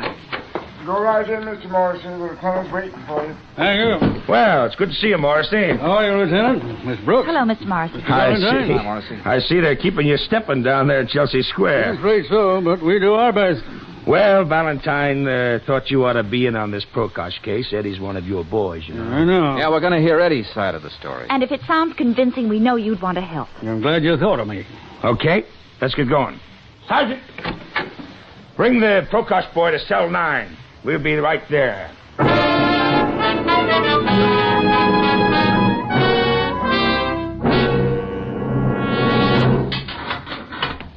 Okay, Eddie. The lieutenant said you can talk to this guy 5 minutes. Thanks. Well. How'd you get out, Prokosh? You didn't stay out very long, did you? No, you saw to that, Stan. Come on, you're talking through your hat. Am I? You want me to give you regards to anybody when I get bailed out? Emily, for instance? You're not getting out of here. What are you doing? You ought to know this trick. How to hide a knife in your shoe so they don't find it when they search you.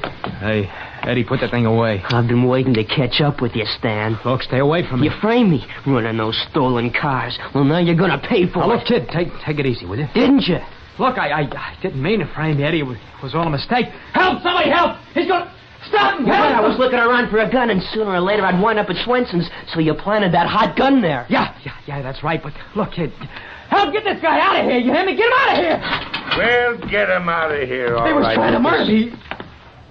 Hey, what are you doing here? You got a good memory for faces, Stan, especially ones you've been working on. Gosh, Mr. Valentine, it worked. Well, you heard him, didn't you? Yes, Eddie, we heard everything. Look what's going on here. You got no... Shut up. Mr. Morrissey, get me out of here. I didn't do nothing. Well, the less you say, the better, Stan. Look, you can't let them railroad me like that. I'll do everything I can, same as I would for everyone else from our district. I guess you're going to stay put, Lucas. And the rest of your gang will be sent to a place where they can learn to do something useful with their lives. Come on, everybody. Wait a minute, Lieutenant. Huh? Isn't it going to be kind of crowded in here for Stan and Mr. Morrissey? What are you talking about, Valentine? What do you mean, George? That was some nice double talk between you and Stan a second ago. The less he says, the better. The better for you meant, didn't you, Morrissey? Now, look, Lieutenant, and you, Stan, you said, you can't let them railroad me or I'll... Well, or you'd give away the whole works, wouldn't you? Morrissey was the real guy behind the stolen car racket and a lot of other rackets down in Chelsea Square. Morrissey, you were using Stan to bully the other kids into line. That's why Stan boasted he could cut off the little money Mr. Prokosh was getting from the association. Well, you don't seem to have much to say, Morrissey. Everybody knows my reputation. Oh, yeah, the big power of the neighborhood. Big enough to make Swenson, the pawnbroker, perjure himself so you could be rid of Eddie. I think you can get Swenson to talk now, Lieutenant. I told you he sold me that gun. You got this all wrong, Valentine. This Lucas boy here has caused all kinds of trouble. If he tries to implicate me, surely no one is going to believe him. Morrissey, you're not going to walk out and leave me holding the bag. Valentine is right. I got lots of proof. Keep quiet, you little rat. See what I mean, Lieutenant? On second thought, It wouldn't be safe to leave them both in the same cell.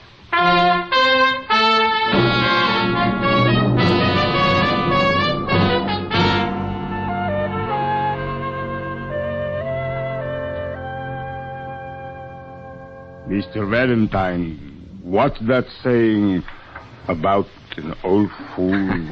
Well, I don't know about that saying, Mr. Prokosh. Why not settle for another one? Better late than never. Except for you, I would have made a terrible mistake. Thank you. George, come here. Oh, what is it, Brooksy? Look down there out of the window. Huh? There's Emily and Eddie sitting on the stoop. Oh, yeah.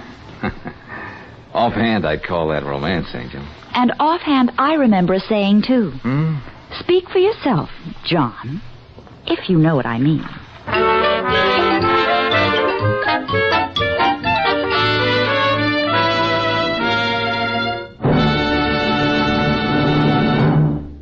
And now, a message of importance to motorists. The merry month of May means a merry vacation for a lot of folks. And if you're one of them, here's the way to start out safe as well as happy. Just make sure your car gets a vacation check at a standard station or an independent Chevron gas station. Do this a day or two before you start out. When the men at these service stations inspect your tires, battery, crankcase oil, spark plugs, all the vital parts, they give your car the same thoroughgoing care they'd give their own. While you're getting this important vacation check, get a new keyless gas cap, too. It has a simple combination lock, no key to lose. And it guarantees your gasoline is safe from theft during your vacation trip and whenever you park your car.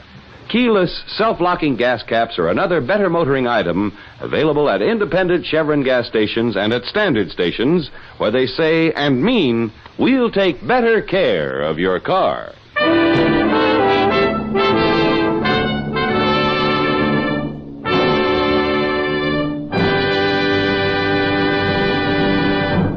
Next week, when you tune our way for another adventure of George Valentine, you'll hear...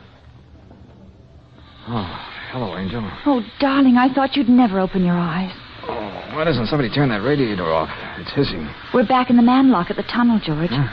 Oh, what happened? Well, you were down here this morning, and you must have come up too quickly, and you got the bend. Oh, yeah, I remember now. Then coming up, and then everything went blank. There was another accident in the tunnel. What? Oh, hey, I'm beginning to remember a few things now. And I'm pretty sure I know what causes these accidents. Brooksy, quick, help me over to that phone.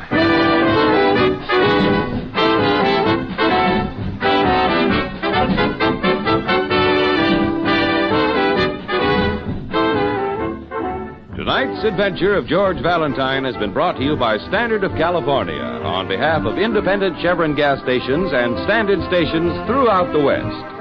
Let George Do It stars Robert Bailey as George with Frances Robinson as Claire. Wally Mayer appears as Lieutenant Riley. Tonight's story was written by David Victor and Herbert Little Jr. and directed by Don Clark. Also heard in the cast were Mary Lou Harrington as Emily, Jay Novello as Dr. Prokosh, Tommy Cook as Eddie, Tony Barrett as Stan, and Herbert Butterfield as Morrissey.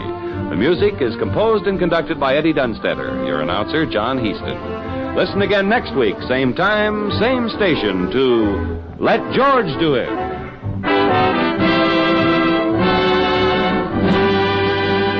The Mutual Don Lee Broadcasting System. Ladies and gentlemen, the American Broadcasting Company brings to its entire network one of radio's most unusual programs. Pat Novak, For Hire.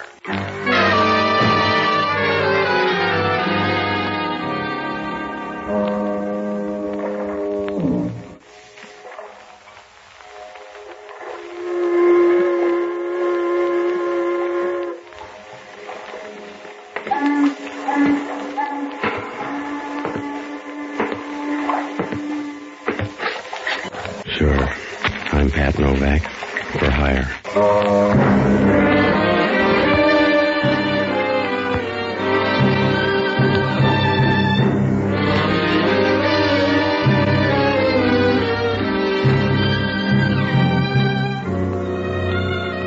That's what the sign out in front of my office says. Pat Novak for hire.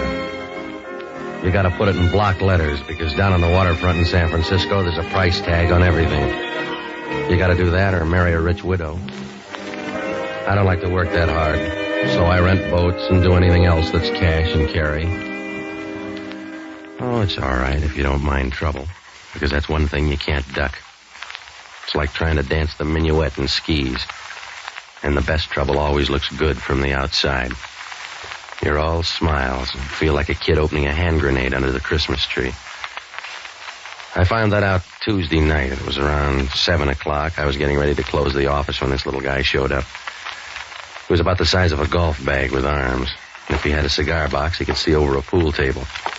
He walked up to the desk and started talking in a voice that made you think he was trying to put Lily Pons out of work. Hello, you Novak? You're doing all right so far. What's on your mind? I'm Jackie Gregg. You heard of me, huh? You're the shy type, I know. I'm Jackie Gregg, the jockey. You heard of me, huh? All right, now I heard of you. Put the show on the road. I'm looking for a horse. You want to find me a horse? Yeah, I breed him in the back room. What color do you want? You're so tough I gotta take that from you? Calm down before you wind up in a boys' choir. If you got anything to sell, put it on the line or beat it. I'm riding a horse tomorrow called Fleet Lady. She's disappeared. She's not here.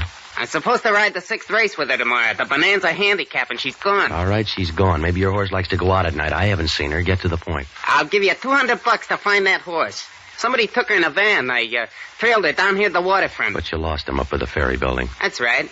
Something funny's going on.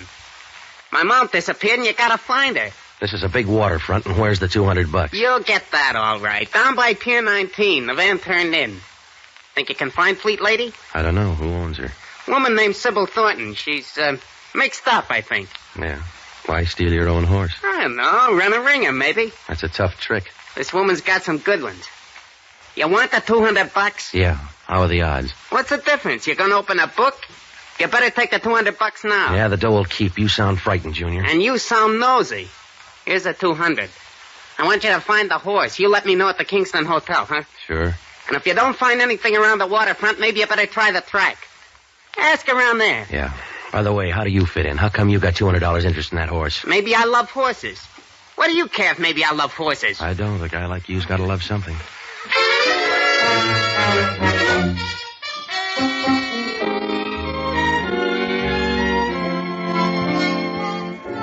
Oh, yeah, it was a sweet proposition. A jockey in search of a horse. There's something phony about the whole thing. I had the $200, but I didn't feel good. It was like a guy stealing a murder gun to help out in a scrap metal drive. Well, after the little guy left, I closed the office and started to hit the docks, but it didn't work out. You know, you can buy good whiskey these days, so you feel funny walking up to some guy on the pier and asking, "Have you seen a racehorse around here, mister?" By 9, I was sure the horse wasn't around, so I borrowed a car and drove out to the track. I found out where Sybil Thornton's horses were quartered and headed down that way. It was pretty dark, so when I bumped into her, all I got was a vague outline. She had a good-looking vague outline. Oh, I'm very sorry. Yeah, I'm full of regrets, too. Shall we try it again? But you're a little mixed up in your animals. They keep horses here. You don't seem to mind. No, you lean nicely, but you'd probably feel safer with a platform. Yeah. Well, we try this again when I've had 3 good meals. That's a horse. Yes, I know. In fact, I own her. I see. That'd make you Sybil Thornton. Yes, what would it make you? A guy named Pat Novak looking for your horse. I was hired in the waterfront to find her. My, they grow big on the waterfront. You must get a lot of sun. By the way, is Fleet Lady missing? Your jockey says she is. That's why I'm snooping around. Didn't know he had any friends. He's got a checkbook. How about Fleet Lady? Is she tucked in bed? Yes. Well, let's take a look, huh? Find it very dull, Mr. Novak. Yeah, that's what they said to Anthony. Let's see the horse. Suit yourself. She's down this way. Okay. I'm doing this out of the bigness of my heart. I think you're wasting my generosity, Mr. Novak. I don't use it all this trip. It's from the stable. Come on. Down about here. Fleet Lady's stall. Here. There's a flashlight on the wall. All right. Oh, poor thing. Do horses die broke, too? Who is it? Fleet Lady? Yes, are you satisfied? No, I'm going to ring up headquarters. You crazy. Then I'm going to call Jackie Gregg and tell him his hunch paid off. I wouldn't do that, Mr. Novak. Stop kidding me, sweetheart. She didn't get killed in a fight with another horse. Gregg figured somebody was tilting the machine. That's why Fleet Lady's dead. That's why I'm going to call headquarters. Suit yourself, but remember what happened to Fleet Lady. You getting tough, Angel. No. You just wouldn't look good with a saddle, Mr. Novak.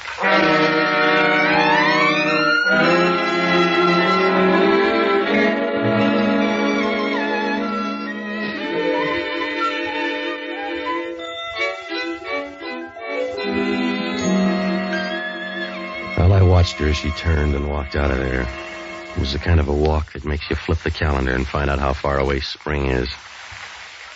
I looked around a while, but it didn't do any good. The place was full of doors, so whoever killed Fleet Lady got out easy, like a rumor at a church picnic. I closed the door and went down the line to call headquarters. As I stood in there talking, I saw Sybil Thornton drive away. It was a long convertible with red asbestos seat covers. After I called headquarters, I went back and waited near the stable. About a half hour later, a police car pulled up, and when I saw who got out, I began to get unhappy like a three-legged man in a ballet school. It was Hellman from Homicide, and he had a squad with him. All right, I'll talk to him. Hello, Novak. Where's your trainer? Your boys get paid to laugh at you, Hellman. I don't. Yeah, where's the horse? What are you doing on the case? I came for the ride. You mind, Novak? No, I just wondered if they wised up downtown. Yeah? Because you could find a dead horse, Hellman. If they staked it out in the middle of Market Street, you'd find it before long. I'll try this time. Where is it? Stall 18 over there. Keep an eye on him, boys. I'll be back in a minute. In here, Novak? Yeah, the one with the teeth like yours. You better shut up, Novak. Don't get jumpy. You haven't seen the horse. Just shut up, huh? It wasn't going to be much of a conversation anyway. What color horse was that, Novak? What do you mean? Take a look at it. Yeah, I did. I just took a look. It's a smart horse, Novak. What? That's right. That dead horse in there is wearing a double-breasted suit.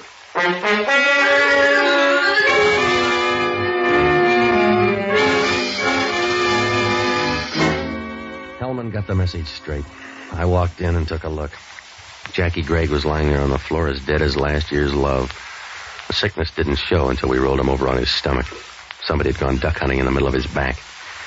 I began to feel a little sick myself, and I was ready to send out for the same gun when Hellman started to talk. You forgot to mention the guy when you phoned headquarters. He wasn't there. I was in here before, and the guy wasn't around. What was he doing under the horse? I don't know. Hellman maybe he crawled out of a crack. I don't know. There were 2 shots. I came in and found the horse. Yeah? Check the horse. You're trying to tell me the horse shot back?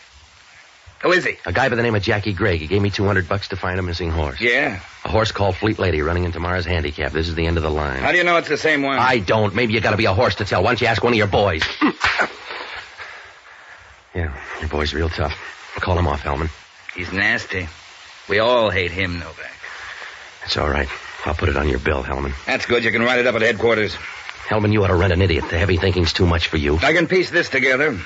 We come out here and find a dead man with you kicking up dust 40 feet away. Look, Hellman, I didn't kill the guy and call up headquarters. I know they're bad in homicide, but I'm not that big-hearted. We got a spare hook for you, Novak. That's where you stay until somebody gets you off. Well, you can start out with Sybil Thornton. Another horse? She's got the speed for it. Look her up. She owns Fleet Lady, and she was dashing around in the dark here playing easy to get. I'll look her up. You better leave the boys behind, after all. She's only a woman. When you see her, ask her about that van down on the waterfront and what she was doing before I made that phone call. I'll tag all the bases. Don't worry, Junior. And if things fit together, you'll both be in the jug. I'll see you later. I got work to do. Yeah, it's getting late. You better put the boys back in the cage.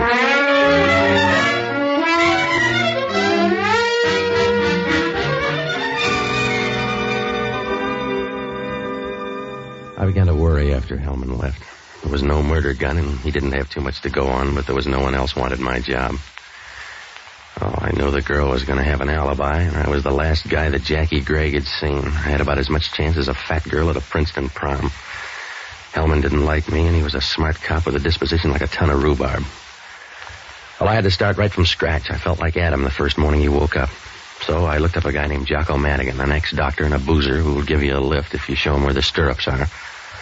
He's a good guy, but he thinks all food makes a gurgle. I hit all the bars and finally found him up at Maggie Nielsen's apartment. She's a good-looking voice that lives up on the hill, and Jocko was working his way into her liquor supply. Hello, Patsy. You're just in time to join me for my first drink of the evening, or one of my first, at least. Yeah, I see. Maggie's not here, but I found her whiskey. It was in plain sight, locked in the closet under some newspapers. All right, Jocko, when are you going to sober up? Oh, I plan to do it briefly on April 1st, when the rest of the world plays the fool also. Look, I'm in trouble, Jocko. You got to help me. Good. I've a special bottle I use to forget your troubles. Now, look, stop caressing that jug and listen to me. I'm in a jam. Patsy, there's There's nothing in nature so sad as a half-empty bottle. It's like a broken vow or an unfulfilled promise in the skies. A falling star, almost. All right, Jocko. A falling star, and you shrug it off, never realizing that a whole world is ended at that moment. Yeah. 100 million dreams, maybe, and you watch it fall and make an asinine wish. That's all the good it does, a star to fall. It gives some kid a chance to wish for a bicycle. You all finished now, Jocko? Yes. What kind of trouble?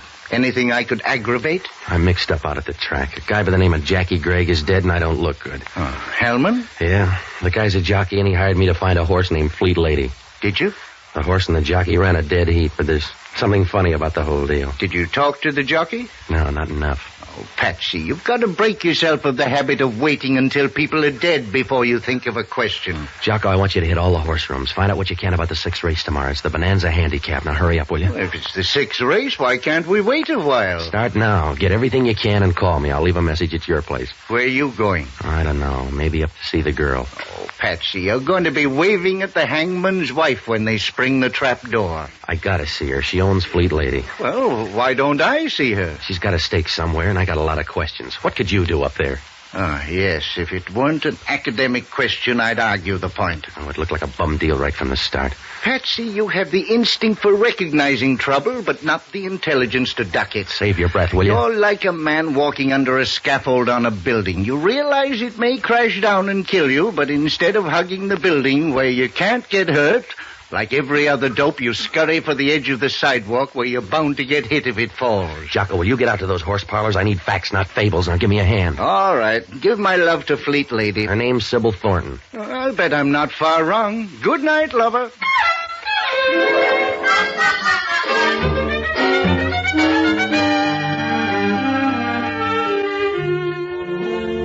After I left Jocko, I went to the Chronicle morgue and looked up the NBC program director, Paul Stengel. We pulled out the clips on Sybil Thornton. They were nice and fat because she'd been to Reno 4 times and hadn't broke training for years. She'd been traded around more than a Red Sox pitcher. The clipping said she was 32. Well, there were a lot of pictures. And from her eyes, you got the idea she was around 35. But there were arguments the other way, too. Well, there weren't any stories on her for the last few months, just a few items from the columns. They all said the same thing. She was hitting the night spots with a gambler named Rudy Hauser. There were pictures of him, too. Now, he would look good in a cave with heavy curtains. I asked Paul. He said Hauser had a gambling place out on Geary, so I took a cab out there. For $10, the guy at the door said Sybil Thornton had left the place an hour ago. That made me feel good. When Hauser opened the door to his office, I lost the glow. Yeah? What's with you? I got a problem. You got the wrong door. Well, you can't get any tougher, so I'm coming in. Yeah, suit yourself. I never throw anybody out until I'm sure they've lost all their money. What's on your mind? A horse named Fleet Lady. She disappeared at 7 o'clock tonight. You check under the rug, I'll try the cabin. She got back just in time to greet somebody's gunsel. If I say no, will you go out and lose your money like a good boy? Fleet Lady was owned by a gal named Sybil Thornton. The columns say you're number 5 on her list. Well, they never lie. The whiskey's too good. Also, Little Bird says she was in your office an hour ago. That's right. She said your name's Novak. Yeah. Next time you got a bombshell, give it a test run. With Fleet Lady dead, your money's going to look real good in the 6th tomorrow. Well, it makes you think the gal would throw a race. For the same reason she goes out with you? Huh? When a gal takes a Great Dane like you out in public, it generally means the guy's a few bucks ahead of her. You want to fight the team now, Novak? And just remember, sometimes you can't be right and a gentleman, too. Yeah. I hope that's the way you feel when they pick you up for Jackie Gregg's murder. Huh? Oh, you do a real nice double take, mister. The jockey checked out with a horse. I didn't know that, Novak. Yeah, with no brains, you built this gambling club. I didn't know he was dead. If I told you that, Novak, I meant it. He's all right for a little punk. I'm sorry he's dead. So's he. I'll see you later, Hauser. I gotta nose around and find out where you were tonight. Yeah. You seem all right, Novak. So I'll tell you. If you got any dough left when you leave my tables, bet it on a horse named Fleet Lady in the 6th race tomorrow. Do you always bet on a dead horse? You got the tip. Use it or bury it, but don't loan it out.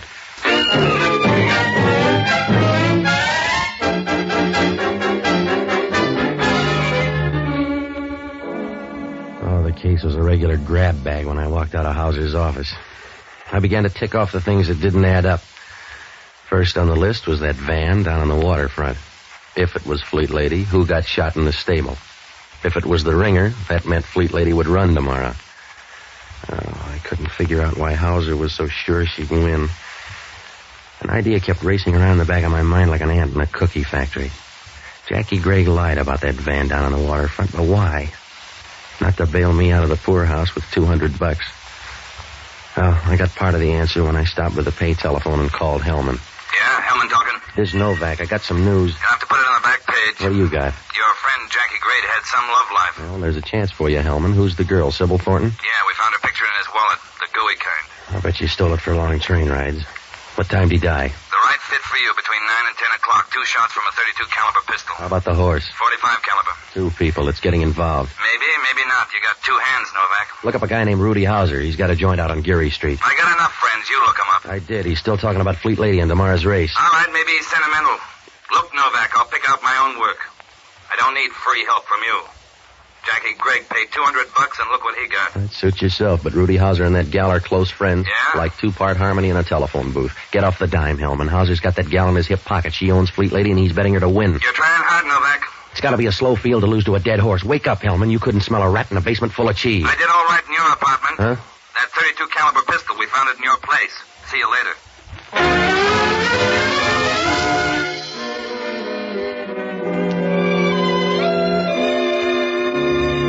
Well, I wasn't too worried about that.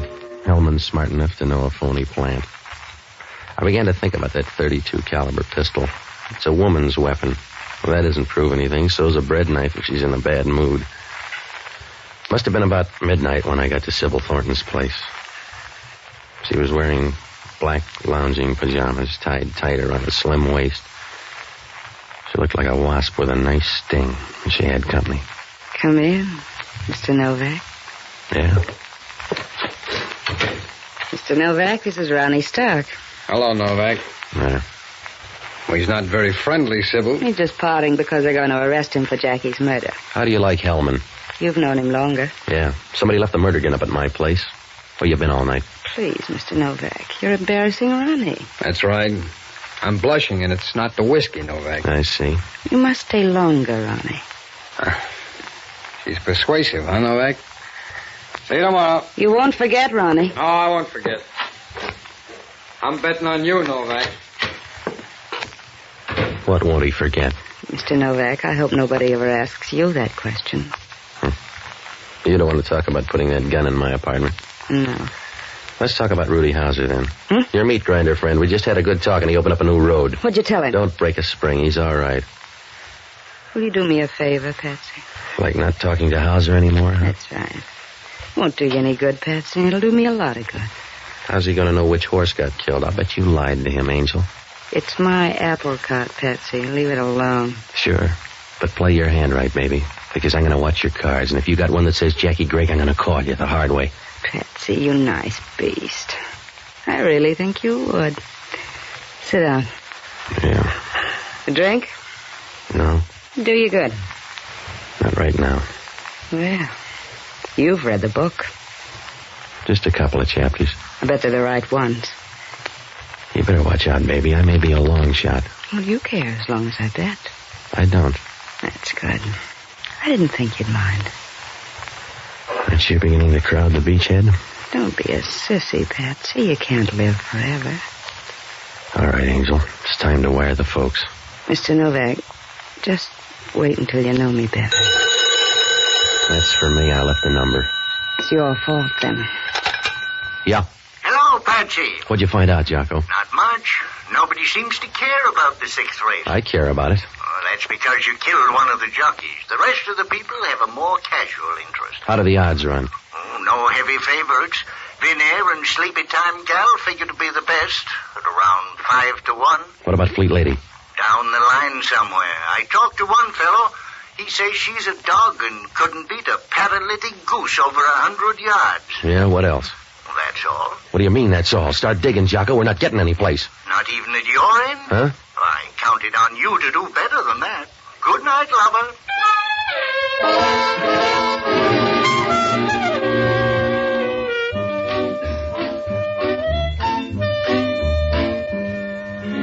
On the way home, I bought the morning papers.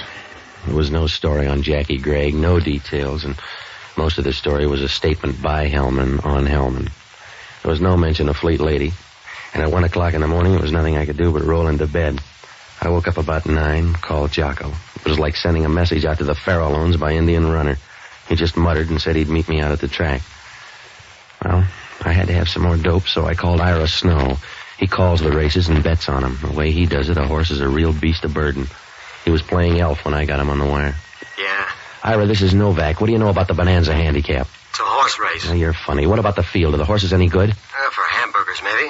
Nothing else. How about Fleet Lady? Eastern track. Nobody knows. Would she be worth a heavy plunge? Yeah, if you want to be a muck. What's this all about?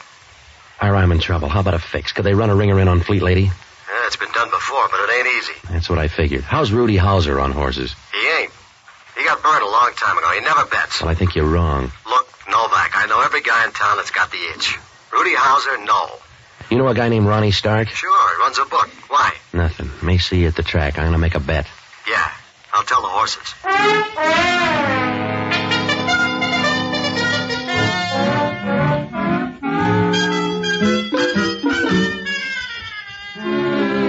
Well, that left me in a hole. If Ira was right, Rudy Hauser on Fleet Lady didn't make a bit of sense. I got up to the track about 2:30. Jocko was there, and Hellman was wandering around up in the grandstand where they couldn't push him into a starting gate.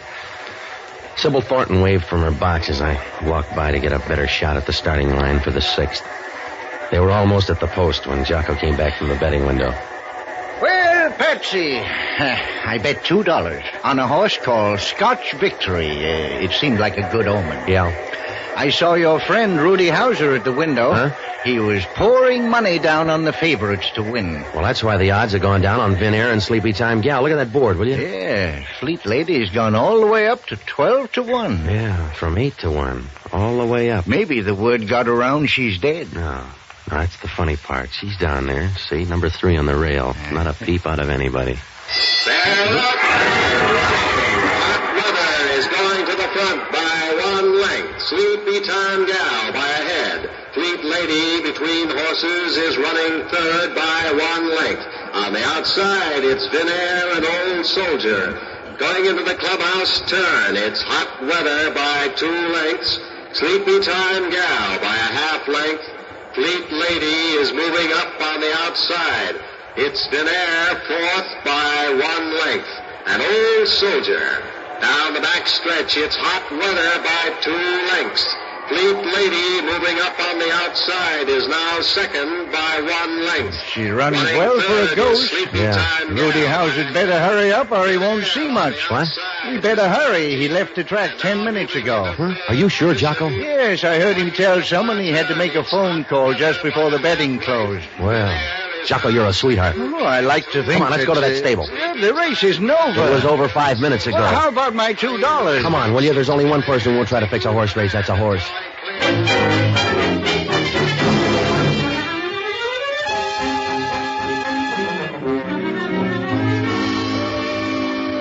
Well, I knew there was going to be trouble fast. The horses were just coming under the wire when I waved to Hellman and started for the stable. When we got there, Sybil Thornton was clearing out like a fire sale. I'm in a hurry, Patsy, darling. Let me by. Now, you made a bad play, Angel. Stick around. Let me by, Patsy. You heard him, lady. Stick around. Thanks, Copper. I'll take charge. That's a big gun, Hauser. I got a big beef.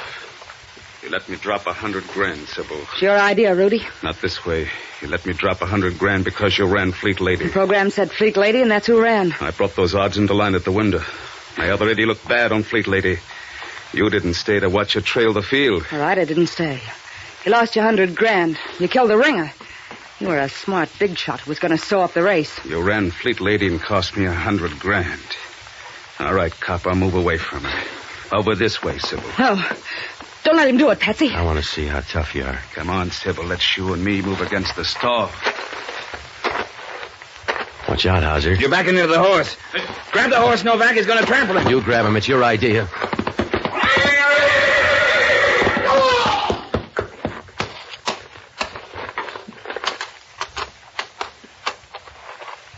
See, Dan? Yeah. You should have learned the first time you can't beat the horses. That's a bum joke, Novak. I guess it is. Now that we're all here, who do we book for Jackie Gregg's murder? I'll answer that, friend. Who's this guy? It's one you missed, Hellman. Hello, Stark. I know, Novak. Well, what are you waiting for, Sybil? Tell the man you killed Jackie Gregg. Had enough trouble today, Ronnie. Now, you got more coming. Well, you figured it out yet, Novak? Hauser dumped his 80 grand on you. That's right. It's a lot of spending money. Wait a minute. Ronnie, I don't like this. Well, you'll get your half, baby. I'm going to write out an IOU. When they book you for murder and the vote's in, you can't use it. You wouldn't do a thing like that, Ronnie. A dead girl can't spend 40 grand. She killed your guy, Copper, and tried to palm it off on Novak. I was there, so I'll testify. Ronnie, you're a no good guy. Ah, don't be silly. I love justice. A book her for murder, Copper. I want to tear up that IOU.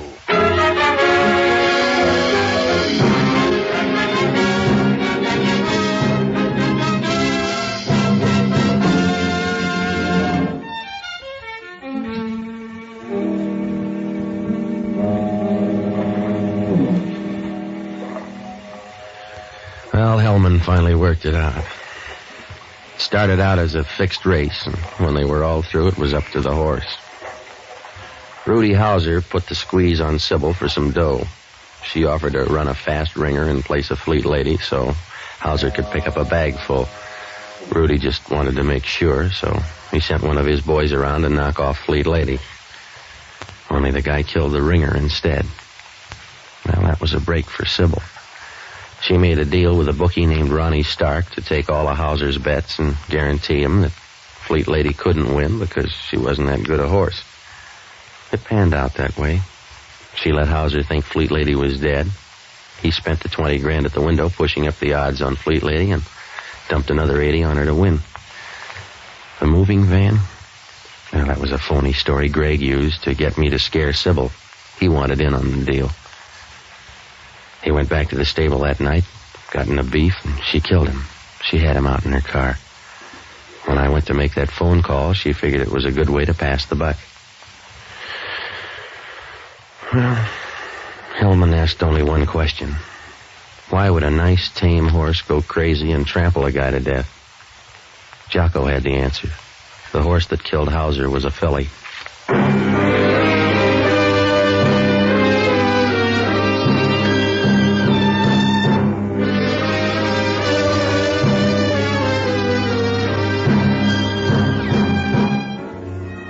Broadcasting Company has just brought you the fourth of a new series, Pat Novak, For Hire, starring Jack Webb. Pat Novak is produced and directed by William P. Rousseau. Jocko Madigan is played by Tudor Owen. Inspector Hellman is played by Raymond Burr. Music was composed and conducted by Basil Adlam. In our cast were Virginia Gregg, Tal Avery, Stacey Harris, Hugh Thomas, and Carlisle Bibbers. This program is being released to our servicemen and women overseas through the worldwide facilities of the Armed Forces Radio Service. Be with us again next week when over most of these same ABC stations we will bring you Pat Novak, For Hire. This program came to you from Hollywood.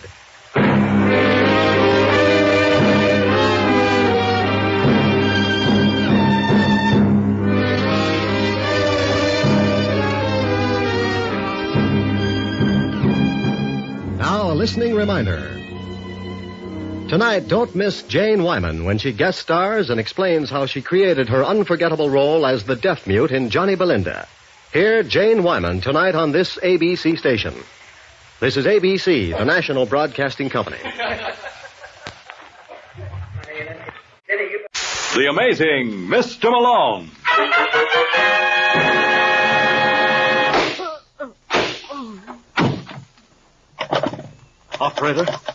Operator, get me the office of John J. Malone. The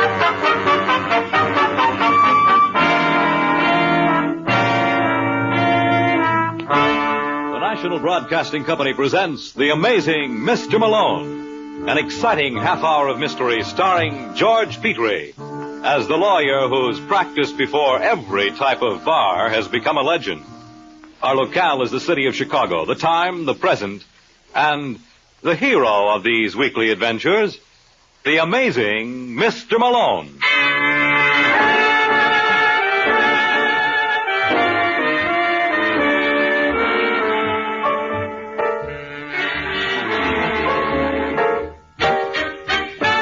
Malone's the name, John J. Malone, attorney and counselor at law.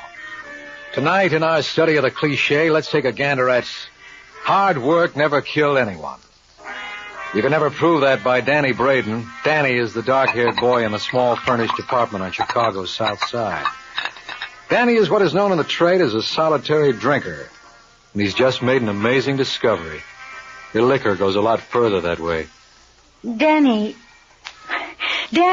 What the devil do you want, Thelma? I don't want to nag you, darling. You're certainly giving a darn good imitation. I only meant... What's the matter? You deaf? See who that is. Sure, darling. Just a minute, I'm coming. Yes? I'm looking for a Danny Braden. What do you want with him? I'm an old buddy of his from L.A. Just tell him it's Jack Bucktel. Well, what are you doing here? Oh, hiya, Danny. Good to see you. What do you want, Bucktel? Now, is that any way to talk? Your little girl here would think you weren't glad to see me. She'd be right. That's gratitude for you. And to think the minute I stepped off that bus, I made tracks right over here. Shouldn't have bothered. There was no bother at all. How you doing, Danny? Swell. You don't look it. Well, you know me, Buck. I never believed in being ostentatious. Can you use $100,000? Are you kidding? Darling. Shut up. What? Where can we talk? What's the matter with this? Two things. One, you haven't invited me in. What's the other? Her. They're both no problems. All right, Thelma, go take yourself a walk. No. You're going to get mixed up in something. Don't you understand English? Oh. I make it a nice long walk, like from here to Evanston. Well? All right, Danny. Better call me before you come home. I like a girl who can mind. Sit down. Thanks. You, said something about $100,000? Oh, not so fast, Danny boy. There are one or two things we got to iron out first. Such as? I got to be protected. Okay. Then, sign right here. What is this? Just a little agreement that we split 50-50 on your income for the next 10 years. You think I'd be stupid enough to sign this? Why? What do you got to lose? Well, if I went to work, You wouldn't do a thing like that. Don't be so smart. Let's not kid each other, Danny. I know you from a way back. You got no more intention of doing an honest day's work than I have. Now, if you want to sign that agreement, okay. If you don't, that's all right, too. Give me a pen. Mm-hmm. Yeah. Daniel M. Braden. How's that? Oh, it's fine. Now, what's the deal? You remember a little girl you were married to named Gloria Mason? This your idea of a gag? How long has it been since she got killed in that fire? What are you, a comic? Just humor me for a couple of minutes, will you? Well, 6 years ago. As I recall, they never did find her body. Nothing left to find. Just some silver bridge work. I bet you can afford platinum now. What are you babbling about? She's alive, Danny. You're nuts. She started that fire herself. What? Why? Get away from you? What kind of crack is that? I tell you, Gloria's right here in town. Only she calls herself Glenda. Glenda? Yeah. That isn't all she changed. She doesn't have that red hair anymore. And she's married. Married? Uh-huh. To a fella named Phil Stacy. Phil? The Stacy that owns the Belmont Casino? Uh-huh. I understand she's nuts about him. You must be out of your mind. Well, there's one way to convince yourself. Go up and see. And while you're at it, you might ask her for a couple of bucks. You know, so you can afford a cab back. I'm sure she wouldn't want her husband to walk.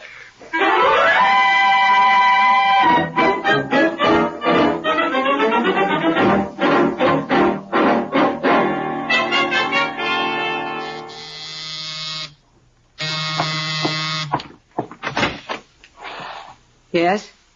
Well, what do you know? What? I never would have believed it if I hadn't seen it with my own eyes. Look, mister. What's the matter, Gloria? Don't you recognize your one and only? It's Danny. If you don't get out of here... What'll you do, scream? Yes. I'll go right ahead. Phil! Of course, we both know he isn't home. I made sure of that. Now, look, mister. I don't know who you are. Oh, now, Gloria. You couldn't have forgotten all we meant to each other? I don't know what you're talking about. Well, maybe I know a way to show you. Does that bring back fond memories? What do you want, Danny? I knew it would ring a bell. What do you want? Only what's mine. You. No. Oh, now you're my wife, honey. You don't know how I missed you. I'm sure you found someone else to beat up. Oh, now, Gloria. Oh, I beg your pardon, Glenda. There never was anyone like you. Well, what do you say you pack your bags and I'll take you home? Let me go. Oh, come on, sweetie. You'll love it. Once you get used to the bugs. What are you after? I told you. You. I only hope Phil won't be disappointed. You're not going to say a word to him.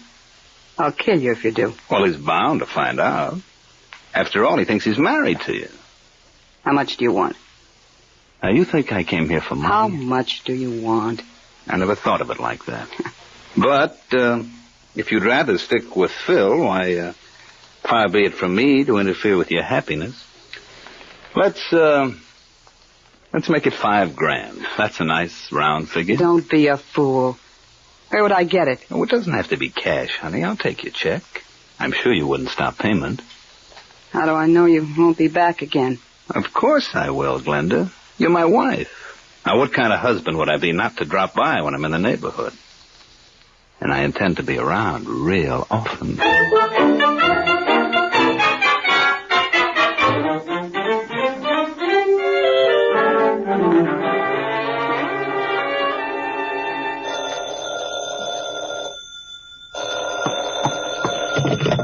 Hello?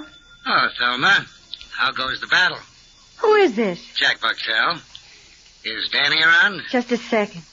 It's for you, Danny. Who is it? Mr. Bucktel. Hello. Hiya, Danny. Fine. How'd you make out? How'd I make out? I understand you were up to see Mrs. Stacy this afternoon. Where do you understand that from? Oh, I got ways and means at my disposal. How did we do? We didn't do. I don't get you, Danny. Very simple, Buck. This isn't the right dame. Listen, friend. Well, I ought to know. I was married to her. Look, boy, don't try to hop me around. Never entered my mind. Sorry it worked out this way, Buck. But maybe we can get together on something else sometime. Give me a call if you get any ideas.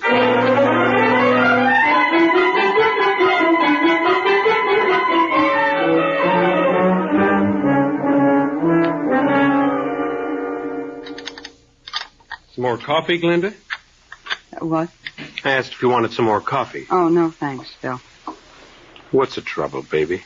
Trouble? We haven't said 2 words since we sat down. Well, I've got a slight headache. You want some aspirin? No, I'll be all right. Maybe if you ate something. I'm not hungry. You haven't been hungry for a week. If you don't stop picking on me.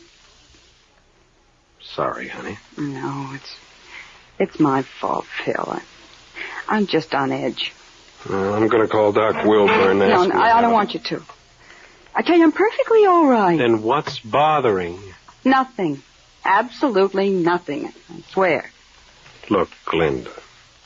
I promised when we got married I'd never ask any questions. I know that, Phil, and I appreciate it. But if something's worrying you and you want to tell Papa, he'll always be ready to listen. Remember that.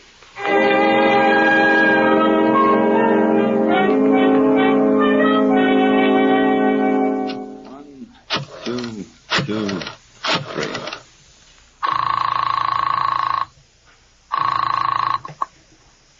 Hello? Hello, Doris. This is Danny Braden. Oh, hiya, Danny. My missus there? Huh, what? Thelma. No, she ain't. Oh, I just got in to find a note saying she's gone over to see you. Well, she left here 10 minutes ago. I think she had an appointment with John J. Malone.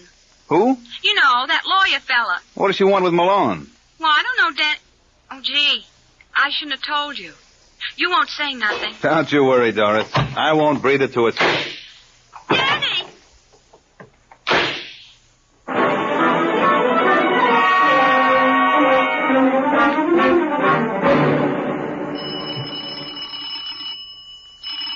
Just a second. I said just a second. Yeah? I'm looking for John J. Malone. If you tried the Prescott building, I understand he's got an office there. His secretary told me he's never in. Oh. And then she said if it was real important, I could find him here. She's just a great big blabbermouth, ain't she? Uh-huh. Skip it. Come on in, Mrs. Oh, Braden. Thelma Braden. Sit down. Well... You don't have to worry. I won't bite. I left my uppers on my other head. What? Hey, don't try to figure it out. It's not worth it. What's your problem? Problem? There must be an echo in here. Well, I'm sorry, Mr. Malone. It's just that I'm nervous. Why? Well, I've never done anything like this before. Danny would kill me if he knew. Danny, I take it as your husband. Yes. On a divorce? Oh, no. Then what is it? Well, you see, I married Danny 3 years ago, after his first wife died in a fire. Well? Well, just for the sake of argument, suppose she didn't die. Suppose she was still alive. Well, then she's still his wife. It doesn't matter. Oh, don't stop on my account, Malone. Didn't your mother ever teach you to knock, Lieutenant? She also taught me not to be noisy. Sit down, Lieutenant. Thanks, I will. Look, Brooks, I happen to be very busy. And you're going to be a lot busier before the day is over. Pay no attention to him, Thelma. I'm afraid she's going to have to. I'm with the police, Mrs. Braden. What? How did you know her name was Braden? Oh, you'd be surprised what I know about her. She's 31, blonde, and recently widowed. Widowed? All right, Sidney, what are you getting at? Her husband was murdered an hour ago. No. Yes. You're lying. You're making this all up. Ah, you know better. Are you accusing her? Uh-huh. Oh, no. Oh, I wouldn't worry, Thelma. Didn't they tell you Malone was amazing? Why, with him on your side, all you can possibly lose is your life. Ain't that a comforting thought?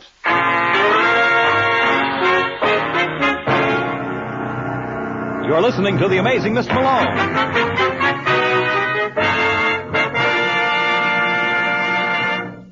It's the Silver Jubilee on NBC. East and West meet as Mr. Moto moves swiftly against those who would corrupt and destroy freedom-loving people everywhere. On the national front, Martin Caine, Private Eye, will find himself involved in plenty of action as he becomes involved in whirlwind adventures beginning July 1st. Mr. Moto and Martin Caine, 2 invitations to suspense, intrigue, and mystery over your favorite NBC station. And now, back to the amazing Mr. Malone.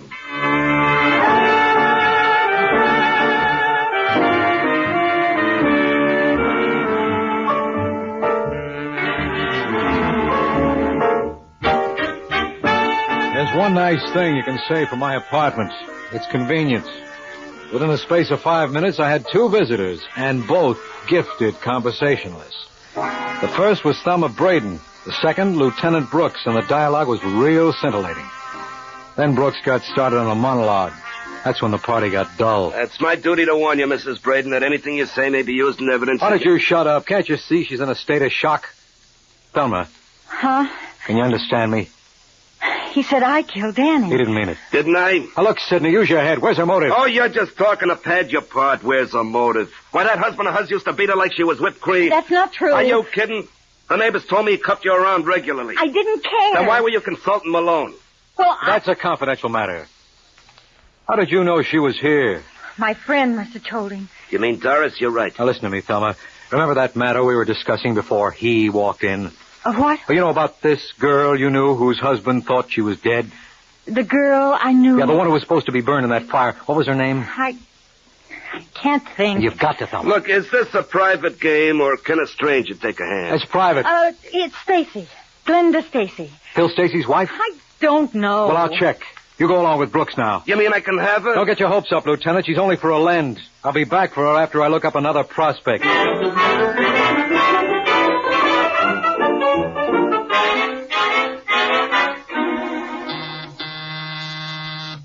Come in. Hello, Phil. Well, if it isn't the amazing Mr. Malone. Come on in. Thanks. Hey, it's quite a place. You know, I've never been up here. Like it? Why shouldn't I? Didn't I furnish it? What are you talking about? Well, I figure with the dough I dropped at your club, I must have at least bought the drapes. Sit down. Thanks. Drink? What do you got? Scotch? That's my boy. Say when. Yes, one of those things. Just one. Whoop. Here you are. What about you? No, I'll sit this one out. Well, like they say, here's to crime. All right, Malone, what's in your mind? Well, can't a man just drop around for a sociable drink? Not if you're the man. Well, I was kind of hoping to meet your wife. I've heard a lot about her. She around? No. When will she be back? I have no idea. In that case, suppose we have a little talk. Does it concern Glenda? Vitally. Then I don't want to hear it. I don't discuss my wife with strangers. How do you know I'm a stranger? Maybe Glenda and I have a big romance brewing. Oh, don't make me laugh. You know my reputation. Yeah, you're a sucker for a long shot. What's that supposed to mean? Take it any way you like. Look, Phil, I want to be on the level with you. I represent a Thelma Braden. I told you I wasn't interested. Well, you ought to be, because your wife... That's enough, Malone. I think you'd better go. You know, Phil, you're a remarkable guy. There are not many men around who would trust their wives so implicitly. I wouldn't know. Well, I would. Thanks for the drink, and tell Glenda I was sorry to miss her. Maybe I'll catch her on the next round.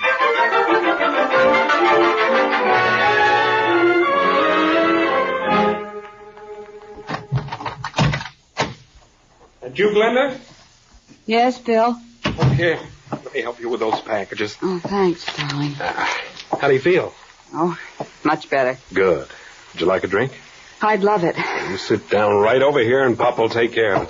Did you bring the evening papers? Oh, I forgot. Oh, it doesn't matter. All the news is bad. Which reminds me, John J. Malone was up to see you this afternoon. Who? You know, a lawyer. But he's representing Thelma. What did he want? I didn't give him a chance to say. Hey, don't you want your drink? What did he say, Phil? I told you I wouldn't listen to him, but I will to you. I don't understand. Look, baby, you know our deal. I never asked you about anything, but if you're in a jam, I want to know about it. I tell you, everything's fine, darling. All right, Glenda. Let it be like you say, everything's fine. And Malone or no Malone, Papa's gonna keep it that way.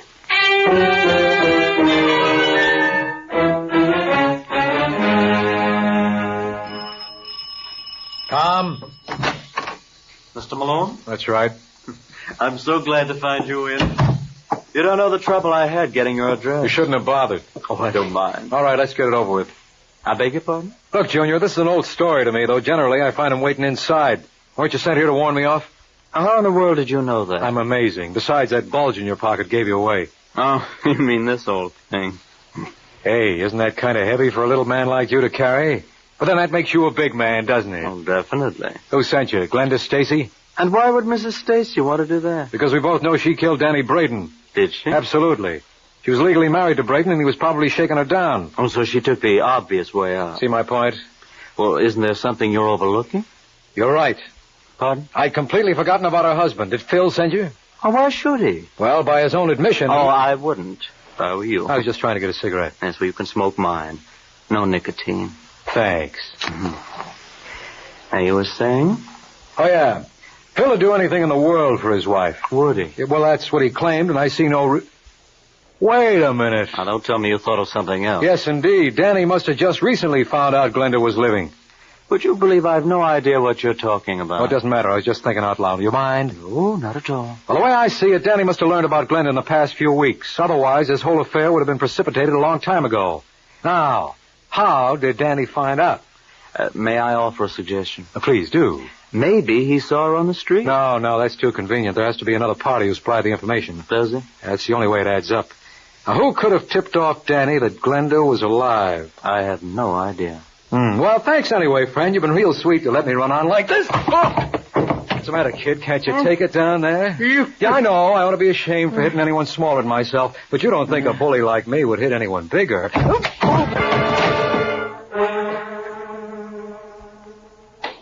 C-O-N-C.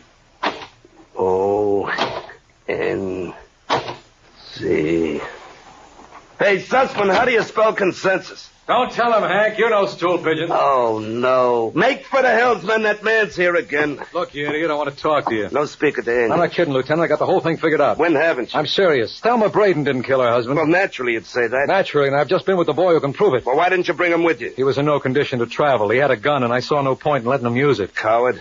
Who sent him? Well, he wouldn't say, but I'd be willing to hazard a guess. All right, let's hear it. Try and stay with me. Now, Danny Braden was blackmailing Phil Stacy's wife. Why? Because she was really Danny's wife. She was never legally married to Phil. And this couldn't possibly be as confusing as you make it sound. Well, if you think it's rough, wait till you hear the rest. Danny thought she was dead. Recently, he learned she was alive. Now, that information had to come from someone. Who was it? Well, you tell me. I'm the schlemiel, remember? Okay.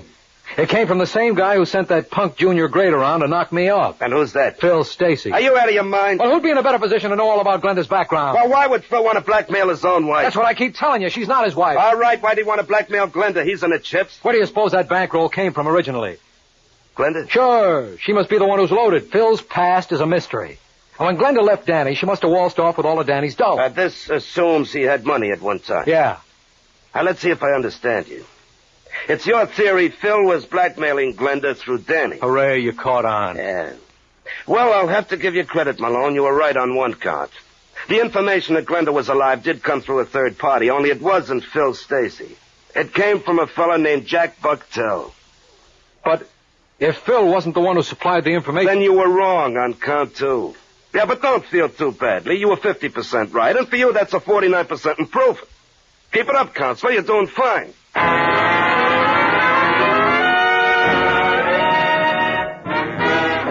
You are listening to The Amazing Mr. Malone.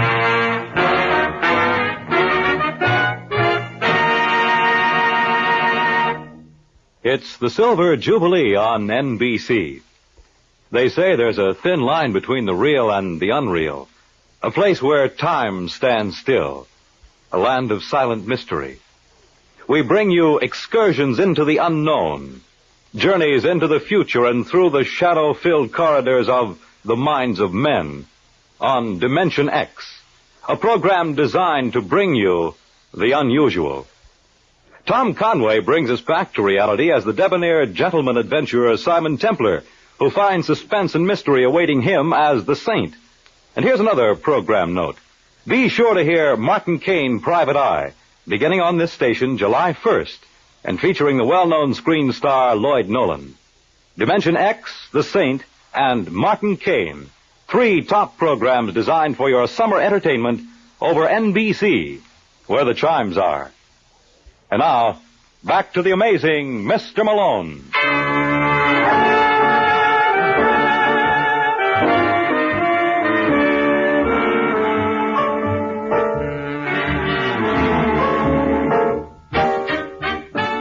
They say you can't keep a good man down, and they're absolutely right. For if Lieutenant Brooks thought he had knocked me out with his haymaker that Jack Bucktel supplied the information to blackmail Glenda, he was wrong. It was a bad blow, all right, but I picked myself right off the floor and stepped into another. So Phil needed Glenda's dough, huh? Why, you schmo boy. Phil's been in the chips since 1930. All right, so I made a mistake. It's nice of you to admit it. I can't help myself. Where's this Jack Bucktel now? You know, I had a hunch you'd ask that, and I happen to be prepared with an answer. Sussman, show in Mr. Bucktel. Never mind, I can make it myself. Listen, Lieutenant, if you know what's good for Don't you... be silly. If I knew what's good for me, I never would have been a cop. This is John J. Malone. So act impressed. He's a big man. Sit down, Bucktel. I want to talk to you. I got nothing to say. Lieutenant, could you leave us alone for a couple of minutes? So you think it's safe? He outweighs you by 40 pounds. Yeah, on second thought, maybe you better stick around. Now, listen, Bucktel. How much did Danny give you? What do you mean, how much did he give me? Of the money he blackmailed from Glenda. No, he didn't get a dime from her. So he held out on you? No, he didn't. You just admitted there was no split? That's because there was nothing to split. He told me Glenda wasn't the right girl. But you knew better. I knew nothing of the kind. And when you learned Danny double-crossed you, you killed him. No. You went to his apartment and you shot him in the back. Oh, you're crazy. All right, Brooks. What are you waiting for? Did you hear him confess? No. Well, he practically admitted... I didn't hear him. You just haven't been reading between the lines. And all the reading you've done must have strained your eyes. He couldn't have killed Danny. Why not? Because at the time of the murder, he was in Detroit. He what? You heard me. Had to fly Sussman there this morning to pick him up. Well, that doesn't make sense. If he didn't kill Danny... Then it's barely possible your client did. Well, thanks for helping us out, Malone. I don't know what I'd do without you.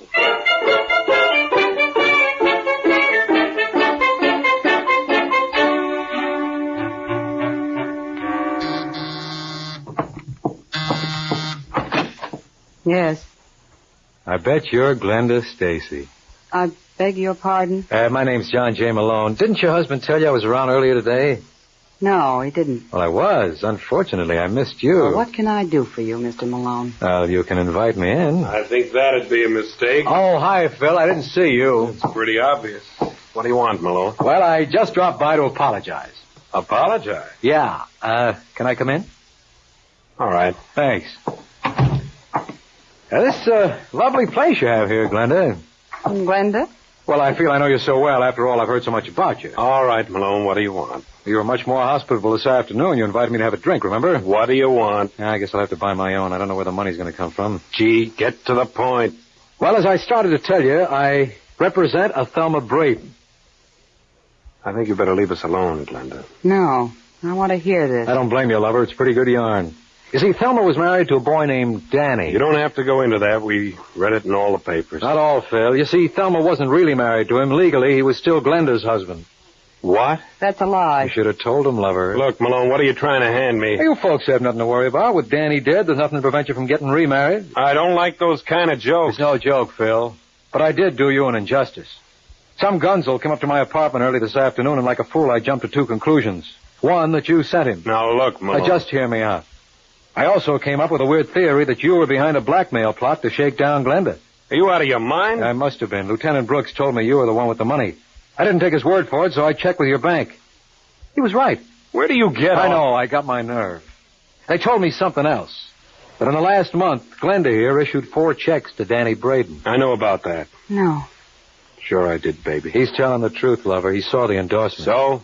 So, being the kind of man you are, naturally you took steps. And all of them in the direction of Danny Braden's apartment. No. Then later you sent that punk around to scare me off when you thought I was going to hang Danny's murder on Glenda. You're trying to say I killed him? I thought I did. Why, you know... Lieutenant! He wants to slug me. I wish I hadn't come in so fast. Go on, you're too big a ham to miss a cue.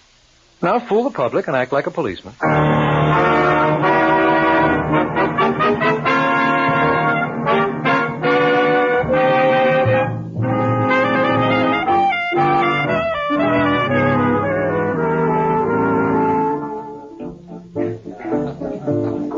Hey, George, how about a little service here? Oh, what are you complaining about, Malone? We're getting as little as possible. Oh, I don't know why I come here every week. Everybody's a comic.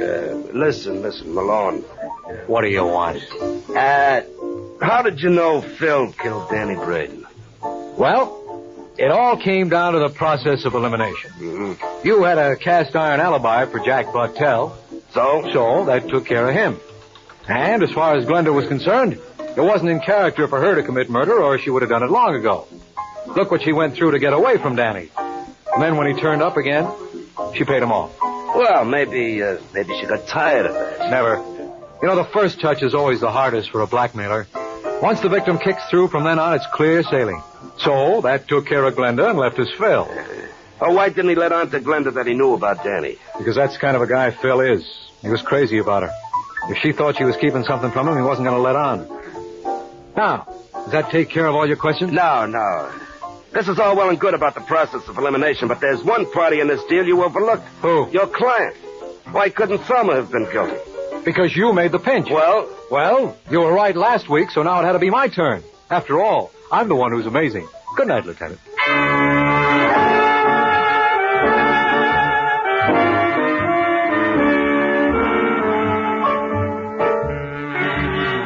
Ever hear the story of a man who came up with an interesting theory about life? Then one of his friends shot it full of holes? As a lawyer, I can tell you, it was murder. I'll fill you in on the gory details next week, so why not pick me up at my office at the same time? I'll be waiting for you. Good night. George Petrie was starred as John J. Malone, with Larry Haynes as Lieutenant Brooks. Our program is written by Eugene Wang and directed by Richard Lewis. The Amazing Mr. Malone is based on a famous character created by Craig Rice and produced by Bernard L. Schubert. The events and characters in this story were entirely fictional, and any resemblance to persons living or dead is entirely coincidental. Fred Collins speaking. The Amazing Mr. Malone has come to you from New York.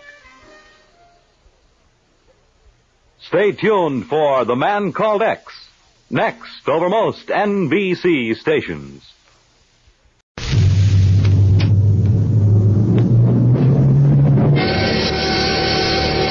Yeah, I'm Johnny Madero, Pier 23.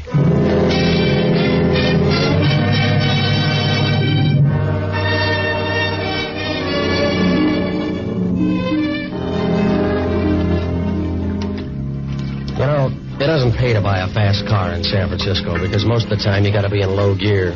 The town is laid out like the profile of a chorus line, and the only time it flattens out is where it runs into the bay.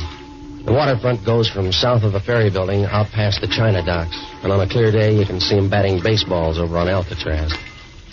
Pier 23 is over toward the left field side, and not far from there you'll find Johnny Madero's boat shop. My place. Oh, I rent boats, and I do anything else that means long odds and short hours. It's a way to make a living. And if you never save enough to get married, at least you got enough to leave town. Maybe I should have left town Monday afternoon.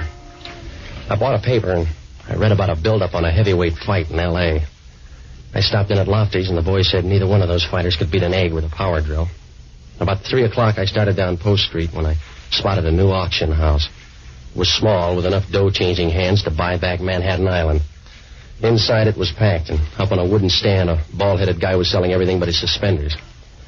So I sat down and back, and I noticed a girl standing up against the wall. She was wearing dark green sunglasses, but the rest of her was just about as secret as a plow on the bathroom floor. Her hair was the color of midnight, and her dress was made of the kind of goods you buy from Spiders. After a while, she walked over to me. Right away, she started to get nervous, and when you look like her, you got a right to be. Mind if I sit down? They're your legs, lady. If you want to rest them, rest them. Thanks. You seem to like the view. Just temporary. I'm leaving. Will you get excited if I ask you to stay? Are you going to be proud if I do? Please, I want you to do me a favor. It won't take long. It'll be a small one. How small? They're going to auction off a black leather suitcase in a few minutes. It belongs to me. I must have it back. Can you speak the language? Do your own bidding, huh? I don't want someone to know I'm here. It's important. I'll pay you $50 to bid for me. You just hired me. Just start bidding and keep on bidding till you get that suitcase. I want it at any price. Now, ladies and gentlemen, here's a special item of interest. A black leather suitcase. Arrived yesterday. Contents unknown. It's handsome. It's beautiful. It's never been opened. Now, who's got sporting blood? The leather alone is worth at least $25, and it's heavy. It's heavy. It could be full of bricks, and it could be full of gold. That's what makes it interesting. Now, who's going to start the bidding? Who's going to start it off with a big one? $2. Come on. That's an insult. $2? Who'll give 15? $10. 10. Who'll give 30? 10. Who'll give 30? Start pitching for our team, mister. $25. 50. Double it. 100. 100. The man in the gallery bids 100. You heard him, folks. 100. Who'll give 200. 200. You got competition, lady. I got you. Keep doubling.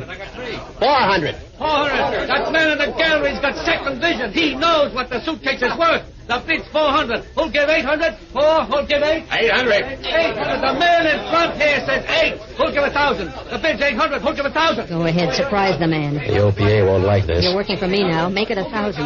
1,000. 1,000. The man in back bids $1,000. Who'll give 1,500? 1,000. Who'll give 1,500? All right. 1,000 once. 1,000 twice.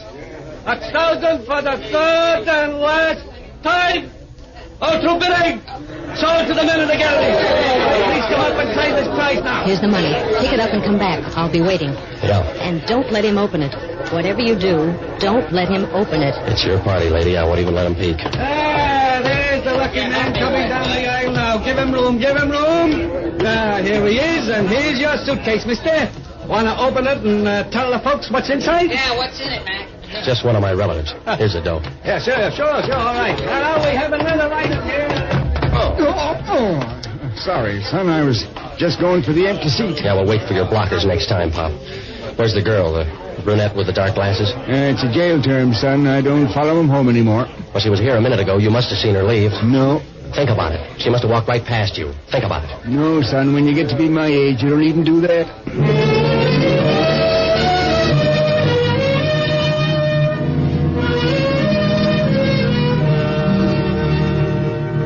I felt kind of silly, the same way you do when you find a hole in your sock at the shoe store.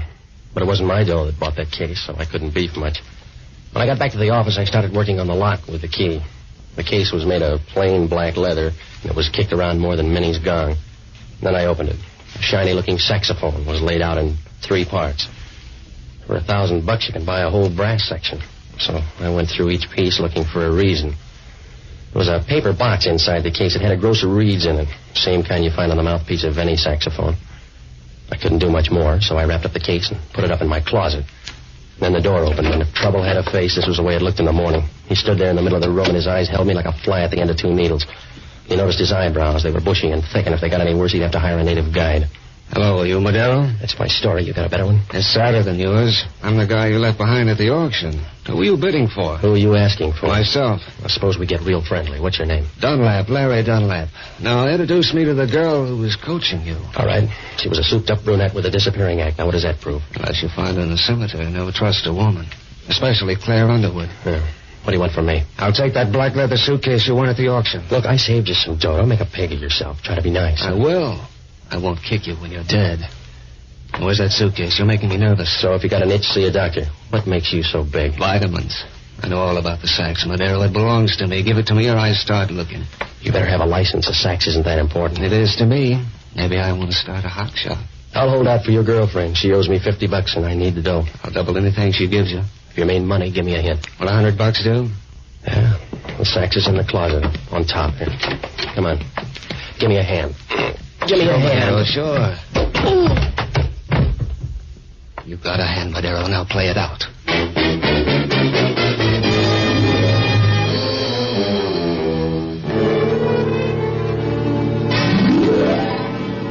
Some days you're not going to make out any better than an ice cube at a cocktail party.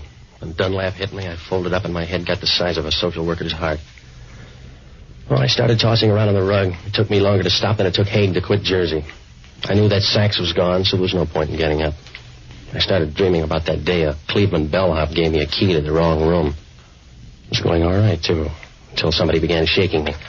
In that small room, I didn't have to look up to know who it was, because Inspector Warchek of San Francisco Homicide is the kind of guy you stand next to in a hurricane and wonder what happened to the ventilation. Making a wish, Madero? Yeah, he is, so it didn't come true.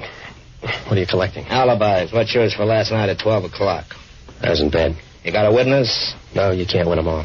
Yeah, that's the way a guy named Charlie Reiser felt. So maybe it's an epidemic. So maybe you started it. Someone shot him dead. The guy was a musician. Try some of the neighbors. I'll try you first. You're reaching, Warchek. I never even heard of the guy. Oh, that's a handicap, Madero. Maybe you just heard of his instrument, huh? All right, let me guess. It was a sax. Hey, you're very bright. An auctioneer helped me trace it down to you. Now, what's the pitch? A wild one, Warchek. A dame forced me to do her a favor. Uh-huh. I bet you force easy. She paid me to bid for the sax and then took a powder after I won it. You got an active memory. Does it include a name? Yeah. Claire Underwood. Run it down and see what it gets you. Oh, now stop threatening me, Madero. I think that sax is tied in with the murder. Now, where is it? You're a little late. A torpedo named Larry Dunlap just walked in and sapped me for it. Yeah? How hard did he sap you, Madero?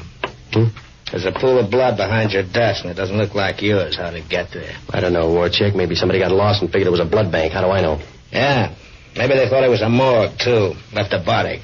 Now look around. Yeah, do that. Look under the rug, too. Maybe the guy was thin. All right, Madero. So far, you're in the clear. But if there's blood, there must be a body close by. It'll show. When it does, we'll turn it in for yours. I'll remember. Like you remember that $1,000? Huh? The auction house, Madero. The $1,000 you gave the joint got homesick and left. I'm broke, Warchek. You'll have to stand on your head to pin this on me. Maybe I will. Maybe you're right. I forgot about your head.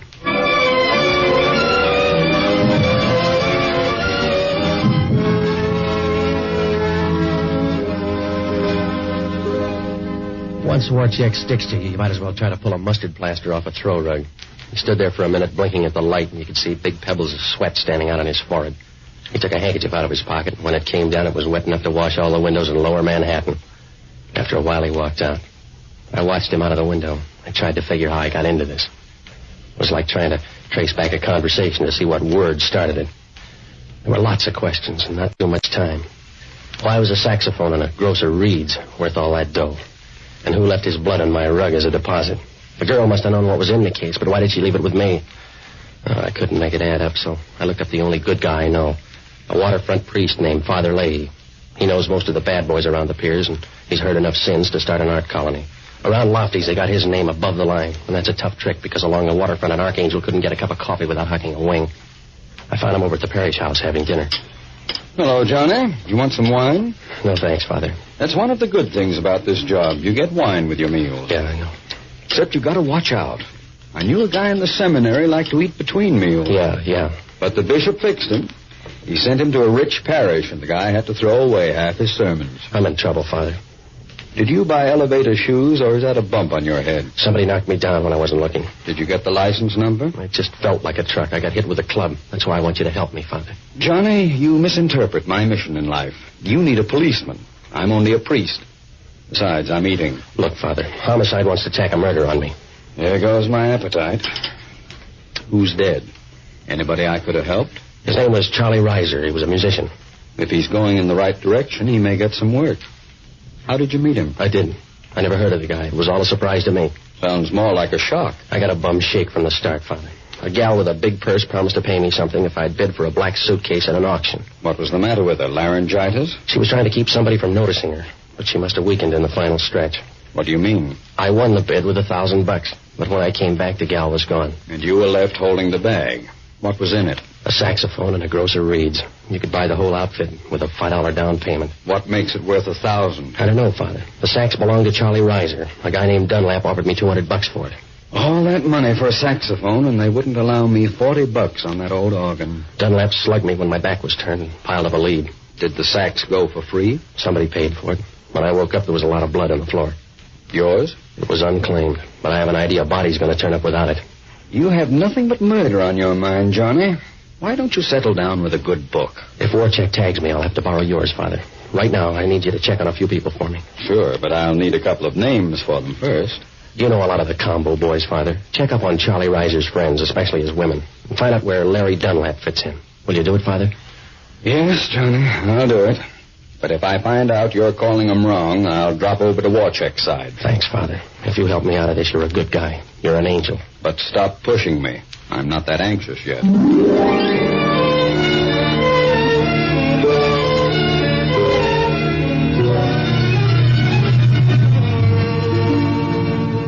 When I left Father Leahy, I ran over my leads. You could have counted them on one finger, and you'd still have to cheat. The only guy worth looking up was the auctioneer on Eddy Street. Maybe that was all revenge. Why did he tell Warcheck that I took that $1,000 back? Well, I figured I'd find out, so I grabbed a cab back to his store. When I got there, the joint was locked up, but a big neon sign blinked the name J.C. Cole. There was another light coming from the back, so I followed it down. Inside, Cole was working over his cash register tape. I didn't knock, and right away he started making funny noises in his throat. I noticed he was wearing a vest without a tie, and his sleeves were rolled up with big rubber bands. His elbows stuck out, and they were red and knotted up like a baby's face with cramps. And then he made his opening bid. It's a little late. What can I sell you, mister? A straight story. Huh? The one you told headquarters had too many frills. Hey, wait a minute. You're the same fellow who bought that suitcase. You got a good head, friend. How good is it on robbery? It was dark. I thought it was you, so I called the cops. You started fast, but you're fading in the stretch. $1,000 was gone. I figured you took your money back. That's an early mistake. It wasn't my dough. You sound like you're mad. Is that a gun in your pocket, huh? If it makes you talk about that suitcase, I'll say yes. I don't know what you mean. I said you were taking your chances. A ton of bricks, a ton of gold. Remember, I got to make a living, you know. You don't have to crowd the mint. What gives a sax $1,000 price tag? I don't know, I tell you. I don't know a thing. Yeah, well, we'll go into politics later. I think you're lying. It was just another suitcase, an old leather suitcase with a sax inside. I just tell you, I don't know a thing. Yeah, keep it up, fella. You'll tell me everything that way. Now, how did you know there was a sax in that case if you never opened it? Well, Now, listen, mister, let's be friends. I got a little money. Let's be friends. Go on. I was just trying to get a little ahead. I got a wife and a kid, a big kid, so I switched saxophones. I took out the original sax with the reeds and put in an older one. What'd you do with the original? It was a pretty nice one, brand new, so I sold it to someone, reeds and all, for $200. You're slowing down. Who's someone, a relative? He's a friend named Bud Overbeck. He plays tenor sax at the Downbeat Club.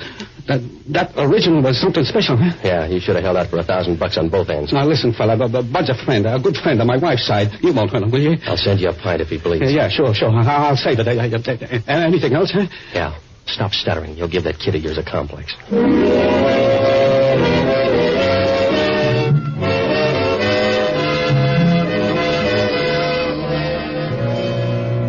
When he opened the door, you could tell he wanted to shake me worse than a summer cold.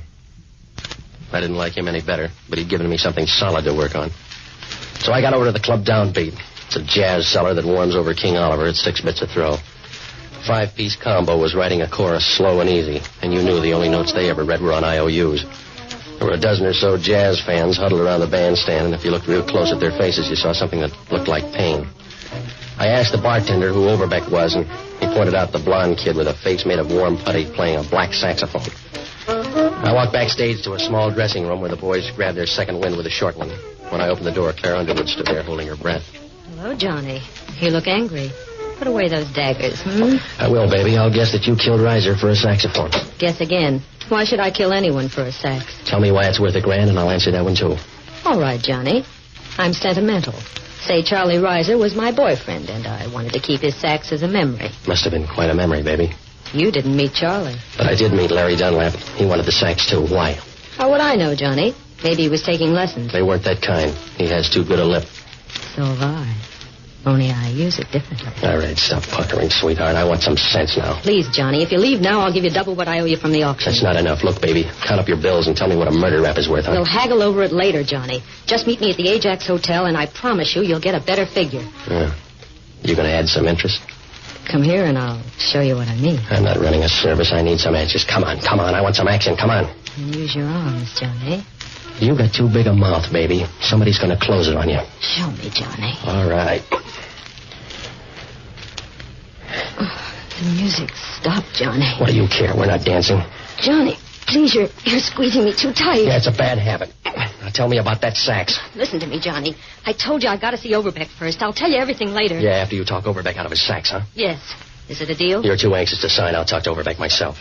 All right, Johnny. I'll help you get him here quicker. Yeah, what are you going to do? Scream, Johnny. Scream. Listen. Help! Help! Help! Somebody help me! Louder, baby. You'll really need it in a minute. Help! Help! Help! Hey, what's the matter? What was she screaming about, mister? She couldn't catch me. This man's drunk. He was trying to snatch my purse. Is that true, mister? Call a cop and find out. Yeah, I will. No, please, don't bother. Just get him out. Just throw him out, Mr. Overbeck. You heard the lady, mister? Do I get rough? Save your strength, Overbeck. You'll need it later.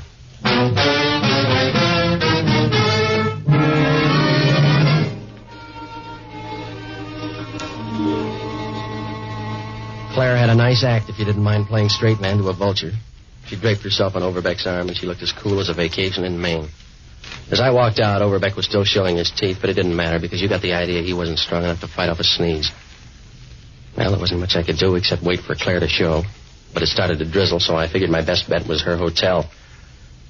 In the lobby, a rose-colored carpet with a touch of yellow jaundice led to the desk.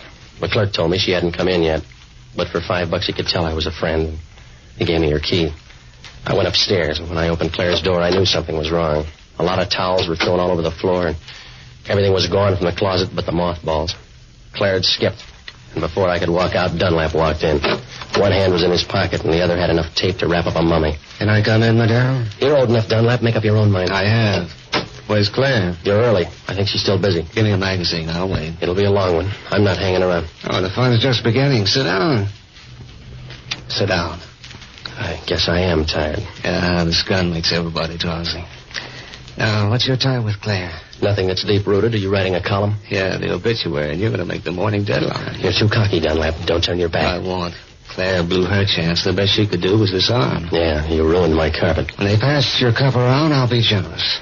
In the meantime, you're going to stick around until Claire brings that black saxophone. I hope she's got some food in the icebox. What do you mean? Well, if you're waiting for that sax, we're going to starve to death. Claire's not going to show. What makes you a prophet? A guy named Bud Overbeck. He had the sax last, and Claire was working him over for it. I'll work you over for less. What are the rest of her plans? She was warm. Maybe she left a smoke signal. All right. You're getting too stubborn. Put away the gun, Dunlap. You can only use one arm. I'll clean the bases with this index finger. Pick a spot to fall.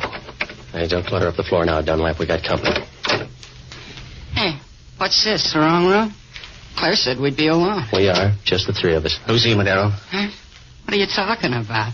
Claire told me to come here. She told me to wait for her. Look, fella, save your lip for another chorus. Just tell me where she left you. I don't feel so good. She was at the Downbeat Club. She was helping me put my sax away. I just came up here to wait. We were going to be alone. All right, fella. I'm cutting down the crowd. You with Madero now? I'm leaving. Yeah, I'm going home, too. I feel sick. I'm going home. You'll never make it on your knees. What's the matter? I don't know. I guess I gave the new horn too big a ride tonight. I got a weak heart. Your eyes aren't too strong either. You're walking right into that closet. They told me not to play so hard. Maybe I played too hard. Help me, fella. You look familiar. I seen you somewhere, huh? You look fuzzy. Yeah. I don't know. I feel sick. Someone must have slipped me something. I never felt like this before. I'm sick. Real sick. You'll never get any sicker, fella.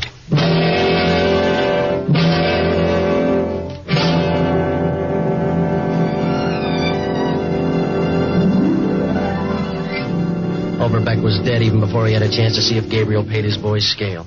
He hit the floor and turned over on his back, and you figured he'd cross the River Jordan with a backstroke. I got a good look at him now. His face was all twisted up like bed sheets after a nightmare, and up near his hairline, a long, thin scar ran into his scalp. Well, I didn't know what killed Overbeck, but whatever it was, he didn't get 2 weeks' notice. I figured if homicide caught me here, I'd get my walking papers, too, right down to the last 20 feet. I started for the door, but Warchick opened it for me. He looked at the body and then over at me. You on a spree, Madero? If you're footing the bill, Warchick? The state will from now on. Now tell me about the guy on the floor. He's dead. Must have had parents. What's his name? Bud Overbeck. He was a musician at the Downbeat Club. Tell me some more. Roll him, Warchick. Maybe he's got a diary. All right. his wallet. All right, Madero, how long you been here? Why? The wallet's empty. Well, that's too bad. Your girlfriend's going to have to get along in last week's presents. I trail a guy named Dunlap up to this apartment, and I find you and a dead body. Now, there's a tie, any way you look at it. Mm-hmm. Now, just what happened? I don't know, Warcheck. I didn't see the picture. I just tagged by for the end, you know? Must have been a sad one. I think he's poisoned. Don't like the look in his eyes. Get the girl who put it there.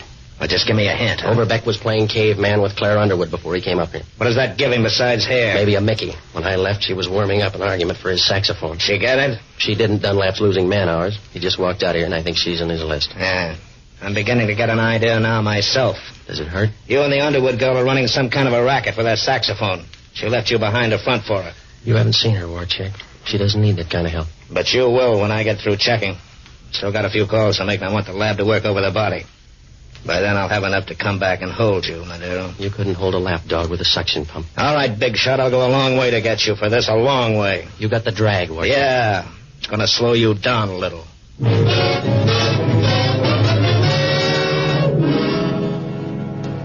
Warcheck wanted to mother the body until the coroner came, and when I left, he was squeezing himself into a chair. He fit tighter than a whale in a crib. You could word it any way you like, but the big riddle was that saxophone. Claire had it, and Dunlap wanted it, and a couple of guys died for it. My only alibi was Dunlap, but you might as well ask Kahn to hold still for Lewis. I buzzed back to the office, but there was no message from Father Leahy, so I stared out the window for a while, wondering how to bake a cake with a dynamite charge when the phone rang. Yeah. Hello, Johnny. This is Father Leahy. What'd you find out, Father? It's not pleasant, Johnny. I'm down at the morgue. The lab report on Bud Overbeck just came in. He died of poisoning, huh, Father? The bitter kind. Overbeck's heart couldn't stand all that dope.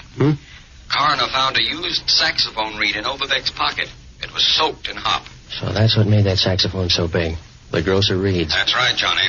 Overbeck was absorbing the stuff while he played. He probably never knew what hit him. Well, what about Reiser? How does he figure? Reiser was making his pin money peddling dope to nightclubs. He was getting his shipments from Mexico. How did Claire and Dunlap figure? There were a couple of partners who wanted to ease out Reiser and go into business for themselves. The idea must have gone to Claire's head. She's doing a solo now, and Dunlap thinks she has the sax. Warcheck feels the same way about you, Johnny. He's out to tag you for everything. He's smarter than that. I don't know him that well. But it adds up in his book because he thinks you're leaving town.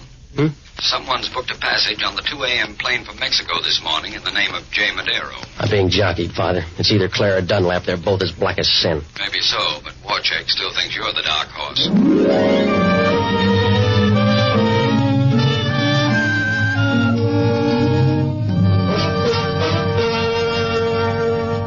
Up until now, it was like trying to sell a toupee to a bald-headed eagle. But when the turn comes, everything happens in a hurry, and you began breaking more records than a disc jockey with a hangover.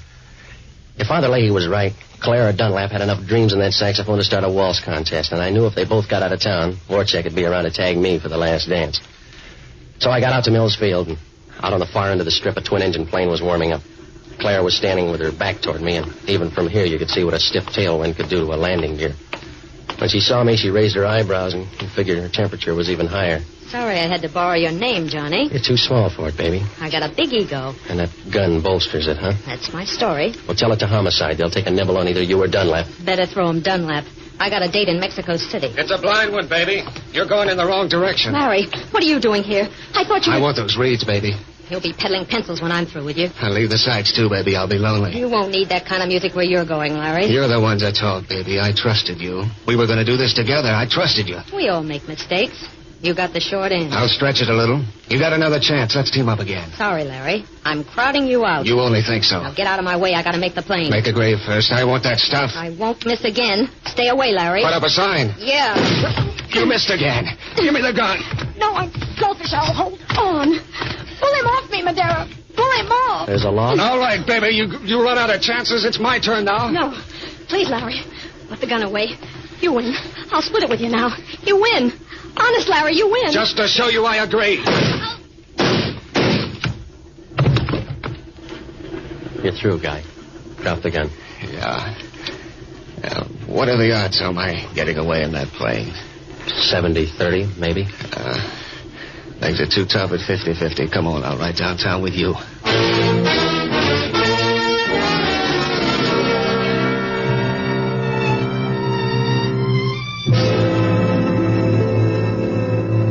While Dunlap Pat told the whole story down at headquarters. It seems that Reiser, Claire, and he were buying dope from Mexico and peddling it here in the form of soaked-up reeds. Reiser was contact man in Mexico, but the only way they knew him down there was by his black saxophone. Claire and Dunlap decided to narrow the profits down to 2 by shooting Reiser and taking over. Claire used the gun, and, well, that started her to thinking that she could do even better with a single act. She needed that black sax, though. Reiser got wind of it and hid the sax with the reeds in the basement. His landlady found it after he was tumbled and sold it to that auction house. And Claire had me buy it and then followed me back to the office where she tried to peg down Dunlap. The sax she took turned out to be a phony because the auctioneer had already sold the black one to Bud Overbeck.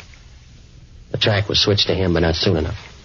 Overbeck didn't know the reeds were loaded, and after an all-night jam session, he folded up with a heart attack. Well, Warchek asked only one question. Wasn't it tough luck for an innocent guy like Overbeck? I don't know. At least there was one time he played right out of this world.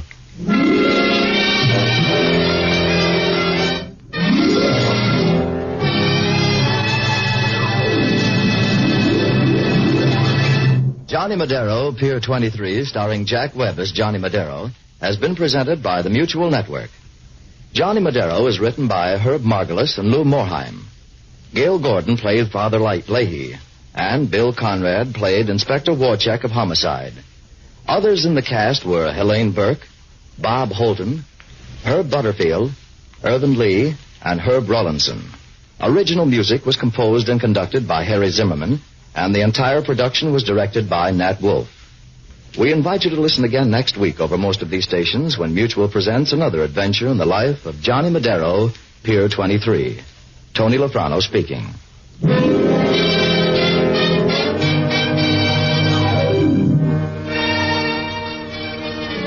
This program came to you from Hollywood. This is the Mutual Broadcasting System.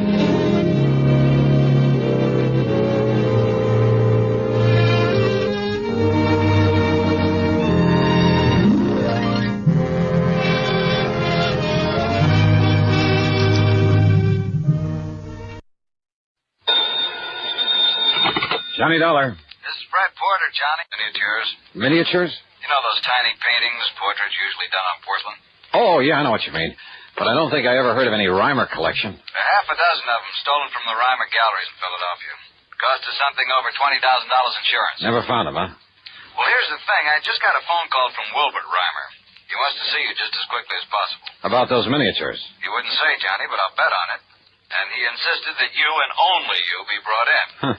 Funny, since I had nothing whatsoever to do with the case. Well, why not, with your reputation? But I thought you usually had a staff man Plus that took the care of it. fact that our company investigator at that time was Jerry Pitcher. Jerry Pitcher? Yep. The one who was suspected of complicity in some of the cases he was supposed to be investigating? That's the one. Well, wasn't he suspect in that robbery? Yeah, but neither we nor the police could ever pin anything on him.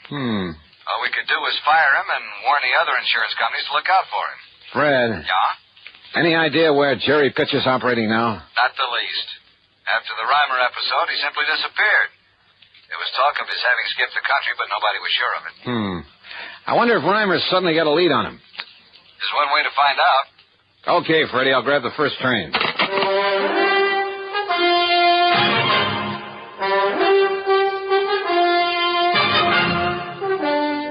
CBS Radio brings you Bob Bailey in the exciting adventures of the man with the action-packed expense account, America's fabulous freelance insurance investigator. Yours truly, Johnny Dollar.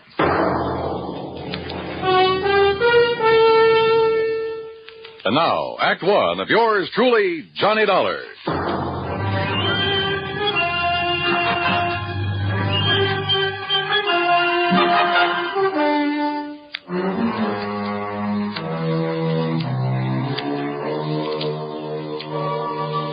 Expense account submitted by Special Investigator Johnny Dollar to the Mono Guarantee Insurance Company, Philadelphia office. The following is an account of expenses incurred during my investigation of the Reimer collection matter.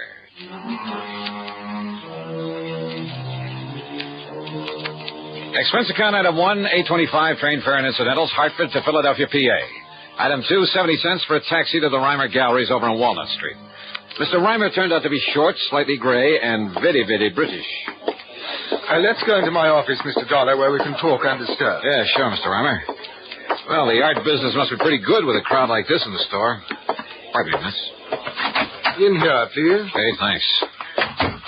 Well, the gallery is rather well patronized this morning, isn't it? Will you sit down, please? Thank you. I must say, Mr. Dollar, that I many times wished that you had been assigned to the case when these priceless miniatures that I brought to me from Europe were stolen a year ago. Oh, how so? Well, they were so vastly uninsured, sir. A man of your capabilities would have been able to find them for me. Yeah? Maybe. You, instead of that Jerry Pitcher. I understand that although nobody could prove anything, you suspected him of somehow being involved in that loss. Oh, yes. If only because of his failure to investigate it properly. But now look here, son. This check has a direct relationship with the unusual number of people visiting the gallery this morning. Uh-huh. This check was made out by you? Yes. I intend to put it in the mails before the day is over. To the Mono Guarantee Insurance Company. $4,050? The exact amount I received for the loss of one of the miniatures, a genuine Pellegrini. But you collected something like $20,000 in all. On the 6th it was stolen, yes. But now, suddenly, and most mysteriously, the Pellegrini has been returned to me. What? And, of course, the people out there in the gallery, most of them connoisseurs, would be interested in seeing it again, wouldn't they? Yeah, I should think so. As a matter of fact, I've already found a buyer for it. Who? Mr. Charles Cunningham, one of my regular clients. Well, just how did you happen to get this one back?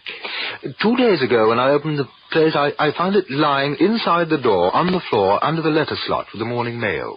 Just lying there? But it was wrapped in a bit of coarse wrapping paper, the sort a greengrocer might use, and it was tied up with a piece of dirty string. No note or anything with it? Nothing. They're very mysterious. But why was it returned? Who knows? Would you call it a pretty well-known piece, one that might easily be recognized? Oh, definitely. And of course, there were pictures of it in the papers and of the others at the time that they were stolen. In other words, anybody having it stood a pretty good chance of being caught if he tried to sell it. But that does seem to be a logical conclusion, doesn't it? Yet there's always the black market. I mean, abroad, in Paris. A lot of fine art that was stolen during the war has suddenly shown up over there. Yes, and I understand that otherwise perfectly honest collectors haven't hesitated to purchase it. Things taken from the Louvre, from various museums in Germany, and... Hello, but Mr. Dollar, if the thief were caught smuggling the miniatures out of this country... Yeah, I know what you mean. But now, why return these to you? One of them, Mr. Dollar. Okay, one of them, but why? Well, there is, of course, one possibility. Yeah? Like what? If the thief himself were a connoisseur, one who would fully appreciate the value of the miniatures, well, I'm certain that he would never bring himself to simply destroy them. That is, after realizing that he couldn't very well dispose of them without being caught. So rather than destroy them, he decided to give up and return them to you? Well, it is a possibility, isn't it? But he returned only one of them. And, of course, this theory of yours rules out Jerry Pitcher. Well, yes. But it's puzzling, isn't it? Yeah. Wait now, the paper and the string you found wrapped around it. What? Where are they? I'd like to see them. Well? Oh, how utterly stupid of me. What do you mean? I'm afraid I threw them out to the trash, Mr. Dollar. It was taken away yesterday. Oh, great. You might have found fingerprints on them, mightn't you? Yeah, and they might have given us a lead on whoever stole those things in the first place. I'm terribly sorry. It was terribly stupid of me. My reason for sending them for you, I hoped that by finding who returned this one, you might find the rest of them. Sure. In which case, your insurance company, well, needless to say, I would gladly return all of the money they paid to me. Make them pretty happy, wouldn't it? But now... Yeah, they might even feel like handing me a nice big fat commission. Now I've destroyed one possible clue. Well, there must be others, if I can dig them up. Oh, I hope so, Mr. Dollar. Or, of course, we could just sit here and wait for the other 5 to be returned to you. I presume you're jesting, sir. Yeah, I'm afraid so. Yes. So how will you proceed? Well, I'll tell you something, Mr. Reimer. Yes? Yes, Mr. Dollar? I haven't the least idea.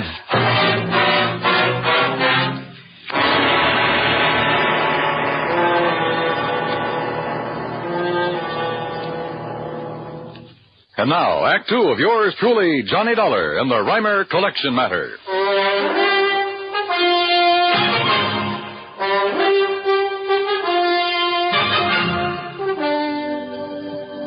Expense account item 2, 60 cents for a cab to Fred Porter's office at Mono Guarantee Insurance. And it was about the stolen miniatures that Mr. Reimer sent for you. That it was, Freddie. Over $20,000 worth, Johnny. Well, has he some idea now about who might have taken them? Fred, one of them, a Pellegrini, has just been returned to him. What? Yeah. Reimer's sending you a check in the amount your company paid him for that particular one. Well, who returned it to him? I don't know. He doesn't know. It was simply pushed through the letter slot in the door of the gallery. No clues, no nothing. Johnny, whoever returned it must have been the thief. Or someone who knows the thief has contact with him. So if you can find this person, whoever brought it back, we may be able to recover the other miniatures. Yeah. Did the police really do a job when they were stolen a year ago? Yes, and the only suspect was that so-called investigator we'd mistakenly assigned to Reimer because he seemed to know something about art. He was familiar with Reimer's place. That was Jerry Pitcher. That's right. But they couldn't prove a thing against him. And after all, it was only Reimer's theory that Jerry might have been mixed up in it. Why? I don't know. It may have been because of the sloppy way he handled his end of the investigation. And don't forget, it was about that time we learned that Pitcher's reputation wasn't all that it might have been. Have you got any idea where Jerry might be now? As I told you over the phone, Johnny, there was talk that he'd skipped the country. Reason in itself to be suspicious of him, if you ask me. I'll tell you this, Fred. If he did skip, and if he had those miniatures with him, the one place he might have gone to... Listen, mind if I use your phone? It's right beside you. Help yourself. Okay, thanks.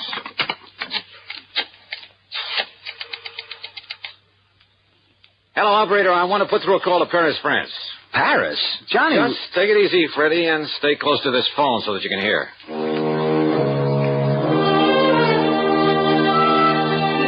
My call was to a strange little character whose name is de Marsac, but who calls himself a Chagris, the gray cat. His knowledge of the Paris underworld and everything that goes on in it is nothing short of fabulous. Yeah, because he himself is very much a part of it, of what goes on there. Not a single important work of art could ever hit the black market without his knowing about it. How oui, Monsieur Darling. This is your oldest, your dearest friend, Le Chagris. Oldest and dearest friend, huh? But of course. Oh, sure. Now listen to Marsac. I want some information. Maybe you can give it to me. For a small fee, perhaps? Perhaps. See, $1,000 American. $1,000? You're out of your mind. Oh, 500? Maybe a couple of hundred, if it's worth anything. Now, take it easy, Johnny. Let me handle this. Now, listen to Marsac. Well, speak, monsieur. Well, I'm looking for a man named Jerry Pitcher. Ever see or hear of him? Jerry Pitcher? Oh, no, monsieur. You're sure? Yes, I'm sure. Then what about the Reimer collection of miniatures? Oh, oui. Yeah, there's some tiny paintings on porcelain. Yeah, but of course, they were here on the black market. You get that? I sure did. Go on, Johnny. Monsieur? When, de Marsac? When did you see them? Well, it is important. You kidding? Of course it is. Then you will pay me, 400 perhaps? 200. Now when? Oh, me. Well, 3 years ago. 3 years ago? We won the purchase for the gallery there in the United States. Oh, well, that's a lot of help. But who brought them for the Reimer Gallery? Who purchased them, do you know? Well? So that is the question. That's right. Well, then 300 perhaps? Oh, it's worth it, monsieur. Okay, 250. Now tell me who. What, it was Monsieur Reimer himself. What? Reimer himself bought them there in the black market? Oui, monsieur. Ah, I see. Well, so perhaps it is really worth 400, monsieur? No, on second thought, de Marsac, I'm afraid it doesn't mean a thing. I'll mail you a check. Well, of course, the last time I saw it... What? What's that? Well? Okay, 400. Bien. It was 6 months ago, June. In June? Oui, June. At the shop of my very dear friend, that scoundrel, that terrible crook, Francois Dubesson, defense. But not for long. What do you mean? Because he could not sell them. They were what you call too hot. Huh? Because they were known to have been so recently stolen from the gallery there in America. Too hot, huh? So whoever had them brought them back here. Excuse me, monsieur? All right, de Marsac. Who was that fence, that Dubosson? Who was he trying to sell them for? This man Pitcher? Oh, no, monsieur. I told you I never heard of him. Well, who then? Well, alas, I do not know.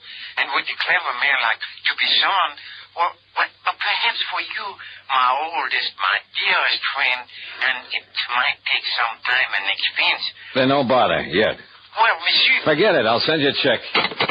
Only you can send it to him, Fred. Save putting it on my expense account. Oh, wait a minute, Johnny. If he can find out who was trying to peddle the miniatures over there... Oh, you underestimate Le Chagris. What? If he's seen them, he knows what they're worth. So what? By the time he got that information, you'd have to pay him $1,000, maybe $2,000. Well, even so, Johnny, if it leads us to the thief and the other miniatures that were stolen... Leads us to him or merely tells us who he is? What's the difference?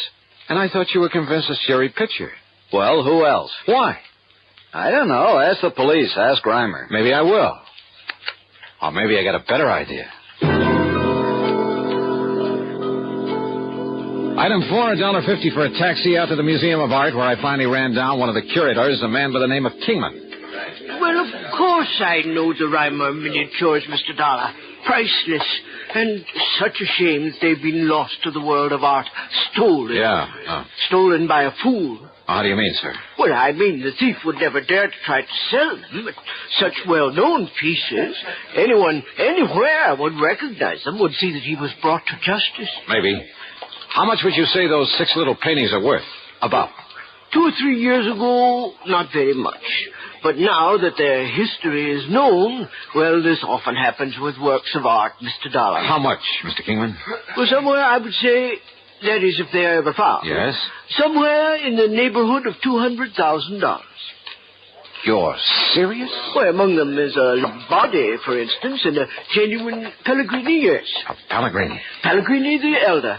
And one of our wealthy collectors, Mr. Charles Cunningham, would pay almost... Listen, do you know where I can find him? I believe I have his address and phone number in my office. Good. Come on. But why all this interest, Mr. Dollar? I'll tell you about it on the way to your office, Mr. Kingman.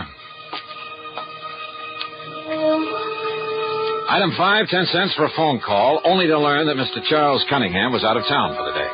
So item 6, $14 even, is for a dinner, a room, and some breakfast at the Bellevue Stratford. Then early the next morning, item 7, another dime for another phone call. Insurance investigator, did you say? That's right, Mr. Cunningham. Well, what can I do for you, Mr. Dollar? Just answer one question, please. How much are you paying the Reimer Galleries for a Pellegrini miniature?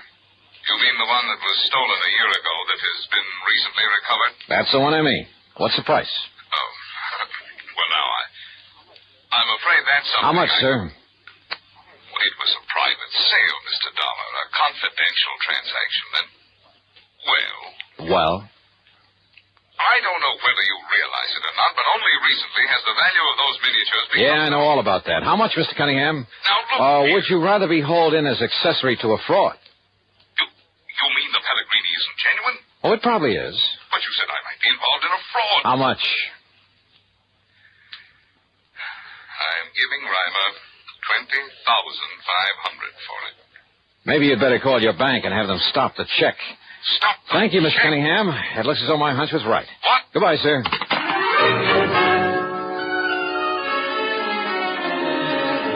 Item 8, $1 for a taxi to Fred Porter's office. Item 9, another $1 for a cab for the 2 of us to the Reimer Galleries. Will you please tell me what this is all about, Johnny? Have you got on the trail of Jerry Pitcher? No, Freddie, I haven't even bothered trying. Hey, listen, do you handle all of Reimer's insurance? What are his premiums due? Well, as a matter of fact, a rather large one, slightly overdue now. Oh. Why didn't you tell me that? What difference does it make? Well, if business were good for a man like that, wouldn't he keep up his insurance payments? Wonder how much else he owes. What are you getting at? Funny. Looks like we arrived, though. You know, you still haven't told me why we've come here to the gallery at the crack of dawn. Yeah, buddy. Now, keep the change. Yeah, thanks. See, Mr. Reimer's already opened shop. Johnny? Come on, Fred.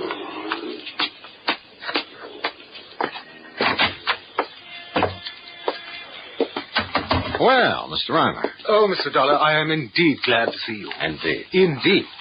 Good morning, Mr. Porter. Mr. Reimer? Look here, Mr. Dollar, here on this table. What? Another of the miniatures, a Lombardi. What?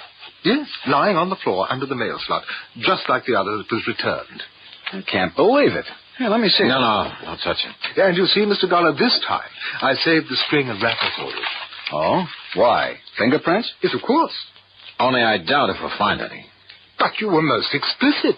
Matter of fact, if you didn't wear gloves in wrapping it up, you were pretty stupid.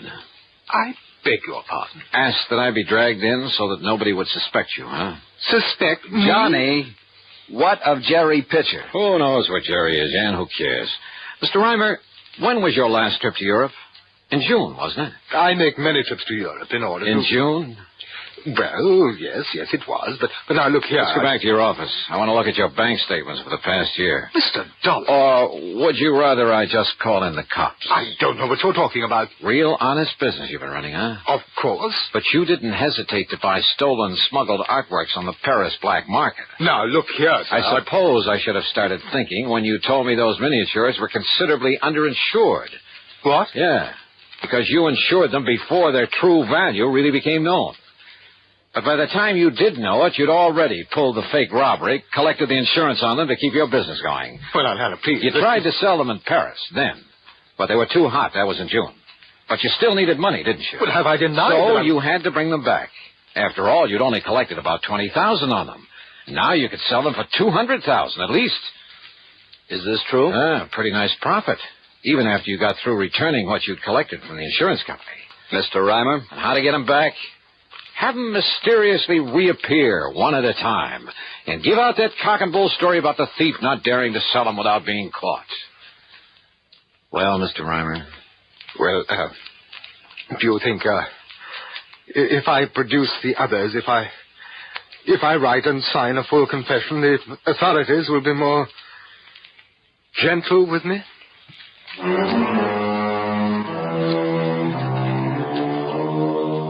Son of a gun, why do they do it? Won't they ever learn? What's the matter with people, anyhow? Some people, that is. Oh, well, expense account total, including the trip back to Hartford, $35.50. And Freddie, don't forget, a nice fee on this one, as well as a check to Le Chagris over there in Paris. Yours truly, Johnny Dollar.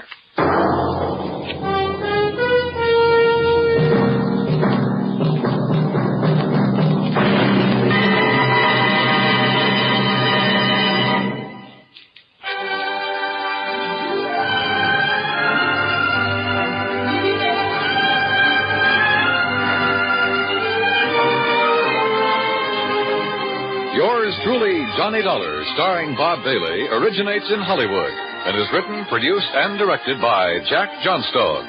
Heard in our cast were Harry Bartell, Ben Wright, Forrest Lewis, Junius Matthews, and Marvin Miller.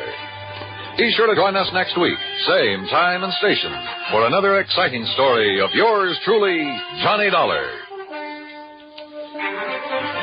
This is Dan Cubberly speaking.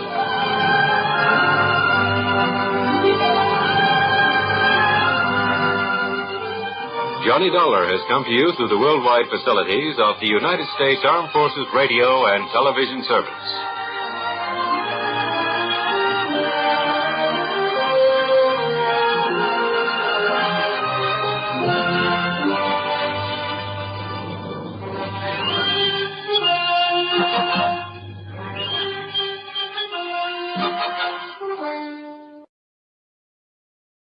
The Adventures of Sam Spade, Detective. Brought to you by Wild Root Cream Oil Hair Tonic, the non-alcoholic hair tonic that contains lanolin. Wild Root Cream Oil. Again and again, the choice of men who put good grooming first.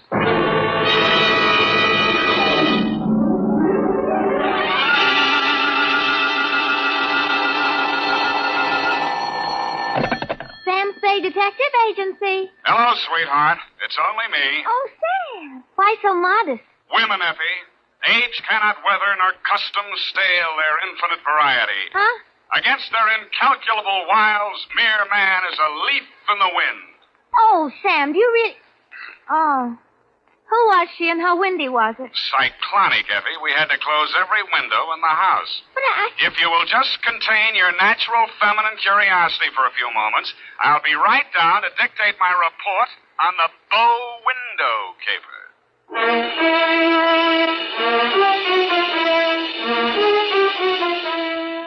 Dashiell Hammett, America's leading detective fiction writer and creator of Sam Spade, the hard-boiled private eye, and William Spear, radio's outstanding producer-director of mystery and crime drama, join their talents to make your hair stand on end with the adventures of Sam Spade.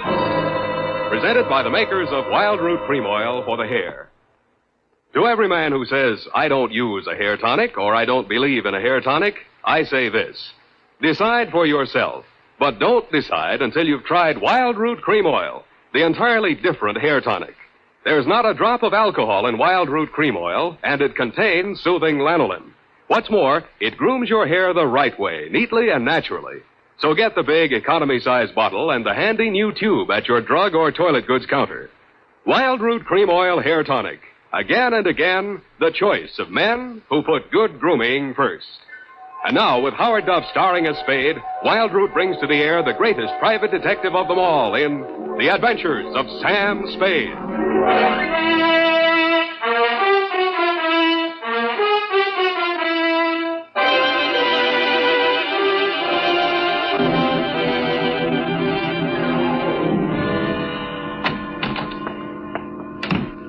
Sam, what's a bow window? A bow window. Bow window is a bay window that you look into instead of out of. Look into instead of out. Oh. Oh, Sam.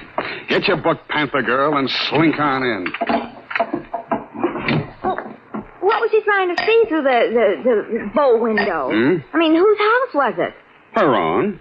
But if it was her own house, then why would she It just goes to show you, darling, what some women will stoop to. It does? There was a low window. Oh. Well, whenever you're ready, Sam. Date November 10. 9th. Correct. 1947. To Dr. Helmut Ries. I was right for once. Yeah. From Samuel Spade, license number 137596. Subject, the bow window caper. Dear Dr. Ries, I know that this report will not make pleasant reading for you, but you paid for it, so here it is. As far as I was concerned, it all started on Thursday morning when you called at my office. From your story, I gathered it had been going on for some time. You will say these are merely the actions of a jealous woman, Mr. Spade. But I assure you there's more to it than that. It must be a carefully thought-out plan to ruin my career, my whole life. In what way, Dr. Reese? She spies on my private consultations. Insults my women patients. I can no longer even keep a nurse for more than a week at a time. Scenes, hysterics, outbursts of violence. I cannot continue my work under such conditions. Well, why don't you give her a divorce? Why, no. This is not her desire. If it were, it would be simple. No, she wants to bring me to ruin. She wants to see me on my knees in front of the populace. Why? That is what I want to find out. Why? Doctor, I think you ought to take this case to a head doctor. I have consulted a psychiatrist. He examined her. She's perfectly competent mentally. So you see, there's here already some mystery, for which one comes to a detective. How long has this been going on, Dr. Reese? Since 3 months only. But in this time, she has reduced me to utter desolation. Dr. Reese was a very good divorce lawyer right down the hall from my office. No. I discussed the matter of a divorce with her a few days back. This was her answer. You see, a receipt for the purchase of a gun. And this note in her handwriting. I hope you will not force me to use this. Esther. Yes. Well, what do you think she has in mind? Murder or suicide? She refused to discuss it. But one thing I have noticed. Since she has bought this gun, a new development. A strange man watches my house. Several times I have caught him following me. Well, she might have hired a detective to check on whether you visit a lawyer. Perhaps it is very simple, but it is all too strange to be harmless. I half-heartedly agreed that it might be, Dr. Reese, and when your check for $100 didn't bounce, I went to work wholeheartedly. I reached your house on Pacific Avenue just as the streetlights were going on. It's a quiet neighborhood, so I could hear it before I got close enough to read the number on the door. Get out! Get out of this house! Get out! You have no...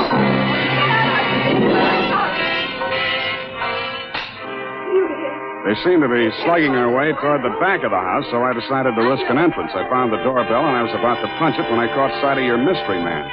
He was crouched in a clump of shrubbery that grew under the bow window at the corner of the house. He was still there with his eyes glued to the window when I walked up behind him.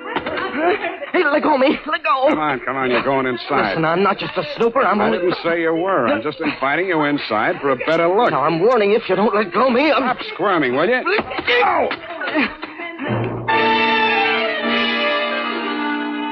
The kick he landed on me wasn't according to the Wrestling Association's rules, but I let him get away with it mainly because I couldn't move for 3 or 4 minutes, and by that time he disappeared down the street. When I recovered my faculties and staggered back to the door, I didn't bother ringing the bell. I just walked in. The hen fight was still going on somewhere in the upper reaches of the house. Then a door burst open on the upper landing, and a girl in a nurse's uniform ran down the stairs toward me, pursued by a pale little woman with a pinched face who was brandishing a pair of brass fire tongs.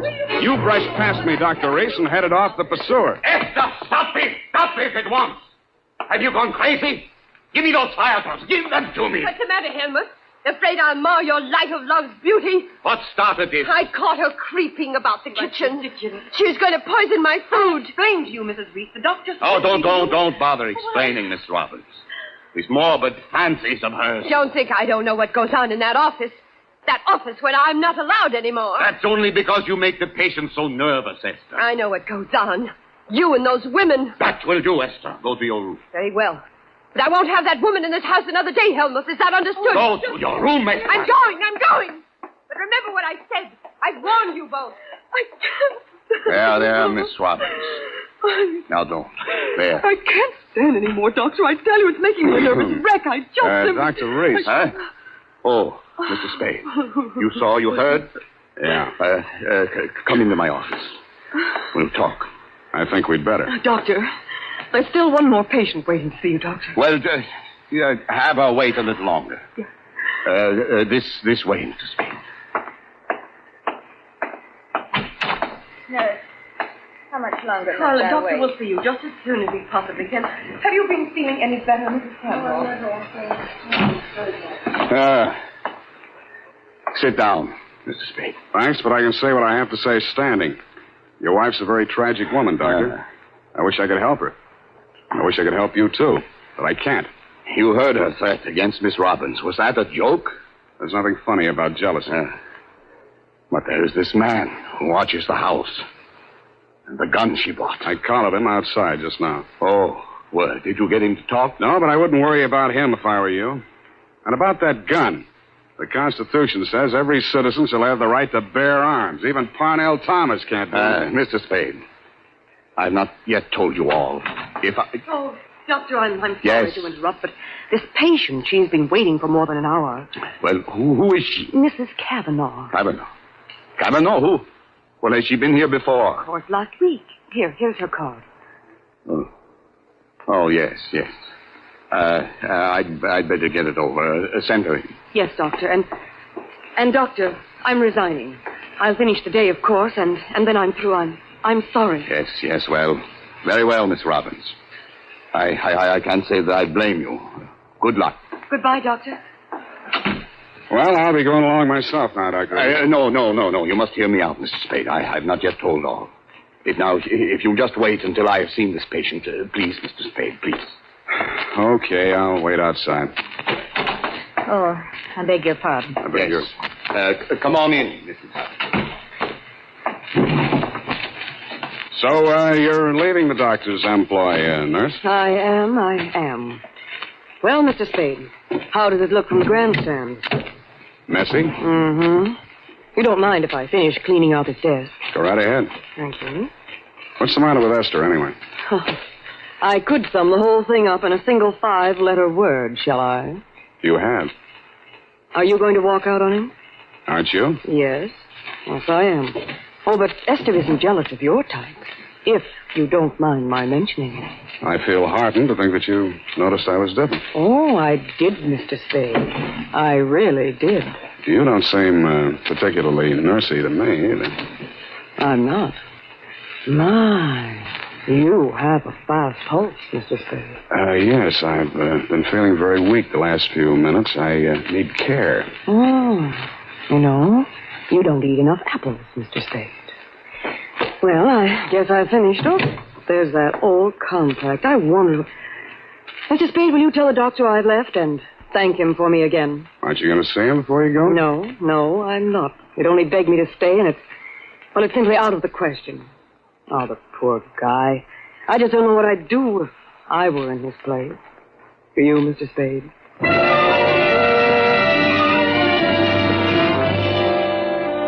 I did, and I told her. She told me I was a victim of hypertension and left me with my mouth open and no thermometer in it. 5 minutes after she'd gone out through the front entrance, your wife came down the stairs looking knowingly at me and the door to the doctor's office and left by the same route. 10 minutes after that, I was halfway through a 1937 National Geographic that was the latest edition on the waiting room table, and had reached the third paragraph on the natural beauties of Winona County, Minnesota. But I never finished it. I will be back in a minute. What?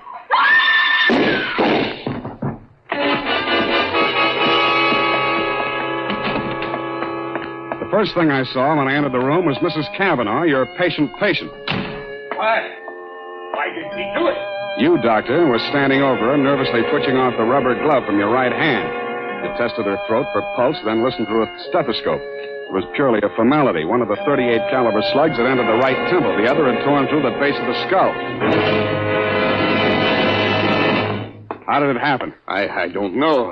I had completed the examination and walked over there to put my instruments away. When I turned back, she had a gun in her hand. Before I could stop her, she pulled the trigger. Suicide, of course. Why? Well, I just told her the truth, that there was nothing I or any other doctor could do for her.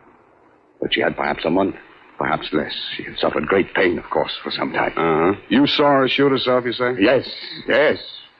The gun, she took it out of my desk drawer. I'd removed it from my wife's room earlier today. I see. Well, doctor, this is the neatest suicide I ever saw. No powder burns, and from the way she's lying, she must have shot herself from the direction of that window, at least 10 feet away. She screamed before the shots were fired and had time to fire a second bullet into her head and throw the gun across the room before she fell. Well, Helmut, at last it's happened, hasn't it? Esther, leave this room. I told Helmut one of the husbands would catch up with him. Pretty, wasn't she? I don't remember this one.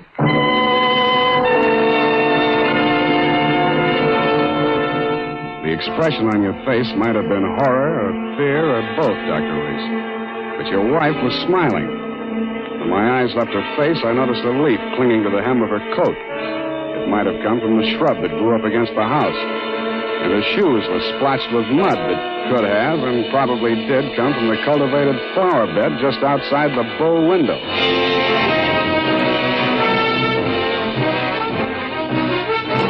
The makers of Wild Root Cream Oil are presenting the weekly Sunday adventure of Dashiell Hammett's famous private detective, Sam Spade.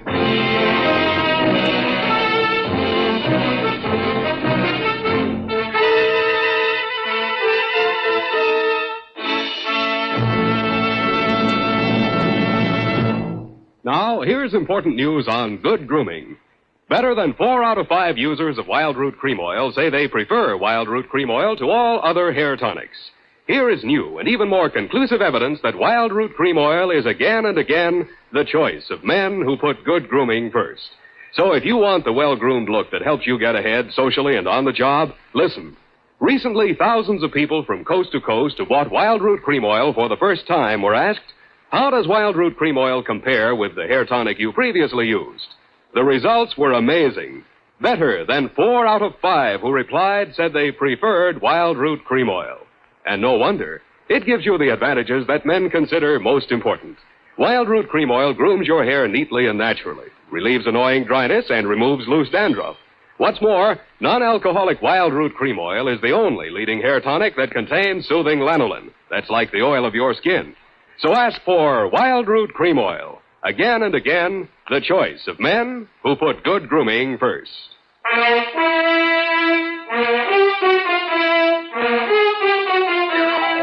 And now, back to the bow window caper. Tonight's adventure with Sam Spade.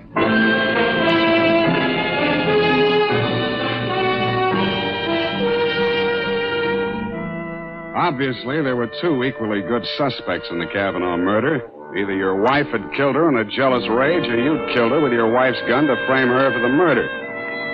I decided to let the police worry it out and went home to bed. The morning headlines were a bit of a surprise. Nurse sought in shooting of mystery woman. Item. The cops had found Celeste Robbins' fingerprints all over the murder gun. And item. Mrs. Cavanaugh, the murdered woman, had given a vacant lot as her address, and her body was lying unclaimed at the morgue. I decided to pay her a visit.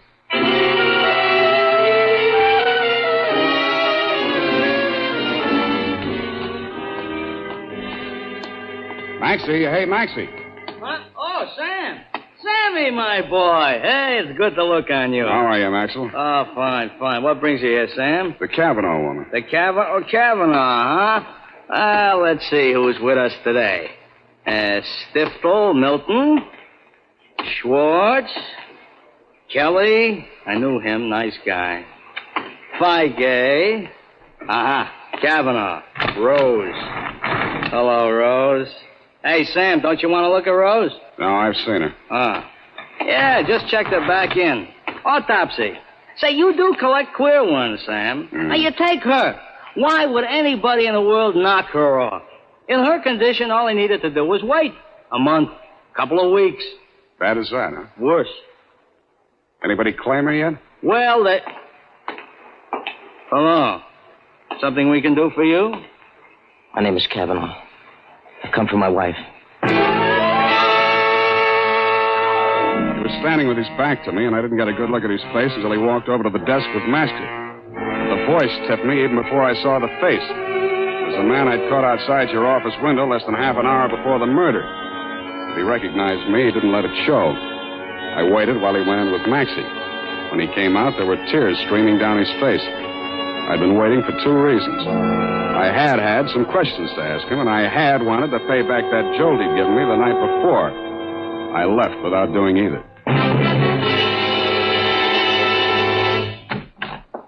Oh, hello, Sam. Oh, sweetheart, any calls? Lieutenant Dundee of Homicide, Yeah. Dr. Reese, and there's a girl waiting inside.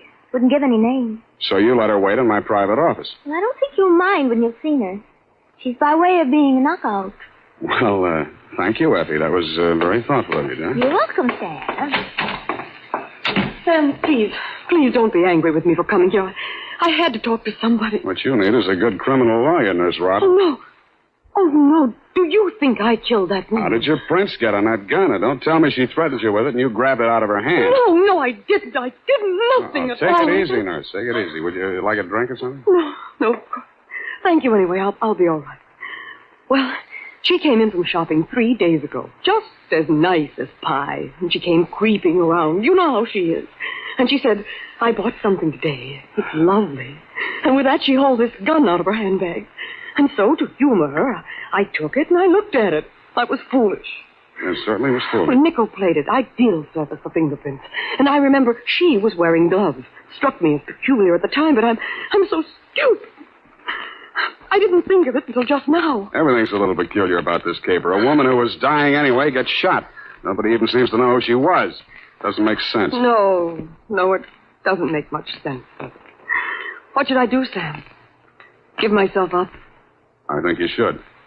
Yes, I thought you'd say that. All right, phone the police. You got a lot of courage. Sure you don't want a drink? No, thank you. I'll be all right. I'll be all right. Homicide. Dundee. Dundee, Sam Spade. I got the Robbins girl here in my office. She wants to check in. Oh? Well, tell her to forget it, Sam. Reese's wife just made a full confession.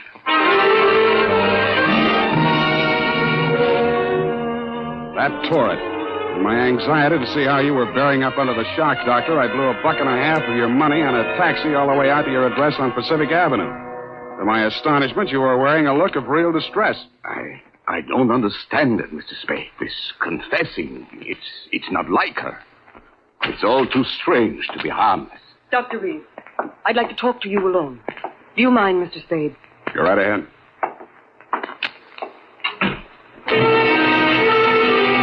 I strained my ears outside your consulting room, but all I could hear was a few vague murmurs.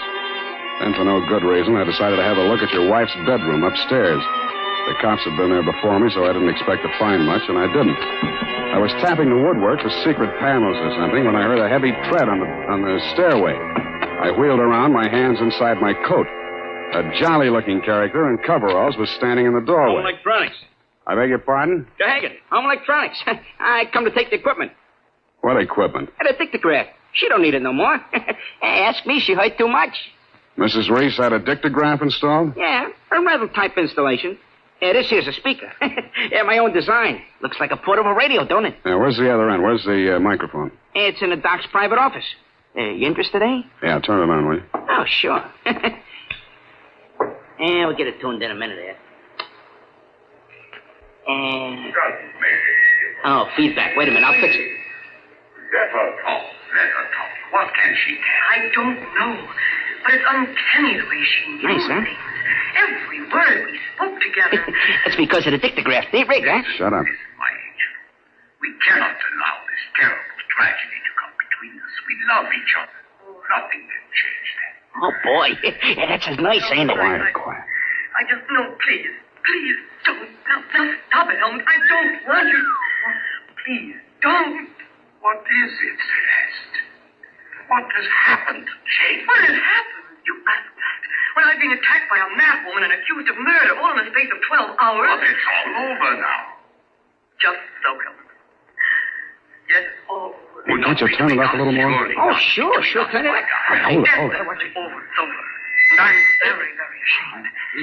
I suppose it was my usual thing. I always get sorry for a poor, weak man and get involved. But this time, I'm sorry for her. Celeste, please. When I was a kid, I liked it. It used to make me feel powerful and, well, to watch them squirm. But it's no fun anymore watching another woman in the agonies of jealousy. And you, I thought you were just weak. You're a brutal, unscrupulous murderer. What are you saying, Celeste? You killed Mrs. Cavanaugh.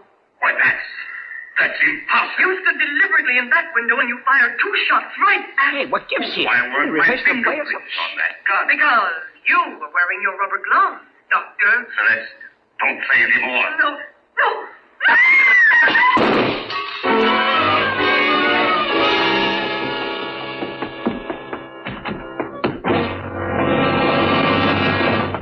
Here, help me. Help me get his shirt off, Mr. Spade. You've been shot. Who shot him, you? Through the window, the same man, the one who watched the house. Hold this tourniquet tight, please. It's nothing. A flesh wound. His aim was bad. Yeah, too bad. Kavanaugh, you still out there? You got nothing to worry about. He's still alive. I missed him. Give me a hand. Come on. That's it. I missed him. That was lucky. You're taking the rap for your wife's murder, too, if you're a better shot. He did it. He killed my wife. I was at the window. I saw him. What I don't understand is why his wife confessed. She loves him, Mr. Cavanaugh. You should understand that. I guess that's what happens to love when it gets crossed up. Why didn't you tell the police what you saw? They'd have hung it on me. She was a stranger to everyone else. I'd been quarreling with her, suspicious, acting like a maniac. She never told me. She must have been going to one doctor after another, trying to find one that would give her one ray of hope. In pain all the time, too, and never letting on. Never. Even after that first visit she made to Reese's office, I didn't tumble. I thought she was meeting him on the sly. And I followed her both times. That last time I carried a gun. I might have killed her if what I suspected had been true.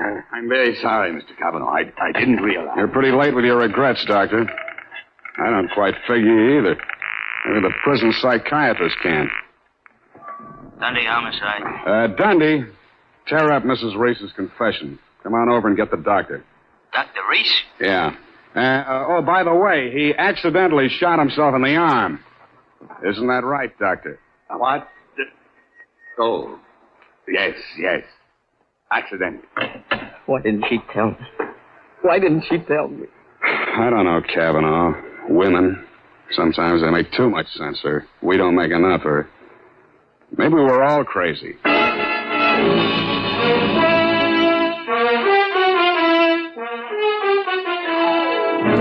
And that, Dr. Reese, is the crop. The risk of laboring a point. There's also the mystery of why a nice girl like Celeste Robbins ever fell for a guy like you. You'll have plenty of free time to think it over between now and the trial. If you find the answer, drop me a line. Period. End of report. You know, Sam, that's Celeste. I like her.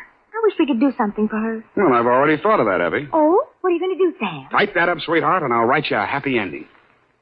Here's how you can find out whether the hair tonic you're using today is giving you what you ought to get in good grooming. Ask yourself, does my present hair tonic groom my hair neatly and naturally, or does it leave my hair sticky or greasy? And does it relieve dryness and remove loose dandruff, too? Or does it do just a halfway job? Unless you can honestly say that your present hair tonic does all that for your hair, you owe it to yourself to try Wild Root Cream Oil right away. Try Wild Root Cream Oil and see for yourself how it improves your appearance, grooms your hair neatly and naturally, relieves dryness, and removes loose dandruff. It's non-alcoholic and contains soothing lanolin. Get the big economy-size bottle and the handy new tube that's easy to pack when you travel and grand for the bathroom cabinet. Don't delay. Get it today. Wild Root Cream Oil Hair Tonic. Again and again, the choice of men who put good grooming first.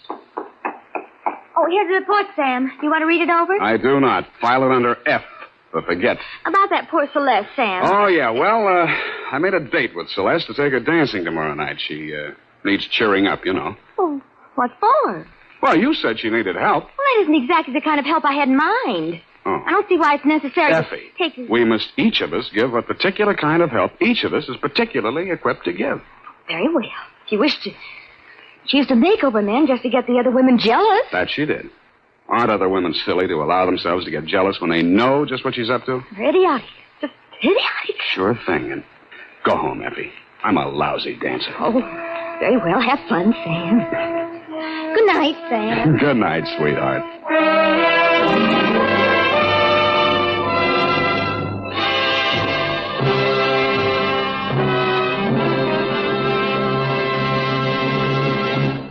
The Adventures of Sam Spade, Dashiell Hammett's famous private detective, are produced and directed by William Spear. Sam Spade is played by Howard Duff. Lorene Tuttle is Effie. The Adventures of Sam Spade are written for radio by Bob Tallman and Gil Dowd, with musical direction by Lud Gluskin. This is Dick Joy, reminding you that next Sunday, author Dashiell Hammett and producer William Spear join forces for another adventure with Sam Spade, brought to you by Wild Root Cream Oil. Again and again, the choice of men who put good grooming first.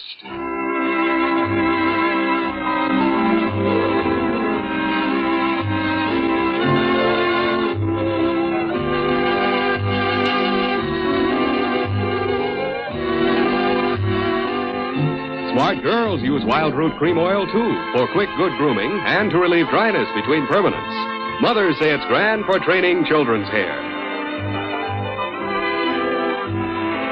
This is CBS, the Columbia Broadcasting System.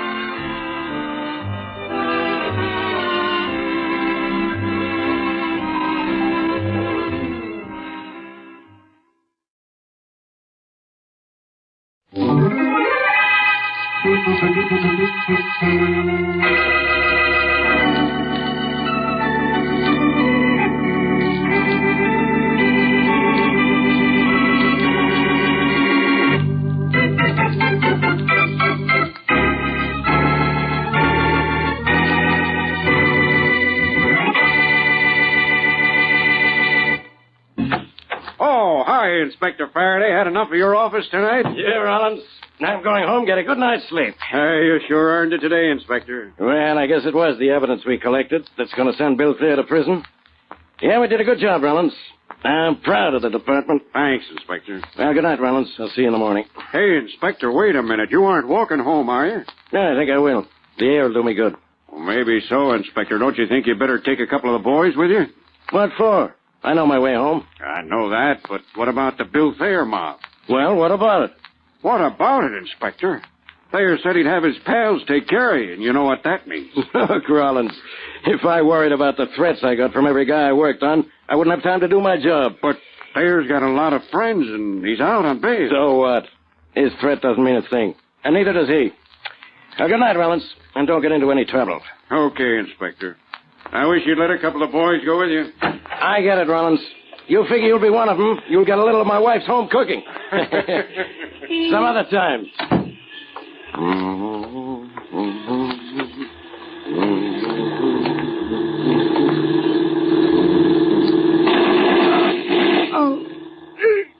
Inspector Faraday! Inspector Faraday!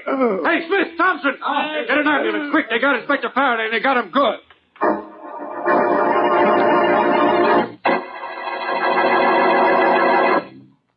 And now meet Dick Calmer as Boston Blackie. Enemy to those who make him an enemy. Friend to those who have no friend.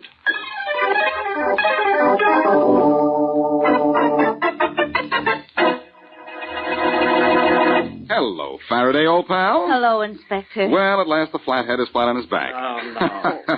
Get out of here, Blackie. This is a hospital, not an amusement park. Well, I'm glad you told me. Haven't had so much fun in weeks. The nurse tells me you'll recover. Sorry, old man. Oh, Blackie, will you stop joking? Yes, maybe I should be sad about this, Mary. The nurse may be wrong. Maybe Faraday will live. Yeah, I'll live all right, Blackie. Takes more than a couple of bullets to stop me, especially when they just graze me. Really? Bullets can't stop you, but a simple question can all the time. Oh, now, Blackie, you stop. You didn't come here to tease the inspector. No, I didn't. But let me enjoy myself before I tell him the bad news. Bad news? What bad news? Well, I might as well tell you now, Faraday. You probably haven't realized it yet, but this is one case I'm going to solve without interference from you. Interference from me? You're the guy who's always getting in my way. Oh, that's your opinion. Faraday, I'm going to get the guys who did this to you and get them all by myself. I'm going after that Tham mob. Doesn't that make you happy? Blackie, you stay out of this. I got him on that larceny charge, and I'll get clear for this, too. You lay off here. Not very well. Oh, Blackie, why don't you be honest with the inspector? All right, Mary. I guess you're right. Listen, Faraday, I'm serious about this. Yeah? Maybe you and I have had our differences, but I don't like the idea of anyone shooting at you. Yeah, all I want from you is two things. Stay away from Thayer, and leave me alone right now. All right, Faraday. If that's the way you feel about it. Come on, Mary. And don't come back, either one of you. We won't, Faraday. I'll be too busy getting Thayer for trying to get you. If I find out you're even down in Thayer's neighborhood, Blackie, I'll have you arrested. What's the matter, jealous? I'm jealous. Inspector Faraday, what's the matter? That guy there is what's the matter. Well, the matter is leaving. So long, pal. Oh, Inspector Faraday, I'm terribly sorry. About what? About what? I had no idea that man would upset you so. I wouldn't have let him in. I'm afraid seeing him has made you worse. Made me worse? Don't be foolish. Seeing the way that guy really feels about me has made me feel a whole lot better.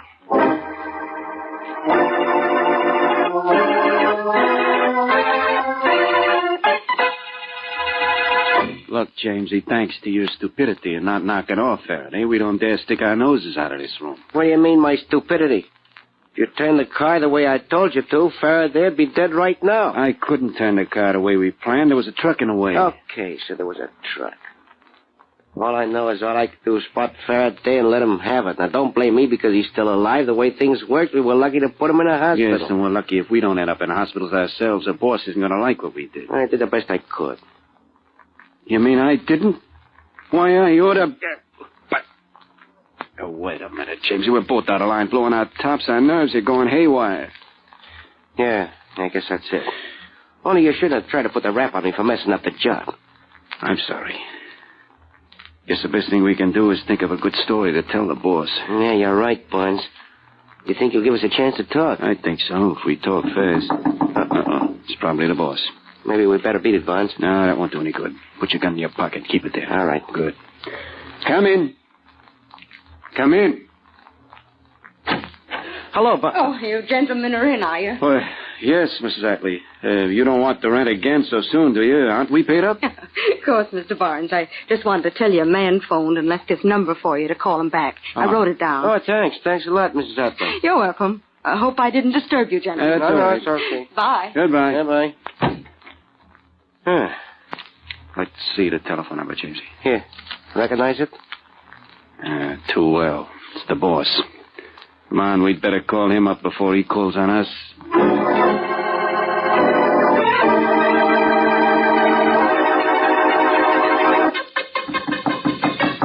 Come in. Thanks for telling your pals outside to let me in, Thayer. I'd hate to have to break in to see you. Might make a bad impression. I thought if you were fool enough to come to see me, Blackie, I ought to be smart enough to see you. Look, I'm not going to stand around here and spar with you, Thayer. I'm here to see you about those two thugs of yours who fired 3 bullets into Inspector Faraday last night. Yes, that's why I thought you were here. Now, how about leaving? Oh, no. Very well, I won't argue with you. I was prepared for this visit of yours. I hope you're prepared for the reception. Tony, Barker. What is it, Chief? Yeah, boss. Tony, Boston Blackie doesn't want to leave. Will you and Barker tell him you think he should? A pleasure. Sure, boss. Come on, Barker. You get him from that side. I'll get him from this. Maybe it won't be as easy as you think, Tony. What are you using for a fish, Blackie? A mosquito bite? Oh. Very good. Oh, yeah? You can take it. Here. I'll hit him your way, Barker. Oh, the tape was in the way. He fell short. Push him over this way, Barker. Hey, Barker, don't let him hit back like that. He might get cute and think he can lick you. Oh, my God. You smashed the table on him, Barker. That junk off him. I'll finish him with a good right to the jaw. He's practically out now. Not as out as you think. Huh? How about this? Oh.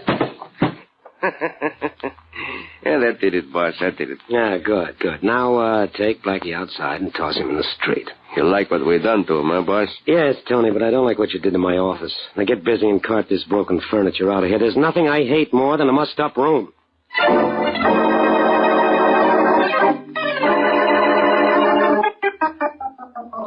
Oh. Now hold still, will you? Oh, that doesn't hurt so much. Oh, brother. Oh, that water on my face feels sort of good, though, Mary. Does it? Well, that's a nasty black eye you have, you know. You mean I have only one black eye? Just one black eye. One bruised face and one bump on the back of your head. What hit you, a train? No, two trains. The Tony Flyer and the Barker Special. But I'm not through with them. Now, you don't mean that you're going back there? Oh, yes, I am, Mary. This just about proves Faraday was right. It is Thayer's mob who tried to kill him. Otherwise, Thayer wouldn't have given me such ungentlemanly treatment. Just the same, it is foolish to go back there and try to see him. Think so? Well, maybe I'd better think of something else. I think so, too. Here, now let me dampen that cloth for your face again. All right. Uh-oh. I'll get it, Mary. Well, all right, but you lie back so that I can keep this cloth on your face. Okay. Hello. Hello, Blackie. Yes, who's this? This is Rawlins, Blackie. Sergeant Rawlins, respect. Oh, yes, Rawlins. How's Faraday? That's what I'm calling you about, Blackie. Huh? What's the matter? Did he take a turn for the worse? Oh, I don't know what turn he took, Blackie. All I know is he didn't take it by himself. What do you mean?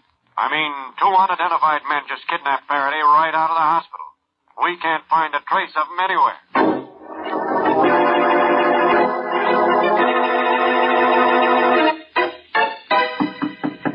Come in. Hello, Blackie. Well, Rocky Baldwin. Too bad you didn't come 10 minutes later. I'm on my way out. What's your hurry, kid? Sit down. My hurry is Inspector Faraday's been kidnapped, and I gotta find him. But aren't you in the wrong neighborhood, Rocky? I thought this was Thayer's side of town. Yeah, but Thayer isn't going to mind my coming over here, as long as I don't try to cut in on him. Then why are you over here? This is why I'm over here, Blackie. To see you. You mean the great Rocky Baldwin, tied with Thayer as the city's #1 racketeer, will stoop so low as to come to see me? Well, I'm glad I'm still nursing this face of mine, so I didn't miss this. I've got a reason for wanting to see you, Blackie. The usual one, I suppose. You want to try to scare me into doing something for you. Well, I don't scare. I got beaten up a little while ago because I don't scare. Blackie, you got me wrong. I'm here because I want to help you.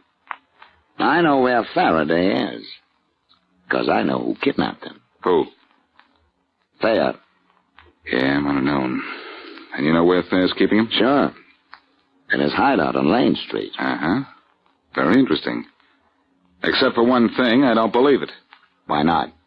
Because why should you cross Thayer and help Faraday? Oh, that's very simple. I don't like cops, of course, but Faraday is only one cop among many. But Thayer, well, he's the one man who stands in the way of my controlling this whole town. Understand? When you put it that way, I'd be a fool if I didn't understand. Well, you're no fool, Blackie. But better hurry and get your friend Faraday before Thayer finishes with him. And Thayer, you know, works fast.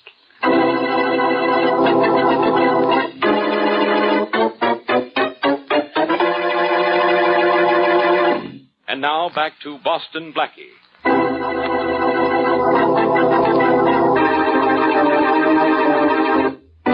Bill Thayer, gang leader, threatens death to Inspector Faraday if Faraday's evidence gets a conviction against him. Faraday is later shot at from a passing car, but is not badly wounded. Blackie, however, is determined to find out the men who shot the police inspector. So far, however, all he's managed to do is get himself beaten up. Then, to complicate matters, Faraday is kidnapped by two unknown men, and Rocky Baldwin, gangster, tips off Blackie that it is Thayer who has Faraday. As we return to our story, Rocky is talking to two of his mob. Now listen, you two, and keep interrupting me with questions if you don't get what I'm saying, understand? I get you, Rocky. Me too. What am I, a dummy or something? All right, now listen. Jamesy, I sent you out to kill Faraday, but you bungled the job. You messed I told you I was sorry about that. It was the car. Never mind the car. Now, who is it that's getting blamed for trying to knock out Faraday? Well, who is it? Is it me? Of course it ain't you, Rocky. It's Thayer. Everybody knows he threatened to give it to Faraday. So when you heard he threatened to bump the cop, you decided to have us do it, knowing Thayer would get the rap. Sure, boss. We knock him off, Thayer gets blamed. Right. Now, I got this Boston Blackie guy all steamed up that Thayer has Faraday hidden away. Blackie's on his way to get Thayer. Now, he's the guy who can do it, too. Blackie don't mess. That means Thayer's due to get his any minute, and we take over the town. Good work, Rocky. You really fooled Blackie on this one. Hold it, you two. Yeah? Rocky Baldwin speaking. Oh, hello, Rocky. This is Blackie. Oh, hi, Blackie. Say, why aren't you down on Lane Street getting Faraday away from Thayer? I'll be down there soon enough. But you pulled a pretty cute trick, Rocky. I want to congratulate you. What do you mean, Blackie? Thayer did kidnap Faraday. You'll see for yourself when... I'm not talking about that, Rocky. I'm talking about who shot Faraday. What, Thayer did, of course. Why'd some of his men do it? That's what you figured everybody would think when you sent Jamesy and Barnes out to kill the inspector, didn't you? What are you talking about? Don't be coy, Rocky. You know what I'm talking about. I do not. Where'd you hear such nonsense? From someone who should know, Rocky. From Jamesy himself. Oh, from Jamesy. Yes, he doesn't shoot too straight, but he certainly knows how to talk. Just thought you'd like to know that I knew. So long, pal. Hey, Blackie. Blackie! What's the matter, Rocky? Oh, nothing much, Barnes. So, Jamesy, come here a minute. Sure, Rocky. What's the matter? Nothing at all. That was Blackie on the phone. Going after Thayer, huh? Yeah, right now. But he told me something about you. He did? What? Said you told him a little story. I told him? Yes. I'm awfully disappointed in you, Jamesy. You've been one of my favorite boys for a long time. Well, thanks, Rocky. But I don't know... You really shouldn't have talked to Blackie, Jamesy. It means I have to do this. Oh, Rocky. What's the idea? Rocky, what's Rocky, what'd you kill Jamesy for? He talked to Blackie. He told Blackie that we tried to kill Faraday. Oh, no, Rocky, that was just a trick. I've been with Jamesy every minute since we shot Faraday, and he hasn't been near Blackie. Oh. Oh, no? Oh, that's too bad. Looks as if maybe I've made a mistake.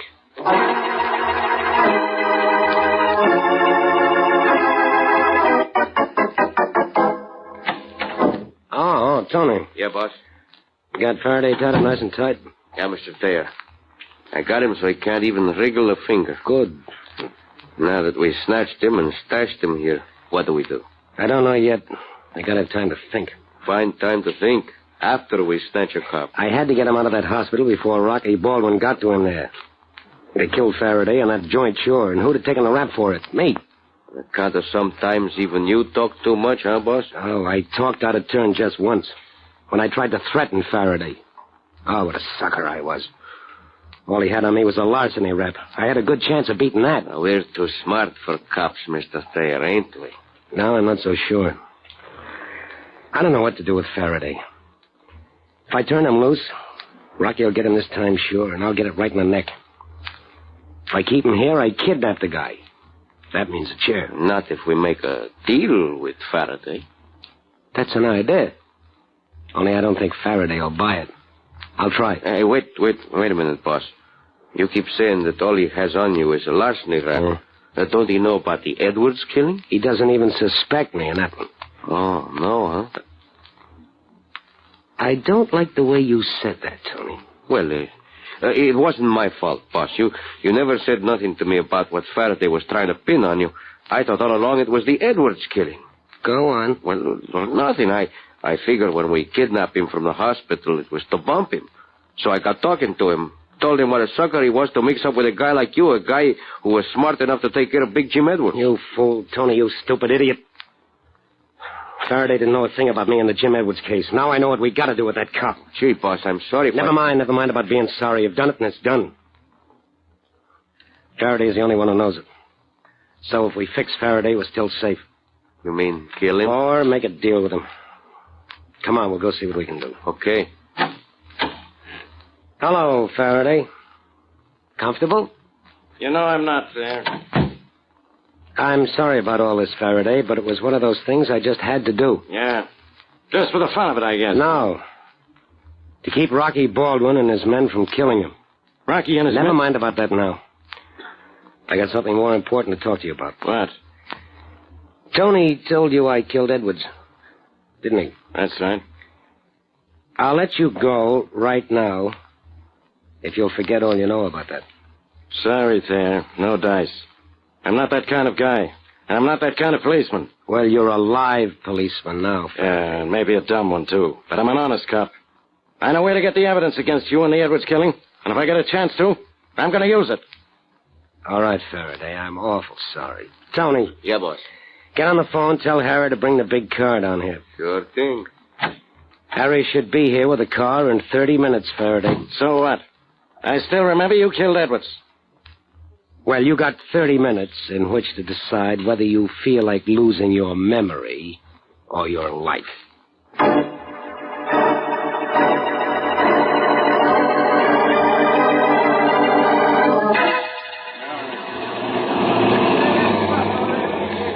Good heavens, Blackie, look at all those police cars. And all the policemen in the street. What's this going to be, a riot? It's not going to be a picnic, Mary. Thayer has Faraday in the house across the street, and there may be a little argument about who does what. Stay here a minute. Here's Rollins. All right, Blackie, but please be careful. Yeah. Hello, Rollins. Oh, hello, Blackie. We're just about set. Glad you brought a lot of men, Rollins. This may be a battle. But not a long one if the shooting does start, Blackie. I've got 100 men, and I don't think Thayer has more than 2 or 3. But he has Faraday. Aren't you afraid he'll kill the inspector if you open fire on him? Yes, I'm going to try reasoning with him first. Hey, Jack.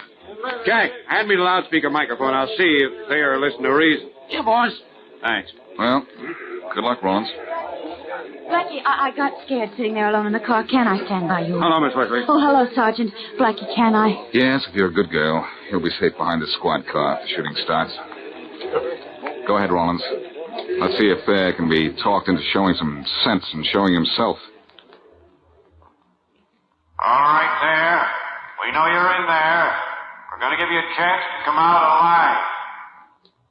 Can you hear me, Thayer? Can you hear me? Yes, I hear you. Come out of that house, Thayer. Come out with your hands up. Nothing doing. And we're coming in after you. Come ahead. I'll kill Faraday if you do. He means it too, Rollins. Ask him if I can come in. Oh, Blackie, Listen, no. Thayer. Can Blackie come in? What for? Tell him it's to make a deal and to see if Faraday is really still alive. You want to make a deal and see if Faraday's still alive. Okay, Blackie can come in, but alone. With his hands in the air and unarmed. Good. Come here, Rollins. I've got an idea. If it works, we'll have Faraday out of there in no time. Oh, Blackie, you can't go in there. They'll kill you. Not if I do what they say. All right, Blackie, what is it? Here. Take my gun and keep it for me. Well, you're not going in there without a gun, are you? I am if I expect to come out alive. Give me a tear gas bomb. A tear gas bomb? Yes, give me one, quick. All right. Here's one. But, Blackie, they'll search you if they find it. But they won't find it. There. Now, wish me luck. Give me exactly 3 minutes, and then come in fast. Oh, Blackie, I wish you wouldn't do this. I said wish me luck. Oh. Here, better get behind the squad car, Miss Wesley. If anything goes wrong, we'll have to start.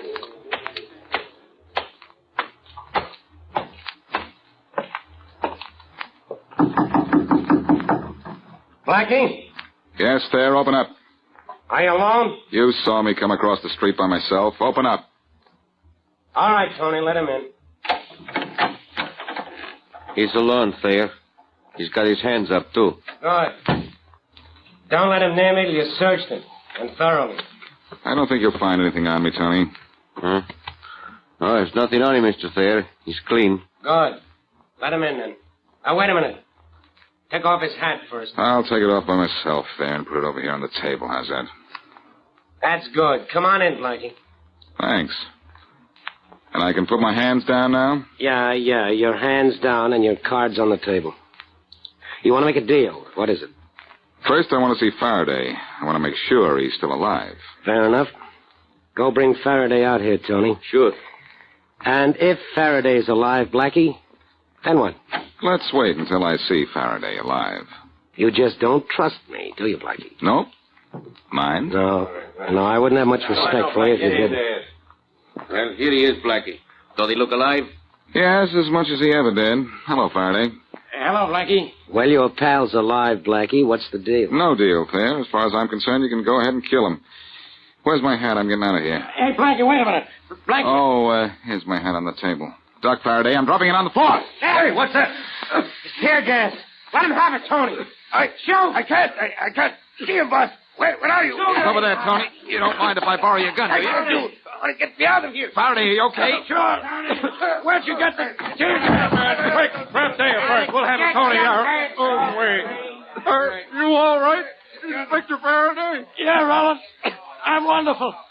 I've never been so happy in my life.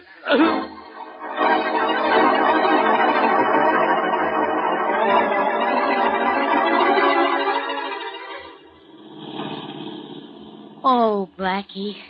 Isn't this a lovely evening for a drive? Mary, this is a lovely evening for practically anything. Oh? Did you say thanks to my hat? Your hat? Why? Oh, don't you realize that if it weren't for this hat, I wouldn't have had anything to keep that tear gas bomb under? And that there would have been no way of getting Faraday from there? Oh, well, nice hat. Thank you very much. Blackie, what happened to Rocky Baldwin? He's dead, and so is Barnes, the man who killed him. They must have shot it out and both hit the bullseye. Oh, Barnes was angry because Rocky killed his friend Jamesy. Yes. Well, Jamesy deserved to die. He was a killer. Well, quite I guess I made about him. I guess I guessed him right, didn't I? When I called up Rocky? Yes, I guess you did, and I guess, too, that it's good riddance. Gee, this was exciting, wasn't it? All the shooting and kidnapping. Oh, I don't know, Mary. I'd say it's the quickest case I ever solved. The quickest? Why do you say that? Well, what did I do to rescue Faraday? You put a tear gas bomb in your hat, and you threw your hat on the floor so the tear gas would explode. Well, that's why I say it was the quickest, Mary. It's the first case I've ever solved at the drop of a hat. Ooh.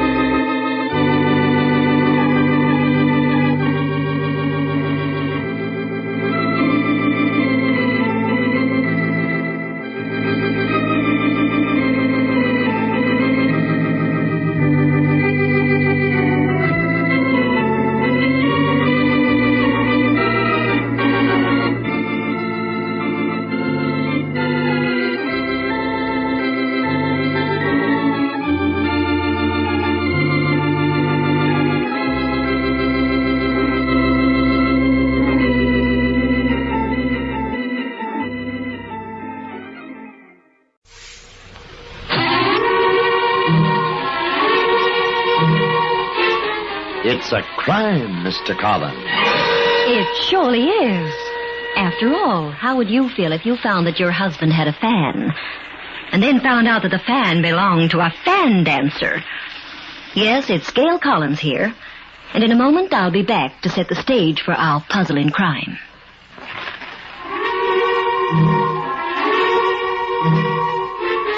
It's a crime, Mr. Collins. So you found out Greg had a fan, but the fan belonged to a fan dancer. That's right, Jack. Well, Gail, I guess you've just got to accept the fact your husband's a guy who gets around. I do. After all, he's a private detective, so I've got to expect it. But I guess you were pretty angry about the fan, I mean. Angry? Oh, no, you've got it wrong. I felt sort of sentimental about it. Hey, wait a minute. I thought you were jealous or something. Now you said that... I guess I'd better put you straight. You see, Greg and I had gone out celebrating. Oh, I forget what, but there we were in a nightclub, relaxing like we hadn't for a long time. You want to know something? With a dame like you, I should dance with my eyes closed. Why don't you? I am. Because in a joint as crowded as this, I might end up with some other dame. That proves you don't love me. I'd know right off I wasn't dancing with the right man, even with my eyes closed. Yeah? How? Oh, the feel of your suit, the way your back muscles bunch when you go around a corner, the feel of your cheek on mine, the weight of your foot on my ouch instep. Well, what should I do? Send for Arthur Murray? Tell him to bring his own girl. I don't want anyone to play gooseberry at this party.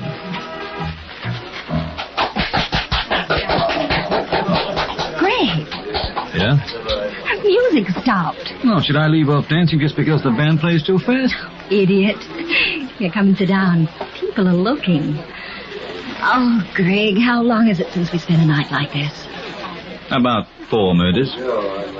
I figure it rates another bottle of champagne. You see, I'm trying to break you down. I may even ask you to marry me later. You'll have to see my father. I've seen your father. I still want to marry. Well, what do you know?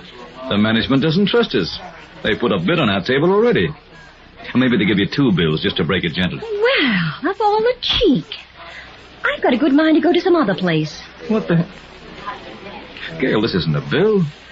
It's a note, and it says, if you're the Greg Collins I think you are, I can use you. You better come back right away. Come back? You haven't been anywhere. Who wrote that note? Lola the Pink Lady. What? I tell you, that's what it says. Lola the Pink Lady.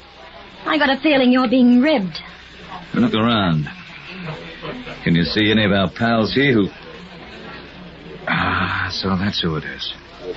Gail, look at that photograph over near the piano. The shot of the blonde and all the feathers. Lola the Pink Lady, twice nightly. I don't get it. Well, I do. Lola's a fan dancer here. She wants us to go back to her dressing room. That is, if I'm the Greg Collins she thinks I am. And if I'm the Greg Collins I think I am, I'd never pass up the chance to meet a fan dancer.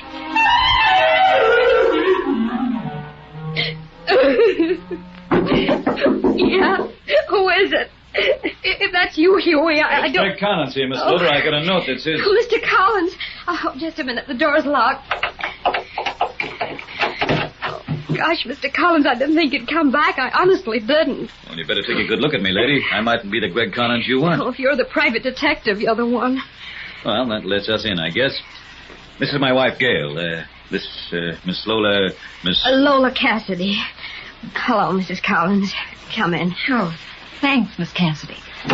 I'm sorry my room's in such a mess, but what with doing a scarf dance, a fan dance, and a bubble dance all in one night, I don't know if I'm Isadora Duncan, a bird, or 9 out of 10 Hollywood stars. Well, whatever I am, I'm in trouble, I know that. You just take it easy, Miss Cassidy. Greg will take care of you. Before we start, Miss Cassidy, I'd better explain there are some kinds of cases I don't handle. Just so long as you handle murder, that's all I want. He's wonderful at murder. I didn't do it. I know what everyone will say, but I didn't do it. You didn't do what, Miss Cassidy? I didn't kill Abraham Lincoln. No. No, I guess that's one rap you could beat. If only I had an alibi, but I haven't. Oh, no alibi, huh? Couldn't you just explain you weren't born then?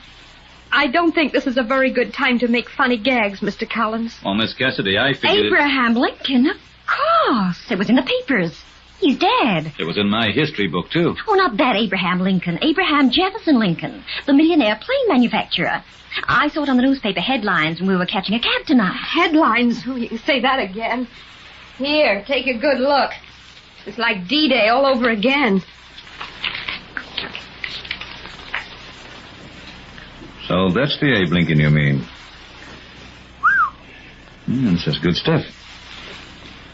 Shot dead in his apartment in the stomach. Doctors figure he took 3 hours to die. Miss Cassidy, have the police accused you of this yet? Not yet, but they're going to. You see, Abe and me were friends. But if you were friends... We were friends. We busted up. Oh, it was terrible. We had an awful fight right out in public at a party. And I said... You threatened his life, huh? I told him I was only sorry he'd probably die quickly. I said, I thought you should die a slow, painful death. You were friends? Well, that's how I felt. He said he was going to marry me, and all the time he never had no intention. All the time he had one of them society dames out in Boston. And because of your association with Lincoln, you figured the police would be around to see you. I know it. But you must have been here at the club when it happened. I was home, sick. I thought I was getting the flu, so I stayed home last night. But how can I prove I stayed in all night? No one can prove you're at Lincoln's. Well, they can prove I might have been. I've got a key to his apartment. A key? I've still got it. About 2 months back, I was working at 2 different nightclubs in the one night. I used his apartment to change from one costume to the other. You see, the cab would wait for me. I get it, honey. I get it. But look, aren't you beating the gun? If the police haven't even questioned you yet. Maybe I spoke too soon. You think this is the police? Well, it could be.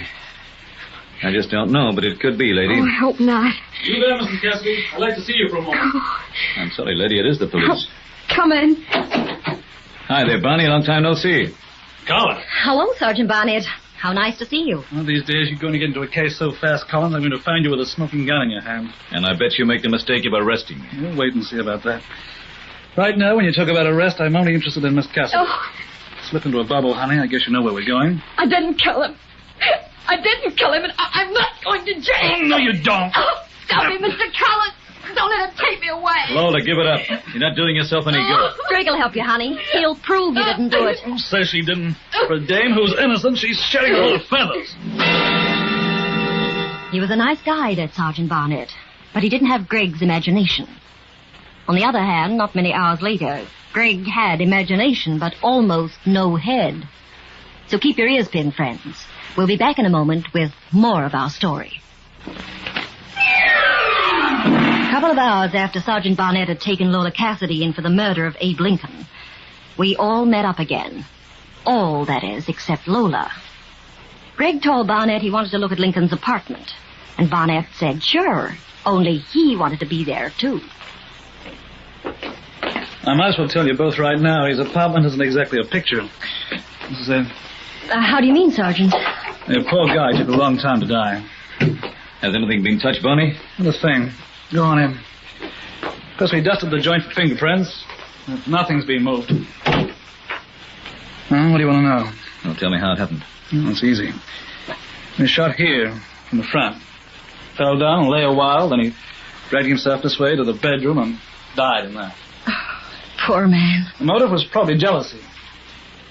You know he told the Cassidy dame he was going to marry her. So you're sure she did it? I'm sure. I'm not. But then she's your client. You want one good reason why she didn't kill Lincoln? Because she's a battler. She's a girl who makes a living in a tough racket. Kids like that, the hoofers, the strippers, the cigarette girls, they don't crack easily. Who got here first, the girl or Lincoln? What does it matter? She had a key. She didn't bust in. As a matter of fact, Lincoln was here when she arrived. There was a half-smoked cigar in the ashtray. See, it's still there. The photographs I saw of his body, Lincoln was still dressed in his topcoat and scarf. That's right. What about it, Sergeant Barnett?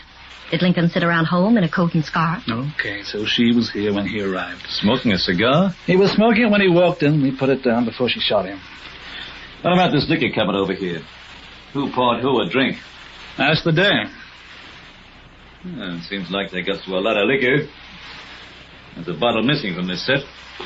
Every kind of alcohol except scotch. It's on the lower shelf, Sherlock Holmes. Huh? Oh, yeah. Well, have you seen all you want to see? Yeah, I guess so. By the way, I thought your men didn't move anything. That's what I said. Then Lincoln kept his footstool in a funny place. Usually you find a footstool in front of a chair. His is on the hearth under the mantelpiece. And we found a salami sausage in his cheese dish. Maybe he liked living a crazy bohemian life. How do I know? Why don't you give up Collins? The dame had a motive. She had the opportunity. People have been sent to the chair on that much before now. If Lola Cassidy killed Lincoln, I'll take over her act. So you think Lola was framed, Greg? That's the funny part. I don't. She just happens to fill the bill, that's all. Well, forget about it tonight. We're home. If only someone knew for sure that Lola spent the night in her apartment last night. Poor kid. She really is a nice girl, you know. Yeah, and the crazy part is the only place we'll find the answer to this is in Lincoln's apartment. I'll make you a nice hot cup of coffee. You'll feel better. Liquor, cigars, overcoat, and scarf. Yeah. What kind of a setup is that?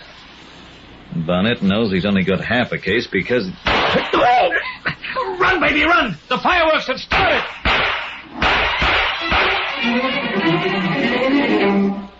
When the first shot came, Greg went down as though he'd been hit in the middle with a tank. He lay against the car and tried to push me out of the way. There were 2 more shots, and then silence. Somehow Greg got himself on his feet, and we half ran and half staggered up to our apartment. Wouldn't you know? It starts out a quiet night dancing and ends up like this. How badly you're hurt, Greg. There's a lot of life in me yet. Oh, darling, you're not going to... The only thing that worries me is that I'm tracking a lot of blood along this corridor. Oh. Yeah. The key's in my side pocket. My coat. I've got it. So Barnett thinks Lola shot Lincoln. You know, that's so funny. It makes me laugh. Just a little more, Greg. Try to swallow the lot. If I drink any more of that stuff, you'll have to send for Alcoholics Anonymous. I sighed. Well, try not to move, darling. I've got you all strapped up. Is that where I got shot? Well, you weren't exactly shot. You were kind of grazed. You mean all that gore was for a graze? A deep graze just over your hip. When I got your shirt off, I could see you weren't going to die. And when I called the doctor, he said the same. Doctor? Doctor? It's okay. It was Frank Norman. I told him you were working on a case, so he won't contact the police. Greg, you know, I think we're dealing with a fiend. I got scars to prove it. I'm serious. You remember Sergeant Barnett said Lincoln was deliberately shot in the stomach. Yeah, that's right. And a couple inches to the side, and the same would have happened to me. Isn't that a fiend? Either a fiend or a rotten shot. Oh, I don't like this case. I do. It's full of human interest. Like, for instance, we both feel Lola didn't kill Lincoln because she isn't the type. Too much control. But the person who did kill Lincoln is so lacking in control that as soon as I come into the case, they start shooting. So, who's hysterical? I am. And apart from Lola, Barnett, and me, you don't know anyone who's mixed up in this affair. Anyhow, I'll report this attempt on my life to Barney. Maybe it'll make him ease up on the girl. And tomorrow we'll have a long talk to Lola about Lincoln's friends. The hysterical ones.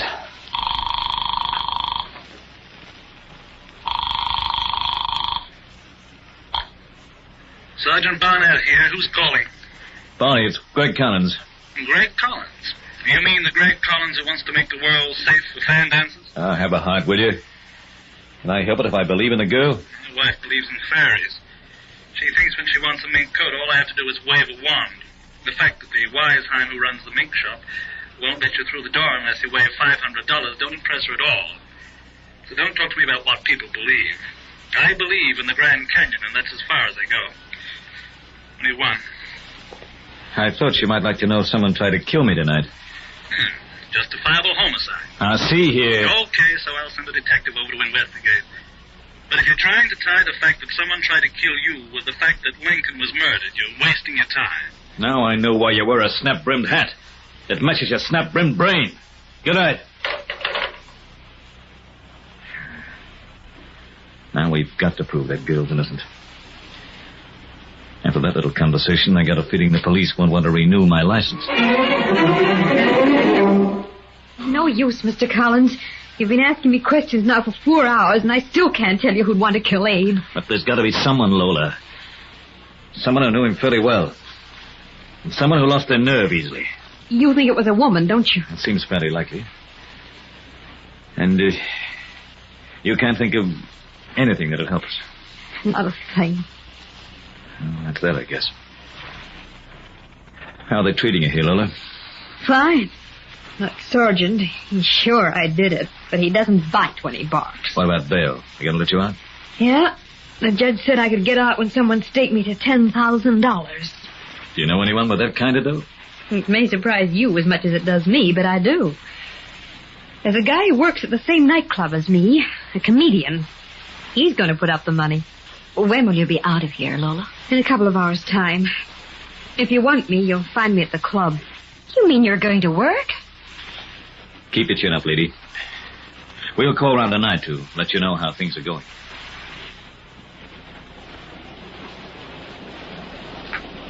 Well, you still like the case, Hawkshaw? Lay off that stuff, will you? I'm worried. Well, you can say that again.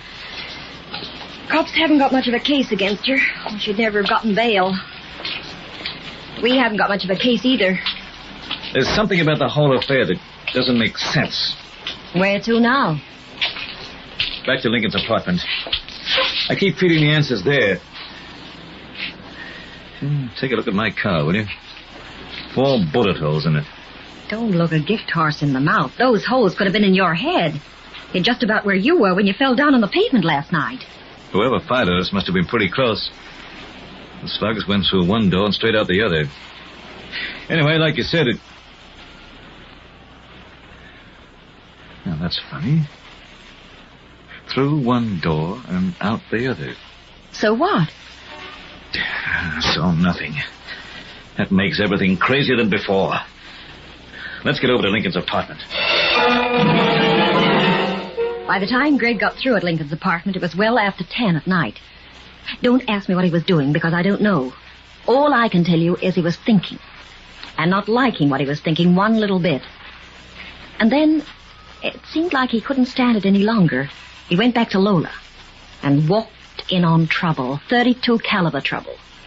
Mr. Collins, I'm so glad you've come. I've been hoping and praying you'd get here before they took me away. Lady, will you quit wasting time and get him some street clothes? The DA's waiting for you. Hey, what goes on here? Burnett, it seems like you're enjoying it. I'm enjoying nothing. I got a warrant. You want to see it? So you came here looking for evidence, and what did you find? I found this in the laundry basket in the corner, buried under a pile of clothes. A gun? A .32 caliber pistol, the same kind that killed Lincoln. And if you like to wave it under your nose, you'll find it was fired not long ago. This is what Sergeant Barnett was waiting for, the clincher. The piece of evidence that made it seem Lola was guilty. But Greg had his own evidence. So hold tight, folks. In just a moment, we'll bring you the climax of the case. Dug the murder gun out of Lola's clothes basket. It looked like she was set for a trip to the chair. And I have to confess it looked that way to me, too. Lincoln was killed with a gun like that, huh? 32. He wasn't poisoned with cyanide. But it's not my gun. I've never owned a gun in my life. Tell it to the DA, sweetheart. You're not going to take her in just because you find a gun in her room, are you? What should I do? Take her to Coney Island? Miss Cassidy, will you kindly... No, wait. Now, look, Barney, think about it. Just imagine the scene in Lincoln's apartment. I don't have to imagine it. She can tell me. I tell you I can't. I wasn't there. Barney, this is going to sound crazy to you. But I'm going to tell you how it was. It was X, the murderer. Sometime before Lincoln got home, X got into Lincoln's apartment. With a key. Her key. Not with a key. Threw the fanlight over the front door. Okay. X is in with maybe half an hour to spare. So what does he do? He. Now it's a he. It almost has to be. You see, he lit himself a cigar. Okay, he sits smoking for a while. Then he feels like a drink. So he pours himself one. Puts the bottle back on the lower shelf. Then soon after, Lincoln arrives. And X shoots him in the stomach. Later, he tries to shoot me and clips my side. He shoots again. And the bullets go straight through my car about 3 feet from the ground. Get that?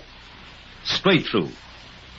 Even though you'd expect them to be traveling downwards, into the seat maybe. This is all very interesting, except it bores me. Well, what do you expect me to make out of this pile of junk?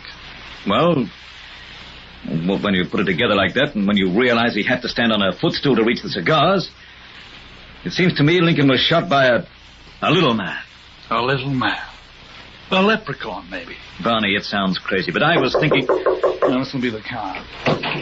Hey, Lola, I just heard tell the police... No, I won't believe it. There are no little men. It's a dwarf. A 3-foot-high dwarf. Well, what? You're crazy. You is my friend. You wouldn't frame me for murder. Look out. Slam the door, Gail. Don't let him get away. Okay, Greg. Hey, what's going on here? I came in because I heard Lolo's in more trouble. Well, someone tell me who this guy is. I think I'm going crazy. That's Huey Dennis, the littlest comedian in the world. He works at the club here. He may be the littlest comedian, but he's also the littlest murderer. You're nuts. I never murdered no one. He put up the bail for me. Look, I've known Huey since I was a kid in the business. But it fits. It must be right. How could Collins come up with such a crazy solution and not be right? Dennis, I don't know exactly what we've got on you, but I'm going to have to take you in. Well, sure, take me in and see what it gets you. But just before I go there, there's one thing I want to take care of. Greg, he's got a knife. Dennis, don't be a fool. She deserves to die. In all the years I've worked with her, she never even noticed me. Well, you've got one murder on your conscience. Don't try to make it two. I wasn't going to let him have her. I did for him. Then I was going to let her burn. Okay, Bud. Just take it quietly. I don't believe it.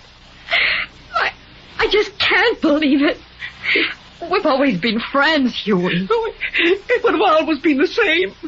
Sooner or later, there would have been another Lincoln. I couldn't go on killing people, could I? Don't you see? It had to be her as well. If I was going to get any sleep at night, it had to be her as well. That's why I hid the gun in her clothes basket.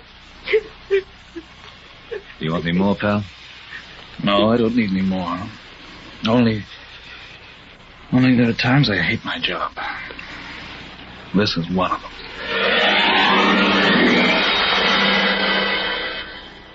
Greg. Yes, honey? You feel like dancing? Not much. Do you want to go home? I thought maybe if I stayed here a while, I'd forget myself. Don't feel too bad. At least an innocent person won't be punished now. I guess not. Honey, I'm sorry I'm like this. Like Bonnie says, there are times when you don't like your job. But don't worry. I'm not going to get a conscience about this. Shall we try another bottle of champagne? I don't know about that. My mother always told me to beware of gentlemen who wanted me to drink champagne. My mother always told me the way to a woman's heart was with champagne and diamonds and pearls. Your mother was a very wise woman. She was? But I guess I'll just settle for her son. The only diamonds and pearls we'll ever have will be on time payment. At least you're all mine, Mr. Collins. Don't go away. In just a moment, we'll be back with you. Well, folks, Gate and I hope you enjoyed our adventure, The Pink Lady. Be sure to visit us next time for another puzzle in murder, where there is crime and romance. There you'll find Mr. and Mrs. Collins.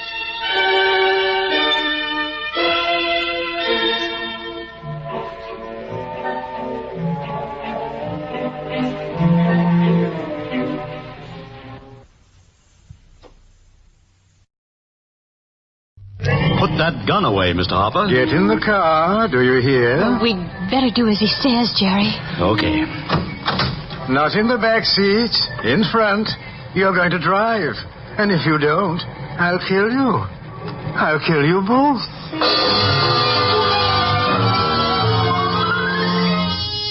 Mr. and Mrs. North, starring Alice Frost and Joseph Curtin. Listen as Pam and Jerry solve the mystery Dead Giveaway. The theory that you can judge people by the kind of friends they have is not necessarily true. Take Pam and Jerry North, for example. They have a friend named Clara Kendall. She's not a close friend, true, but she's a friend nevertheless. So what kind of people would you say Pam and Jerry were if you judged them by dowdy, middle-aged Mrs. Kendall as she stands white-faced and trembling, talking on the telephone? But, my dear Mrs. Kendall... Don't my dear Mrs. Kendall me, Dr. Cowles. Do you realize that your incompetence has endangered my life? Nonsense, Mrs. Kendall. Your brother... My brother is insane. Mrs. Kendall. Dangerously insane. That's why I placed him in your sanitarium, Dr. Cowles. No, Mrs. Kendall, that is not why... I'm not going to discuss it with you any further, Doctor. Now, are you going to notify the police of Charles' escape, or aren't you? But it's not necessary to notify... Then I will. Mrs. Kendall, will you please... The fool. Philip? In here, Clara. What was that all about on the telephone? It was Dr. Cowles. Cowles? Oh, yes, the sanitarium fellow. What did he want? Not more money, I hope. Philip, Charles has escaped. Oh, no. Not again. You know, I don't think Charles likes it there. Philip. I can't say I blame him. The Middle West never appealed to me as a place This is no joking matter, Philip. Charles has been gone 2 days. He could be here in New York by now. Oh, why in the world would he want to come here? He hates me. Well, what do you expect? You have the poor old devil declared mentally irresponsible. You have him committed to an institution. Then you get control of his money. Do you think he should love you for that? My goodness, Clara, you can't have everything. Stop it, Philip, stop it. Charles is dangerous, you know that. I know nothing of the kind. The worst thing I know about him is that he slobbers when he eats. If he ever gets the chance, he'll kill me. Oh, Clara. He will. Oh, don't be ridiculous. Where's my coat? Are you going out? Yes. Where? Just out. I have an appointment. A business appointment? Oh, don't be bitter, dear. Please, Philip, don't go. Don't leave me here in this apartment alone with Charles. For heaven's sake, Clara, stop being so silly. Charles isn't within 1,000 miles of here. They'll find him just the way they did before, curled up, sound asleep in a haystack not 2 miles from the sanitarium. Now, look, I'm already late, What time will you be home? I'm not sure. Late, probably. Will you be here for dinner? No, Philip. Oh, let go of me. Clara, let go. Please, Philip, stay home with me. I'm frightened. Let go. Now, will you please... I know where you're going, Philip. I know. You're going to see her. Her? Who? Vivian. Vivian? Yes, Vivian. Vivian Ames. You didn't think I knew, did you? But I do. I know all about... You don't know anything because there's nothing to know. You're a liar. And you're a silly, suspicious, neurotic old woman. Why, you... Get out! Do you hear me? Get out! Yes, I hear you. Then pack your things. You keep them, Clara. You paid for them. Don't think you're ever going to come crawling back. Oh, don't worry, Clara. You haven't got that much money.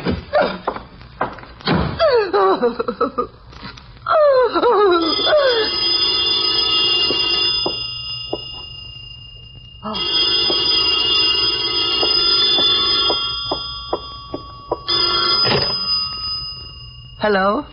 Mrs. Kendall? Yes? This is Pam North, Mrs. Kendall. I wonder if I could drop by and talk to you for a few minutes. Oh, what about? About serving with me on the finance committee of the Women's Club. I'd like to make it around 4 o'clock, if that's convenient for you.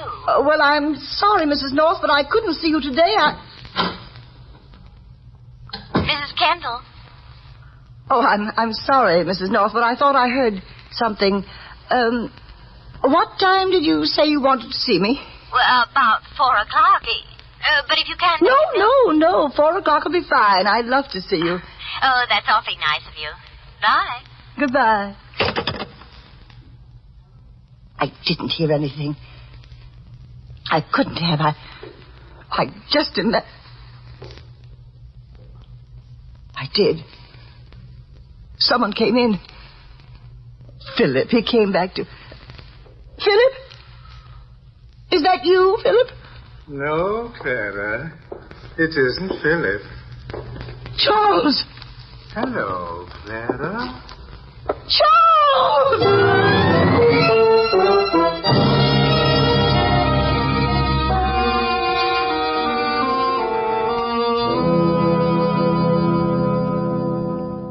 Go on, on, Philip. Then what happened? Oh, nothing, darling. Clara told me to get out. I took her at her word. Here I am. And you didn't admit anything about us? Of course not, Vivian. Well, then it probably isn't as serious as you think. I wouldn't be surprised if Clara's calling all over town right now, frantically trying to find you to ask you to come home. Well, it won't do her any good if she is. I'm through. Now, Philip. I am, Vivian. I mean it. For the first time in 4 years, I feel like a young man. You are young, darling. But you don't feel young, married to a woman nearly 15 years older than you are. When she pays your way, you don't even feel like a man, young or old. All right, Philip. So you're through. Now what happens? When Clara gets a divorce, we'll be married. On what? I'll get a job. Doing what? Well, you sound like you think I can't get one. Oh, of course you can. You'll have to. But what kind of a job will it be? And how much will it pay? Well, how should I know? Then I'll tell you, Philip. Based on your business experience so far, you could make $50 a week, if you're lucky. At that rate, we could just about pay the rent on this apartment. Of course, we couldn't eat, buy any clothes. Well, we wouldn't have to live like this. But I like living like this. And if I can't pay for it any longer, you'll find someone who can. I thought you loved me. I did. When you were a man. A man? Yes, Philip. That's what Clara's money made you.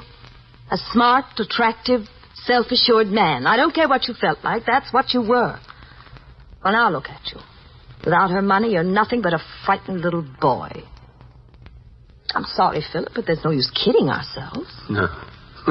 No, I guess not. Now, look, darling. Go back to Clara. You can. She'll take you back. I know she will. And then we can go on. All right, Philip. But you're being a fool. Maybe. Where are you going, Philip? I'll be back.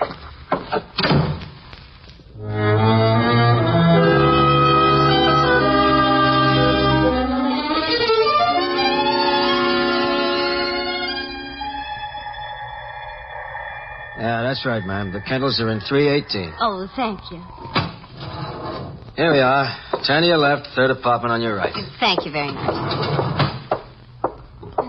314, 316, 38.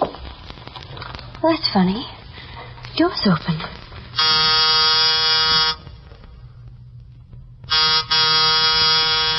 She must be in.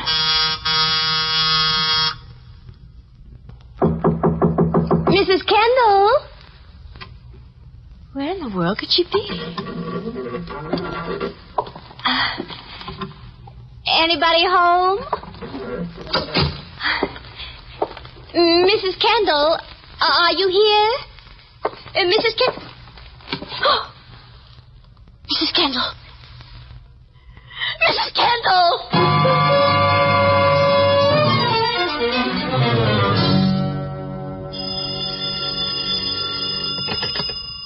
Hello? Jerry. Oh, hello, darling. Oh, Jerry, something horrible has happened.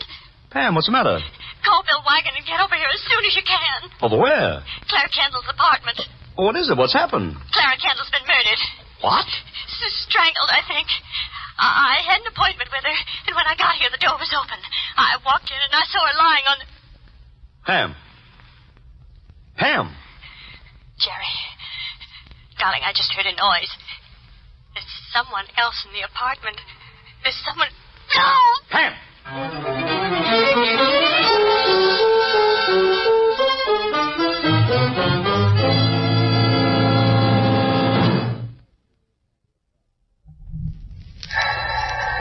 Sure, I got a pass key to the Kendall apartment, but that don't mean I can let in just any Tom, Dick, and Harry. Can't you get it through your head that Mrs. Kendall's been murdered?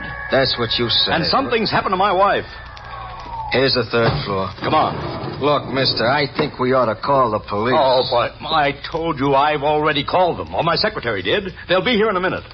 Now, are you going to unlock the Kendall apartment, or do I have to take Okay, buddy, okay. Let's go. This is the key. Here's 318. Open it. Okay. Hurry, will you? I'm hurrying. There. Pam. There There's the telephone. Pam! Hung up just like it should be. Well, come on, let's look and... Hold it. What? Listen. I don't hear Quiet. it. That's Pam. Pam! Sounds like she's in that hall closet. The key's in the door. Pam, darling. Are you all right? Just hold me for a minute, darling. Darling. Oh, darling. I've never been so frightened in my life. What happened, sweetheart? I was talking to you. I heard something. I started to turn around. Someone grabbed me from behind and dragged me into this closet and locked me in. Did you see who it was? No. It was a man, that's all I know. Where's Clara Kendall? In the living room. Well, let's go in and... Jerry! Bill! Hey, what's all the excitement? Didn't Jerry tell you on the phone? I had Miss Brown call while I got over here, Pam. And all Miss Brown said was for me to get to this address right away. There's been a murder, Bill. It's Clara Kendall, a friend of mine in the woman's club. She's been strangled, Bill. I found her body. It's on the couch in the living room. Well, let's have a look. This way.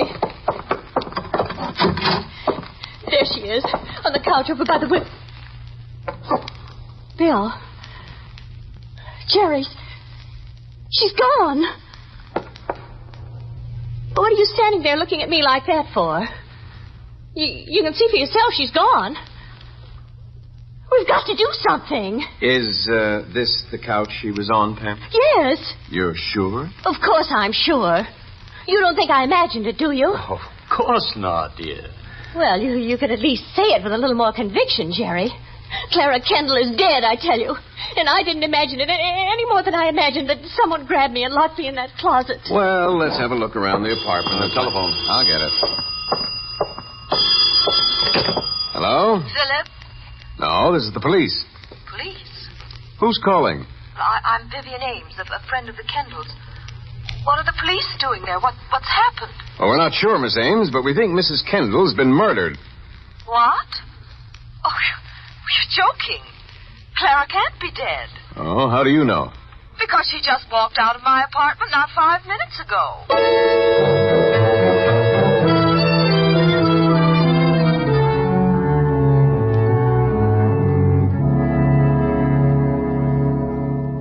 That's all I can tell you, Lieutenant. What time did Mrs. Kendall arrive here at your apartment, Miss Ames? About 4.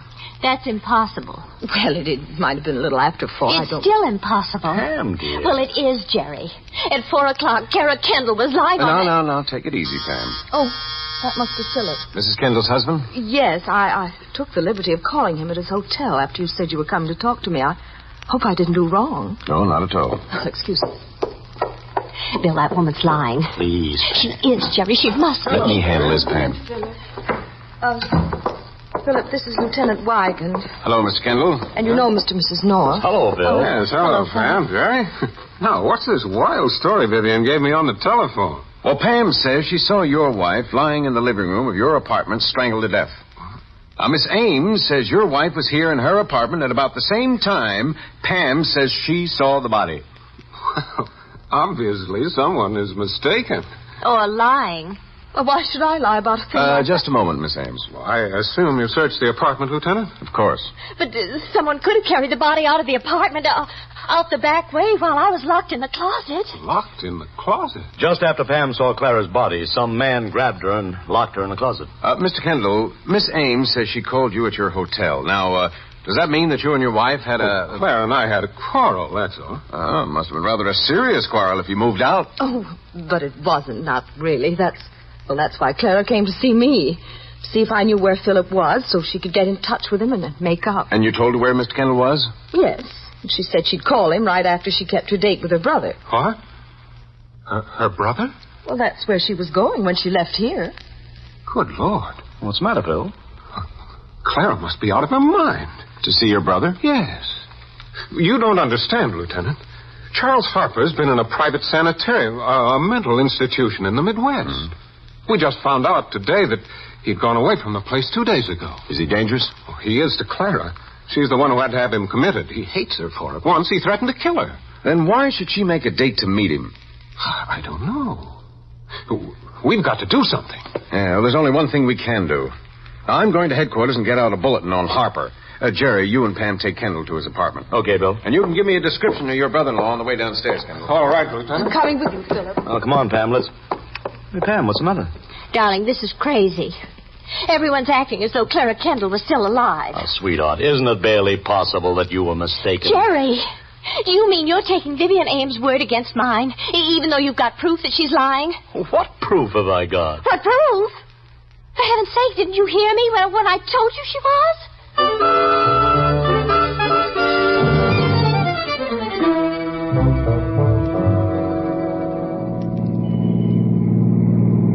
You can pull up right in front, Jerry. Right. Clara's got to be home. She has to be. Please, Philip, you mustn't get... But if anything happened to her, I'll never... It's her car. What? It's her car. The one right ahead of us. It's Clara's. You sure? It's just like hers. Well, let's have a look.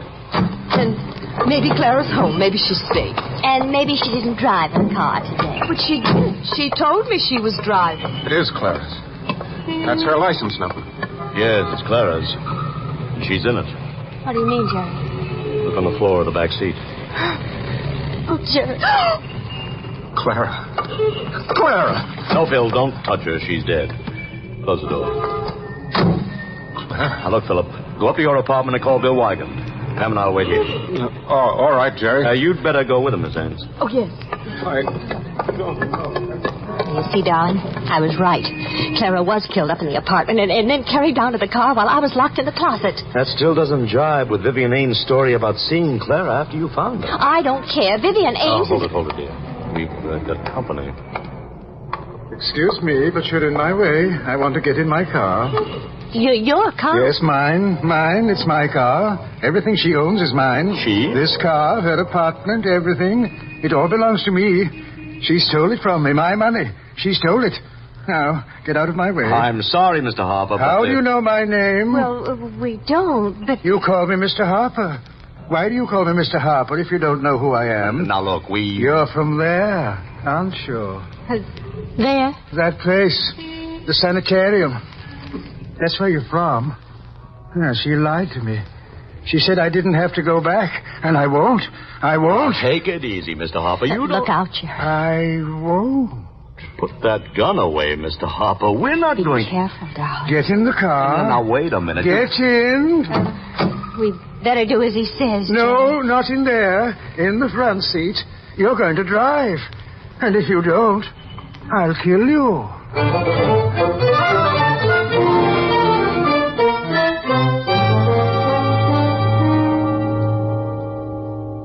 All right, Mr. Kendall. All right, I'll be right over. Thank you, Lieutenant. I mixed you a drink, darling. Here. I don't want it. Now, don't be nervous, darling. I'm not nervous. Oh, but you are. All right, so I'm nervous. Why shouldn't I be? We took a big chance moving Clara's body down to the car, running the risk of Pam North spotting me as the guy who locked her in the closet. We had to give you an alibi for the time Clara was killed, didn't we? I'm not sure we have. Pam knows you're lying about seeing Clara at 4 o'clock. And Jerry and Lieutenant Wygant probably know it, too.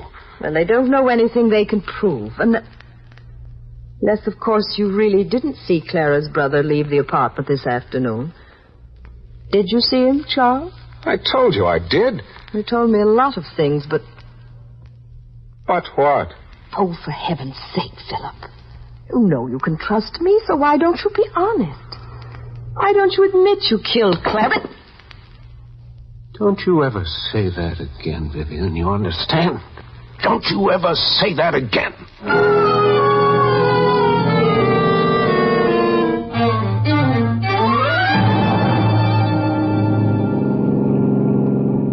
Jerry, we're going much too fast. Please, slow down. Don't talk to me, darling. You know as well as I do that the man who's really driving this car is in the back seat. And every time I try to slow down... Faster, drive faster. You see? Please. Mr. Harper, we're going too fast already. This road is like a sheet of glass, Harper. Do as I say. Go faster. If we ever start to skid, Harper, we'll always... Jerry, darling, we're skidding. You're telling me... Oh, stop, Jerry, stop. I can't stop at this height. Jerry, we're going to crash. Look out, Pam.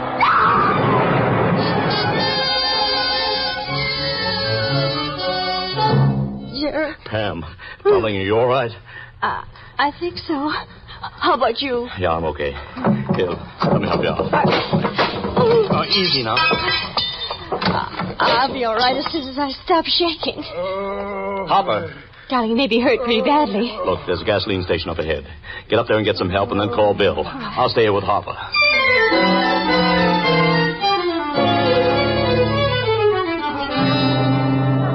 Let us through, please. Now, come on, folks. Stand back. Let us through. Here we are, Bill. Over this way, Miss Ames. Come on, Kendall.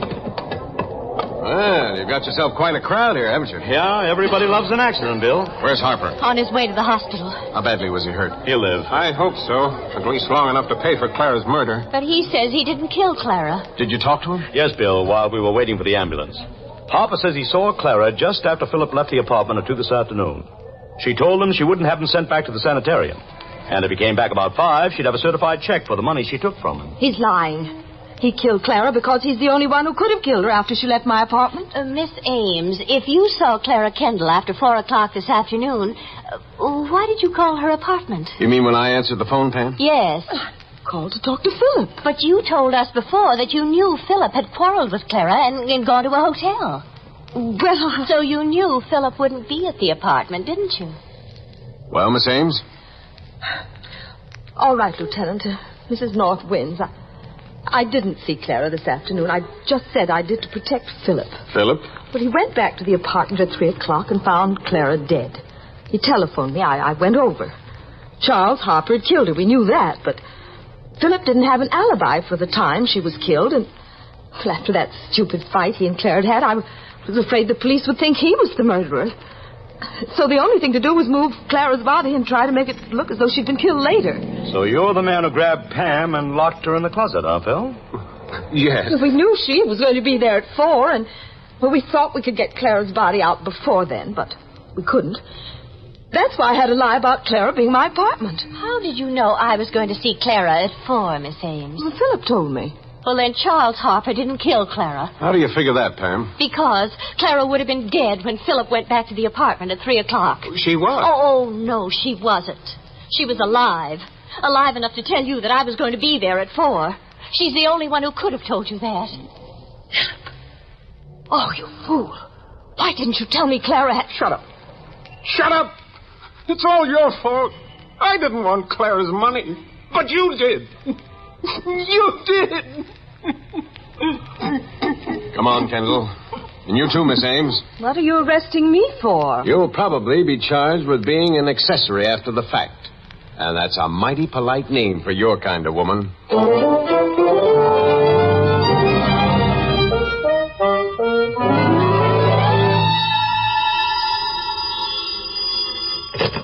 Mr. North speaking. Oh, hello, Jerry. Oh, hello, dear. Darling, on your way home this evening, will you stop in a stationery store and buy me a bookkeeping ledger? A bookkeeping ledger? Oh, what for? I was re-elected chairman of the finance committee of the Women's Club, remember? Oh, yeah. Well, we're starting a new fiscal year, so I'll need a new ledger and a bottle of black ink. Black ink, huh? Well, it sounds like you did a good job of managing the club's finances. And the other thing I want... I wish you could do as well with our personal finances, dear. We've never wound up in the black at the end of the year. Jerry, dear, will you let me tell you the other thing I'll need? How do you account for it, Pam? Why can't you manage our money just as well as you manage your clubs? But I do, darling. What do you mean? That's what I'm trying to tell you. I'll need a bottle of red ink, too. This is the United States Armed Forces Radio Service.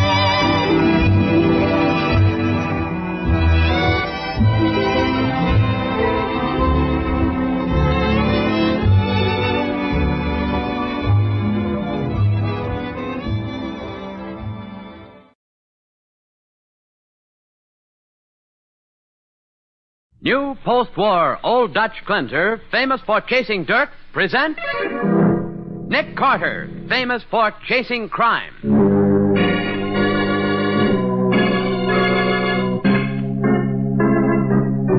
Every week at this time, two great names are joined as new post-war Old Dutch cleanser brings you one of the most resourceful and daring characters in all detective fiction, Nick Carter, Master Detective.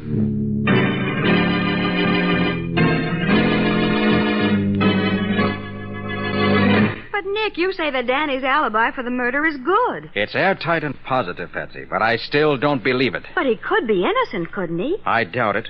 He started swearing he had an alibi even before he knew what time the murder occurred. Sure, but can you do anything about that? I can, and I'm going to. I've got an earthquake machine that's going to prove that Danny is the murderer. For faster, easier cleaning, I mean really faster and easier, switch to new post-war Old Dutch cleanser made with activated seismotite. Get 2 packages tomorrow. Then see how much faster new post-war Old Dutch cuts grease. Thrill to the new, almost effortless ease activated seismotite gives new post-war Old Dutch. It cleans, polishes your sink and tub with a new, smooth, gliding action that means less work, less rubbing. New post-war Old Dutch cleans away dirt and stains with new miracle-like speed in hard or soft water. Then, snowy white, it rinses away quickly when cleaning is done. So try it, won't you, tomorrow, and see if it doesn't clean faster with less rubbing than any other cleanser you've ever used. That's new post-war Old Dutch cleanser made with activated seismotite at your dealers now in the same familiar package. Now for the case of the exploded alibi. Today's adventure starring Lon Clark as Nick Carter, brought to you by new post-war Old Dutch cleanser. The streets of the big city are strangely silent as a sleek black convertible purrs its way down Seton Boulevard. Suddenly, what the deuce? Oh, are we home already, Nick? No, Patsy, we're not. Then why did you stop? I'm curious to know why the Art Museum is all lighted up at 3 o'clock in the morning. Oh, Nick, don't tell me that you're going to stop and investigate just because there are a few lights on. I certainly am. Okay, Nick, you go prowl around all by yourself then. I'm going to stay right here and finish my nap.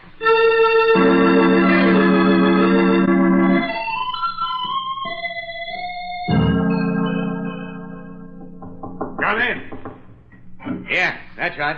I'll wait here till the squad arrives. Yeah, goodbye. Something wrong, officer? Hey, who are you? I'm Nick Carter. I was just passing... Nick Carter? Hey, I've heard of you. Well, thanks, but what's wrong? Plenty. Sam Hildred, the night watchman here in the museum, has been murdered. Well, how'd you happen to find him? You on duty here? No. I'm on the park detail, so this is on my beat. You see, I go off duty at 2 o'clock, and I usually stop in and have a cup of tea with old Sam before going back to the station. And that's what you did tonight? Yeah. Well, Sam wasn't in the office, so I waited for him, thinking maybe he was making his rounds. Did you hear anything while you were waiting? Not a thing. But when he didn't show up after half an hour, I went to look for him. And found him dead? Yeah. Lying on the floor in the Egyptian section with 3 bullets in him. And you didn't see anybody? Not a soul. The place was deserted. So I called headquarters. Uh-huh. Do you mind if I take a look at the body? No, come on. I'll show you where it is.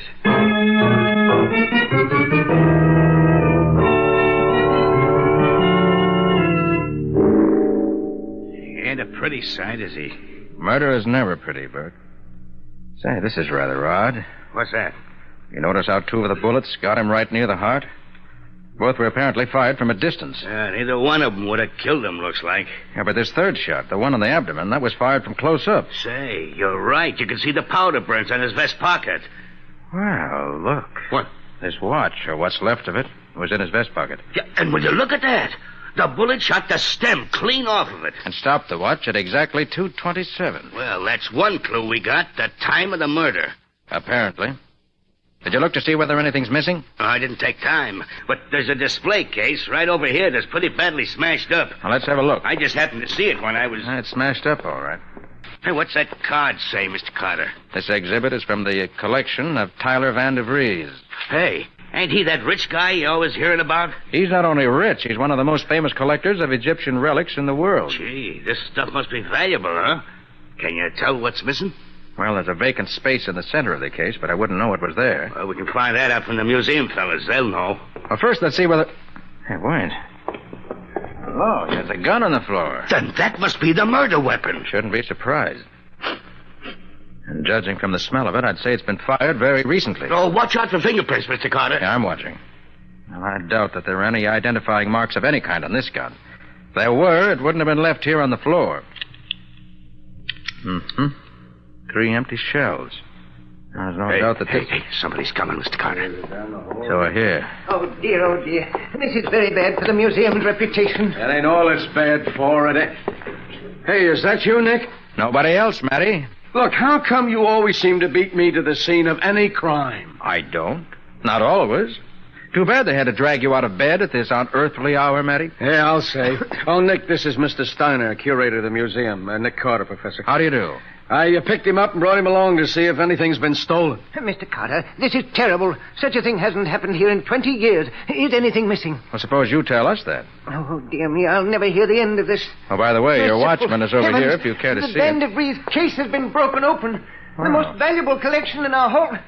Sergeant, the Anka Tara scarab is gone. It's gone. The what is gone? The Anka Tara scarab. One of Mr. Van de Vries' most priceless pieces. One of the few remaining jewels of the 5th dynasty of Egypt, worn by the Princess Amun-Ra herself. Obviously a collector's item, then? Oh, definitely. Only a collector would be interested. Oh, how can I ever explain this to Mr. Van de Vries? Well, Hey, Sarge, what's all them things in the next room? That don't look like museum stuff to me. It isn't. The City College of Science is remodeling their engineering building, and they've some of their stuff here stored in the next room temporarily. Oh, I do hope nothing else is missing. I'll never be able to hold up my head again. Here's my whole life's work. Sarge, you want I should wait? No, Bert, you go ahead. My men will be here. Oh, there you are, Sergeant. Well, what do you got here? Oh, so you finally got here, did you, Williams? What do you mean, finally? You know what I mean. Now, look, you and McGlone get busy. Go over everything, get fingerprints, anything you can find. And have the boys Sure. Have the boys get plenty of pictures. Yeah, now, wait a minute. Doc Bradley come with you? Yes, Sergeant, I'm here. Oh. I'm here. Show me the body and let me get back to bed. Yeah, it's right over there, Doc. See what you can make out of it. Okay. He was shot 3 times, Doc. Yes, so I see. What is it, Doc? Any one of those bullets could have been fatal. How long do you think he's been dead? Oh, between 2 or 3 hours. Can't say for sure. Well, what about those 3 wounds? Are they all alike? No, Carter, they're not. I'll have to probe for the 2 bullets in his chest, but the third one's right near the surface. It's funny. It was fired close to the body, but it didn't go very deep. That's because his watch stopped it. His watch? I don't see any watch. I have it here. Took it out of his pocket to examine it. Huh? Well, will you look at that? The stem was shot clean off. And the watch was stopped at 2:27, which may indicate Nick, what that... in the world are you... Hiya, Patsy.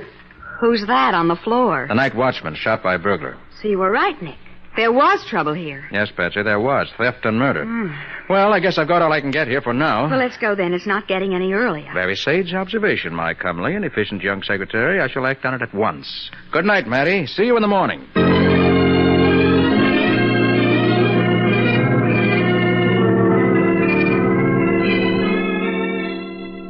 Good morning, Nick. Why, good morning, Patsy. Didn't expect you for hours yet. Well, I was going to sleep late, but I couldn't. I was much too curious to find out about the murder. The true professional instinct, Patsy. What are you doing now, Nick? Oh, I've been going through our files, trying to pick out all the crooks who would be interested in stealing that precious scarab. Would that be a special kind of a crook, Nick? It would. Why? Because in spite of the scarab's value, there's a limited demand for such things. The thief would have to know where to sell it after he stole it. Oh. And there are very few crooks who would know that. How many such crooks have you found? Only 3. Who are they?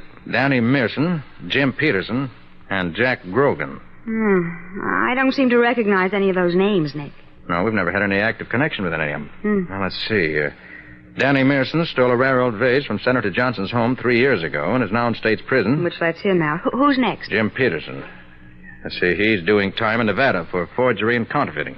His sentence has several years to run yet. Then he couldn't have done it. Which leaves Jack Grogan, wanted on a burglary charge by the Montana police. Disappeared 6 months ago, believed to be dead. And none of them could have done it. Suppose you call Matty. See whether he knows anything about any of these men. Of course, Nick. But haven't you any other clues? This seems like guesswork. Eliminating suspects is never guesswork, Patsy. Part of the routine work that solves many a case.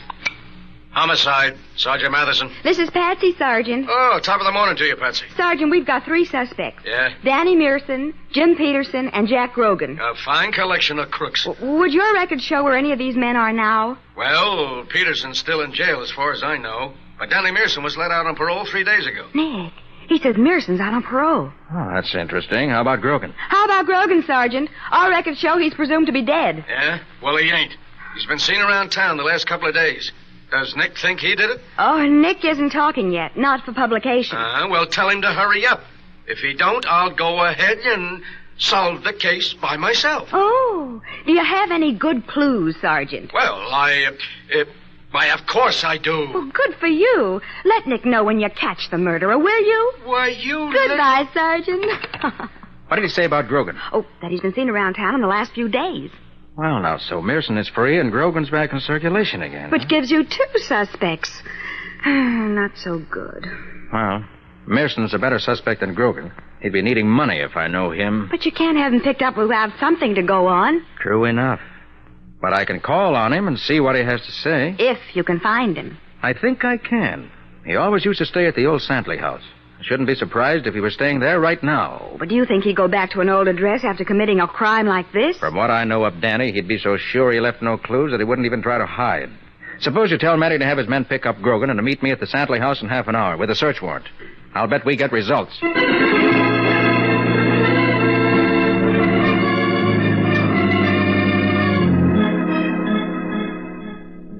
Nick, I give up. There ain't a thing in this room that shows that Danny Mearson ain't been strictly on the up and up since he got out. I'm afraid I have to agree with you, Matty. Uh-oh. That must be Danny coming back. Nonsense. He wouldn't knock on his own door. Quiet. Yeah. Well, if it ain't Jack Grogan. Who's that? This is darn nice of you, Grogan. Yeah? What's nice about it? Well, I had the boys out looking for you, and they couldn't find you, so now you find us. What you looking for me for? Just wanted to ask you a few questions. Questions? Mm-hmm. About what? Suppose we go into that when we get down to headquarters, okay? You ain't taking me to no headquarters, copper. Hey, wait a minute. Don't be a fool, Grogan. You can't cover us both with that gun. Well, if either of you moves before I say so, you'll see if I can cover you both. Grogan, look at me a minute. Yeah? What's in your mind, copper? I just want to warn you... What's the matter? I told you!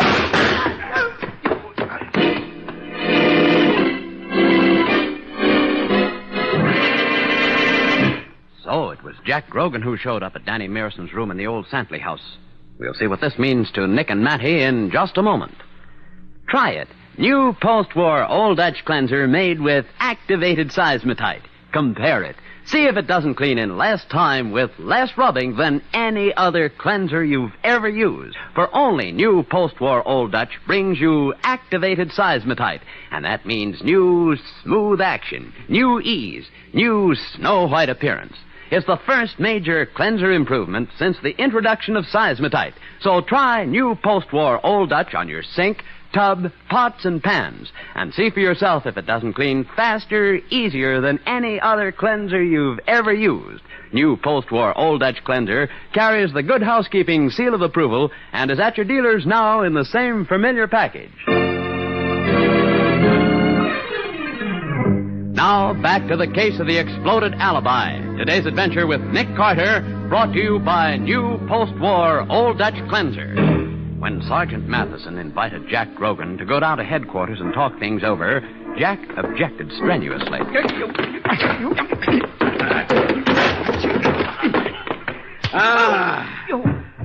Nice work, Nick. That did it.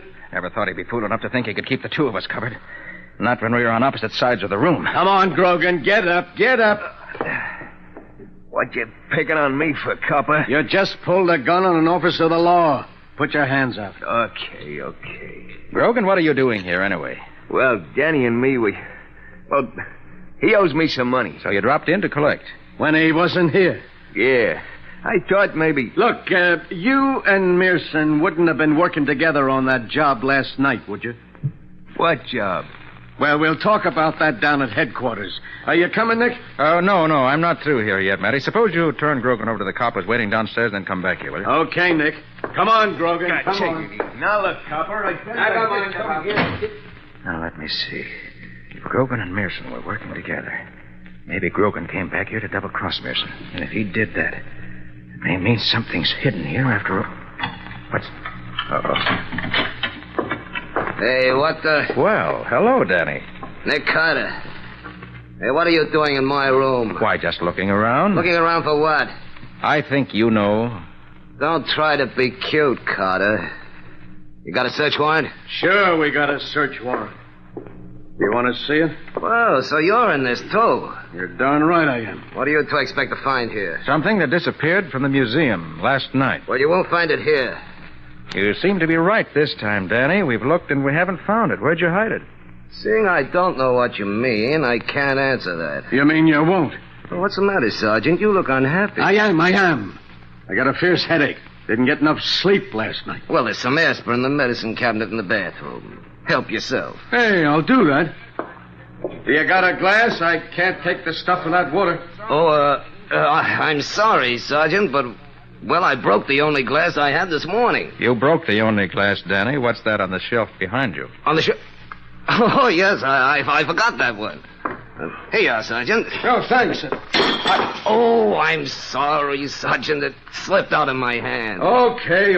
I'll take it plain. Danny, you didn't drop that glass accidentally. Hey, what are you getting at, Nick? For some reason, Danny doesn't want you to have a drink of water, Matty. What? Maybe he doesn't want to run the water in the basin. Look here, you dope. I just tried Turn to... on the water, Matty. See what happens. You can't. We can't do what? I mean, here, I'll do it for you. That faucet is kind of tricky. Oh, yeah? You see, you have to... Don't move, Sergeant. Great. I got my gun right in the middle of your back. If you make a move, I'll... Okay. I ain't moving. And if your friend tries anything fancy, you'll get it. Now, you understand, Carter? Yeah, I understand. What's your proposition, Danny? Just take the thing you've been looking for and get out of here without any interference. Otherwise, you... Well, that seems fair enough. What do you say, Matty? I'd say you're crazy, Nick. You gonna let this... Shut up, Matty. Yeah, but You might say the wrong thing and make Danny sore. Look, you two. I got a gun in the sergeant's back and my arm around his neck. If either one of you guys try anything... Nick, I don't get it. No, Matty, be quiet. Clam up, copper. I can shoot you, strangle you, and if anybody makes a break, I'll... Matty, don't talk. All right, but... Just nod your head yes or no. Oh. Now, what do you say? Should we make a deal? Oh, good one, Matty. You got it. Get his gun. I'll get him. Hey, my arm. Let go, you're breaking my arm. I won't break it, not if you hold still. Okay. I knew when I'm licked. Nick. Oh, you're a cute one. You know, I learned that trick of banging my head against the nose of a guy holding me from behind, but I forgot it till you reminded me. Give me a towel. My nose is bleeding. Keep him covered, Matty. Yeah? I want to get the scarab. You mean it's really here? Say it is, unless I miss my guess. We got it, Nick? Not yet, but I'll bet that it's down. Yeah, here it is. Yeah, where? Here in the wash basin drain. Oh, it's a beauty. Are you kidding? You mean that's what we've been looking for? That beetle thing? That's it, Matty.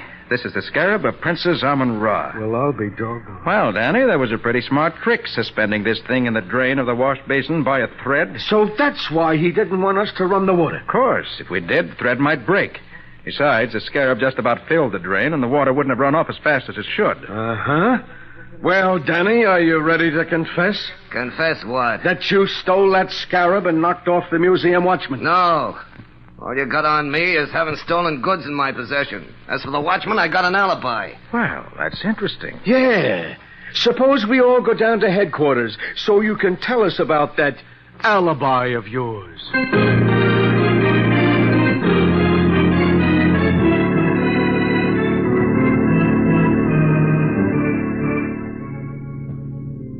Nick, do you really think you can prove Danny killed that watchman? Oh, that depends on how good his alibi is, Patsy. Yeah, but an alibi can be faked, can't it? It can. And I'm positive Danny's is. Excuse me.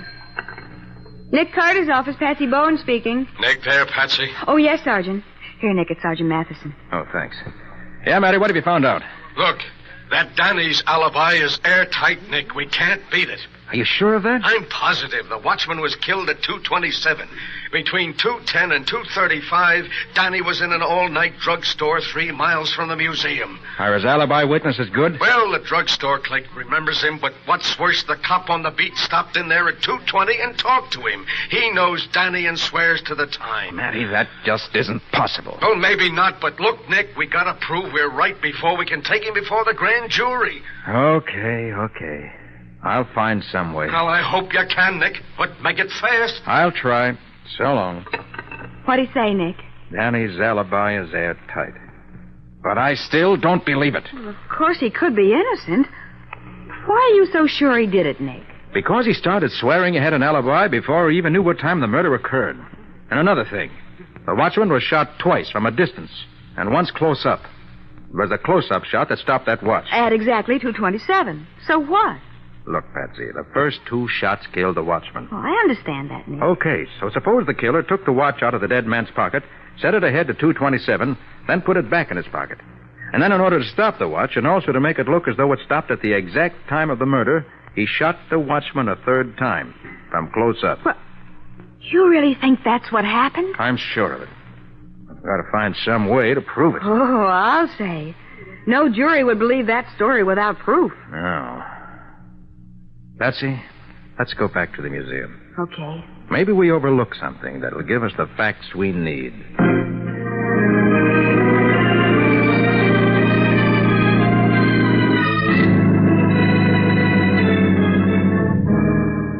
Is there anything else you'd like to see, Mr. Carter? No, nothing I can think of, Mr. Steiner. But you still believe this Mearson is guilty? I'd stake my reputation on it. But belief and proof are 2 very different things. Couldn't you try a lie detector on him? Yes, we could. But unfortunately, some juries still believe that a lie detector is only a makeshift and not real evidence. A clever lawyer can sometimes talk his client out of the results of a lie detector test. I suppose they think a wiggly line running across a chart doesn't really mean anything definite. Ridiculous. Any scientist knows better than that. And take the seismograph, for example. I look at it every morning. That wiggly line, as you call it. Do you have a seismograph here in the museum? Why, yes. It's part of the apparatus the City College of Science stored in the next room. Of course, I remember now that you mentioned something. Have they had it running? Why, yes, they have. Then I want to see it, quick. But why, Nick? Patsy, that seismograph is going to prove that Danny Mearson's guilty of murder.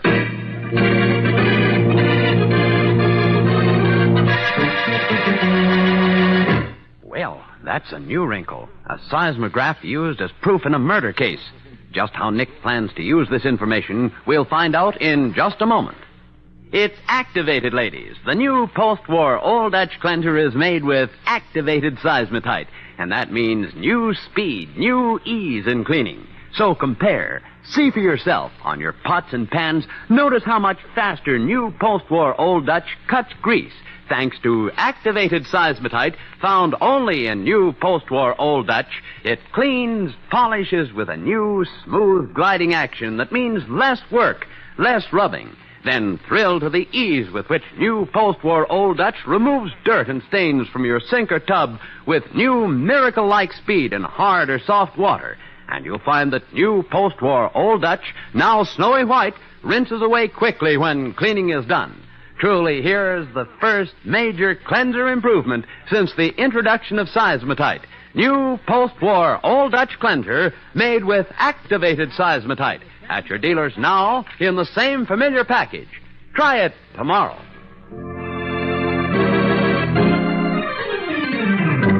Now for the conclusion of the case of the exploded alibi. Today's adventure with Nick Carter, brought to you by new post-war Old Dutch cleanser. The scene is Sergeant Matheson's office at police headquarters. The sergeant and Nick are discussing Danny Mearson's case with Danny and his lawyer. Mr. Carter, I demand to know why my client, Mr. Mearson, is being treated like this. He's admitted to being a receiver of stolen goods, but he's guilty of nothing else. Mr. Amberley, you claim that Danny couldn't have stolen the scarab and killed the watchman because at the time the murder and theft were committed, he was at a drugstore some 3 miles from the museum. That's absolutely correct.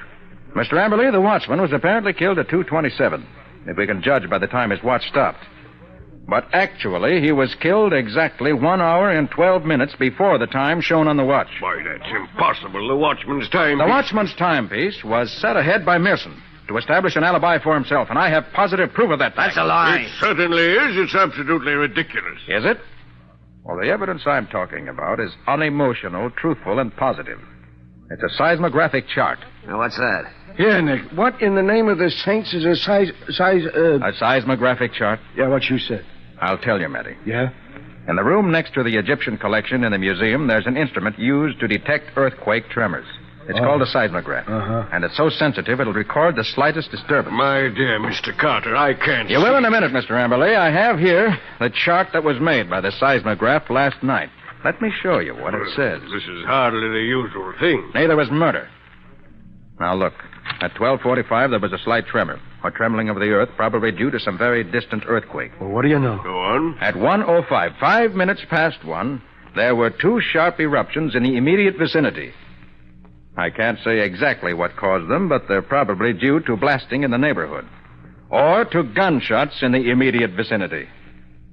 There was no blasting done last night. Get to the point, Mr. Carter. My time is valuable. So is human life, Emerly. Now, notice. The chart shows that at 1:17, 12 minutes later, there was another sharp report, just like the previous ones. But from then on, until 15 minutes before 6, the line made by the seismograph shows nothing whatever out of the ordinary. Then there were no shots fired in the museum between 1:17 and 5:45 yesterday morning. That's right, Matty.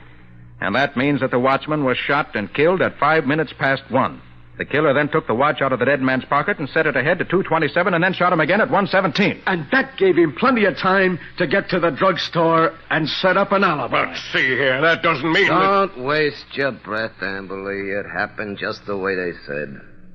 And I'd have got away with it if it wasn't for that size... Let's call it a truth machine, Danny, because that's what it really is. It tells the truth, and in this case, makes others tell the truth, too. Doggone it, Nick. That's sure a great machine. Yes, sir, a great machine.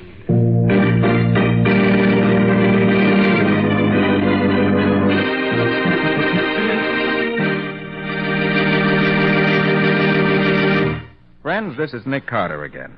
I want to state a couple of facts. One is that the tuberculosis death rate has fallen 80% since 1904. The other is that even so, tuberculosis still kills 1 American every 10 minutes. And with these facts in mind, let me ask you all to buy all the Christmas seals you can. I'm positive we all will, Nick. Now, how about a couple of hints about the adventure that new post-war Old Dutch Cleanser is bringing us next week?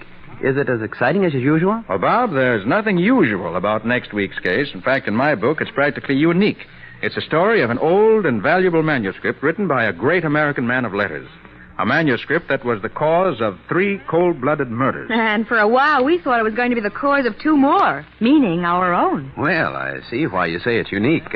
What do you call it, Nick? I call it The Case of the Priceless Prose. Nick Carter, Master Detective, is presented each week at this time and over these same stations by the Cudahy Packing Company, makers of new post-war Old Dutch Cleanser.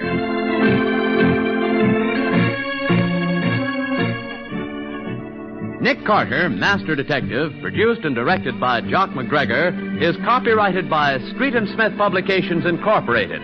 Charlotte Manson is featured as Patsy. Matty is played by Ed Latimer. Today's script was written by Jock McGregor.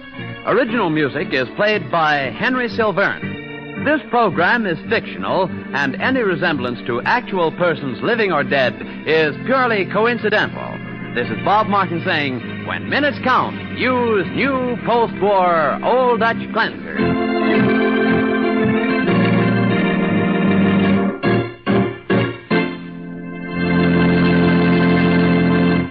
This is the Mutual Broadcasting System.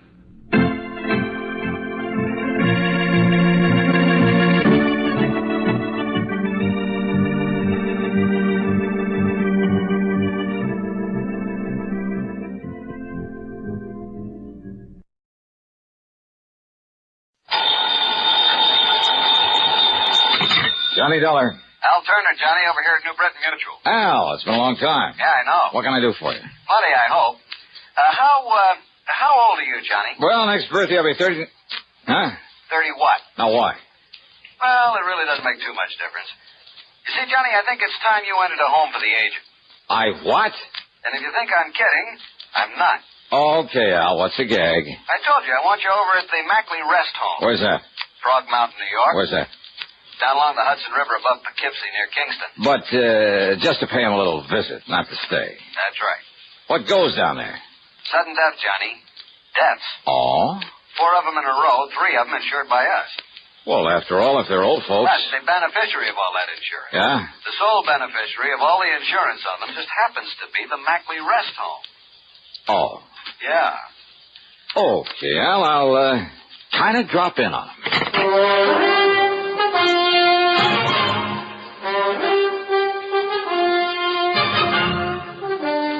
CBS Radio brings you Bob Bailey in the exciting adventures of the man with the action-packed expense account, America's fabulous freelance insurance investigator. Yours truly, Johnny Dollar.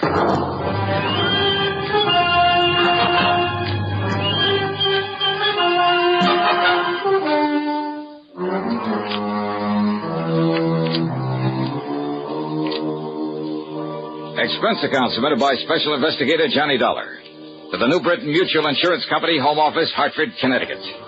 Following is an account of expenses incurred during my investigation of the Paradise Lost matter. I decided my own car would be handy to have along. As usual, the gauge said nearly empty. So, expense account item 1 is $5.20 for a tankful of gas. I drove west on 44, then cut across to Rhinebeck, then Rhine Cliff, where I took the ferry over the Hudson to the town of Kingston, New York. On Route 28, I passed through Stony Hollow, and a few miles further on, I found a sign indicating Frog Mountain. It was on a side road to the left. At one side of it overlooked the famous Ashokan Reservoir, and some pretty big fish have come out of that water. Thinking about it, I almost drove on past what was obviously a rest home for the agent, in among the trees. There was a large, very old frame house set on the side of the mountain. And sitting about on the front lawn, reading, chatting, playing cards, or just enjoying the afternoon sun were the happy-looking customers. As I stopped the car, a pleasant-looking middle-aged man walked over to me, smiled, and said, "How do you do, young man? How do you do?" "Oh, how do you do? My name is Johnny Dollar." A pleasure to meet you, Mr. Dollar. I'm Justin Perry. You have some elderly relative, perhaps, very dear to you, for whom you'd like to provide a quiet, comfortable retirement home? No. Oh, Justin Perry. I'm the owner of Paradise. Paradise? A really appropriate name for our lovely place, don't you agree? Just yeah. Look at the happy faces of our guests and you can... But then you say you don't wish to send someone to us. Well, now, wait. This isn't the Mackley Rest Home? Oh, no, Mr. Dollar. This is Paradise. The Mackley place is further up the road. I see. Well, thanks very much. Dollar, did you say? Yes, that's right. Edward! Yes, Dad? Would you like to show Mr. Dollar the way to the Mackley place? Sure, Dad. Anything you say. Then go ahead. Well, if it's just up the road. About a mile or so. Oh, then I'm sure I'll be able to find it all right. Whatever you say, Mr. Dollar. Sure. Thanks a lot.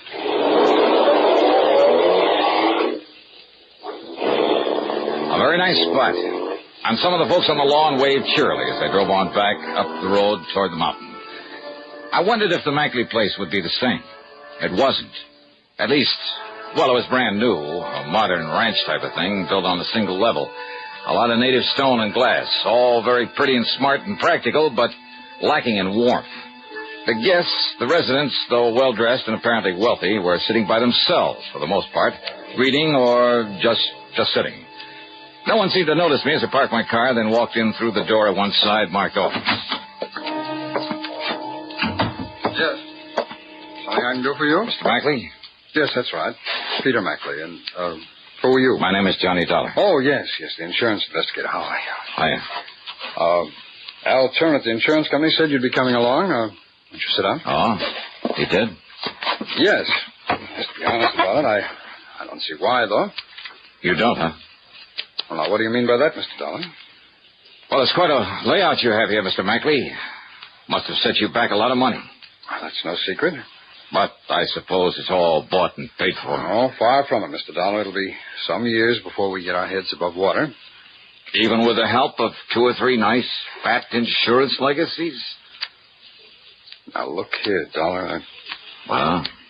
If you're referring to the fact that some people happen to die and just happen to leave some insurance to us... Just happen to, huh? Now, what's that mean? Just exactly what you think it does, Mackley. Are you trying to imply that I or anybody else... If the shoe fits where... Now, if you're saying that you suspect we might have murdered those old people... Did I say that? Well, that's what you meant, isn't it?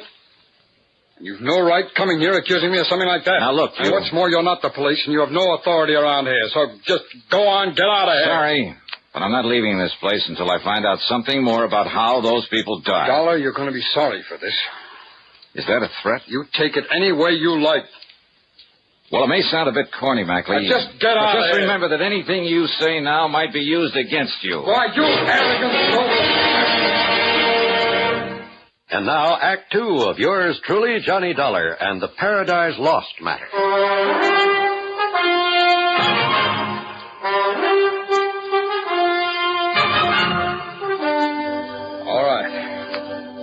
All right, Mr. Dollar, I freely admit it was too bad that 4 of the old people died here within a month and a half. It's most pathetic, most unexpected. What's more important to me is that it gives our place a black eye. Unexpected by whom, Mr. Mack? By everyone, including the doctor who comes up here from Kingston to attend them and who is always on call in case of emergency. Who is this doctor? He's Dr. Nathan Way. He's from over in Kingston. Just how did these 4 people die? Well, according to their death certificates, the first one was an accident. Old Mr. Bartley slipped and fell off the corner of the porch one night while he was walking in his sleep. Slipped or was pushed? Now, look here, Dollar. Okay. What about the other 3? They were natural causes. That is, their hearts gave out. According to the death certificates. That's right. But what really happened? Poison, perhaps? Something like that? Dollar, you don't know what you're talking about. We'll see, Mr. Mackley. Now, where'll I find this Dr. Way? Someone mentioned my name. Hello, Doctor. Hello, Peter. Doctor, this is Johnny Dollar. He's an investigator from the insurance company. How do you do, Mr. Dollar? Doctor? Dollar seems to have the fantastic idea that the recent deaths here were deliberate. Yes, What? Yes, in order that we could benefit from the insurance, those fine old people were kind enough to leave us. Well, now, that is rather absurd, Mr. Dollar. Is it, Doctor? This place is up to its neck in debt. I told you that, Dollar. Isn't that to be expected when you consider the cost of building a fine new establishment like this? All right. After all, it's less than 2 years old. Now, what did you do before this, Mackley? In some business where you could go around making contacts that would assure you plenty of wealthy, gullible customers for this racket? Dollar. Well? Dollar, my wife and I have been in this business of taking care of old people ever since my parents died. That's over 15 years ago. Yeah, where? In Pennsylvania. I can check on that, you know. I know that. Why did you pack up and come here to New York? Tell him, Peter. Well, for one thing, the air, the climate is much better here than it was in the coal region. Yes. And? Tell him, Peter. Well, we had to close down over there. Why? Because our building, our facilities were considered substandard according to some new regulation. And suddenly a lot of your patients started dying off? No, nothing of the sort. Peter is telling you the truth, Mr. Dollar. You investigated, Dr. Way? Well, no, not exactly. I see. But I have talked with many of these fine old people who moved from there to here, and they are intelligent, wealthy people. Wealthy? Yes. Yeah, I'll bet they are. Dollar, will you listen to me? And it was so easy to talk a lot of them into buying a hunk of insurance and making this place the beneficiary. Now, that's not true. Isn't it? Then how come 3 of the 4 people who suddenly died around here? No, it isn't true, Mr. Dollar. It was I who suggested to them, unknown to Peter, that they leave something to this rest home. You? And they thanked me and wondered why they hadn't thought of it before. How many of your people are planning to leave you money, Mackley? I don't know, Dollar. I don't know if any of them are. And what's more, I don't care. My wife and I knew of the financial responsibility we were taking on in the beginning. And unless we lose our reputation, our clientele, through more of these unfortunate deaths... Oh, sure, they're bad for business, aren't they? Yes, they are. Exactly, Mr. Dollar. But as long as the insurance money keeps rolling... Dollar, will you stop it? No. Now, Dr. Way. Mr. Dollar, I'm afraid these accusations... Tell me this, Doctor. You issued the death certificates, huh? I did. For all of them. You made autopsies on them all, huh? Well, good heavens, no. Why not? The accident in case of Mr. Bartley was all too obviously an accident. Was it? As for the others, well, after all, they were well along in years. Oh, so you gave them a quick once-over, scribbled down natural causes and let it go at that. And that's why I want those bodies exhumed and autopsies performed. Mr. Dollar. First, though, I'm checking up on you. Well, by all means, do. I want you to. Oh, I will. Meantime, if you like, I'll drive back to Kingston and arrange for the bodies to be made available. Yeah, you do that.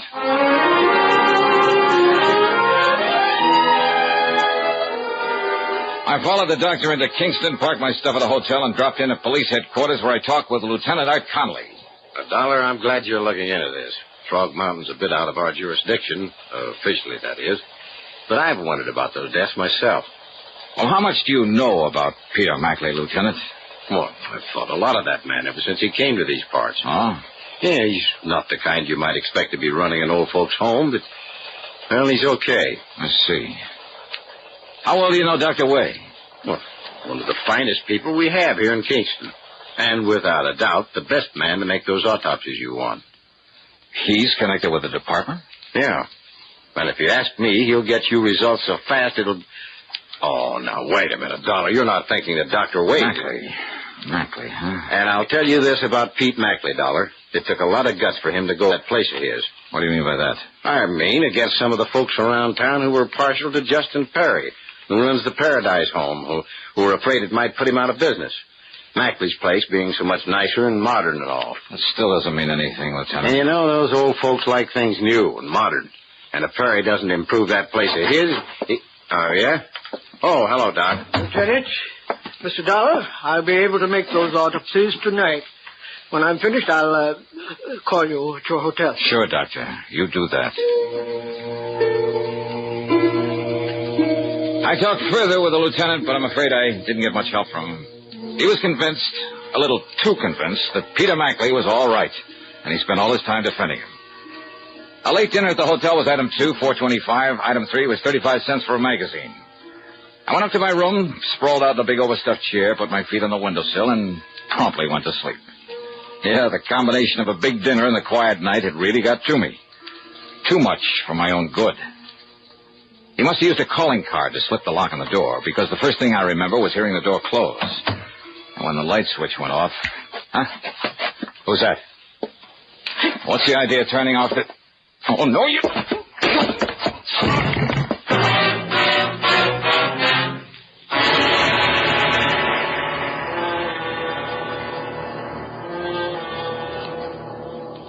And now, Act 3 of yours truly, Johnny Dollar.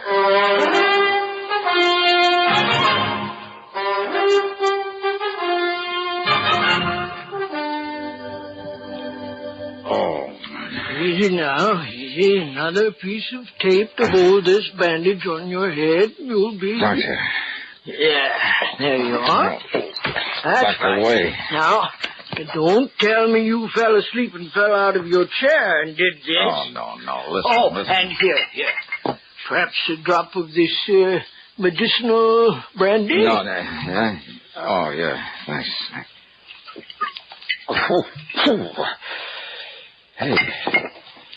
Hey, look, it's morning. Yes, and I've done the autopsies. Oh?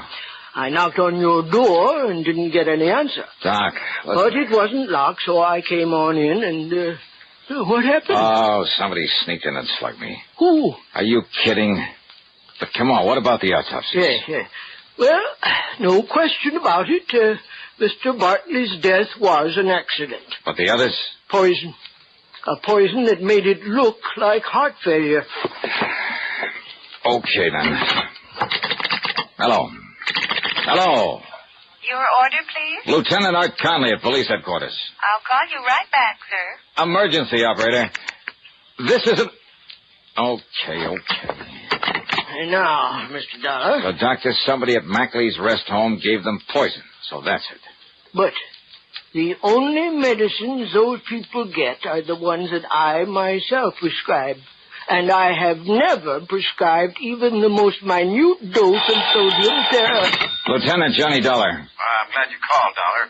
Doc told me the result of his autopsy is on his way over to see you. Then you know. But I still refuse to believe that Peter Mackley... No? Then why did he come here and try to put me out of the picture? He... What? I don't know what scared him off before he could finish the job, but I'm thankful something did. When? Last night I was asleep. Oh, well, then you're wrong. It wasn't Peter Mackley. No? Knowing that sometimes you have to suspect even your best friend on a case like this, I had Mackley here at headquarters all night. So, Dollar... Doctor... My prescriptions? Yes. I've been thinking about that. They're always made up at Pearson's drugstore by Mrs. Pearson herself. Then she is going to have some visitors. What? Come along, Doc.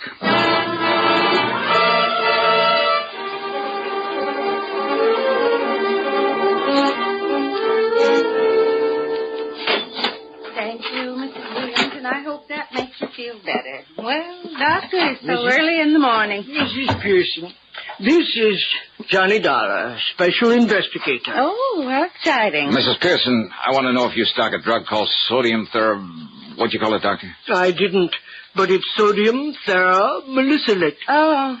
But I doubt very much. Yes, I do. You do? Old Dr. Morley, the veterinarian, used it now and then to take care of hopeless animal cases. And you have it here now? Yes. One of these back shelves, I have a single bottle that I... Hey, wait a minute. Yes? On that motorcycle out there with a sidecar. He pulled away from in back of this place. Yes. He helps in the store and makes all the deliveries for me. And he must have seen us in here. Must have seen me. What? He makes all the deliveries, including prescriptions for the Mackley rest home? That's right.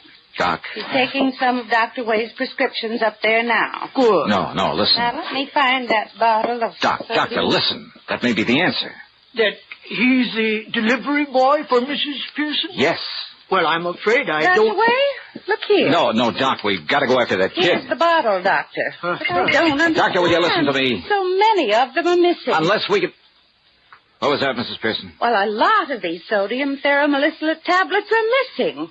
Then that's the answer, Doc. He's the answer. Come on.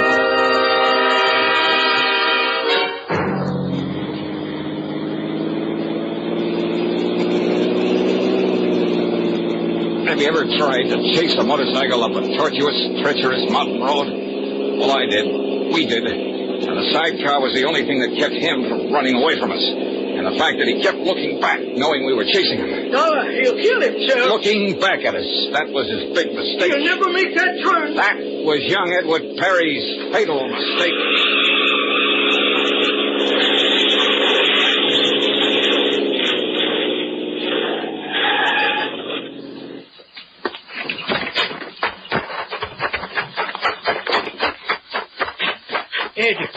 Edward. He's still alive, Doc. Here, I'll see what I can do for him. Now, Ed, let's see. Now, take it easy here. No use, Doc. Well, we can try now. We can try. But why, Eddie? I saw you there in the store. I saw Dollar there. All right, just take it easy here. Knew you'd got wise that I was putting that poison in Doc's prescription. Give him something to knock him out, Doctor. I'm afraid there's no use. I'm afraid it's... But it was Dad who... Justin Perry. Dad made me. Said if enough people at Mackley's died off, they'd... Now, easy, lad, easy. They'd leave Mackley's, come to Dad's place. Eddie, why? To the paradise. We'd put Mackley out of business. Barry's arm, Dollar. Right, Doc. Put Mackley out of...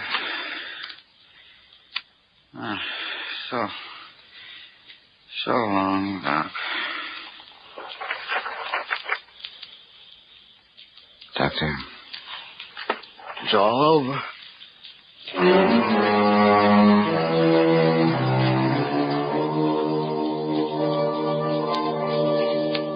I don't know. I don't know what the courts will do. Ask me, Justin Perry murdered his son as much as though he'd done it with his own two... I don't know. Expense account total, call it $50. Yours truly, Johnny Dollar.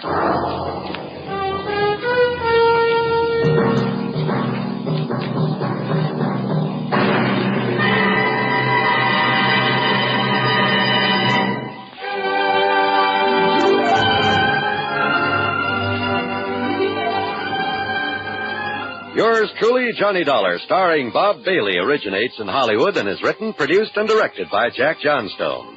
Heard in our cast were Virginia Gregg, Harry Bartell, Edgar Barrier, Sam Edwards, Stacey Harris, Junius Matthews, and Forrest Lewis. Be sure to join us next week, same time and station, for another exciting story of yours truly, Johnny Dollar. This is John Wall speaking. Johnny Dollar has come to you through the worldwide facilities of the United States Armed Forces Radio and Television Service.